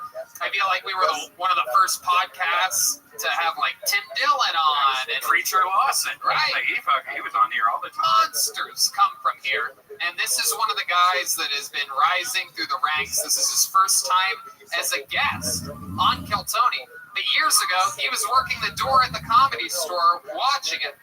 Got all the way up to paid regular at the Comedy Store. This guy's a monster. He's been absolutely shredding on shows here in Austin, Texas. He just moved here. Ladies and gentlemen, make some noise for tonight's guest, Derek Poston, everybody. Here we go.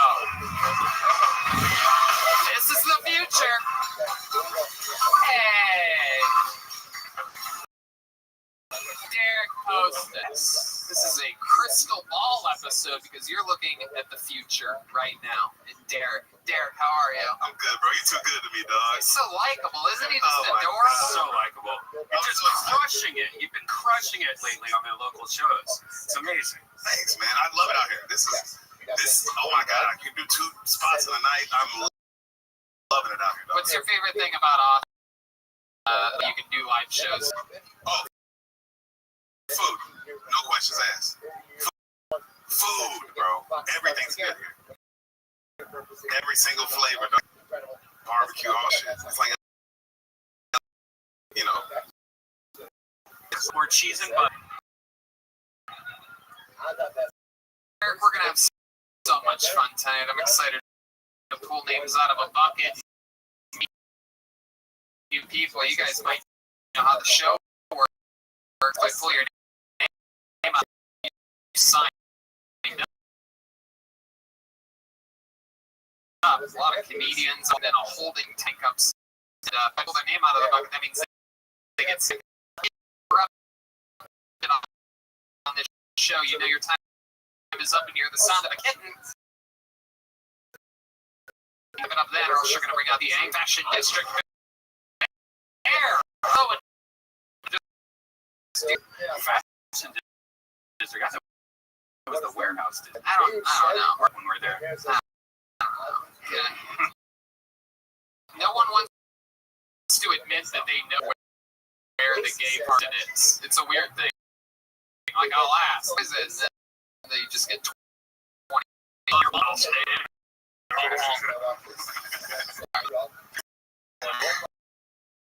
Deep Madness gay bars are, come on. Where else do you get a pair of rings? At least it really could have been just a... Okay. Thanks a lot. D Madness. You think you'll ever do the show, D? Okay. Waiting. You guys ready to? Yes. One legitimately homeless guy. Really homeless. Really incredible. Somehow he just signed up. I guess he signed up for random video. It was pretty crazy. Isn't that a fun thing to hear right before the show? It's like, hey, homeless people could be performing. Good thing you ticket and came venue. All right, here we go. Tonight's show, we'll start with Bobby Stylings. Hans Kim is next. First, Unkilt Sunny. Moving fast. This could be one of those cases where the comedian is out upon the start of the room. Here we go. Here's Hans Kim, everyone. Hey. What's up? They like to call me premature ejaculator, which is ridiculous. Because premature to who, okay? I came right at the perfect time when it's amazing. Takes maturity to know how to please yourself. I'm an Asian man. A lot of Asian men, they're better than Asian men because they're sexier than us. But we like it. Why are you bragging? I can throw on a wig and be a 7. Bragging. We can all fuck white people. A lot of people make fun of Asians because we like to eat dogs, which I understand is very shocking because in America, dogs are usually like family members, but members like family members.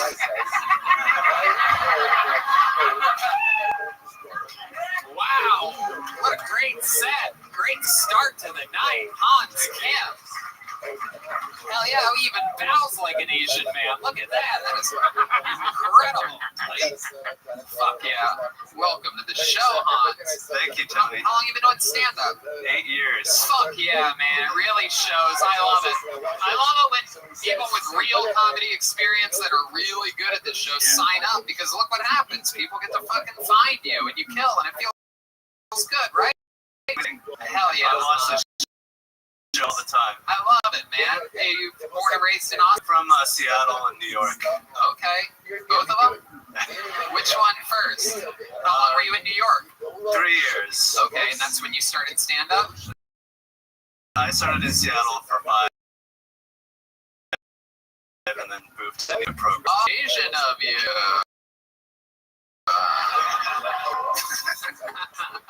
Studying graduate program. Open mic mics in Brooklyn, performing for comedians who are angry. How about for the school part? For the, when you study? Mechanical engineering tech. Wow. Goodness. Do you use that degree for anything? What do you do for work now? I live in a van, so I'm unemployed, and I don't really do that. That's my old life. I love it. Wow, so cool. I absolutely love this. It's Asian to abandon your degree. What do your parents think about this choice that you've made? They're trying to be like progressive and kind of the new.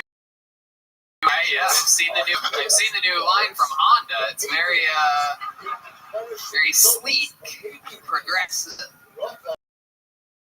Yeah, you look so much like my girlfriend. I love it. Just imagining your hair now. You're like, wow.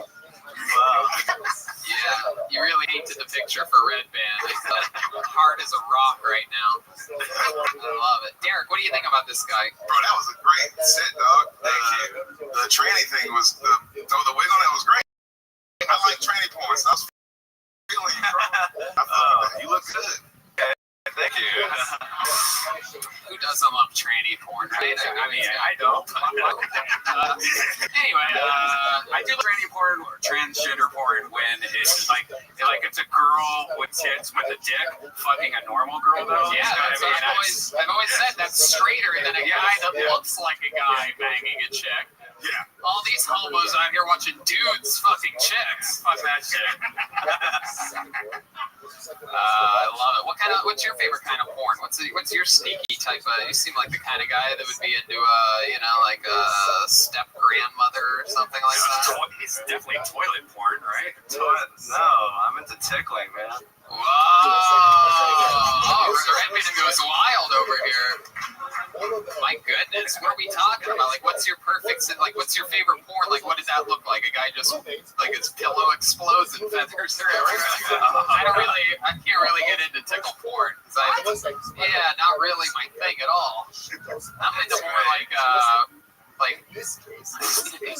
like whatever the opposite. You should watch tickle porn, dog. Like when somebody's really ticklish and they're like getting tickle tortured and then they're getting fucked at the same time. It's like it's craziness. Oh, that sounds fake.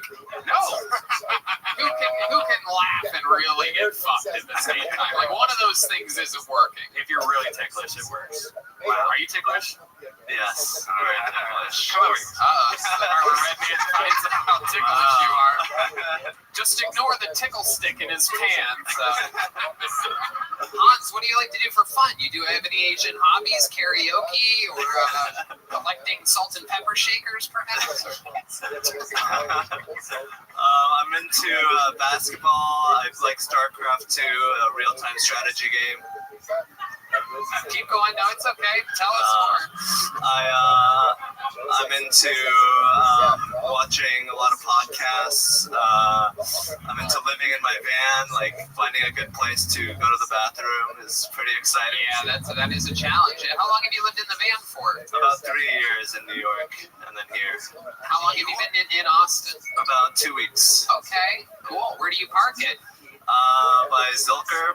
Whoa, Zilker. There you go. Are you here for good now? Until it's like I'm so transitory. It's hard to say, but yeah, I mean, several months. I love Austin, so I'm trying to stay here because it's like popping off. I have a show Wednesday at the gas company. I'd love to have you on. Thank you very much. Wow! Look at that! He just booked a spot on a real show. What a way to start the night, huh, Hans? Okay. What are you gonna do after this? What are you gonna do to celebrate? I'm gonna go upstairs and be like, haha, motherfuckers, you know. Wow, look at that. Strut my stuff a bit and then go to the Blind Pig for another open mic. There you go. All right, absolutely. You did it, man. That's exactly how it's done. You come in,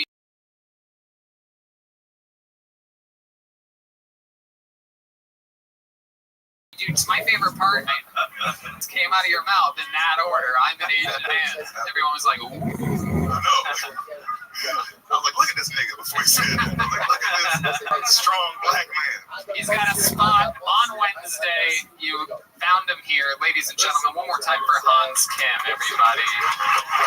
Wait. Stop. Why is your Twitter? Hold on. Wait. Why is your Twitter handle DJ Hans Kim? Are you a DJ?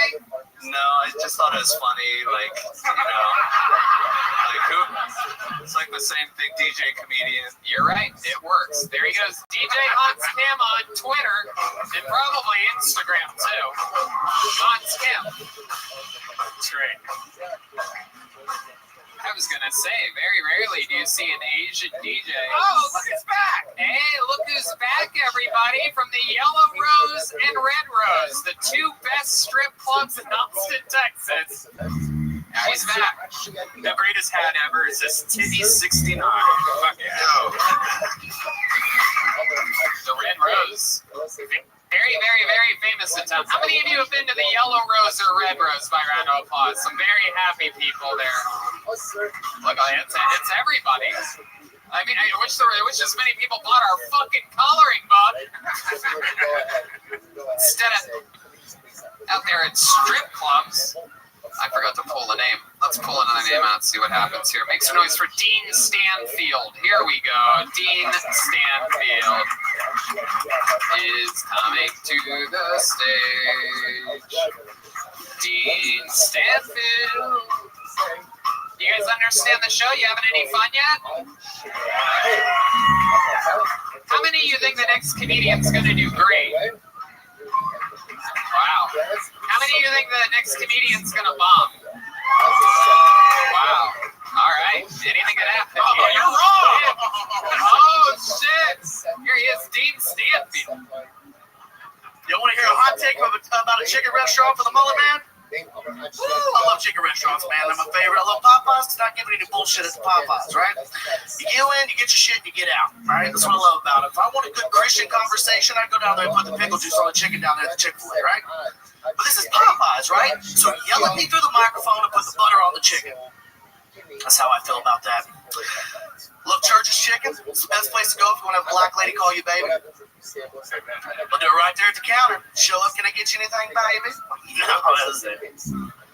Just needed some serotonin in my life. Or Bush's Chicken. It's a Texas staple, guys, right? It's the best place in Texas to get some chicken, right? I love it because they treat you like family, right? They treat you like family. I rolled up the other day and they were like, hey, how's your mom and them? I was like, how do you know my mother? They're like, we make sure we know all the Bushes in the area, if you know what I'm talking about, huh? I was like, you motherfucker, you better put an extra chicken wing in that basket for that comment about my mother.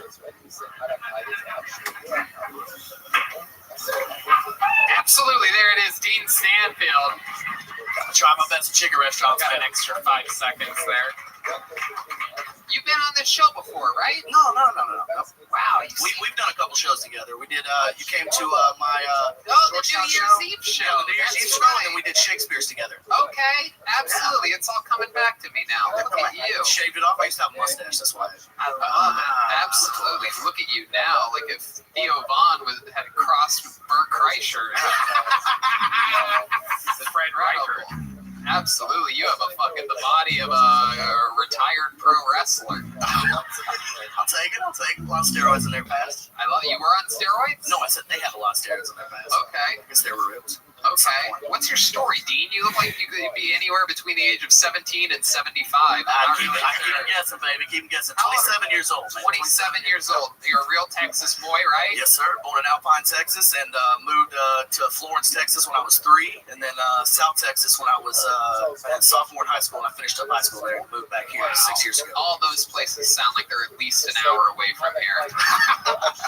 Texas is pretty big, man. They're all like 8-9 hour drives from each other. So what have you been doing your whole life? You drive like a lawnmower or something?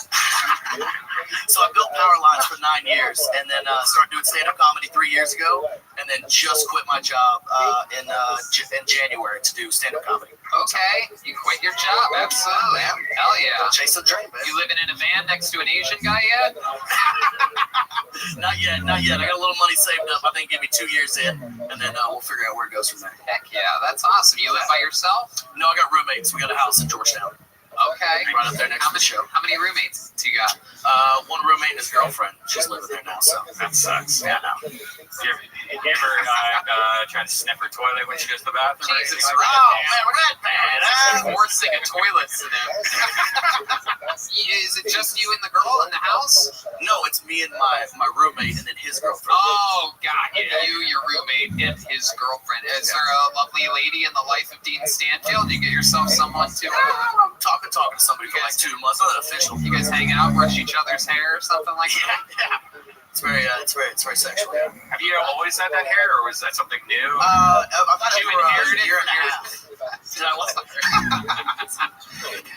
you had it for a year and a half. What made you want to do that? I don't know, man. Growing up, I always, my dad never let me grow my hair out. Texas, very straightforward. You gotta keep a cut hair, and so It seems like that's the one wild haircut that a Texas father in the suburbs would allow. Yeah, right. Well, we didn't grow up in the suburbs. Surprisingly, grew up in a trailer park. Trim the top.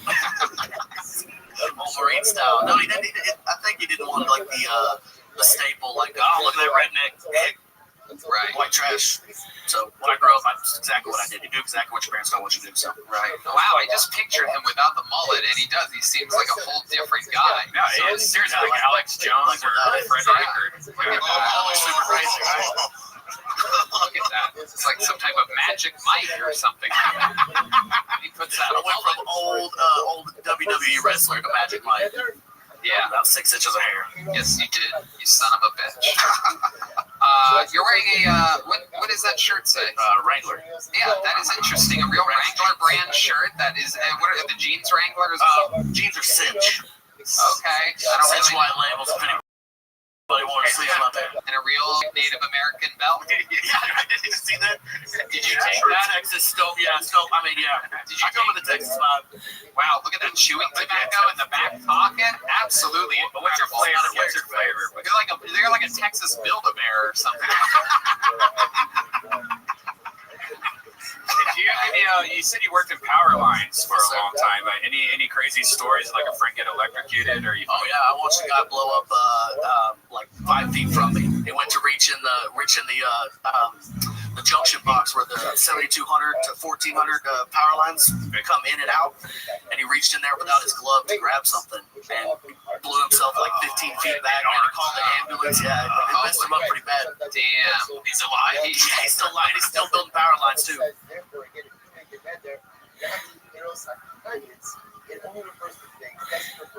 Wow. Bad motherfucker. Hell yeah. Or just a real one-trick pony. That's all 9 miles. He got 8 left. Hell yeah. See what he does. You've never had any close calls? I've been electrocuted like with 120, 240 before, but I never. I know exactly. 22 shit, you know. Totally.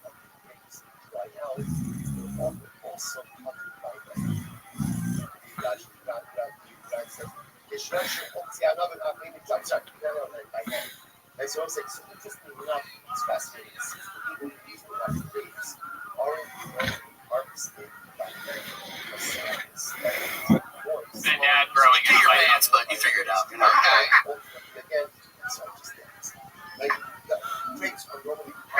All right. So that was it. Derek, what are your thoughts on Dean Stanfield? Look at this guy. Can you believe this? I can't. When you came out, Yeah. you were like, it's like, where is this motherfucker from? Why are you talking like this?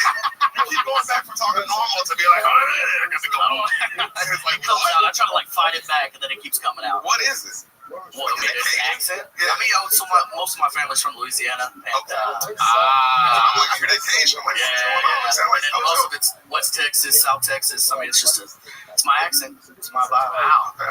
Theo is also from Louisiana. This might be like, you might. That says I'm not going to. Italians can also include waves as well. So again, we're not we're actually camping a few minutes up in Silas Shuttle. So I want to suggest again tomorrow we're also gathering 7:15 traffic. Tomorrow, ridiculous, right? Too good, almost like we have it for that's how we put it. Like this little bit of Agata tomorrow, not sitting aloha, we'll say for a little bit Silas Shuttle.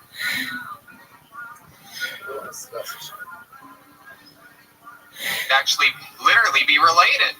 That's pretty good chances. You're like Theo Bonbon. So today we are starting in Eretz Hashem, Perek Yud Zayin, chapter 17 in Mesilas Yesharim. Chapter 17 in Mesilas Yesharim, a great sugya today. B'darkei Kinyas Hakara. How do we acquire the midah of Tara? So what's a swimmer again? We spoke about Tara. We spoke about Tara two different ways. There's what we'll call physical Tara or Gashmius Tara, and then there is Ruchnius Tara. Right, this purity of thought. Is that a food? Bonbons? Yeah, that is, right? There you go. Because you're a little chubby. Bon rhymes with bon. Yeah. So you just say it twice. Okie dokie. Is there anything crazy about your life that we should know about? You seem like a guy that has some real fun facts about him. You have like a sister that's missing an arm or something? I'm missing a pinky. I got my pinky chopped off when I was 18. Yeah. Was it a nail? Smells a nail still. Oh my god. Jesus Christ. Look at that fucking dinosaur claw you have there. We got around here. This guy's... It got chopped off in a offshore oil rig. This guy's got a fucking talon over here. Show the man. The man wants to see. It still has a nail on it too. Like, yeah, I saw that. Fucked up. Can you imagine that? You get.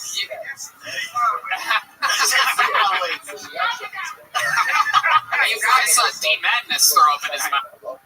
A little bit of that. Impressive. That's how disgusting that pinky is.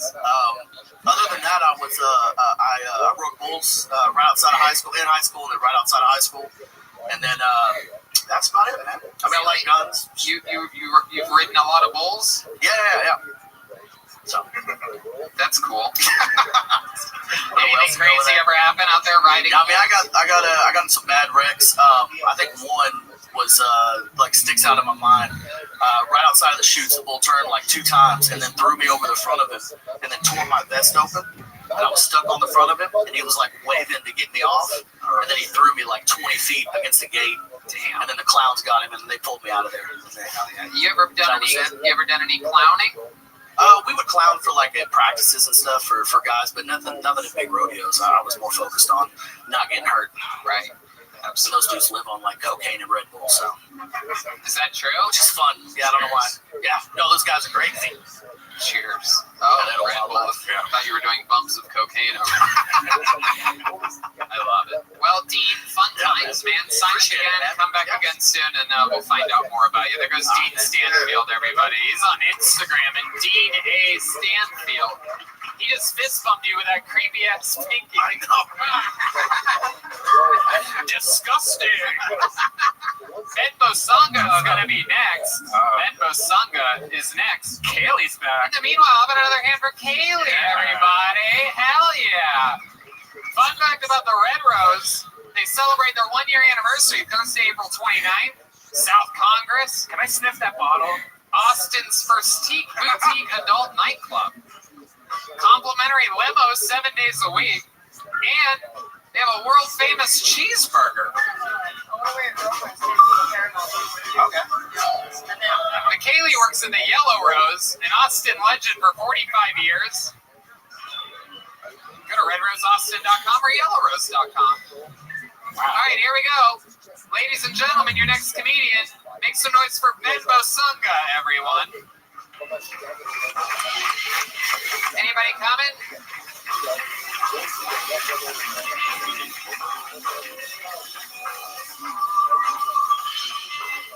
Ben Bosanga. No? Okay, hold on. Hold on 1 second. Hold on. Nobody's coming because I called it before and after. Sometimes people are in the bathroom, they miss their spot, but we'll just keep it moving. Ladies and gentlemen, your next comedian, this is a very interesting name. Make some noise for Maximilian Mantecat. Wow. This is going to be interesting. You don't really get your everyday guy, Maximilian Mantecat. This guy's definitely going to be here. Maximilians don't miss their opportunity for anything. Here he comes, Maximilian Mantecat. Here it is. All right, everybody, make some noise for Maximilian. Let's see what happens here. So, My name's Maximilian. I grew up popular. Anyone else? Just me, bunch of losers? That's cool. I grew up popular. My sister was obese. She's not anymore, so we can talk about it.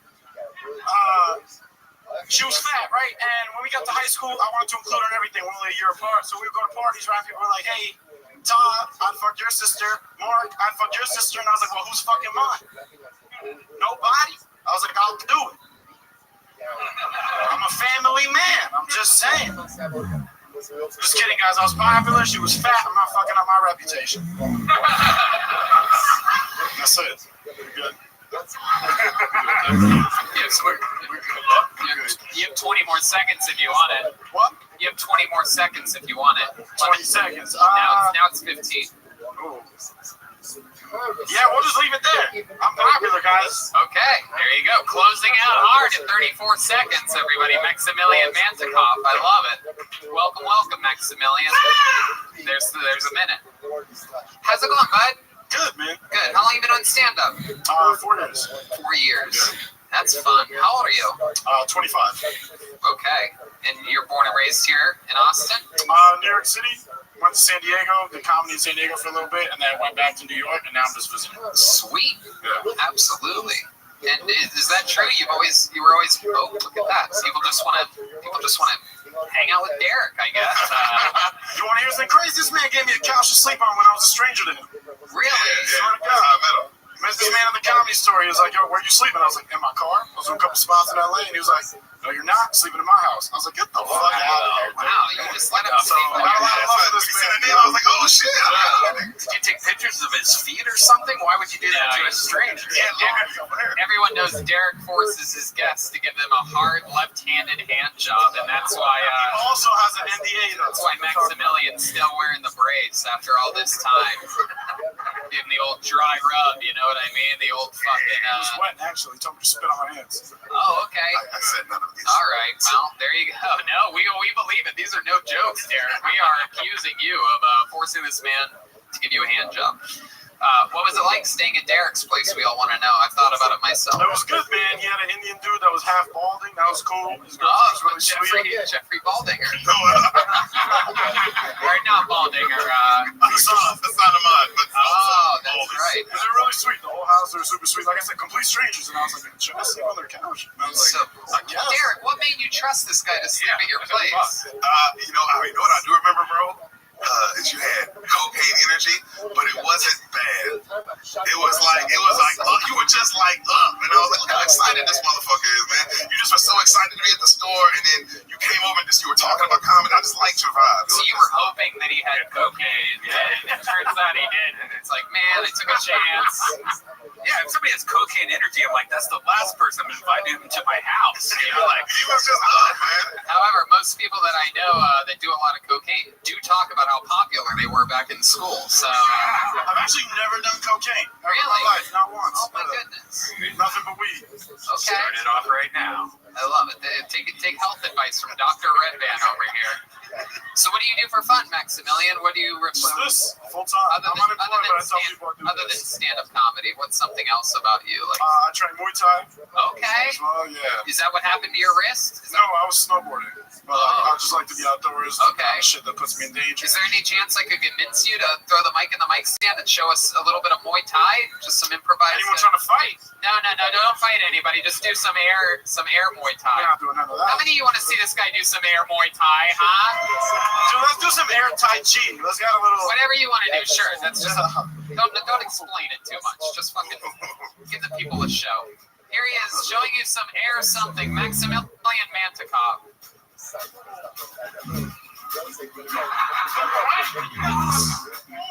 Wow. Wait. Can you do anything? There's no one in front of me. I told you, I'm fucking audience member. Can you just pretend like someone's in front of you and like they're trying to attack you like the speed that you would go at? Because unless you're fighting the Golden Girls, I don't think you can go at that speed. Deep Madness would have beat the shit out of you if you did that to him in a street fight. Got him up here. I know he's blind, but he's got. No, Maximilian. No. All right. What else other than more? Yeah. Deep Madness will hit you so hard his glasses will fly off. Maximilian. Maximilian, tell us something else interesting about you, about your family or your life or something like that. I run with the Bulls every year in Spain since 2017. That's so cool. This is a bull I've been doing that every year since 2017. This is a very bull-heavy episode. Yep. All right. Kind of a wild experience. You go there all by yourself? Yeah, a couple times I've gone there. You always meet people on the street. Everyone's drinking. It's a fun time. But for the most part, you just run by yourself. If you don't run with anyone, it's kind of weird. Because once you're alive, you're like, you're just on the street. Like it's a weird feeling. You're like, I'm alive. I'm just here. Yeah, that's how I felt during all the Black Lives Matter marches. I remember I was, okie dokie, you're not ready to laugh at that yet. All right. Good job, guys. Okie dokie. Good job. I was just getting run off the street and I was all by myself and scared, but I guess it's not funny yet. Thank you, Jeremiah. So I guess we're going to get that joke. A few more months to marinate, and when I do it, you'll be there. You'll see, I tell you. Am I running with the Bulls of Black Lives Matter? That's fun, Maximilian. You never got hurt by any of the Bulls, though? No, never. No, I've seen people get destroyed, though. Really? Just trampled, yeah, and like, thank God I never got hit. I got hit with a couple elbows. The people are more dangerous because like, everyone's shoulder to shoulder. Oh, okay. So you're running with everyone. Everyone's trying to get the fuck out the way. I thought the Bulls hit you with their elbows for a second. Very impressive. But I've seen the way you do Muay Thai, so I'm dangerous. I'm actually not surprised if a bull was actually able to hit you with its elbow, just slowed up himself and fucking got you back. Maximilian, you have a girlfriend? You seem like you've been doing pretty good with the ladies. How long have you been with your girlfriend for? About a year. Okay. Where'd you meet her at? I met her in San Diego. I had a show, actually. She came to a show. Oh. Watched me bomb, and she was like, oh, I love it. That's it. She's very honest with me. She came up to me after the show. She's like, you were terrible. She's like, but you're cute. I was like, oh, shit. Military girl? No. She's a doctor, actually. Wow. So I was like, oh, I got to cash in on this right. Fuck yeah. Absolutely. She loves it when you bomb. That's perfect. Well, I mean, it's not a regular thing, but she saw me eat it, and I was like, well, I guess we're doing it. Did she ever see you do good? And she's like, not tonight, babe. It's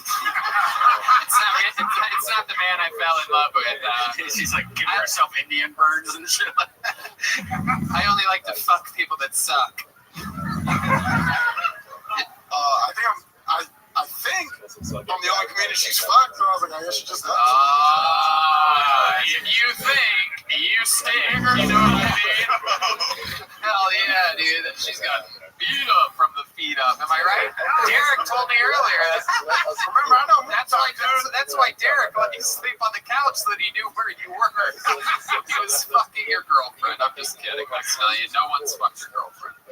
No one. Nobody ever. She was a virgin before you. A virgin doctor. That's right. Yeah. No one's done that. Yeah, she fucks guys that bomb, but totally didn't fuck anybody before you. I love it. Maximilian, so much fun. Such a cool name. What ethnicity are you? Argentinian, Hispanic. Awesome. Yeah. So cool. Such a suave guy. Appreciate it. There he is. He's popular when he was high school. He's popular again right here. Maximilian Mantikov with 36 seconds. Thank you. Bro. Thunder and lightning. There it goes. Everybody gets a handshake from Derek.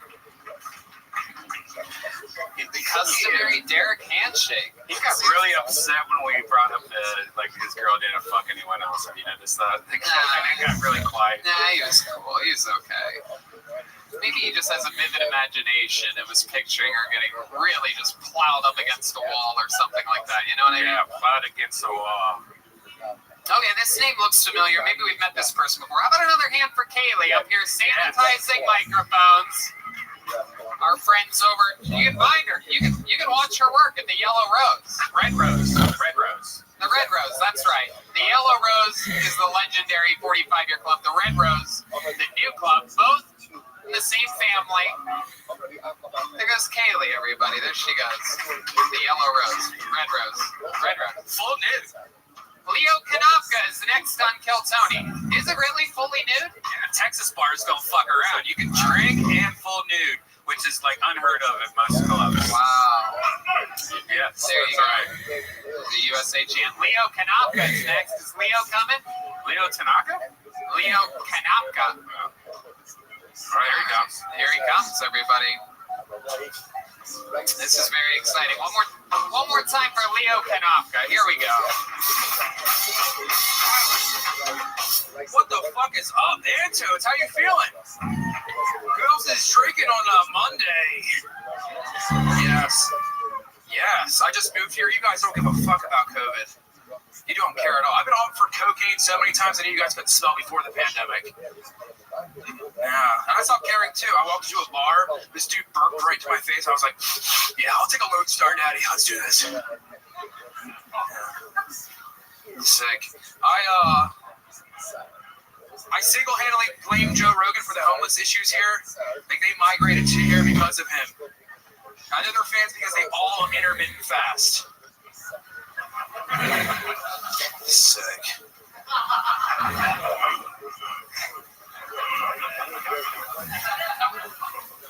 Fuck yeah. I stopped watching porn recently. I knew it became a problem when I was out on a date with somebody and she choked on a mozzarella stick and I got aroused. You want to finish it? She went, I'm like, that a girl. She went, I was like, here's a little bit of marinara sauce. She went, I pulled her hair while giving her the Heimlich maneuver, so it was good times. Thank you guys. There you go, Leo Kanopka. Absolutely. You were just on the show, right? Look at that. The classic Derek handshake. This is unheard of. I sell him weed, so it's all good. Oh, okay. Wow. Lower price makes it good. Look at that. Look at you with the white pot dealer. My, how the times have changed, huh? Goodness. Wow. Incredible. Derek's lived here 1 week, and you already positioned yourself as his pot dealer. So I'm from Baltimore, and he actually came to an open mic I hosted in Baltimore. He was there to visit with girlfriend's family and shit.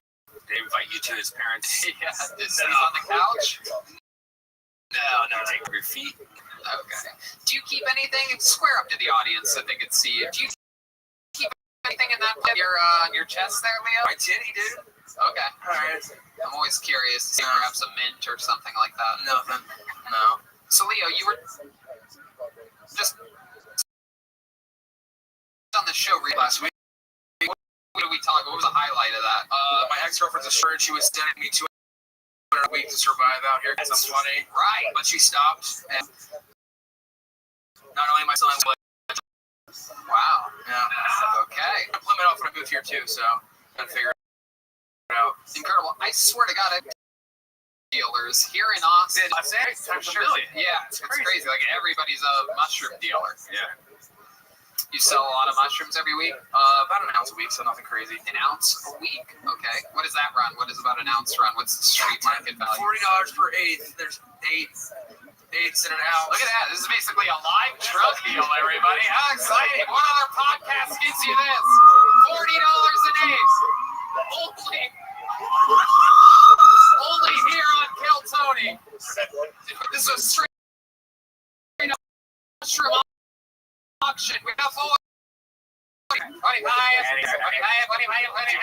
You pick the mushroom, like you go to cow places. Is that how you get? No, I have a buddy who's burned in.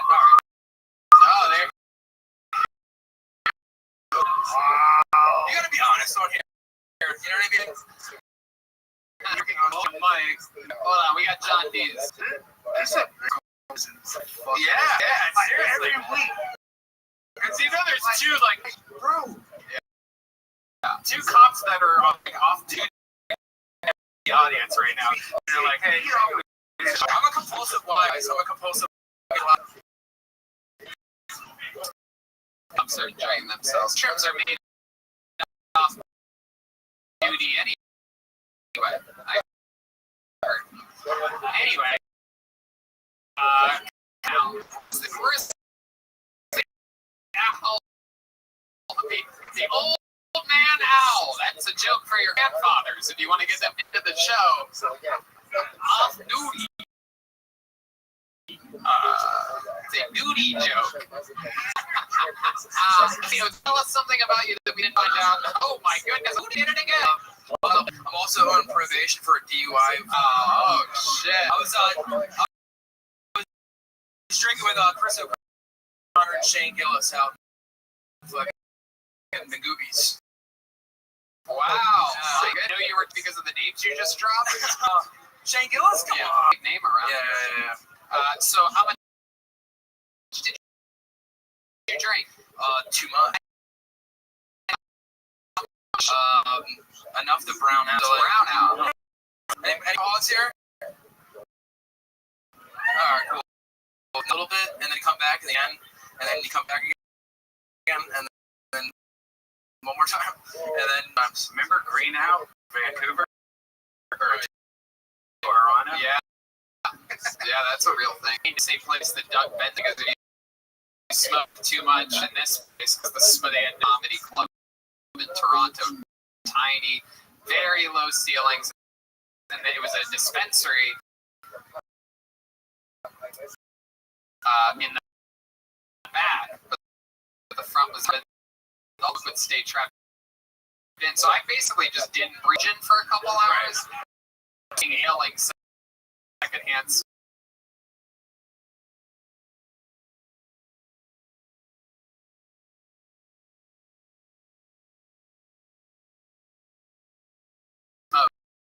And very Tony, he walked out, took off his shirt, and just let the side. No, I sat up. I didn't lay down. I started. You go back or go. Anyway, hey, where's it?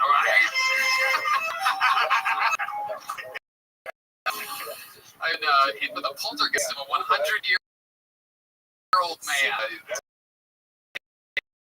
So, Leo, very, very interesting. You have a DUI. What else? What's your life? So I'm single at school. So, man, putting a condom in that sleek front of yours and letting the girls like the guy outline go, you have an out safely from safe. No, actually the girl rings in the and like she's like, oh, herpes. I hate those things. And put it out and showed me it and back again. And it was like, she has a removable one. Are they not supposed to do that? No, dirt ball you were hanging out. My God, she pulled it out and showed it to stop me from getting pregnant tonight. She just fucking throws it back and where you I didn't even put it in there. I just said my big one wants to head her with like a look hoops. It's because you always fuck her, but it felt good. And when a bubble came out of it. Shut the fuck. No, I swear. She was creamy that once, she said. And Red, you're out of. My goodness. So, when's this at Nuva Ring? When's the baby coming? Oh, dude, listen, I'm not doing Leo. Stand up? It'll be 3 years, April 3 years. What do you think about Leo, Derek? Any thoughts on the little bag of biscuits up here? Look at this little fucking tiny little young Babe Ruth. I like Leo. Leo's cool. He gave me a bunch of free mushrooms, dog. Good set. Look at that. I swear to God, Derek has lived here 1 week and somehow knows everybody. Some other city. Once I was into the boy, I needed a place to stay.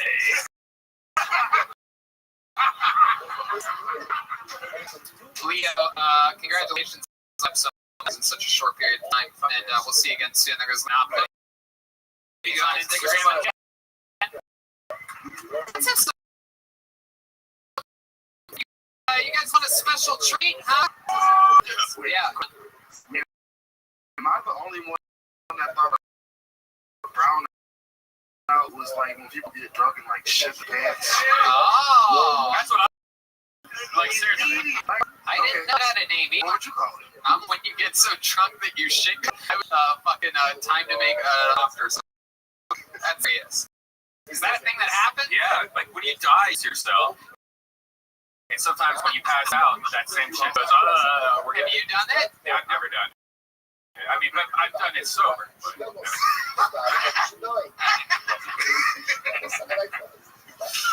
You're so gross.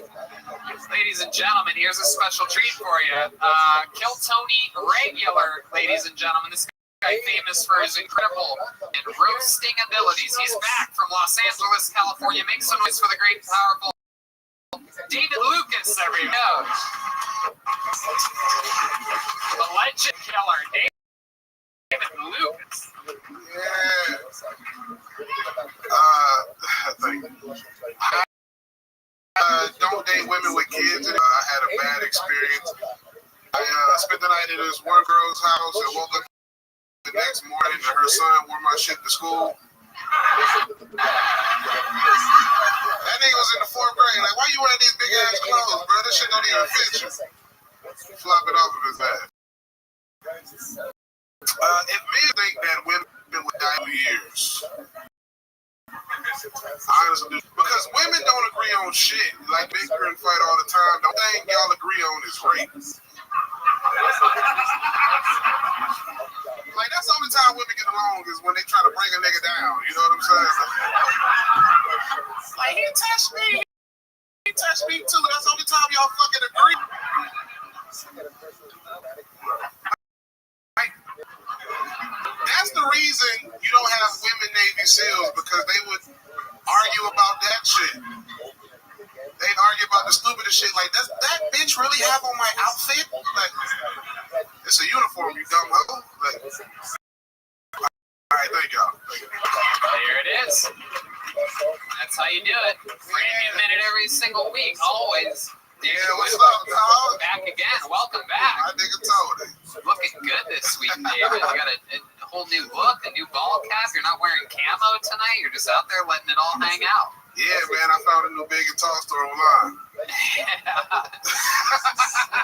what it was? Yeah, that's what it was. When you big, you gotta get what can fit your ass. Is there they make them tall too? They don't just have your size? They got tall if you 6'7", you know. 6'7", long, wide, or height. You go to big and tall though, not big and fat? Oh, Tony. Shit. Tony, you shop at Genders or Us. I'm not a ginger. You can't just call all white people gingers. That's not how that works at all. No, genders. Oh. Yeah, genders. Oh, I thought you said ginger. I thought you were calling me a redhead. Yeah, you shop where people who don't want to look like a man or a woman. That's where you shop at. They just want to be neutral. I was so offended that you called me a redhead for a second, but all these gays, that goes to show you what we think of redheaded people on this show. He's been calling me gay for, I don't know, like 2 or 3 years, but he calls me redheaded once. I'm like, how dare you? Unacceptable. What a nightmare. Absolutely incredible. Yeah, you look fantastic. Like if the Marshmallow Man from Ghostbusters got roasted once and for all. Make a s'more out of the Marshmallow Man. It's like the end of Ghostbusters right now. I ain't seen the new Ghostbusters. I ain't seen that shit. No, nobody's seen the new Ghostbusters. All female reboot of the Ghostbusters can go fucking. Anyway, so I love it. What you been up to? What's been happening? It's been a couple weeks since you've been on the show. Yeah, man, I had a killer show this past Sunday. Derek Poston was on there, murdered that shit for 20 minutes, dog. You know, he did his thing. Yeah, Derek's doing it right now. He's in the zone, stealing the show, getting it done, shaking hands with every comedian that comes on. Kill Tony. As he should. Absolutely. What else is going on? Shit, looking for. I found the area I'm gonna move to. I think I found an apartment. What area? So that people can know which area to move out of. Lock your doors. The Domain. Oh, you're gonna live up there at a shopping center. Yeah. Oh, I love it. I'll have you pick up some Nespresso pods for me. Good sushi up there. Yeah, I'll be fucking with the Domain heavy. Yeah. What do you do at the Domain? Live, nigga. What do you mean? What do you do for fun, like at the Domain? Like, why would you want to live there? Because they got restaurants. Oh, you're right. I can go downstairs and go to a restaurant. Yeah. Oh, you want to live at the Domain? At the Domain. I'm gonna live at the Domain. The Domain. Wow. Yeah. Look at you, from doorman to Domain. What a turn of events. This guy's out here making it. My God. So when do you think it's going to happen? When's the big move going to happen? May. Okay. Yeah. All right. At least May, dog. Yeah, dog. I heard you just bought a new snake hole, Tony. Oh, new what? Snake hole. Snake hole? That's what you live in. I live. That sucks. Damn. What the fuck? Snake hole. I thought it was some rich shit. I was like, damn, it's like a snake hole. That was probably my worst road show ever. That was pretty bad. That was horrible. God damn. Edit that shit out, Red, man. We're not really. This is good. It's good. Put a noise, like I said, faggot or some shit. Like, I word, you live it. You're not there, that shit. I love it. So you're in love with Austin, Texas. Tell us some of your favorite things that you do or that you like to that you miss when you've been going home, because you go home to LA for 2 weeks and so and then you come back. I go home for 1 week, to take care of the kids, then I come back for like 9 days.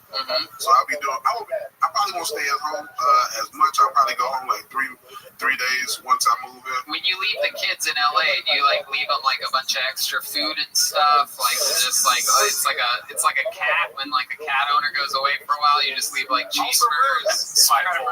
When I used to have a cat and I'd be gone for a week, I would leave 6 bowls of food and 6 things of water throughout the house. The cat was like, finally I get to eat how Dad eats all the time.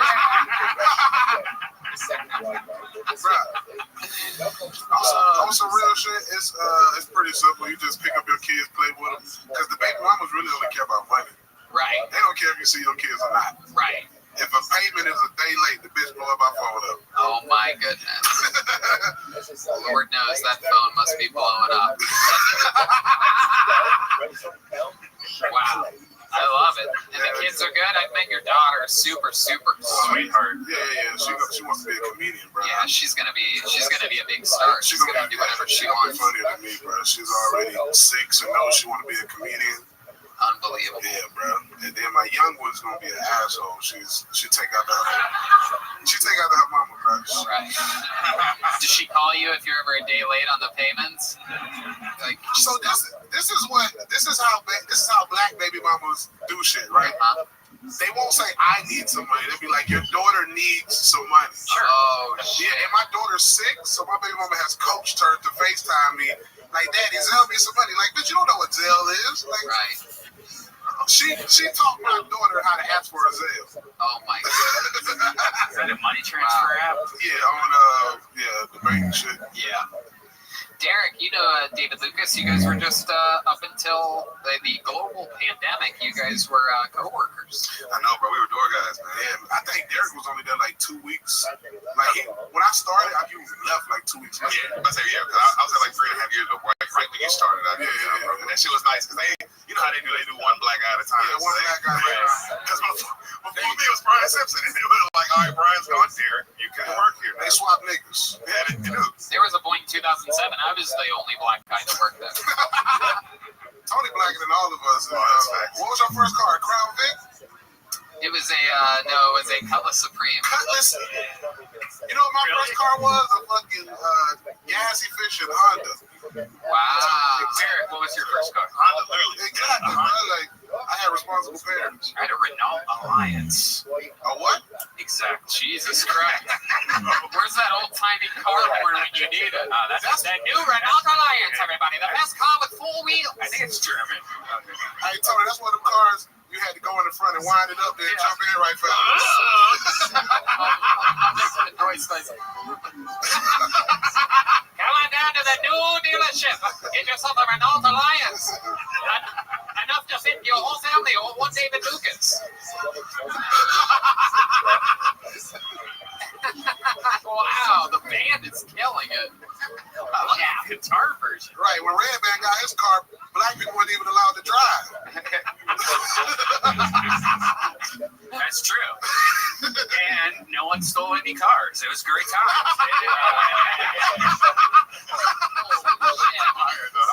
No GTA. All right. Well, David, I'm so glad that you're back in town. We have a big week ahead of us. Oh, God. A bunch of fun stuff's about to go down, and I'm super excited about it. An absolute monster, and proud of your incredible work every time on the show. Here he goes, the great David Lucas, everybody. Our Kill Tony regular. Certified regular. It's only 7 or 8 in the history of the show. That's a big one right there. All right. Fun times. Oh, are we in for a special treat right now? So excited about this. This guy made his Kill Tony debut on the show just a couple weeks ago. We all fell in love with him. He got booked on the Death Squad shows and other things immediately on the spot. He works the security here every single week at this show here at Anton. Oh, shit. This guy, very, very talented, lots of energy. This is a special time. I'm excited to bring him up. Ladies and gentlemen, make some noise for Anton's own Ben Buck, everybody. He's the guy that let you in. He signs up. Here we go. Ben Buck. Already faced one appearance. Wave. Everybody loves him. Come on, one more time for Ben Buck, everybody. Check. Anton, how y'all feeling? Make some noise one time. No, I'm talking about no. Just my kick something.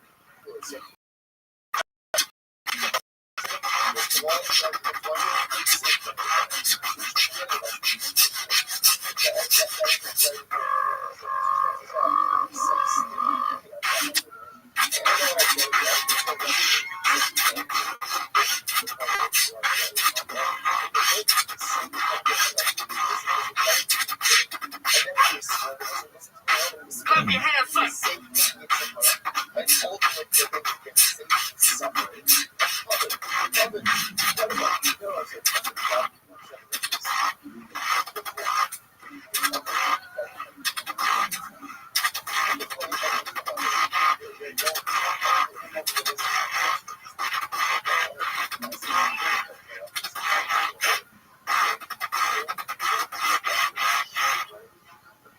Tight. Fuck yeah, Ben Buck. Absolutely incredible. Did it again. Who needs jokes when you have talent and energy? Shit. I love it, Ben. Welcome back. How you doing? Doing good, man. Just on the club. It's fun for you, right? Ben is the security guard here at Anton. So for those of you watching the podcast, we are easily penetrable. Yeah. He's going to have a lot of fake noises of guns being loaded. Wow, Ben, you're almost like a young version of the cool black guy from Police Academy. Shout out Michael Winslow. He couldn't make it tonight. I love it. That guy's a monster. Can you make other weird noises? Is there any noise you can't make that's like a beat? That's the guy that smoked too many cigarettes, right? Oh, yeah. My name is Ben Buck. I've been smoking 16 cigarettes a day since I started working at Anton's nightclub. Wow. They turned me down for Darth Vader. Oh, there you go. That's a didgeridoo. Fucking go. Didgeridoo. It's a didgeridoo, not a diggeridoo. I've had him on the Secret Show for the last 2 weeks. Man, it's Ben Buck. Who the fuck's Adam? No, I said I have. Oh, I thought you said. And he's been doing so good that now he opens up all the secret shows. I have noticed though when you're on stage, there's so many chances for you to mix comedy with what you do, and you have a few things that you do already. Are you constantly thinking of like comedy ideas for to mix your talents with? Well, I'm usually used to like rap shows. I like to mix a couple of crowd elements. But, I'm supposed to like staples. You can do a killer knock joke. Yeah. You can do like a knock. Until I realized how necessary it is. Something like that. I do take song requests if anyone has a song they'd like to hear. Oh, I love this. Does anybody have a request? Anybody in the audience? Oh shit, I heard Meow Mix.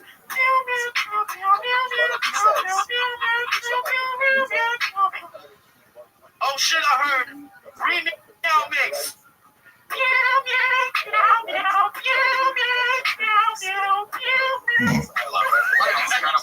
What an incredible talent. I heard a rumor, Ben, and maybe I'm wrong about this. I heard a rumor that your father is a famous drummer. Is that true? Yeah, for sure. Fabulous Thunderbird, shout out Jimmy Vaughn, but as a Mike Buck. He's been playing here since like 1975, 76. Wow, look at that. Yeah. Some people in the crowd didn't recognize that. Incredible. Is beatboxing one of those things that like you're like Dad, drums are cool, but this is cooler. Like when you guys like argue about stuff like that. Fuck you, Dad. I don't want to beatbox. He's like, why don't you pick up sticks like a real man? Oh, God, I can't do track time anymore, Pops. Is your father? I don't want to play the blues, Dad. Is your father a big supporter of your beatboxing? He is. At first, he's like, oh, shit. So, yeah. I love it. I was running some errands this week, and I went for my first time at Antone's, the record store. Right. Did you know Antone's has a record store? Absolutely, right there on the left. Right? No, it's a different. There's that one that's cool, but there's another one. What is that? Just Antone's Record Shop. We're up on West Campus, right around 28th Street. Pop in sometime. Yeah, by all those. I work door there too. Record stores need fucking door people these days. Yeah, that's what I was gonna say. Is I went there, and to my shock, the guy working security there, Ben Buck. Wow. I broke right in, stole 10 records, walked right out. No big deal. Easy breezy. Oh, yeah, that makes you put on hand sanitizer when you walk in and rub it into your hands, whatever you do. Your dad was in the band, the Fabulous Thunderbirds. I did not know that. Yeah, for sure. Incredible. Wow. Derek Poston, what do you think about this? I like it. Has beatboxing ever pulled you some pussy? Like, well, that's the reason the girl was like, fuck no, man. But you do have a girlfriend, right? Yes, I do. Have you ever beatboxed your pussy? Like, why we don't ask me that, not, man, but there might be a thing there, like with the vibrations and shit. Like, no one wants that. Girls probably want that. No one wants that, man. You try it next time. I will do it tonight. Try it on the body pill, you know. That's actually how Redman eats pussy. Yeah. Makes noises with his lips. Yeah. Makes it wet and then Hitachi. Like, it's disgusting. Absolutely disgusting. Y'all try it. Feel free. I love it. Well, Ben, you're so fun. You always bring a little jolt of creative, youthful, fun energy onto the show, and we love it. Keep signing up. There goes Ben Buck, everybody. Hey, thank y'all so much.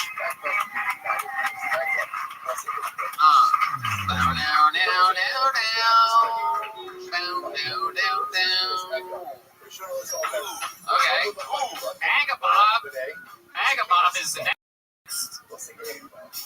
But not before the great Kaylee is back, everyone. Yes. I don't know if I mentioned this, but the Yellow Rose is considered a bachelor party headquarters. Did you know that? No. If you guys have been looking for the headquarters of bachelor parties, the Yellow Rose, that's a big deal.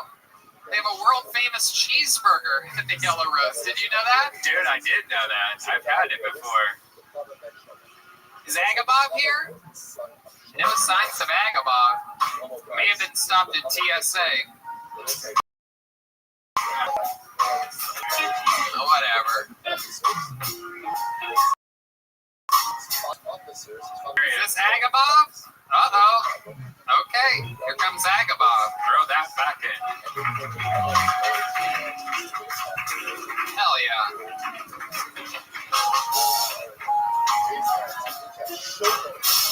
Here he is one more time for Agabob, everybody.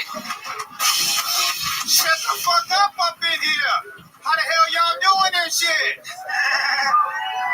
Guys and ladies, I went fishing at a lake called Backpage.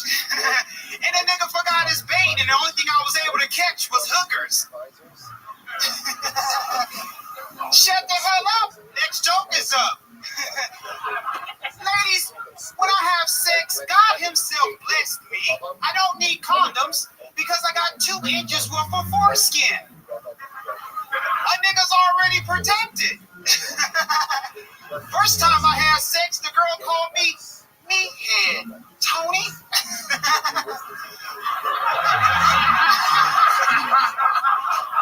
Oh, shit. It wouldn't be right if I didn't talk about my daddy and shit. My daddy said that the coronavirus could have been dealt with a long time ago. If the dude that was drinking too many Coronas would have just wore a condom. My daddy snores and jacks off in his sleep at the same motherfucking time. Okay. Agabob, am I saying that right? Agabar. Okay, yeah, that's an R. Absolutely. Welcome back, Agabar. You've been on the show before. Tonight you dress like you're dropping off resumes somewhere. Yeah, I had to come look presentable Cabo and shit. My goodness, I remember last time you were not dressed like this at all. You know, I have to make a rude awakening. I feel like you just haven't changed since Easter service yesterday. You went to church, had a long night after that. And I'm all out of eggs and shit. Absolutely. Welcome back, Agabar. I like your style. Very unorthodox style and movement and jokes. It's how long you been doing stand-up? I've been doing stand-up for about 3 years and a half. 3 years and a half, absolutely. And where are you originally from? San Diego, California. Oh, okay. One of the rare black people from San Diego. Yeah. Very, very rare breed. I like surfing too, Tony. It's like a white man in Harlem or a Mexican. Okie dokie, Agabar. I'm sorry, You can untangle that rope, by the way. Yeah, you're all tied up there. Oh, thank you. Hell yeah. Is it true that you have 2 inches of foreskin? Yeah. Really? So technically you're always in the hood. Oh, shit. I'm proud of that one. Agabar, have you thought about getting a late-term circumcision? Actually, I did in Egypt. You got one in Egypt? I was like, wow. About 26 years old. Is that why your dick's shaped like a pyramid? Okie doke. I don't really know what his dick's shaped like. It's a Egypt joke. All right. Look at you, Tony. You look good and shit. You gained a little weight. Thank you, Agabar. Wow, I love these compliments. I get David Lucas up here. He calls me a fucking ginger. Then we get a classy guy like Agabar up here talking about how I'm gaining weight. You're right, Agabar. It is true. I've gained about 3 pounds since moving to Austin. I'm sorry, Tony, but I wanted to know where that knock nigga be at to be up here with the knock knee and shit.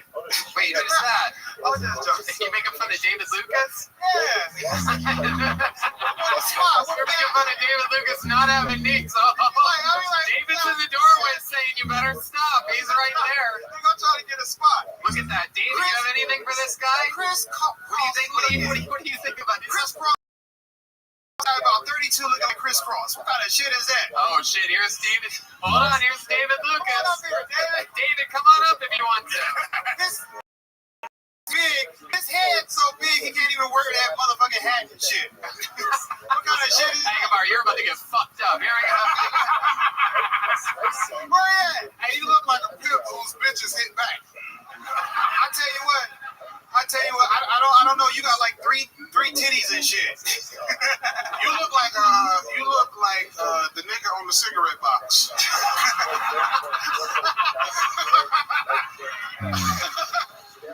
Hey man, you look like a substitute teacher that niggas disrespect. Oh my god. Hey, look. You know, look. I don't know if he laughing or not. He don't got no neck. He just head and shoulders. You got the shoes of a nigga that got a monthly bus pass. Okay. You woke the beast over there, man. You can't. He's a beast. David doesn't like it when people make fun of Bro, him. your pants are driveway color. Is that right? You look like if I ran out of needles and thread and shit, I just used the yarn off your head. You look like you've been clean 2 weeks, nigga. Get your ass out of here. You look like you constipated every motherfucking day and shit. Hey man, you look like you ain't on a liver transplant.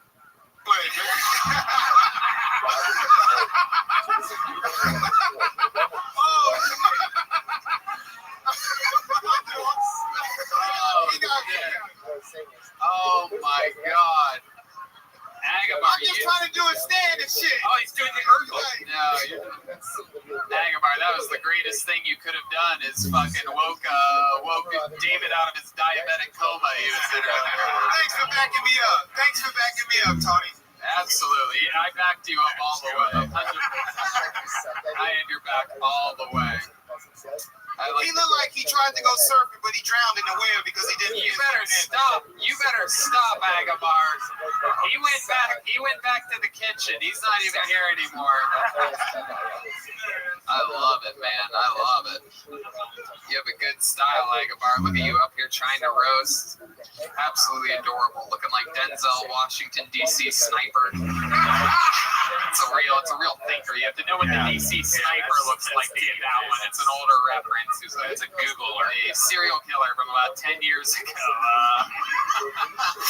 I love it. Agabar, tell us something. You're such an interesting guest. I find you to be so intriguing. You have so much swagger, confidence. You have a great look. Look at you taking off the glasses for a second. You're just cool. You actually use your front pocket, unlike the dweeb that was up here earlier. Agabar, what else about your life haven't we learned yet? What's another fun fact about you or your family or your upbringing or anything? Well, I've been out in the country. I was in Egypt for about 3 years and a half, teaching English. Okay. And I enjoyed the Egypt women out there. You know what I'm saying? Oh, sandy asses. The coochie was the closest thing to a camel's ass. The coochie was the closest thing to a camel's ass. Have you seen a camel's ass? Yes. You lifted up the tail and looked at it? No, they walk around. They're all around. Okay. Yeah. All right. What you gonna rub your head? You all right? Just thinking, man. Yeah, Derek, Derek, you all uncoordinated over here, man. Oh man, I don't roast, man. You one of the saddest guests that I've seen that Tony had up here. Agabar, be nice to the guests. Be nice. I just don't Be nice. know. Derek was about to say something nice. I was gonna say something nice, and now I'm like, I fucking hate this tucked in shirt, nigga. You know what I mean? Tucking your shirt, and I don't like this high roast. I don't like your face or your energy now. Is that right? I don't like it. And I'm upset. I don't like when guys wear hats. It's like they're hiding something up under their Agabar is like Drake's angry grandfather. I'm mad. I love it. Agabar, what do you do for work? I told you last time, Tony. What you forgot? Your memory's not good. No, it's not that good, Agabar. Oh, yeah, let me.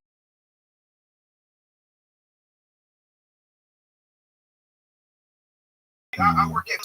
Derek, do you have a black barber yet? Not yet. I could use a black barber, bro. Oh, man, look at this. Serious. Yeah. It's the only guy you don't have a bond with in some ways. So now I figure we have to make something happen here. His forehead line's crooked, but yet he's a barber. I don't care. Oh, God. You better watch out. He's going to roast you, Red Man. You don't want to get roasted by Agabar. Red Man looked like he got kicked off the motherfucking beach for kicking up too much sand. Agabar, you're so adorable. That seems like a cool thing. Look, Red Man, Budweiser does not make your ass any wiser. Oh my God. Not only does Agabar dress like a white man, he roasts like one too. No, you're fun, man. Please keep up. You're so interesting. I could talk to you forever. Black don't crack. That's why he has to buy it. Right? Red Man, He sent me that. Red Man, you also roast like a white man. Red Man, look. Oh, God. Here we go. What are you flipping talking? Can I just say one more joke? Yeah. Out of here. Yeah. It would take a skipper on his island. Oh, Gilly. Friends, here we go. Get ready for the How about one? Deep madness should get you, and then just. Look.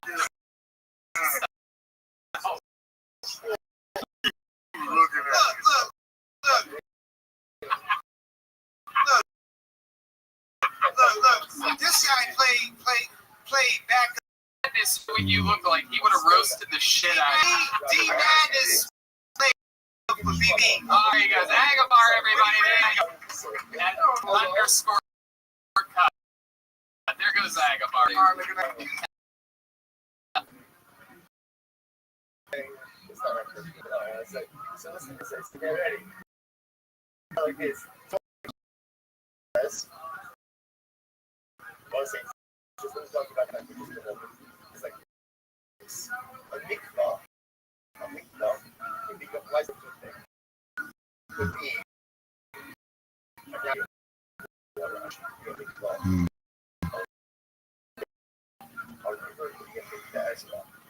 Rainwater cannot create a mikvah. What's the difference? Rainwater only serves a mikvah if it's clean. He just said. I would even let you come there.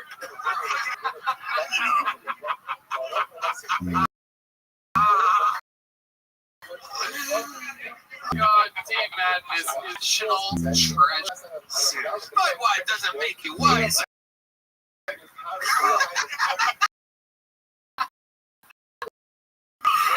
Like, we're gonna just a bad roast. Yeah. And he's gonna roast, and I'm gonna purposefully roast bad.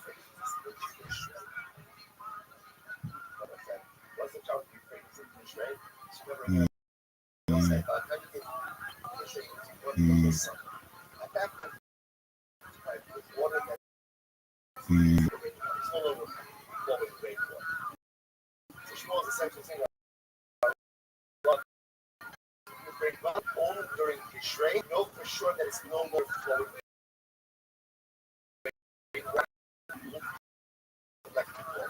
So I avoid the shrink, just avoid the shrink. All the whole Because right now, I don't ever. Nick Corey is next. Nick Corey, stunt kill. Where's my these people at tonight? Huh?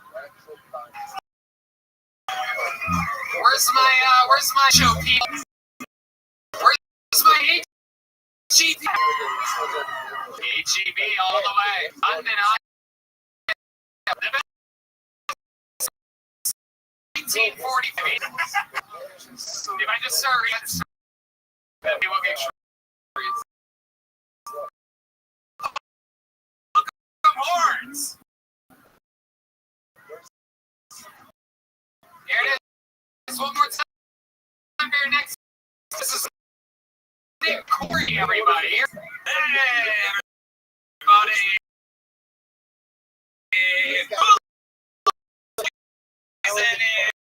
Yes, Mark's movies. My favorite part of the essay writing.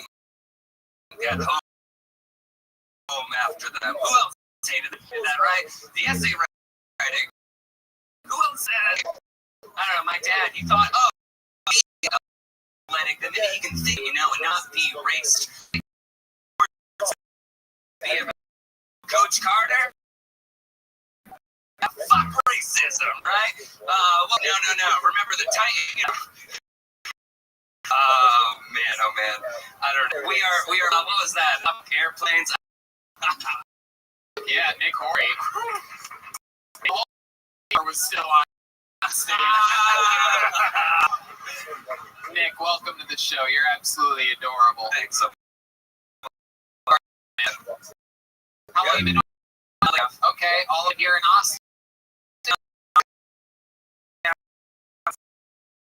Brings you to town. Looking to move here in May.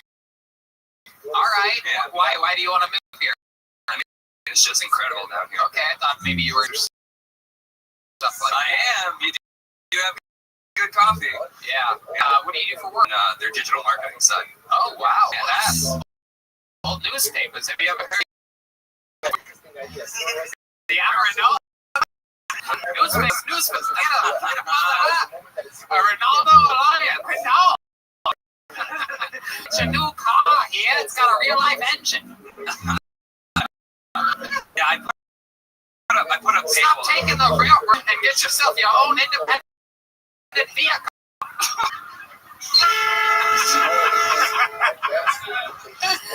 The train horn. Okay, so welcome to the show, Nick Corey. Tell us some interesting stuff about you. What makes you different than people that have been up here? I mean, I really like interviewing people on the street. Just like a funny way, but posting up someplace. We know that's your specialty. No, just like hearing like what was it like growing up as you, and then just kind of figuring out. I don't know. I'm really big on just on this whole like political side, just someone think this way. It doesn't mean they're fucking stupid. It just means they grew up in. I feel like I would disagree with you on everything politically. Maybe I don't know. Probably. Really? Yeah. What do you think about the Georgia voting laws? I mean, start getting man. You have to. For those of you that don't know, to catch you up, you to show your ID to vote. Show your ID. It's a little Jim Crowy. You think vote is voting? Or what is this? Okie dokie. Newspaper to you. He's still waiting for the night thing. He reads about it. Yeah. Okay. Right. Why do you wear? He said, why is your shirt tucked in? And why? Those Shit and Agabar both have 2 inches of force. It's a mask. It's a mask. Oh, okay. I'm traveling around light, so I was wearing shorts. I didn't want to wear shorts. So so you grab your khakis? Grab your flesh they're light. They're really thin. They're a little stretchy. They're a little tight. Heck yeah. You look like you're about to be Peter Pan in a play or something like that. Like you're backstage just ready to put on your little green hat and fucking go fly on a wire or something. That'd be fun. Do you seem like the kind of guy that's into like axe throwing or something like that, right? No, not axe throwing. I mean, I bike a lot. If they didn't see that, and I've been confused for homeless a lot. And there was one time my birthday, I put up a hammock in the morning, and then I was taking it down, and then this guy running by said, "Hey, what nice." And what do you mean? He thought the end, right? Asshole that guy was. You should have your early afternoon nap. Yeah. What's the longest thing you worked? I don't know, 3 hours. Yeah. Hurts afterwards, right? No. Yeah, no, it's. Oh, I want. Yeah, I told. I'm sure I told her on this show before. No, the time in which when I very first like very first, I'm like 19 years old, and I was living with my brother, so we were smoking blunts, and every day on Stone having fun, and I had for a new bed, and we went to Costco for like, wow, $5 hammock, I'm gonna have 100 of them. Like, you know, one of the it's one of the ones the poles like together, and then you hammock in that thing, and then I slept on the hardwood floor for a couple days until getting this hammock that's like you just land and just wraps you up like a cocoon. You can't do anything. You're just floating. You can hop on stuff. Wow. Tell us the most interesting thing about your life, like biggest fun fact about you. Oh,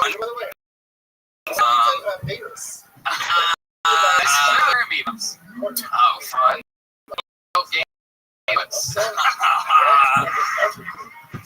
School. Okay. No, I love it. And there, honestly, not during. I graduated. There was this one rabbi who was not. He just outing all these principals, like different tiers. So one, like a French teacher, was online studying that shit, and I started for saying on tape like that all the. And that was on like yeah. What the? You did black people and the Jewish people. That's how I care. I was like, all these other like homosexual like Craigslist type of stuff. Wow. It was like Christian Brothers. A lot of kids in the 90s. You did. Yeah. You were never a victim of any. I wasn't. No, thank you. Right. You were not the reason. Yeah. All right, Nick. What's your life now? in Chicago,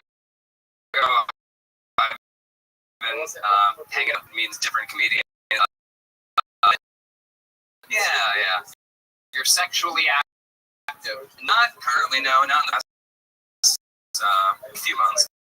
Okay. And then I'm supposed to go on. Look at that. You're going on a real. What do you know about her? What do you know? That's usually kind of short hair. Like, she has like cutbacks. I mean, personally, I know her, bro, so she seems sweet. She's into that energy woo-woo. You with her? There's like this outdoor open. I'm gonna go there and then maybe hit I don't know. You're gonna take her to a mic. You're gonna. Ideas. I promise you. Okay. We're gonna like some people theater stuff too, like doing some acting. So I don't know.